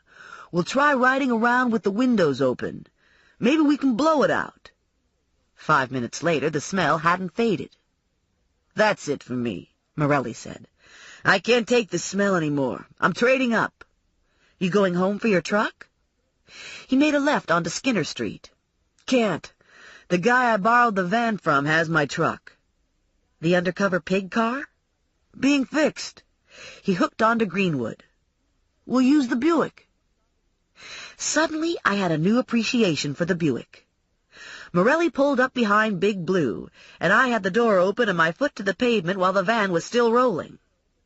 I stood outside in the crisp air, breathing deep, flapping my arms and shaking my head to rid myself of any residual stench. We got into the Buick together and sat there for a moment, appreciating the lack of odor. I rolled the engine over. It's 11 o'clock. You want to go straight to Spiro's apartment, or do you want to try the funeral home? Funeral home. I spoke to Roach just before you got out of the shower, and Spiro was still in his office.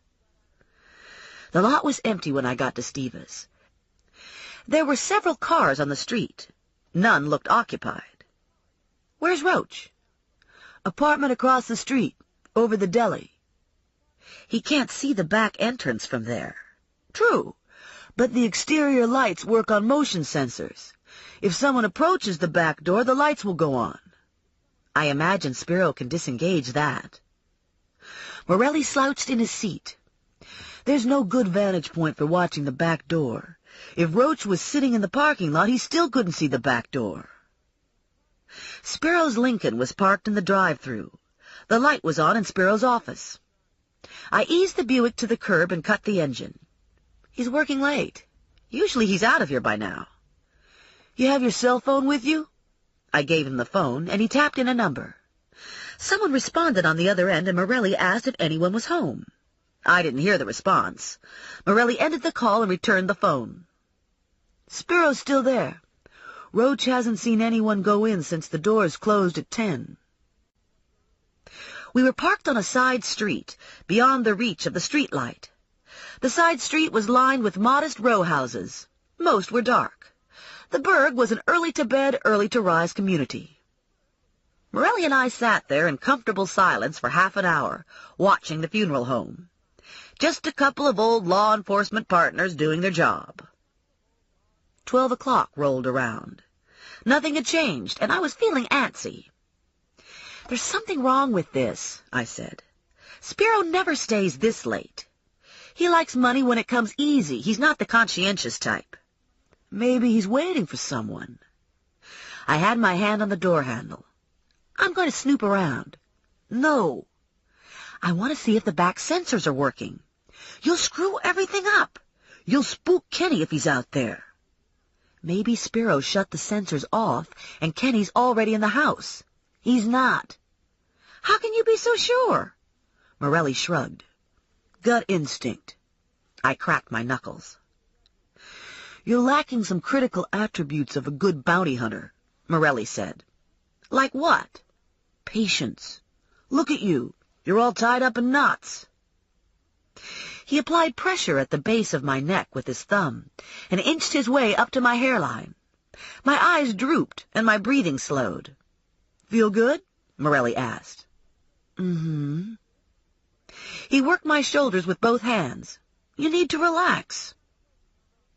If I relax any more, I'll melt and slide off the seat. His hand stilled. I like the melting part. I turned my face toward him, and our eyes held. No, I said. Why not? Because I've already seen the movie, and I hate the ending. Maybe it'll have a different ending this time. Maybe it won't. His thumb traced over the pulse in my neck, and when he spoke, his voice was low and cat's tongue rough. How about the middle of the movie? Did you like the middle? The middle of the movie had smoked. I've seen better middles. Morelli's face creased into a wide grin.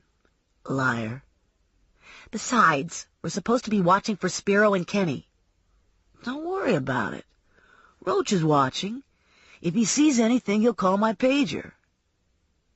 Was this what I wanted? Sex in a Buick with Joe Morelli? No. Maybe. I think I might be getting a cold, I said. This might not be a good time. Morelli made chicken sounds. My eyes rolled to the top of my head. That is so juvenile. That is just the response I'd expect from you.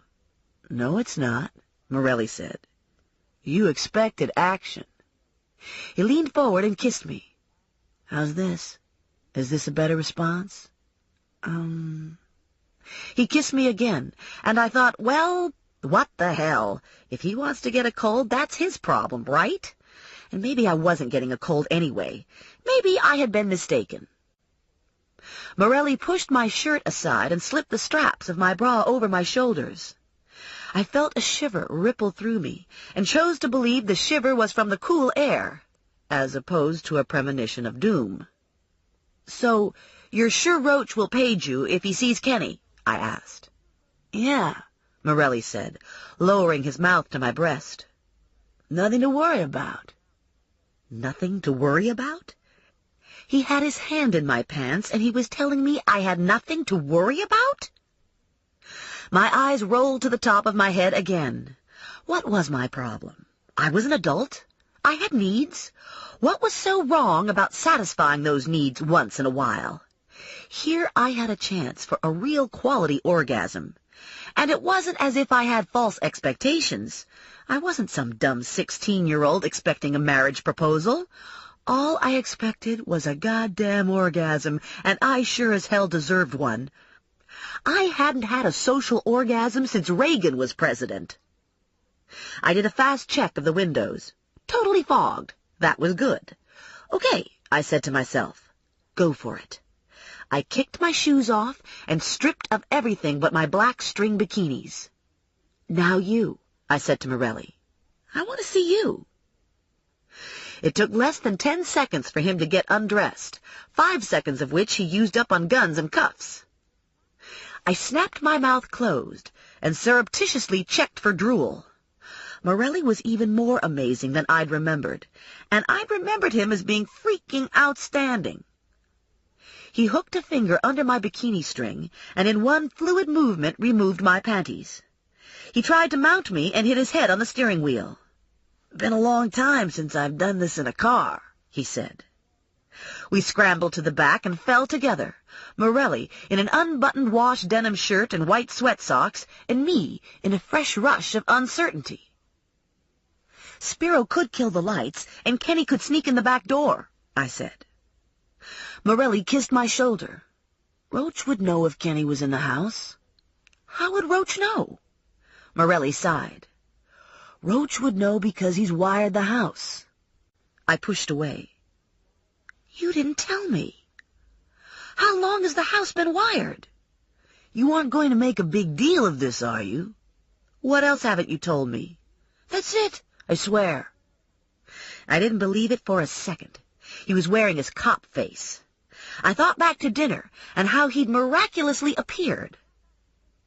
"How did you know my mother was cooking lamb?" "I smelled it when you opened the door." "Bullshit." I grabbed my purse from the front seat and dumped the contents between us.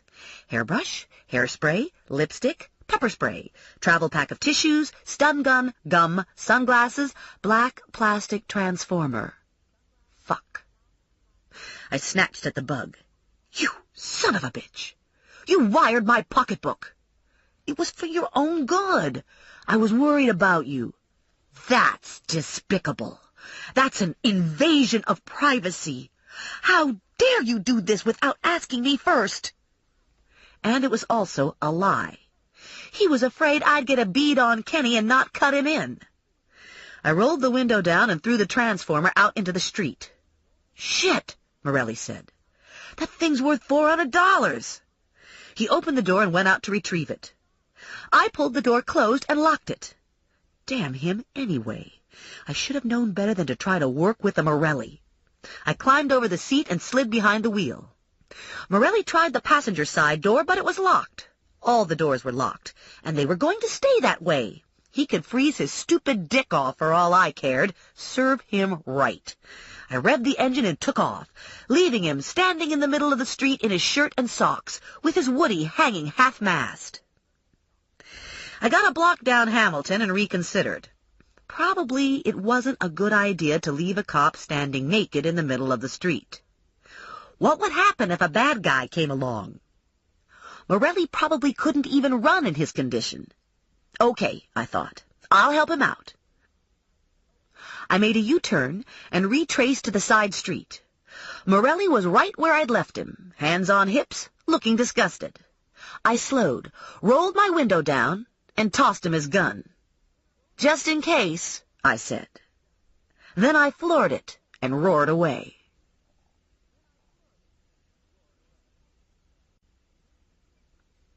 Chapter 14. I quietly crept up the stairs and breathed a long sigh of relief when I was safely locked in my bedroom. I didn't want to explain my "I've been making out in a Buick rat's nest hair" to my mother. Nor did I want her to glean through X-ray vision that my panties were stuffed into my jacket pocket. I undressed with the lights off, slunk into bed, and pulled the covers up to my chin. I awoke with 2 regrets. The first was that I'd left the stakeout and had no idea if Kenny had been caught. The second was that I'd missed my window of opportunity to use the bathroom, and once again I was last in line. I lay in bed, listening to people shuffle in and out of the bathroom.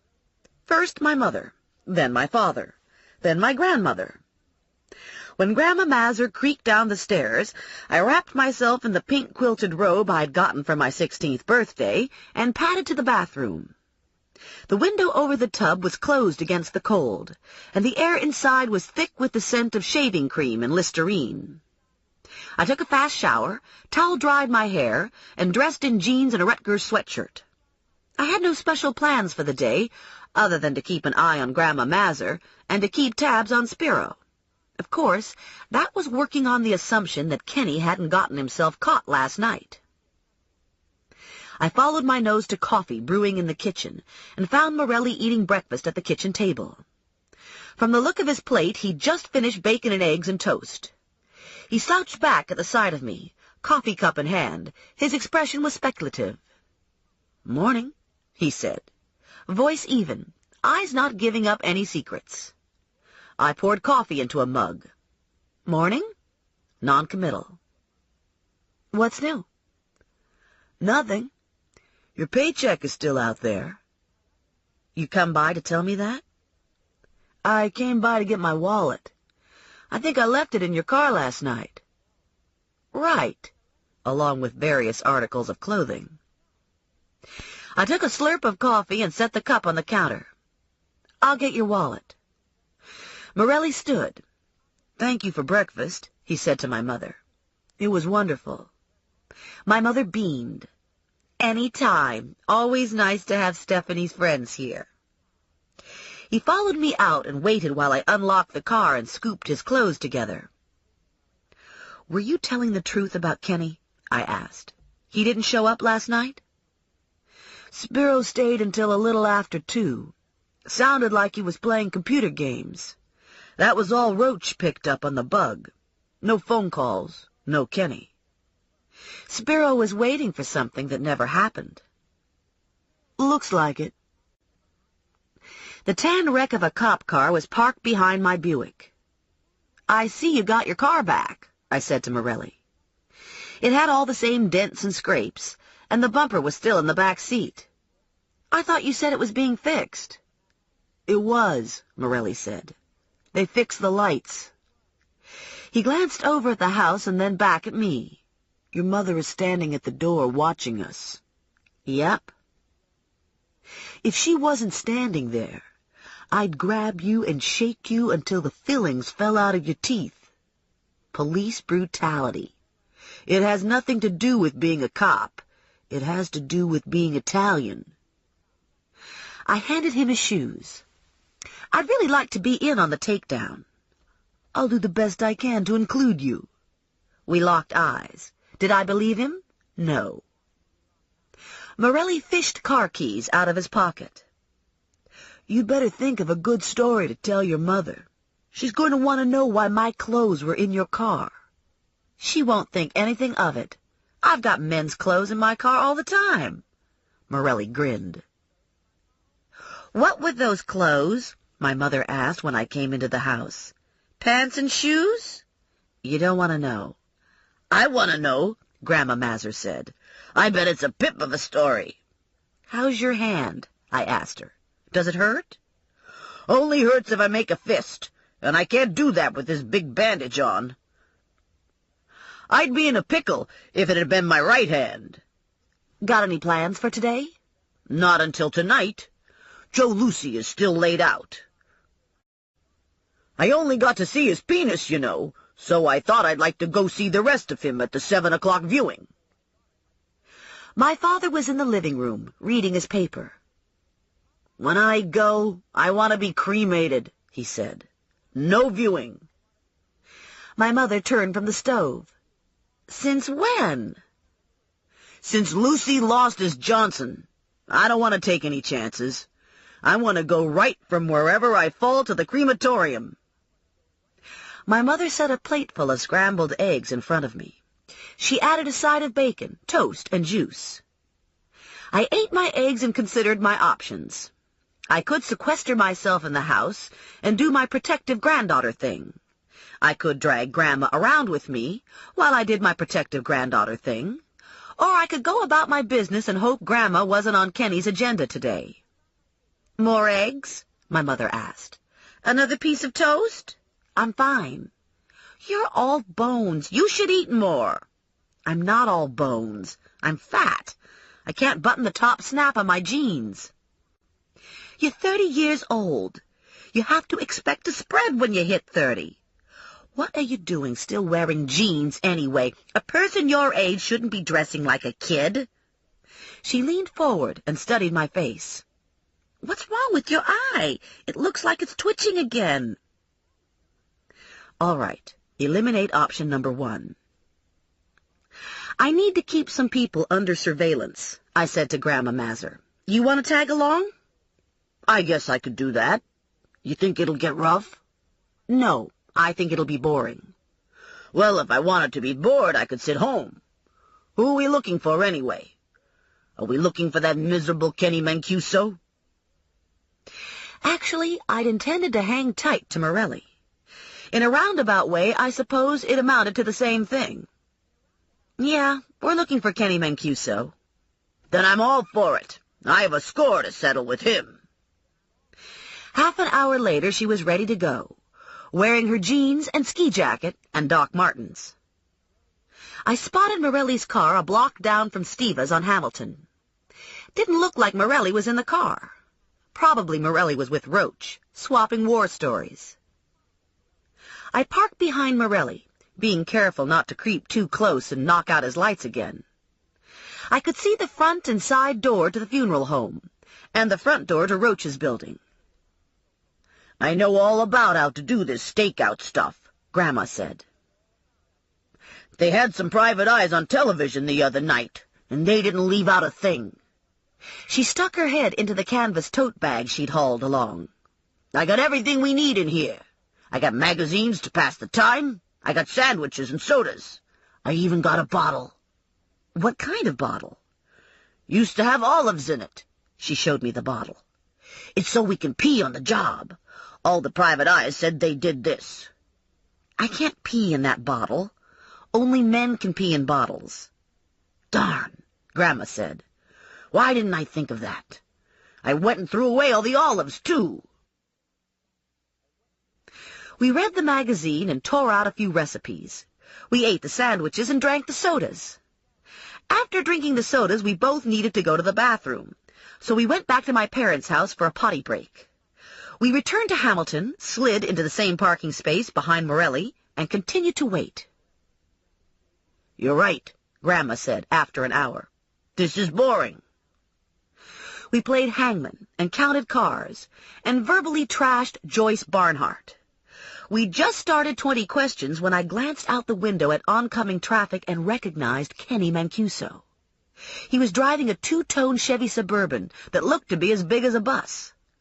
We exchanged surprised stares for the longest heartbeat in history. "Shit!" I shouted, fumbling with the ignition key, swiveling in my seat to keep him in sight. "Get this car moving!" Grandma yelled. "Don't let that son of a skunk get away!" I wrenched the gear shift into drive and was about to pull out when I realized Kenny had U-turned at the intersection and was closing ground between us. There were no cars parked behind me. I saw the Suburban swerve to the curb and told Grandma to brace herself.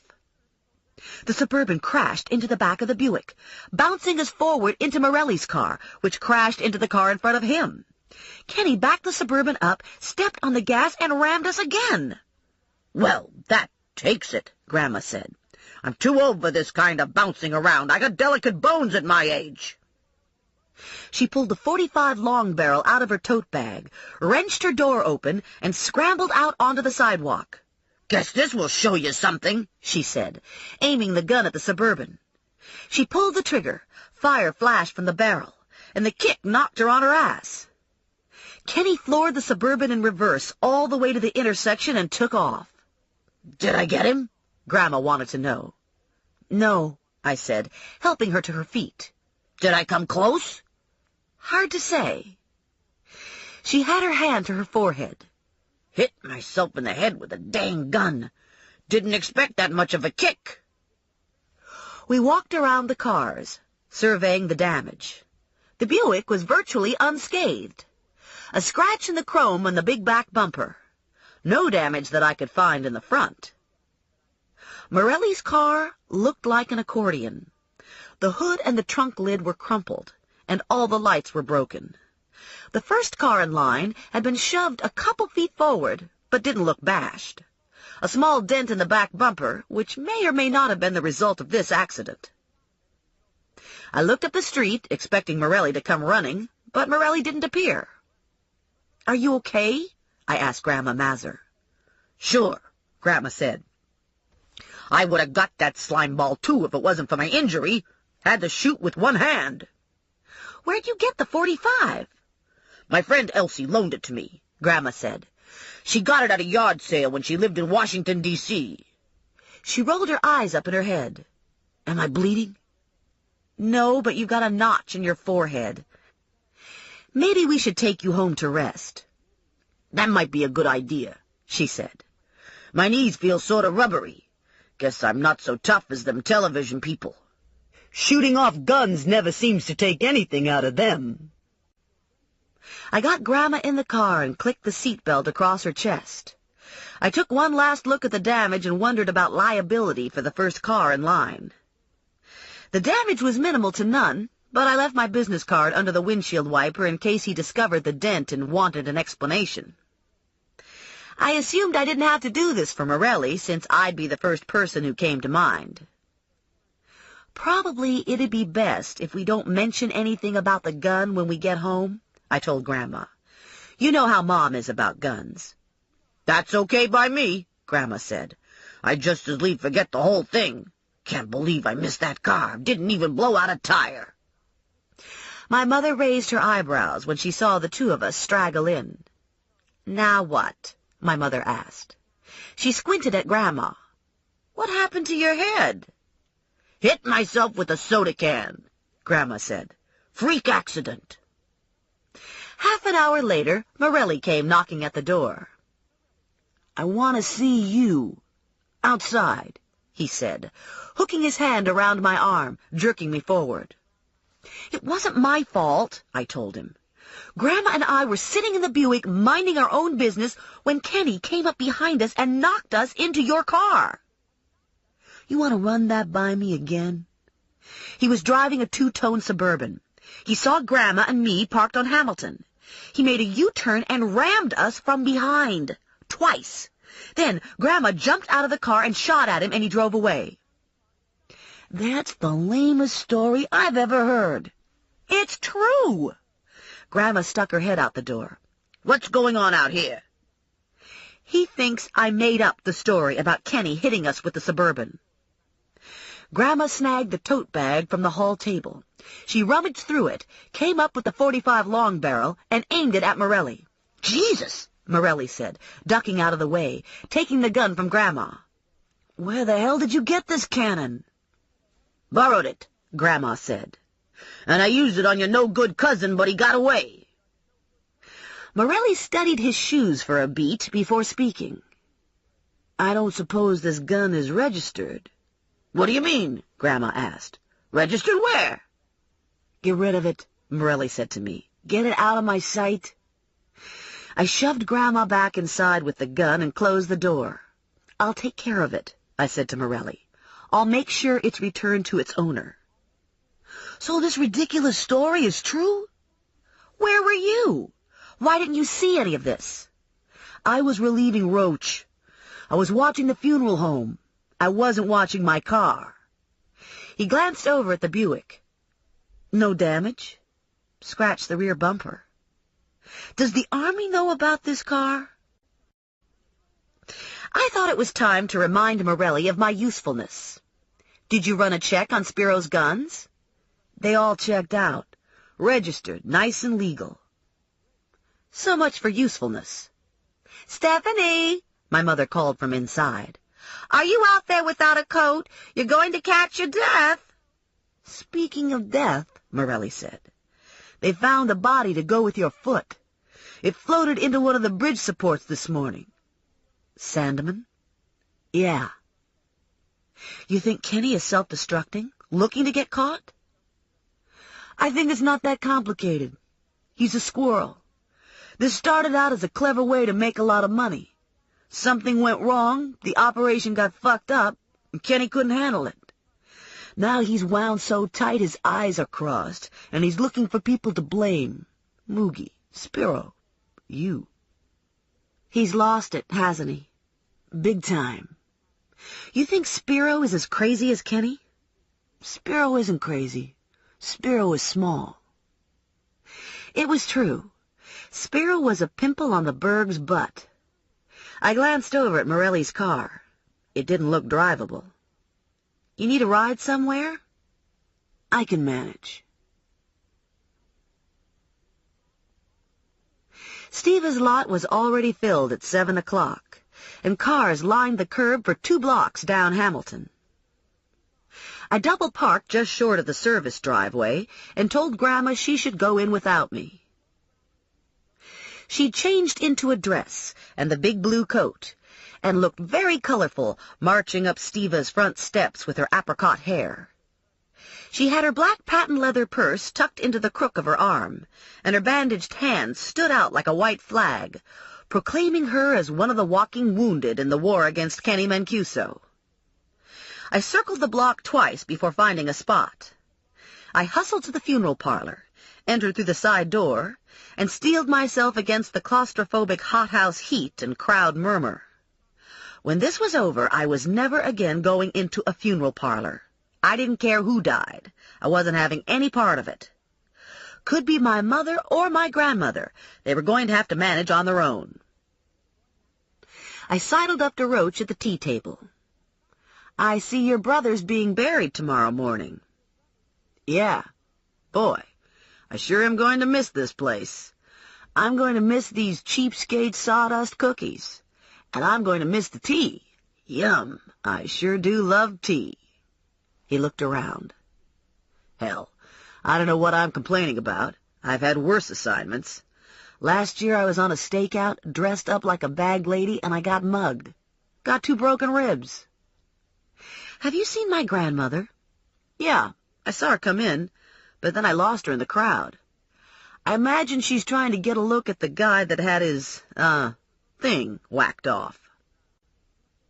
I put my head down and muscled my way into the room where Joe Lucy was laid out. I elbowed to the front until I reached the casket and the widow Lucy. I'd expected Grandma to have insinuated herself into the space reserved for the immediate family, her reasoning being that she'd seen Joe's penis and was now on intimate terms. I'm sorry for your loss, I said to Mrs. Lucy. Have you seen Grandmother Mazur? She looked alarmed. Edna is here? I dropped her off about 10 minutes ago. I expected she'd have come to pay her respects. Mrs. Lucy put a protective hand on the casket. I haven't seen her. I pushed through the crowd and dropped in on Roach's fake brother. A handful of people were in the back of the room. From the level of animation, I'd guess they were talking about the great penis scandal. I asked if anyone had seen Grandma Mazur. The answers were negative. I returned to the lobby. I checked the kitchen, the ladies' room, the porch to the side door. I questioned everyone in my path. No one had seen a little old lady in a big blue coat. Prickles of alarm had begun to dance along my spine. This was uncharacteristic of Grandma. She liked to be in the thick of things. I'd seen her walk through Steva's front door, so I knew she was in the house, at least for a short time. I didn't think it likely she'd gone back outside. I hadn't seen her on the street while I was searching for a parking space, and I couldn't imagine her leaving without taking a peek at Lucy. I walked upstairs and prowled through the second-story rooms where caskets and files were stored. I cracked the door to the business office and flipped the light switch. The office was empty. The upstairs bathroom was empty. The walk-in linen closet that was filled with office supplies was empty. I returned to the lobby and noticed Roach was no longer at the tea table. Spiro was alone at the front door, looking sour. "I can't find Grandma Mazur," I said to him. "Congratulations." "Not funny. I'm worried about her." "You should be. She's nuts." "Have you seen her?" "No, and it's the only decent thing that's happened to me in 2 days. I thought maybe I should check the back rooms." "She's not in the back. I keep the doors locked during public hours." "She can be sort of ingenious when she has her mind set on something." "If she managed to get back there, she wouldn't stay long. Fred D'Augusto is on table number 1, and he's not a pretty sight. 310 pounds of ugly flesh, fat as far as the eye can see. Gonna have to grease him up to shoehorn him into a casket." "I want to look at those rooms." Spiro glanced at his watch.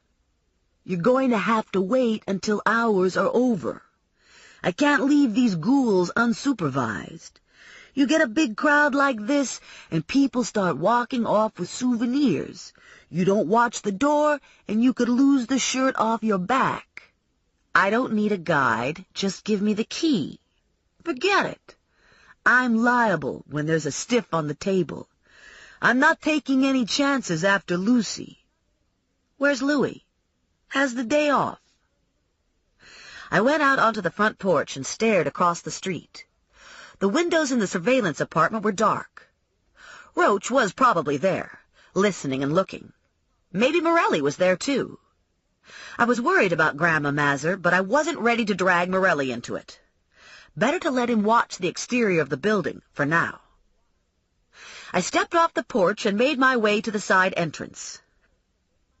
I scanned the parking lot and continued on to the garages at the rear, cupping my hands to see through the tinted hearse windows, examining the bed of the open-backed flower car, knocking on the trunk lid to Spiro's Lincoln. The door to the cellar was locked, but the service door to the kitchen was open. I let myself in and did another run-through of the house, trying the door to the workrooms and finding it sealed tight, as promised. I slipped into Spiro's office and used his phone to call home. "Is Grandma Mazur there?" I asked my mother. "Oh, my God," my mother said. "You've lost your grandmother. Where are you?" "I'm at the funeral parlor. I'm sure Grandma is here somewhere. It's just that there's a crush of people, and I'm having a hard time finding her." "She isn't here. If she shows up, call me at Steva's." I dialed Ranger next and told him my problem, and that I might need help.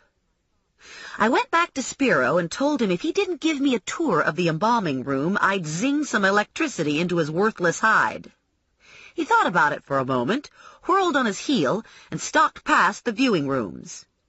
He threw the hall door open with a crash and snapped back at me to make it fast, as if I'd want to dawdle over Fred D'Augusto. "She isn't here," I said, returning to Spiro, who was straddling the door jamb, keeping an eagle eye out for unusual bulges in overcoats that might indicate a mourner was absconding with a stolen roll of toilet paper. "Yeah, right," he said. "Big surprise." The only place I haven't looked is the basement. "She isn't in the basement. The door is locked, just like this one was locked." "I want to see." "Listen," Spiro said. "She's probably gone off with some other old broad. She's probably at some diner, driving some poor waitress nuts." "Let me into the cellar, and I swear I won't bother you any more." That's a cheery thought. An old man clapped a hand on Spiro's shoulder. "How's Con doing? He out of the hospital yet?" "Yeah," Spiro said, brushing past. "He's out of the hospital. He'll be back to work next week, Monday. Bet you'll be happy to see him come back." Yeah, I'm jumping for joy just thinking about it. Spiro crossed to the other side of the lobby, slithering between knots of people, ignoring some, toadying up to others. I followed him to the cellar door and waited impatiently while he fumbled with keys. My heart was skittering in my chest, fearful of what I might find at the foot of the stairs. I wanted Spiro to be right. I wanted Grandma to be at a diner somewhere with one of her croonies, but I didn't think it was likely. If she'd been forcibly removed from the house, Morelli or Roach would have acted. Unless she'd been taken out the back door. The back door was their blind spot. Still, they'd compensated for that by planting a bug. And if the bugs were working, Morelli and Roach would have heard me looking for Grandma and would be doing their thing, whatever that was. I flipped the stairwell light switch and called out, "Grandma?" The furnace roared in some far-off place, and there was the murmur of voices in the rooms behind me. A small circle of light brightened the cellar floor at the bottom of the stairs.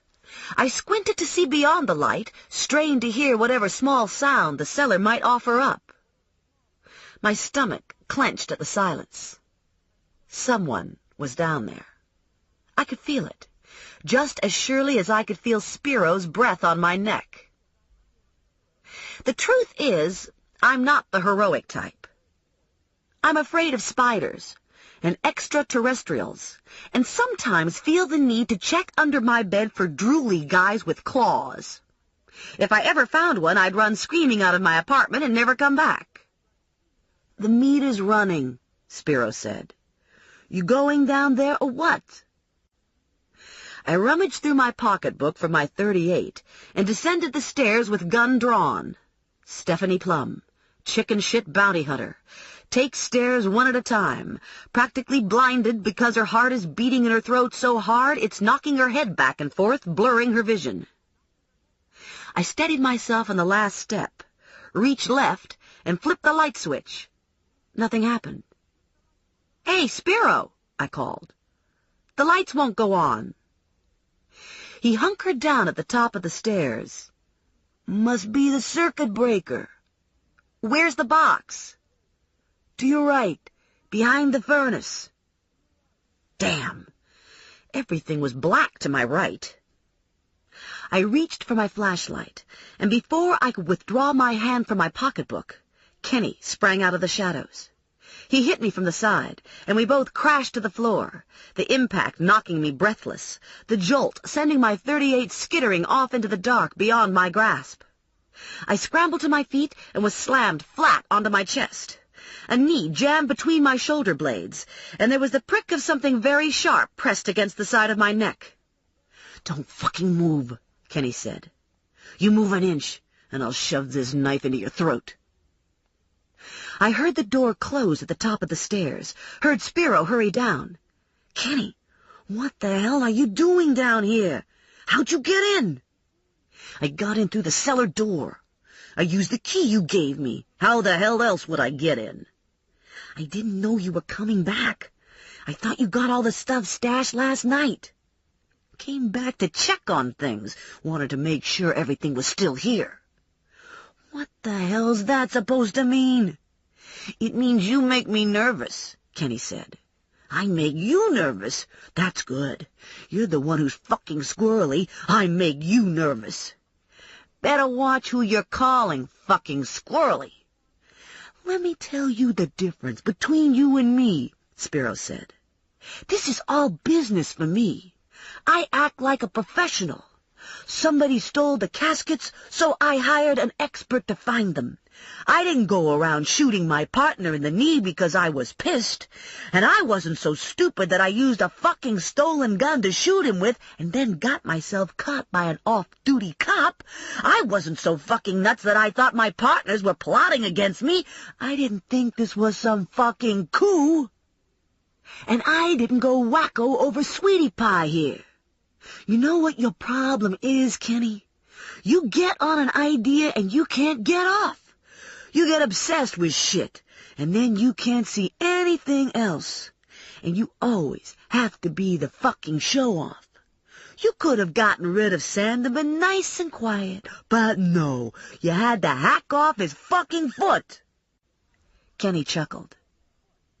And I'll tell you what your problem is, Spiro. You don't know how to have fun.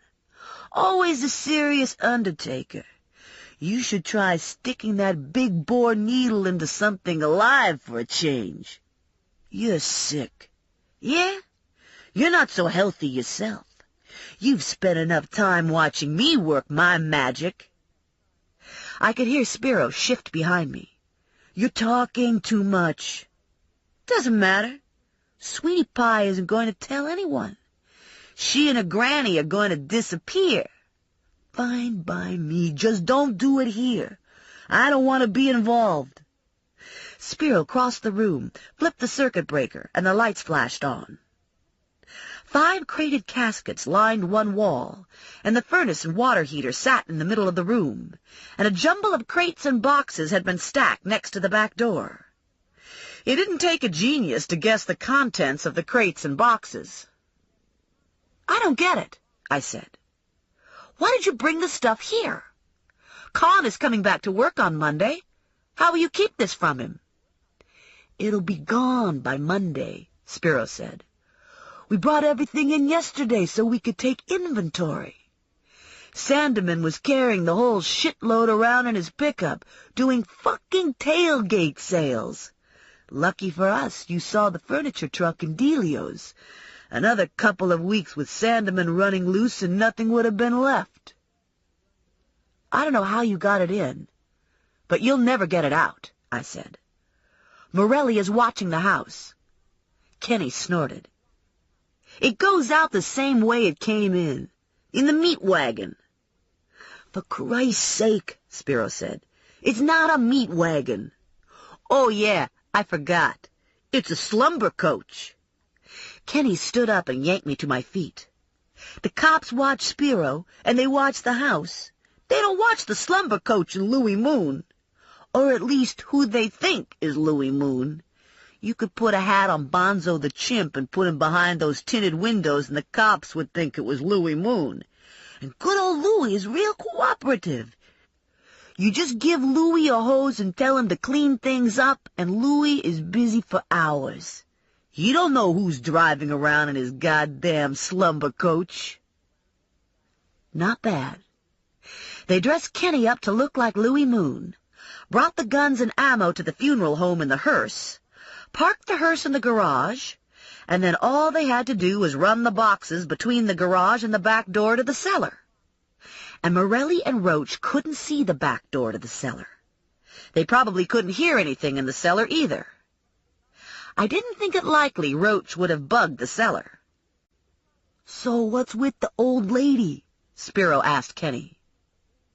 She was in the kitchen looking for a tea bag, and she saw me cutting across the lawn. Spiro's face tightened. Did she tell anybody? No. She came barreling out of the house, yelling at me for stabbing her in the hand, telling me I needed to learn respect for old people.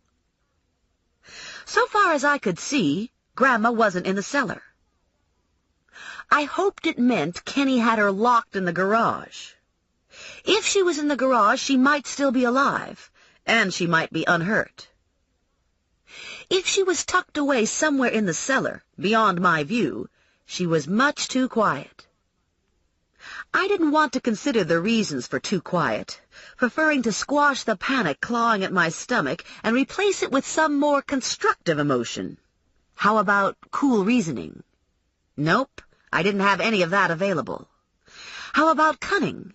Sorry, low on cunning. How about anger? Did I have any anger? Fucking A. I had so much anger my skin could hardly contain it all. Anger for Grandma.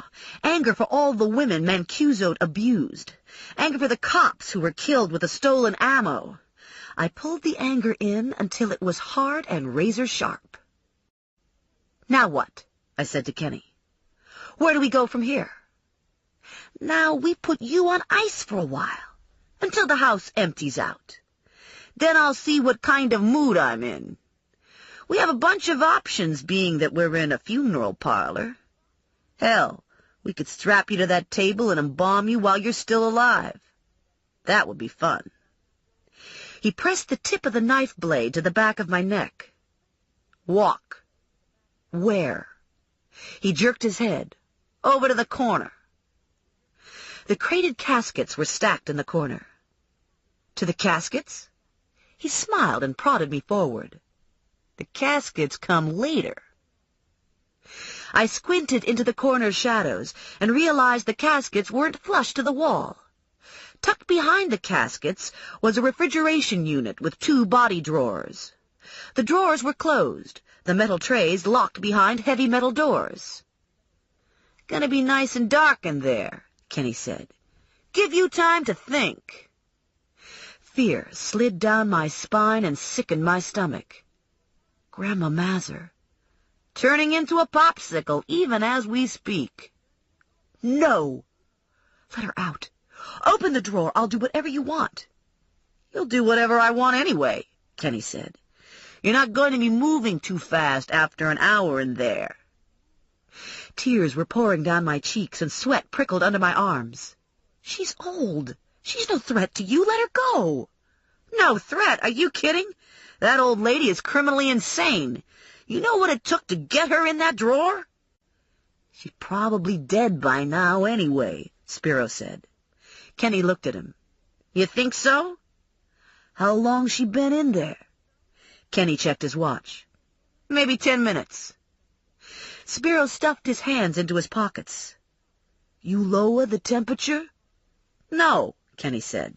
"I just shoved her in." "We don't keep the drawers cold if they're unoccupied," Spiro explained. "Saves on electricity. Probably it's only around room temperature." "Yeah, but she could have died from fright. What do you think?" Kenny asked me. "You think she's dead?" A sob stuck in my chest. "Sweetie Pie is speechless," Kenny said. "Maybe we should open the drawer and see if the old bag's breathing." Spiro released the latch and yanked the door open. He grabbed the end of the stainless steel tray and slowly rolled it toward him, so that the first thing I saw was Grandma Mazur's shoes pointing toes up, then Grandma's bony shin, her big blue coat, arms rigidly at her sides, hands hidden under the folds of her coat. I felt myself sway under a wave of grief. I forced air into my lungs and blinked to clear my vision. The tray reached its full extension and clicked into place. Grandma stared unflinching at the ceiling, eyes open, mouth set, still a stone. We all gaped at her in silence for several moments. Kenny was the first to speak. "She looks dead all right," he said. "Roll her back in." The whisper of a sound stuck in the corner. A hiss. We all pricked our ears and concentrated. I saw the very slightest tightening around Grandma's eye. The hiss again, louder this time. Grandma sucking air through her dentures. Kenny said. "Maybe she's not dead yet." "You should have cranked the unit down," Spiro offered. "This baby'll go down to 0. She wouldn't have lasted 10 minutes if you'd had it at 0. Grandma made some feeble movements on the tray. "What's she doing?" Spiro asked. "She's trying to sit up," Kenny said. "But she's too old. Can't get those old bones to cooperate, huh, Granny?" "Old," she whispered. "I'll show you old." "Shove the drawer back in," Kenny said to Spiro, "and fix the freezer setting." Spiro started to roll the tray in, but Grandma kicked out with her feet, stopping the slide. She had her knees bent, and she was pounding against the steel with her feet, clawing and knocking inside the drawer. Spiro grunted and rammed the tray home, but the tray was inches short of clicking into place, and the door wouldn't close. "Something's stuck," Spiro said. "This won't go in all the way." "Open it up," Kenny said, "and see what's wrong." Spiro eased the tray back. Grandma's chin appeared, her nose, her eyes. Her arms were extended over her head. "You making problems, Granny?" Kenny asked. "You jamming the drawer with something?" Grandma didn't say anything, but I could see her mouth working, her dentures grinding against each other. "Get your arms down at your sides," Kenny told her. "Stop fucking with me. I'm gonna lose my patience." Grandma struggled to get her arms out, and finally her bandaged hand popped free. The other hand followed, and in that hand was the .45 long barrel. She swung her arm straight from the shoulder and squeezed off a round. We all hit the floor, and she fired again. Silence followed the second shot. No one moved but Grandma. She elbowed herself to a sitting position and took a moment to settle. "I know what you're thinking," Grandma said into the silence. "Do I have any more bullets in this here gun? Well, with all the confusion, what with being locked up in a refrigerator, I plumb forgot what was in here to start with. But being that this is a .45 Magnum, the most powerful handgun in existence, and it could blow your head clean off, you just gotta ask yourself one question. Do you feel lucky today? Well, do you, punk?" "Christ," Spiro whispered. "She thinks she's fucking Clint Eastwood." Bam! Grandma fired and knocked out a light. "Dang," she said. "Must be something wrong with this sight." Kenny scrambled to the ammo cases to get a gun. Spiro ran for the stairs, and I inched toward Grandma on my belly. Bam! She got another shot off. It missed Kenny, but it tore into one of the cases.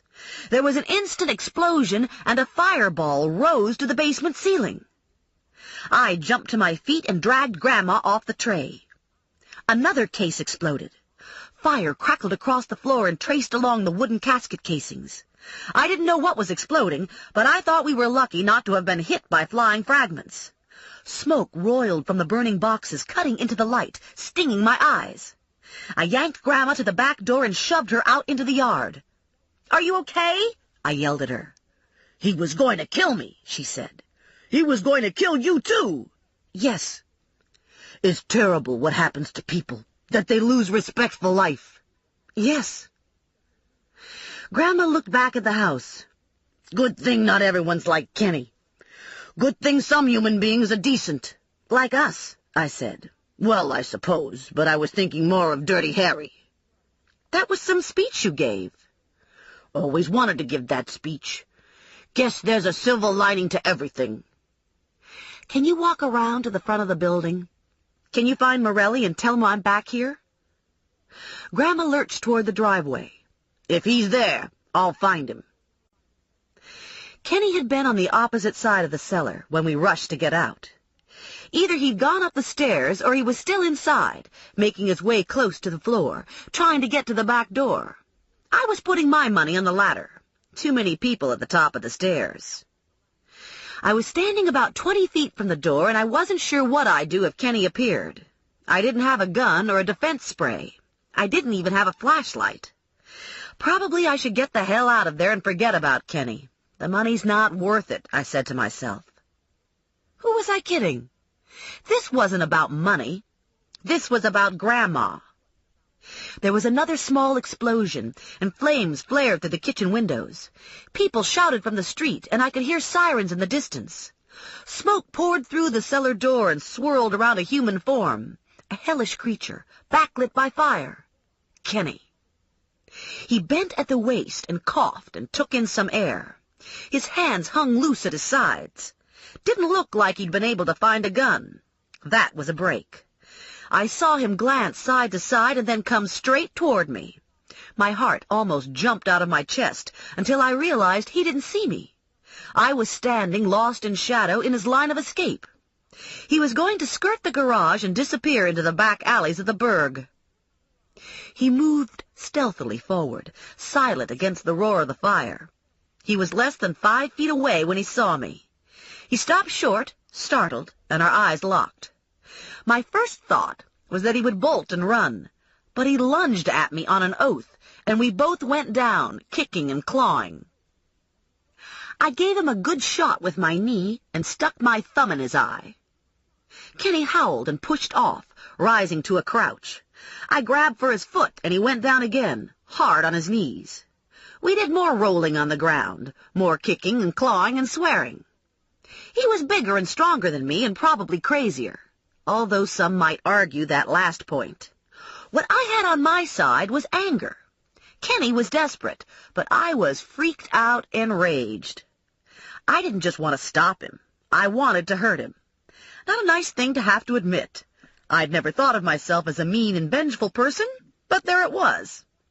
I squeezed my hand tight in a fist and swung into him backhand, landing a blow that sent shock waves up my arm. There'd been a crunch and a gasp, and I saw him flail out in the darkness, arms wide open. I grabbed hold of his shirt and shouted for help. His hands clamped onto my neck, his breath hot on my face. His voice was thick. Die. Maybe, but he'd go down with me. I had his shirt in a death grip. The only way he was going to get away was to take the damn thing off. If he strangled me unconscious, I'd still have my fingers dug into his shirt. I was so focused on the shirt, it took me a while to realize the pack had enlarged to 3. Jesus, Morelli was yelling in my ear. Let go of his shirt. He'll get away. He won't get away, Morelli shouted. I've got him. I looked beyond Morelli and saw Ranger and Roach round the corner of the house with 2 uniforms. Get her off of me, Kenny screeched. Jesus, these Plum bitches are goddamn animals. There was another crunch in the darkness, and I suspected Morelli had accidentally broken something belonging to Kenny. Like his nose, maybe.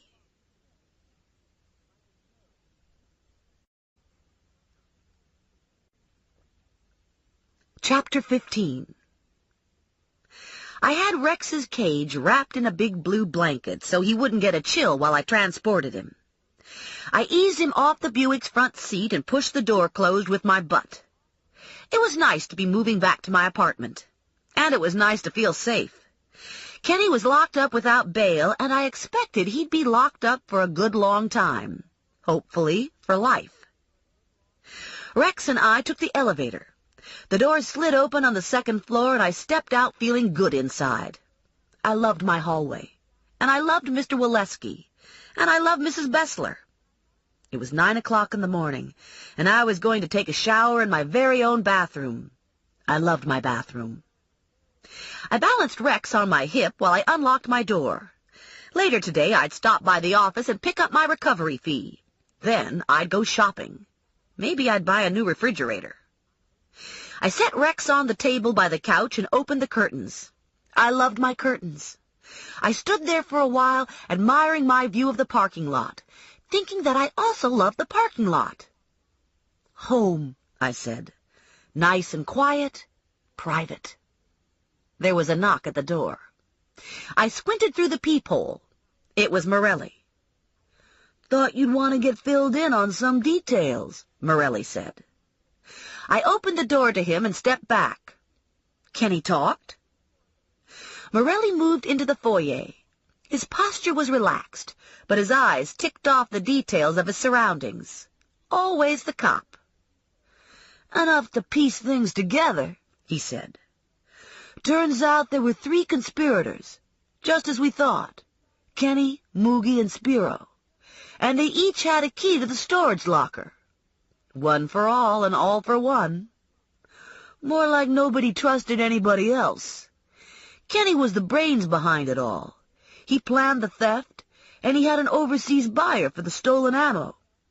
The phone numbers to Mexico and El Salvador. Yeah. He also got a nice advance, which he spent ahead of time. Yep. Then he went to the locker to get the stuff ready for shipment, and guess what? No stuff. Yep again, Morelli said. Why are you wearing your jacket? I just got in. I looked wistfully toward the bathroom. I was about to take a shower. Morelli said. No, Tell me about Sandeman. Where does Sandeman figure in? Sandeman heard some conversations between Moogie and Spiro and got curious. So he tapped into one of the many skills he acquired during a life of petty crime, duped the locker key off Moogie's keyring, and by process of lengthy elimination, found the locker. Who killed Moogie? Sandeman. He got nervous. Thought Moogie might have eventually figured out about the borrowed furniture truck. And Sandeman told all this to Kenny? Kenny can be very persuasive. There was no doubt in my mind. Morelli played with the zipper on my jacket. About that shower. I pointed with straight arm and extended finger to my door. Out. Do you want to know about Spiro? What about Spiro? We haven't caught him yet. He's probably gone underground. Morelli winced. That's Undertaker humor, I told him. One more thing. Kenny had an interesting spin on how the fire got started. Lies, all lies. You could have avoided a lot of terror if you'd just left that bug in your pocketbook. I narrowed my eyes and crossed my arms over my chest. This is a subject best forgotten. You left me standing bare-assed in the middle of the street. I gave you your gun, didn't I? Morelli grinned. You're going to give me more than that, Cupcake. Forget it. Not likely, Morelli said. You owe me. I owe you nothing. If anyone is owed, it's me. I caught your cousin for you. And in the process burned down Steva's mortuary and destroyed thousands of dollars worth of government property. Well, if you're going to be picky about it. Picky? Sweetie Pie, you are the worst bounty hunter in the history of the world. That does it. I have better things to do than to stand here and take your insults. I pushed him out of my foyer, into the hall, slammed the door closed, and threw the bolt. I pressed my nose to the door and looked through the peephole.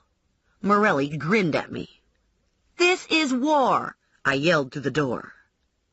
Lucky for me, Morelli said. I give good war. The end. You've been listening to Two for the Dough by Janet Evanovich, narrated by C.J. Critt. If you've enjoyed this book and this performance, Recorded Books recommends Post Mortem by Patricia D. Cornwell, also narrated by C.J. Critt. You'll find a wide selection of titles, including bestsellers, mysteries, classics, histories, and more, in the Recorded Books catalog, so to order another recorded book, or for a copy of our latest listing, please call us toll-free using the telephone number found on the back of the book. You can order by phone with any major credit card, or by writing to us, or by faxing us.